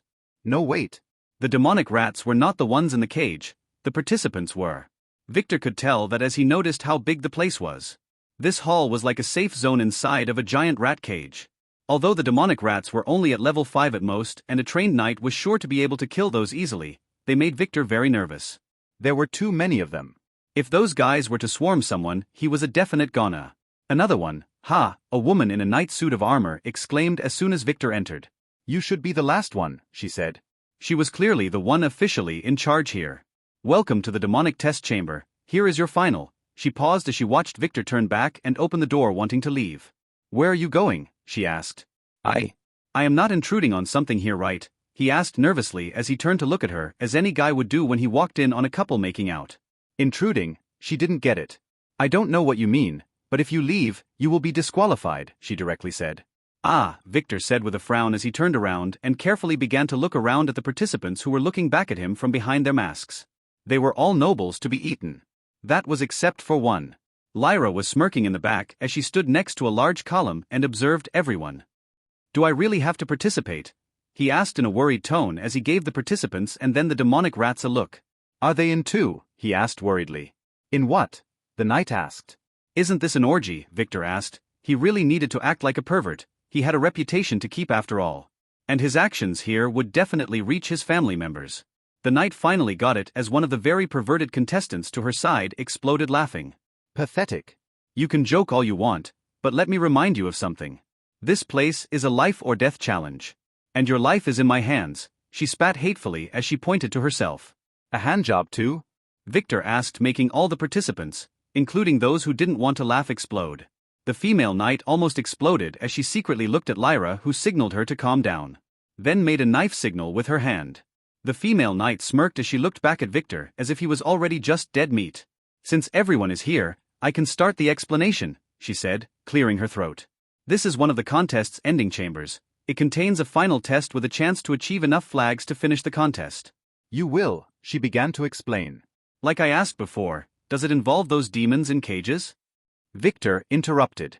As he looked at the demonic rats surrounding the hall. Let me finish, she spat. In this hall the test is simple. All of you will have to go into the rat cage where flags are scattered at random.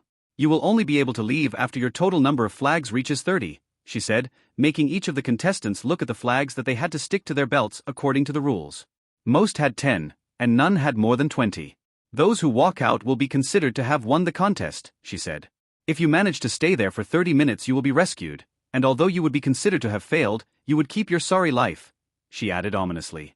Can't I not participate? Victor asked. No, she replied directly. Everyone from the nobles here knew that they were here to fight for their lives. Unlike the commoners, they couldn't just forfeit. Are fighting between contestants allowed inside the cage? One noble asked. It was none other than Ridgar, but no one knew that except for Victor and Lyra, of course. Yes, as long as you are in, feel free to do as you want, she said, making all the contestants frown. Inside the cage, they would not only have to worry about the demons, but the other contestants trapping them. On the other hand, if they managed to knock out some of the weak ones, it would be quite easy to collect the flags easily without venturing deep. Once this stage finished, you will get the chance to cross the door behind me and make a bet with Princess Aerith using some of your flags or any other valuables that you might have, she said, making Victor focus on the gate behind her. There he could feel the demonic presence he had been following since the beginning. Princess Aerith? Oh. A bet, someone asked. Yes. For every 10 flags you got, you will get 1 try, and if you are free to bet on anything, from marrying the princess to a chance to meet Her Highness, Princess Rosette. Oh, everyone looked at each other. This meant that if they got more flags they would get more chances. Still, this sounded too good to be true. And what if we were to lose? The one who asked was none other than Dario. The contest would have already finished by that point, she said. It would depend on your bet. The higher you go, the steeper the price. Oh, everyone got excited. What is the game we will use to bet with Princess Aerith? Another noble asked nervously. It is too early to tell you that, but it would be of no harm to tell you, the knight said. It can be any challenge, from fighting, fencing, painting, or making her fall for you, she explained with a smile, making all the nobles relax as they glared at each other. Watching them, Lyra's grin grew wider. She wanted this contest to be fierce. Now, let's begin. Head toward cell gates scattered around the hall, and once all of you are in place, then we will open them up and activate the arrays. You will have 20 seconds to enter. Any who stays behind will be eliminated, she declared. Slowly the nobles who looked at each other began to arrange themselves randomly. Since they couldn't recognize each other, there was no point in thinking about it. Still, many of them seemed to be eyeing Victor. They thought he was a weakling as he tried to have some side conversation with them as they got into poison. Is that Aerith pretty? He asked. Is she married? I am not really into married women, but I wouldn't mind trying new things, he added. No one replied to him. They just swore to kick his ass once they were inside. Making sure that everyone was in place, the knight, who was having a hard time ignoring Victor's remarks, nodded. Start, she said directly, making all the iron gates start to fade out. Strangely enough, none of the demons walked out. On the contrary, they stepped away from the gates as if some kind of energy was repelling them. The moment the bars vanished completely, the participants, including Victor, ran inside. All had one idea in mind: to wait for others to grab enough flags before attacking them. Attack. Fight. Bam. Bam. The battle started immediately as the rats jumped the contestants, forcing them to pause and fend themselves. That was with the expectation of one. Squeak squeak. Making his armor squeak as much as possible, Victor directly crossed the other wary nobles and the rats who avoided him as he dived deep into the cell. Then, spotting the first flag, he ran and grabbed it before jumping to the side and avoiding the rats as he sped in a random direction where he spotted another. He had just noticed something. Although the squeaking noise seemed to be repelling the rats to a degree, the flag seemed to contain some kind of smell that was too inciting for them. This place was definitely a death trap. Squeak squeak squeak squeak squeak squeak. Victor was not dismayed at all as he made his armor squeak harder while making his way to the third flag. Lyra, who was also inside the cage fighting with ease, smirked. She knew that the squeaking would not work at all after someone grabbed a flag. It is. She paused. It was working. The demon rats at the front were running away from him. WTF? The poor girl had no idea that Victor was using his Dominic bloodline to scare the shit out of those poor rats in front of him, and disguising it as the squeaking effect. If this cage was clean enough, and she were to look down, she would really see all the shit that fell from them as they ran away from him. The other contestants who noticed what Victor seemed to finally understand something as they quickly started to make their armor squeak. Although it was not as effective, it really helped lessen the pressure on them. Lyra, who watched all this, frowned. Bastard. This would make too many people survive, but she only wanted the strongest 10, the ones who could survive Aerith's demonic skill. She had to finish things on her own. It seemed. Squeak squeak squeak. Watch out. Victor out of nowhere ran right past her, bumping into her, then scurried away, followed by an army of angry rats. Shit. She cursed as she hurried to fight the rats before turning to look at Victor. He was running toward the exit. Wait. Did he get enough flags already? No. Damn it. He took hers. Just now when he bumped into her. Looking around, she noticed that she was not the only one who was looking at him hatefully. 2 other participants who were unlucky enough to be on his way seemed to have had their flags snatched too. There were others too who were keeping an eye on Victor to steal his flags from the beginning.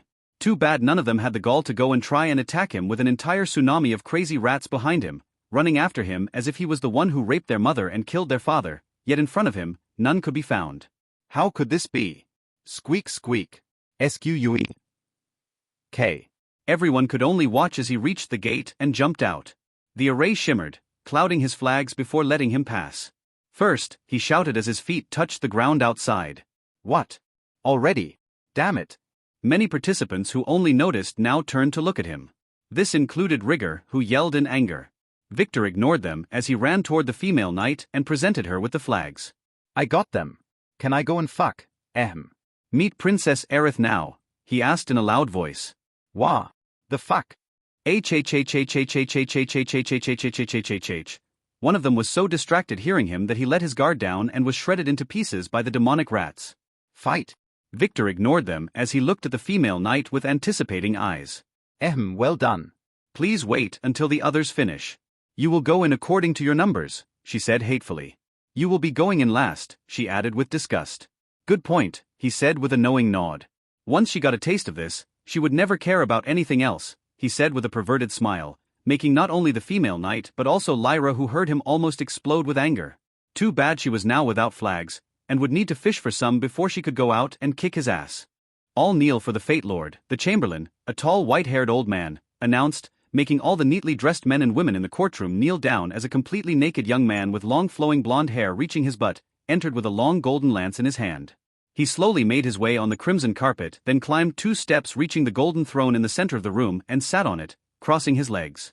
You may raise your heads, he said as he struck his lance to the ground, allowing everyone to stand up and look up as 2 guards in white armor closed the gate. The room shimmered with a strange light as the isolation formation activated. Welcome back, my lord, the Chamberlain said nervously. You humble servants, thank you for all the work you are doing, he added as he bowed down. Stop with the nonsense. I'm already dead tired of killing fucking demons for 25 years consecutively, the Fate Lord replied dismissively. Now, report how the collapse is going, he asked, noticing the uneasy atmosphere around the room. What did those idiots do now? No one replied as everyone in the court began to look at each other nervously. What? The Lord, who was in a cheery mood after gaining quite a few authority points in the last few years, lost it at once. What happened? He asked.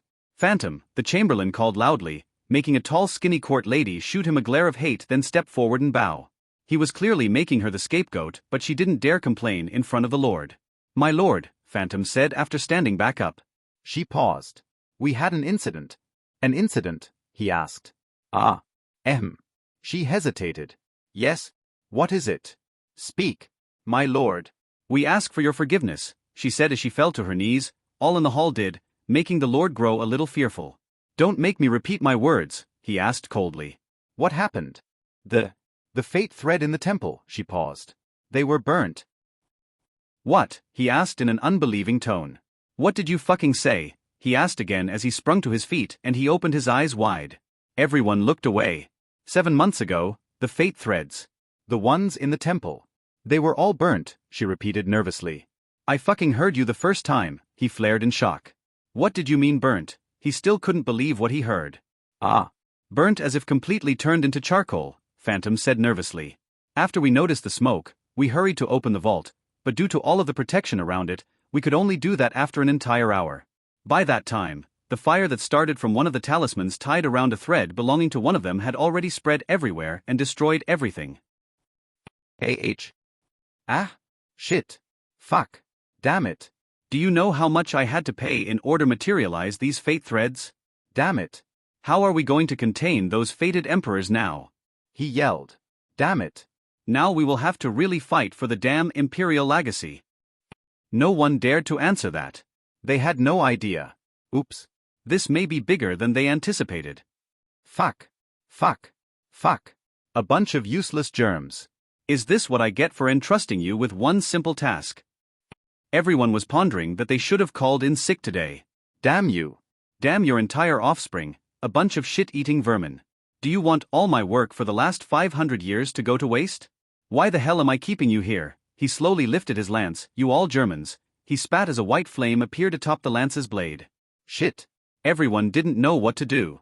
They didn't dare to take a step back, but they really needed to run. Calm your anger, my lord. The Chamberlain finally decided to risk it and intervene. He had no idea that his lord would be this angry. Fuck you and fuck my anger. What have you been doing in my absence? The lord flared. Damn it. My lord. Ever since the incident, all our agents had been investigating the reason behind the fire in addition to trying to figure out the reason behind the divergences we started to observe, the Chamberlain clarified. Wait? What? Divergences, he asked as he lowered his lance a bit and frowned. You mean from the prophecy? Yes, my lord. Let me explain. Phantom hurried to speak. Ever since the incident, the events from the world began diverting from those we had in the prophecy. She explained. According to our analysis, This could only be from the interference of those cursed fate thread owners or the one who set the fire. That's why we had been investigating them, hoping to patch things up, she said. Oh. It seems like you are not that stupid after all, the Lord paused. It might not be all lost. How much divergence is there? He asked as he lowered his lance and the flames completely faded. Since the fire, we have already deviated 32% from the prophecy compared to the usual 1.21%. I see. Wait. Fuck what? 32%, he gasped. This was a big number even for him, the one who had power over fates. No. This couldn't be the result of a mistake. Someone was definitely behind this. Another lord? Yeah, my lord. This can't be natural, Phantom said as if reading her master's mind. He said as he calmed down a bit, his mind thinking of who could have done it. Did you find anything? What? Sorry, my lord. Other than a few dead ends, we couldn't find anything of substance. We had very little info to locate the fated emperors, and it is as if whoever was behind managed to hide from all our artifacts. We were awaiting your return to decide on our next course of action. Dead ends? Hidden. The Fate Lord said as he frowned. Someone came to mind. Ah. My lord, how about we explain our investigations first? Do so, he said as he slowly returned to his throne and sat on it. Explain from the beginning, he said. Yes, my lord. Phantom said, then swallowed and cleared her throat. I will start with the first discovered divergence after the accident. It was about 714 line in the prophecy. The world's sun shall rise in the land of the vain, and the will of the purple dragons he shall challenge, she said, reading from the book at hand. According to your command, after we figured out the event's date and location using the Akashic calendar calculating method, we should have been able to find the said scion and save him from their attacker to gain his favor. Should have? The Lord asked. Yes. It was supposed to happen about 7 months ago in a vain city in Wyron Principality, one of the main von Weiss areas of influence. And although there was some turmoil there at that point of time, we failed to identify any signs of the said scion in that incident. What was the turmoil about? He said, squinting his eyes. One von Weiss elite heir who was freshly transferred there was accused of killing his brother, but it was revealed that he was being framed. We believe that the guy involved, named Victor von Weiss, was being used as a honey trap by Anne, the von Weiss family's matriarch. She seemed to have been using him to divert attention from other heirs. Oh. Is he important to our subject at hand? The Lord asked. Yes, he is one of our dead ends. At first. We only kept an eye on him by accident. Right, Mirage, she said, turning to a girl in the back. Right. Mirage stepped forward and bowed. You are the one responsible for that area? The Lord asked. Yes, my lord, my name is Mirage. What did you find? Ah, sorry, my lord, my results would not make sense in this contest, and Victor might not be a dead end as we first suspected. So I ask thee to make Phantom explain the other divergence first, Mirage said politely. Oh, the Fate Lord raised one eyebrow. Those two women didn't like each other. Okay then. What other divergences did you discover? Ah. Yes, right away. Phantom shot Mirage a glare. The second divergence was an incident in the Thunder Sect, according to the prophecy, that ruin should have stayed dormant for the next 50 years, but it suddenly had a break. Although it was contained, it was not before it caused a public sensation and many people began to suspect things. Again diverting from the line, the hidden secret shall stay hidden, she said. That line is not about the existence of players.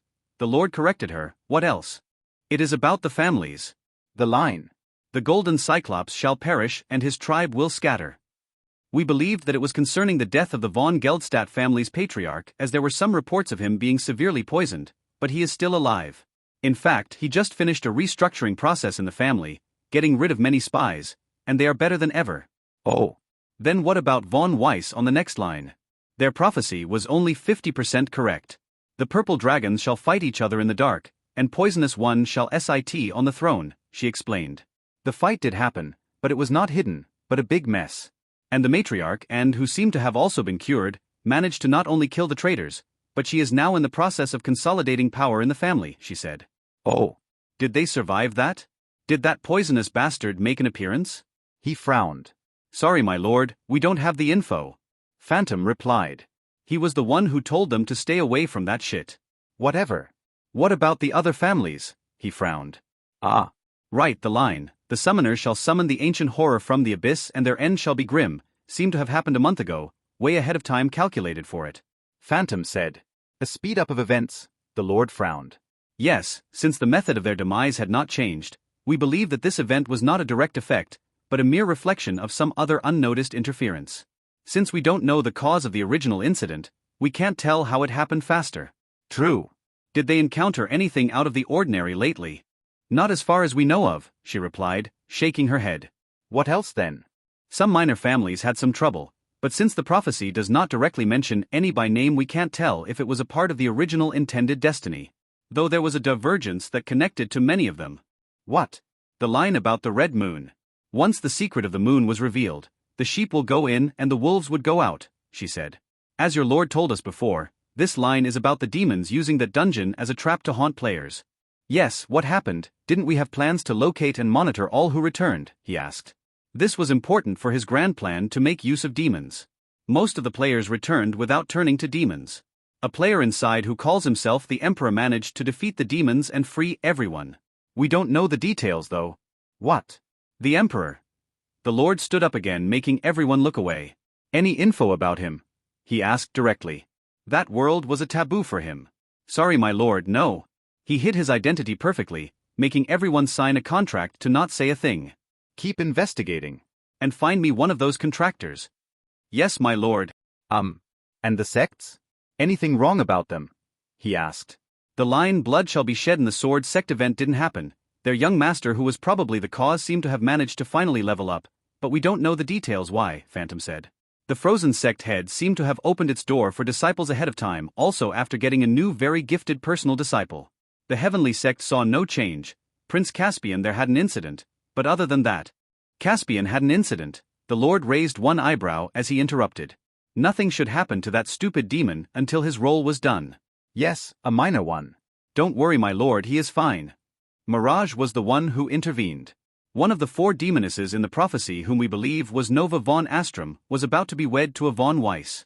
That guy Victor, Caspian went there and grabbed her. Thankfully this went up without causing a major problem, she said.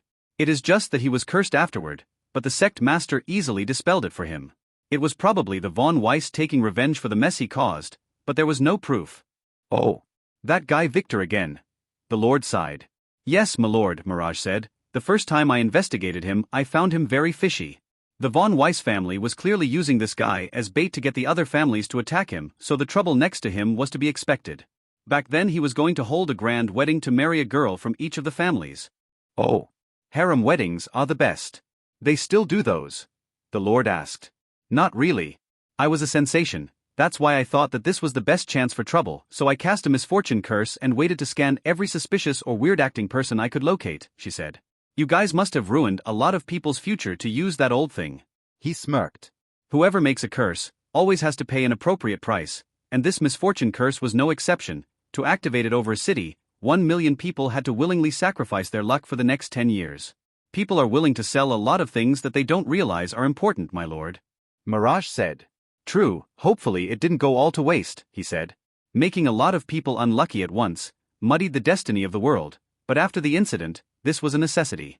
Well, we did find a few interesting leads. Victor ended up being a false one. I have 4 things to report, Mirage said.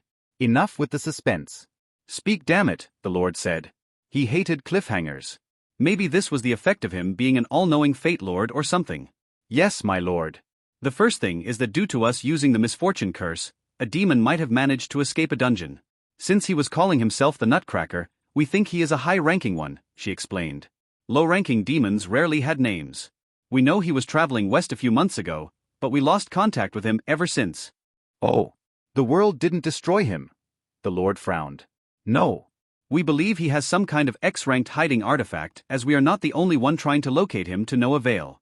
He might also be connected to our targets. Unlikely, but do keep an eye on him. All info about him shall be sent directly to my desk, he said with some greed in his eyes. Yes, my lord. The second thing I want to report is that there was a connection between Victor and the Thunder Sect. He seemed to be in a relationship with the Thunder Sect's old patriarch's son. That guy is a dark scion. Too bad he was killed by Caspian before I could investigate further, she said.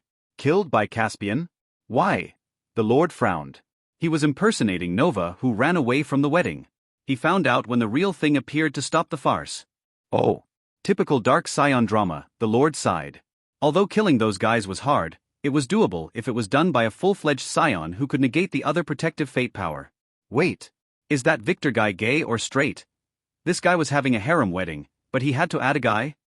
Unknown, my lord, Mirage said, wondering if this question was really that important. I see. What else then? The Lord asked. The third thing is that I found one of the destined gate guardian scions you told us to search for, she said, smirking at Phantom. She didn't report that to her. Her name is Zoe. She is a Von Weiss. She is the destined fire gate guardian. Really? Finally, some good news. The Lord's mood improved a little hearing her. Did you contact her? Not yet, my lord. I think this is something you wanted to oversee by yourself, Mirage bowed. True. There can't be any mistakes here. I will send one of my disciples to charm her. I will make him go see you in a few days, tell him what he needs to know. Now what is the fourth thing you found? Mirage slowly took out a storage ring. Mirage? What is that? Phantom, who was clearly not informed about this, said. It was with the priest at the wedding. I followed after him after he left the hotel, and discovered that not only was he working for the Von Zwei family and was instructed to ruin the wedding and kill Victor with his wives, but that he didn't do it on purpose. He turned out to be the agent for another unknown power, who was trying to use the wedding to pass some kind of unknown agenda, she said nervously. Oh, the Lord frowned. That dark chamber rebellious pests? Do you know who they are? He asked. He said that his boss was someone he called His Majesty the Supreme Ruler. Mirage added, making the room grow silent. The taboo words. Again, the Lord asked with clear annoyance. The same guy. Unknown, I was discovered by him before I could get more info. He wanted to kill me and pin it on the Von Zwei family, but thankfully he seemed to have been poisoned by someone, probably Theodore von Weiss. The poison activated and he died in front of me, she said. Still, I managed to get his ring. Too bad I couldn't open it, she said as she presented the ring to the Lord. Let me see, the Lord said as the ring floated toward him. He grabbed it and inspected it. It was an ancient high-quality storage ring. Interesting. Slowly, using his authority, he performed the ownership-changing ritual to break the original owner's rights on it. Failed. Not enough authority. What? The Lord tried again. Failed. Not enough authority. He secretly made a drop of his blood seep through his skin and then touched the ring. Failed. Not enough authority. WTF?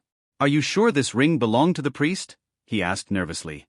I am not sure, but he could use it freely. Mirage said. Rings can belong to others while granting the usage rights, the Fate Lord said as he put the ring away, acting as normally as possible as his mind raced. Who was it? My lord. Was there anything interesting in it? Phantom asked. Not your fucking business, the Lord flared as he stood up, making her fall to her knees. He just thought of a crazy possibility. We will continue your reports later. I need to check on a few things, he spat as he stormed out of the hall. Everyone looked at each other with a frown as soon as they were sure he was no longer there. Although they didn't dare to say it, all of them knew what that look in their lord's eyes was. It was the look of fear. A certain body part of his clearly got shorter too, but no one dared to look. Anyways, what was the thing someone who had power over fate and destiny feared most? Simple, it was the unknown. Victor, who had nothing to do but wait and watch the other contestants after finishing early, really wanted to take his comfy seat from his storage ring and relax a bit on it. Sadly, he shouldn't be able to use any system artifacts at the moment, so he had to do the next best thing. He could only find a spot next to one of the columns to sit on, grabbed for his belt where he had a water canteen, he opened it, letting the thick wine smell fill the hall. The female knight looked at him, raising one eyebrow. This is a fine wine from my hometown. Wanna try it? He asked. No. I am on duty, the female knight said with disgust as she looked away. Still the smell of the wine was so good, she could even feel it on the back of her mouth. Cough, cough. She began coughing, something felt strange in her throat. She turned and looked at Victor, but he was sitting in his place enjoying his wine. What, want some? He asked again with a smirk. I said no, she spat, sulking a little. Suit yourself, Victor said as he took a sip and then began to lay down, clearly intending to take a nap. He flipped and turned a little, clearly trying to find a comfortable poison, but the armor he was wearing was not helping. Hey, can I ask you something? He asked the female knight as he sat up with a frown 3 minutes later. What now? She asked, having difficulty keeping an eye on the contestants. Can I hug you to sleep? He asked shamelessly. I am not used to sleeping alone, you see. He paused as she glared at him intensely. Is that glare a yes or a no? He asked. No, she hissed. No need to be angry, I am just asking, he said with a sigh. She scored 7 out of 10 on his old trusty Lily scale, so Victor was planning to give her a chance. She missed it. "You are probably not that soft anyway," he added. Her armor had a lot of spiky corners. She began gushing her teeth. He ignored her as he, seemingly giving up on the nap, began to try and find a comfortable sitting position. "All right. Can I take off the mask now?" he suddenly asked, changing the subject. "Woman. I really can't understand this facial expression of yours," he scolded. "Give me an answer, yes or no. Did this bastard just call her a woman?" She really wanted to kill this shameless bastard for a moment there, but in the end, she just sighed. "You are officially considered to have finished successfully. So feel free to do so," she finally spat as she looked at him. She really wanted to know what this perverted bastard looked like. "Just make sure to keep it with you and hand it at the gate upstairs," she added. Victor nodded and directly took the mask off, letting his silky purple hair swing with the wind as he did so. HSSS, the female knight who was looking to see what this bastard looked like, blinked once then gasped. Can a young man be this handsome? Maybe she should have. She felt a very murderous glare on the nape of her neck. It was her boss who was glaring at her from inside the cage. Oops. She cleared her throat again and looked away. Damn it. If I knew he was this hot from the start, I would have taken him on his offer earlier. Only if that man-hater Lyra was not here. "Is there a problem?" he asked. No, she answered in a low voice. What a waste. Now this guy was going to become Princess Ertha's puppet. Well, maybe I will be able to borrow him sometime, for critical missions of course. He would be obedient and I will make sure to put that filthy mouth of his to good use. He. Of course, she thought she was thinking, but she was talking out loud, and laughing like the pervert she was, thanks to the wine Victor made her drink by shooting inside of her mouth with a syringe earlier. Why bother forcing people to drink if he could just pour it directly down their throats while stopping them from feeling anything? Anyways. So. A puppet, huh? Some kind of soul slave technique? Did they want to enslave him? Dream on. Slowly he began to ponder on his next course of action as he turned to watch the contestants. The battle in the cage was getting more intense, as everyone began to discover that there were not enough flags for all of them. Well, it was not his business. Finished, someone shouted, making Victor, who was pretending to be asleep, open his eyes. It was the second contestant to finish. That rigger guy took 30 minutes to collect the rest of the flags he needed. He only had minor injuries. The female knight just nodded to him as he naturally took off his helmet, then took a seat next to another column opposite Victor and began to tend to his wounds. The third to finish 15 minutes later was none other than Dario. He walked out and as if naturally, he took a seat next to Victor. He seemed fine. Thanks, he said in a low voice. Earlier, Victor helped him by giving him a few flags on his way out. You are welcome, we are roommates after all. Victor responded with a nod. That guy gave him too much info, and he really hated to see him dead. He also wanted to see what would happen to him later, as he would make an excellent test specimen since Victor knew him more than the others. Yeah, Dario said as he licked his lip looking toward the door behind the female knight. He couldn't hide his excitement and it was clear he couldn't wait to meet the princess. Victor sighed.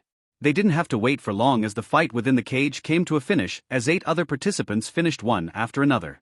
Finally, Lyra was the last to walk out after making sure to steal all the flags from those who were left inside before stepping out. She didn't kill them, but just left them to fend off the swarms of demonic rats that were getting agitated by the second. If they wanted to live, they would have to keep fighting for an extra hour. Time is out, the female knight said as she watched her mistress give a signal. What about the rest? One guy asked. Someone will collect their corpses, she said.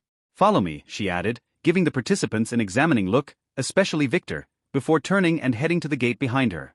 What? The participants were startled a little. Wasn't she being too honest there? Still, seeing her leave, they quickly followed warily. At least it was not them who were still in there. Now they will go meet the princess. Hooray! Victor, who saw what happened, quickly jumped to his feet and followed. Hey! Aren't you going to remove your mask? Rigger suddenly asked Lyra, who was the last to finish and was walking slowly behind. No, she spat as she walked away. He frowned, then hastily followed. He clearly just noticed that all the survivors here were nobles, and his very healthy survival instinct was telling him to get the fuck out of there. Yup, he had survival instinct, a skill right there. Victor sighed, only if this skill had been activated a day prior, this guy might have defected and escaped to some faraway place. It was too late now that he was in the mouth of the lion. Crossing the gate led them into a long corridor that led to a gate and behind another long corridor, but this one looked very dissimilar to the grim ones they crossed to go down. Here the ground and the walls were covered with black marble, similar to some kind of palace. As they moved through the eerie empty marble corridors, Victor could feel the demonic feeling he got from before getting stronger and stronger. Squeak, squeak, squeak. The female knight stopped walking and turned to look at Victor, whose armor's squeaking sound reverberated in the halls as he walked. "Can't you stop that squeaking sound?" she asked. No. "The oil I put in earlier had all worn off." Then take off that armor. "I am naked underneath it. I might be a pervert, but I am not an exhibitionist. I don't want to take it off before meeting the princess." He started earning himself a glare from Lyra, who was right behind him. "I want her to take it off for me by herself." "Do you want to die?" the female knight, who couldn't take it anymore, asked. No, why? He frowned. "Nothing," the female knight said, noticing Lyra giving her a signal. "Can you tune it down a bit then?" she asked. I will try, he shrugged. The female knight sighed, then turned and continued walking. Squeak, squeak, squeak. After 5 minutes of walking, climbing up a few stairs, and squeaking, they finally reached a grand door where a few guards were stationed. "Are those the survivors?" one guard asked. Yes. "They are here to meet and maybe make a bet with Princess Aerith," the female knight said. "Please go in," the guard said, opening the door. "The princess is getting restless," he added. Oh. Follow me. "And don't make trouble," the female knight told the 11 contestants behind her as she entered the room. Excuse me. "Are any other contestants here yet?" Rigger, who kept to the back, asked the guard as he passed by him. Ah. "What ah?" The guard was startled by that question. Not yet. "You are the first to be here," he quickly said. Oh. "Go in," the guard said, pushing Rigger in before closing the door. They were now in some kind of a reception room, with all kinds of couches. In the middle of the room, there was another lavish gate that had 2 veiled women standing guard to its sides. They were wearing what seemed like priestesses' uniforms. Rima Darkin/Jane Callows. Class: Storm Maiden/Storm Maiden. Level: 71/79. Authority: 7+1/7+1. Bloodline: Human 100%/Human 100%. Fate power: E/B. Predefined fate: die at the hands of Ziffer the Great/be raped and die at the hands of Ziffer the Great. Oh. Those here too? What the fuck was that Ziffer going to do to kill all those people? This place is... Dario asked as he looked at the room's lavish atmosphere. A waiting room. "Sit down and wait for your turn," the female knight said, pointing to the lavish couches to the side. "We will start with the ones who finished last," she said, giving Lyra a look. You go. Lyra nodded and quickly headed toward the gate, where the 2 demon hundred made a quick check before letting her in. "What do you think will happen now?" Dario, who sat beside Victor, wondered nervously. "What if that masked guy or any of the other guys who go before us managed to make the princess fall for them before we got a chance?" he asked. He should have finished last. Damn it. "Don't worry, I don't think it will be that easy. Or someone would have done it in one of the previous competitions," Victor said, reassuring him. Ah. Yeah. I guess, Dario nodded. "And even if that were to happen, I like stealing other guys' women the most," Victor added with a confident smirk as he looked at the closed door. Ah. "I see, well I don't." Wait. What? Dario paused as he thought of something. Victor was supposed to go meet the princess after him. Shit. He should have never befriended this piece of shit. What? Victor asked innocently. Nothing. Dario spat, getting a little far away from Victor as the other contestants who had the same idea as him began shooting them some very dangerous glares. Rigger didn't. He was looking around nervously, searching for an exit, realizing that he was screwed with a capital S. "Finished already?" the female knight suddenly asked, making everyone look at the door where Lyra, who was still wearing her mask, walked out with a golden sword in hand. My God. "Is that a storm sword?" one guy asked in shock. No comment, Lyra said. "The princess told me I don't have to tell you a thing," she said in a proud tone. "Right," the female knight said. "Since you finished, you may leave," she said. "Ask the knight outside to escort you to the results hall." Lyra nodded, then walked out, completing the act. Ah. "Can I go there too?" "I don't really want to meet the princess at the moment," Rigger suddenly said. "But she wants to meet you," the female knight spat. "So you will have to meet her," she added, shattering his hopes of escaping this place. "Lucky bastard." Dario spat under his breath as he looked at Rigger. All the other contestants had similar feelings. Victor sighed, ignoring those idiots. After Lyra left, another guy was called, and he directly went in. All of his worries seemed to have evaporated after witnessing the stupid show from before. Wait. It felt strange. Those guys here were not idiots by any means, But for some strange reason, they seemed to be acting like flies, being attracted to a carnivorous plant. Expert for rigor, that is, who seemed to have the right instinct but the worst luck. Victor frowned and gave his system log a look. There was nothing about an effect or anything like that. Could this be something to do with that girl's bloodline that he suspected to be demonic? Probably some kind of a pheromone to attract prey. Wait, could it be that the demonic presence he had been following all along was this? That would mean. Damn it. He was not immune. It had been attracting him too, but out of curiosity. What? Dario, who noticed Victor getting agitated, asked. Nothing. Just can't wait to get my hand on the girl. Victor replied casually, making everyone, including the priestesses on the door, secretly curse at him. He ignored him as he considered his plans. Hopefully, he would not have to use that thing this early. 15 minutes later, the participants who went to see the princess finally returned with a sad face. Done? Dario asked. The guy ignored him. What happened? A friend of his asked. Nothing. You will see for yourself. I need to go, the guy said. He was a little proud and arrogant earlier, but now he felt a little humble. No, a more precise description would be a little empty. His face looked a little pale too. Gamin de la Ride. Class, nobleman. Abnormal status, soul puppet, SSS, owner, Aerith Redrose. Level 39. Authority 3. Bloodline, human 100%. Fate power, none. Predefined fate, none. Reading his status, Victor swallowed. Shit. The previous curse that all the nobles had was gone. In its palace was this soul puppet thing. And on top of that, he no longer had a fate. Did that girl eat his soul or something? Summing up all the info he had before, that was the conclusion Victor reached as he watched the guy refuse to speak anymore and just leave. Next, the female knight said, sending another guy to be eaten. The pervert, aka Victor, watched as one by one the participants went away, then returned with new shiny personalities.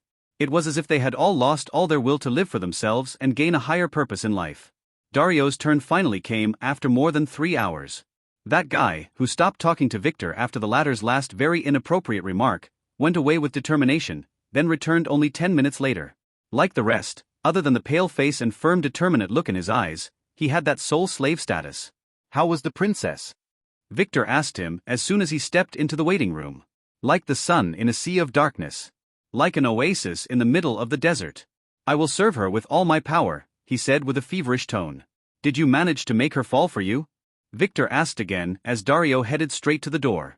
He wanted to make sure that his memories were intact. Slaving curses came in all shapes and kinds, and Victor wanted to know what he was facing. Ha, Dario sighed. I can't believe I thought of such stupid things before. Thankfully the princess was generous enough to forgive my rude behavior and show me how blind, mistaken, and naive I was. Now I can see. Dario replied, turning away and leaving immediately as if he had things to do. Next, the female knight said. It was Ridgar's turn. The guy didn't move. It was clear that he really wanted to escape, but he had no way out. Sir Ridgar. It is your turn. Ridgar still didn't move, he just sat there nervously, refusing to budge from his couch like a scared kid at the dentist's. His arrogant demeanor from before the contest was all gone. Ha, the female knight sighed. Let's get him to meet the princess. She really wants to ask you about that peasant girl you raped and killed a few months ago, she said, flicking her finger, making 3 very muscular guards appear from behind the curtains scattered around the room, then drag him toward the door. No. Lies, all lies. She was the one who seduced me. And Ridgar's voice faded as he disappeared into the unknown. Were those guards always there? Victor asked the female knight as he watched the gate close. Yes, they are part of the princess's personal legion, she smirked, wanting to watch this bastard act a little scared like Ridgar. Oh. They have nicely trained butts. Just imagine the possibilities if I can get my hand on one of them, he said, licking his lip while clenching his fist as if he was squeezing something juicy. The female knight's face fell. She really didn't want to imagine that, but the image that appeared naturally in her mind was so vivid and disturbing that it would be very hard to forget.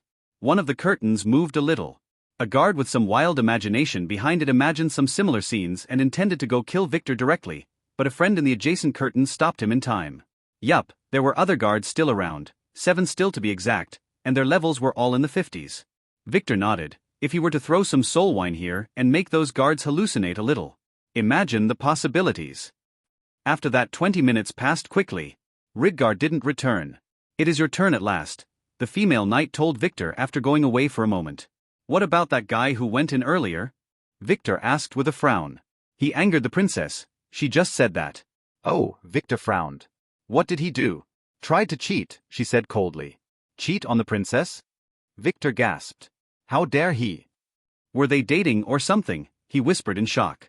Cheat the princess, the female knight corrected him. She could no longer tell whether this guy was a genuine pervert or was putting on an act. Oh, still very disgusting, he nodded. Did the princess calm down? Ah, I think so, she said. Good, I don't like courting angry girls, you see. She is fine.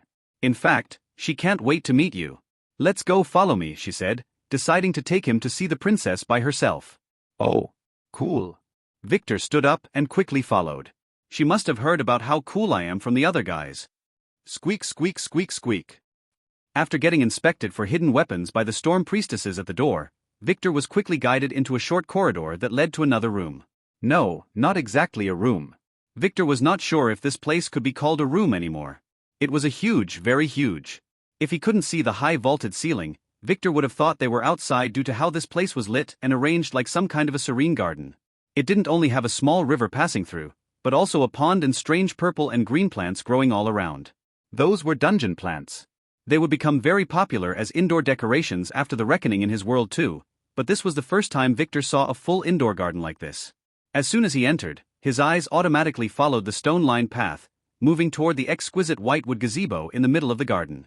In it, he finally got to see the fabled Princess Aerith, who was sitting at a huge mahogany desk, sipping some tea while reading some kind of a report from a well-organized stack to her right. Wait, was this place her office or something? As they walked closer, Victor began to carefully inspect the princess. Other than being tall and elegant, she had a pretty face, red eyes, striking white long hair, and a long ivory-colored jagged horn sticking from the middle of her forehead rising a couple inches above her head. Her features and demeanor made her appear more like she was some kind of an unapproachable heavenly deity or something. Overall, she could be considered a stunning beauty. Victor decided to grant her a score of 11.5 on his old Lily scale. Yup, she was more beautiful than Lily before that chick awakened her bloodline, learned how to bite, and went flying off the scales. Name, Aerith Redrose. Level, 135. Class, Demon Knight. Abnormal status. Storm Lord's Major Blessing. SSS. Soul Scatter Curse, X, Birth Curse, Soul 77% Scattered. Authority, 11 plus 3. Health, 10,971. Stamina, 95,222. Mana, 12,144. Strength, 1,097. Agility, 952. Intelligence, 122. Luck 5. Charm, 50.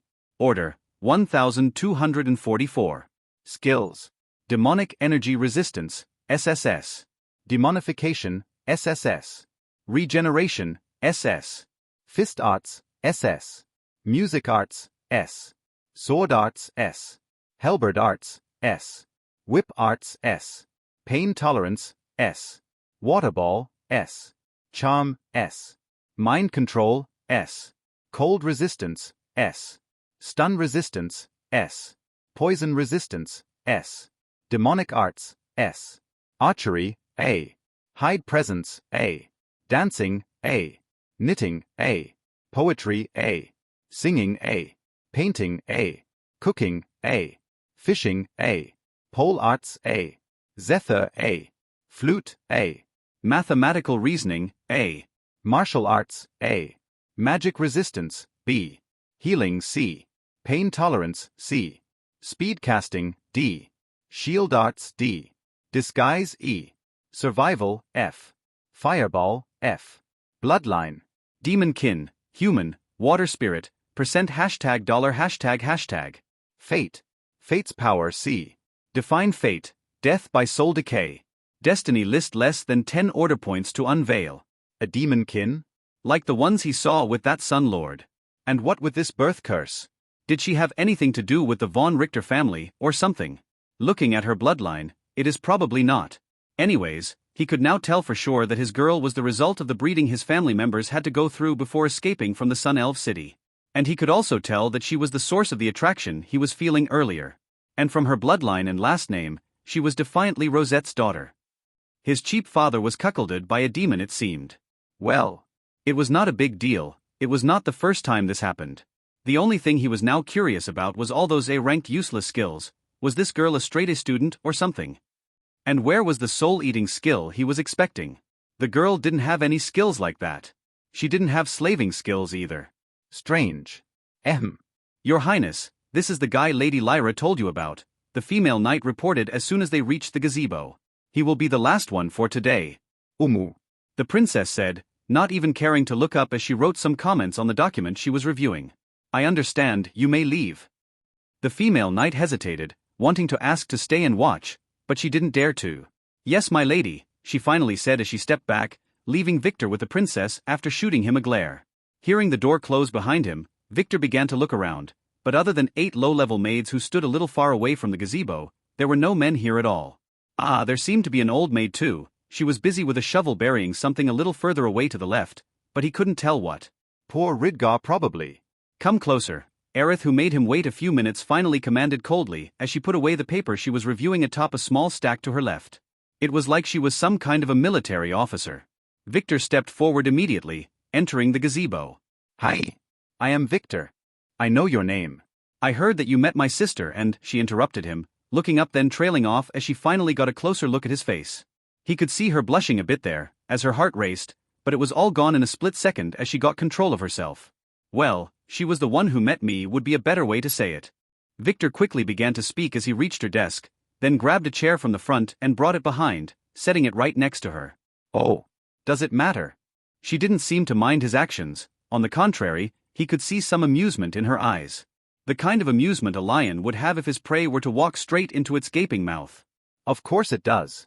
I was minding my own fucking business when that stupid lass came all of a sudden falling from the sky and startling the living shit out of me, accusing me of all kinds of things, he continued casually as he sat down. I see. If you don't mind, let's begin our bet, she said directly. All right. Victor said as he began to look around to figure out what was this bout. How does this work? It is very simple, yet different from the usual games you find in bars and casinos, she said with a smirk. Instead of the players offering their bets, here each one will write what he wants from the other on a piece of paper and then keep it hidden. It can be anything. After that, we play a game and the winner takes what he demands if the other side can provide it. Wait. I can ask for anything. Yup, she said. Anything, she stated it. And if I didn't pay, he asked. You will become a fertilizer for my garden, she said, looking to the left, where the old maid was still working hard. And if I don't want to play? The same. I will be angry. But my plants will be happy, she smiled.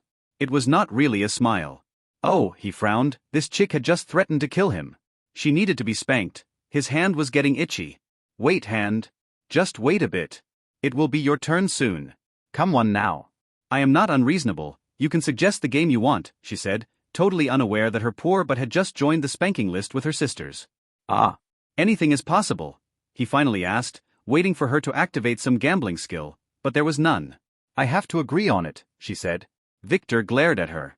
This game was clearly rigged as none of the contestants here could use the system for help. What would happen if we couldn't agree on a game? You don't want to find that out, she spat. Now stop wasting time and choose a game. Fine, he sighed. How about a kissing competition? He asked directly. The girl didn't have kissing skills. I refuse, she spat coldly. You are no fun at all. She didn't know how to answer that. Victor was not the first one to tell her that. Just pick something normal, she said. Like spanking each other? Do you have a death wish or something? She asked coldly. She couldn't believe this guy had the audacity to even suggest something like that. Not exactly, he sighed. But those are the things I am good at. Don't you know how to do anything else? She asked, slightly losing her patience. What kind of perverted life did this guy live? How about a drinking contest? He asked with a smirk. I can't drink on the job. She flatly refused him. Alcohol was ineffective against her, but many guys had bloodlines that had that power too. If he were to have such a bloodline, the game would never end. You suggest a game then? I am out of ideas, he said as he laid back. This girl would only accept things she was good at. Fine. We will compete in archery, she said. No way, he flatly refused. His skill was not even half of hers. Singing? Dancing? Painting? No. Victor said. I am not good with those things. He wouldn't be able to compete against her with those. Not without cheating anyway. Poetry. Do you think I am that sassy? He said with disdain. Poetry was subjective to the listener's culture and mood, it was not something he could try here in a different world. Then, how about you try to make me fall for you like your friend Dario did? She finally asked. This was the stupidest bet she ever had to do, but her charm really did work wonders on people. Victor thought for a moment, then shook his head. No. You girls can't be trusted to confess even if you do fall for me, he said. Although this game was tempting for him, he didn't want to reveal his real charm yet in case some lord was watching. He promised himself to be extra careful after all. Then what? She asked. The chick was obviously losing her patient. He hesitated. I have something.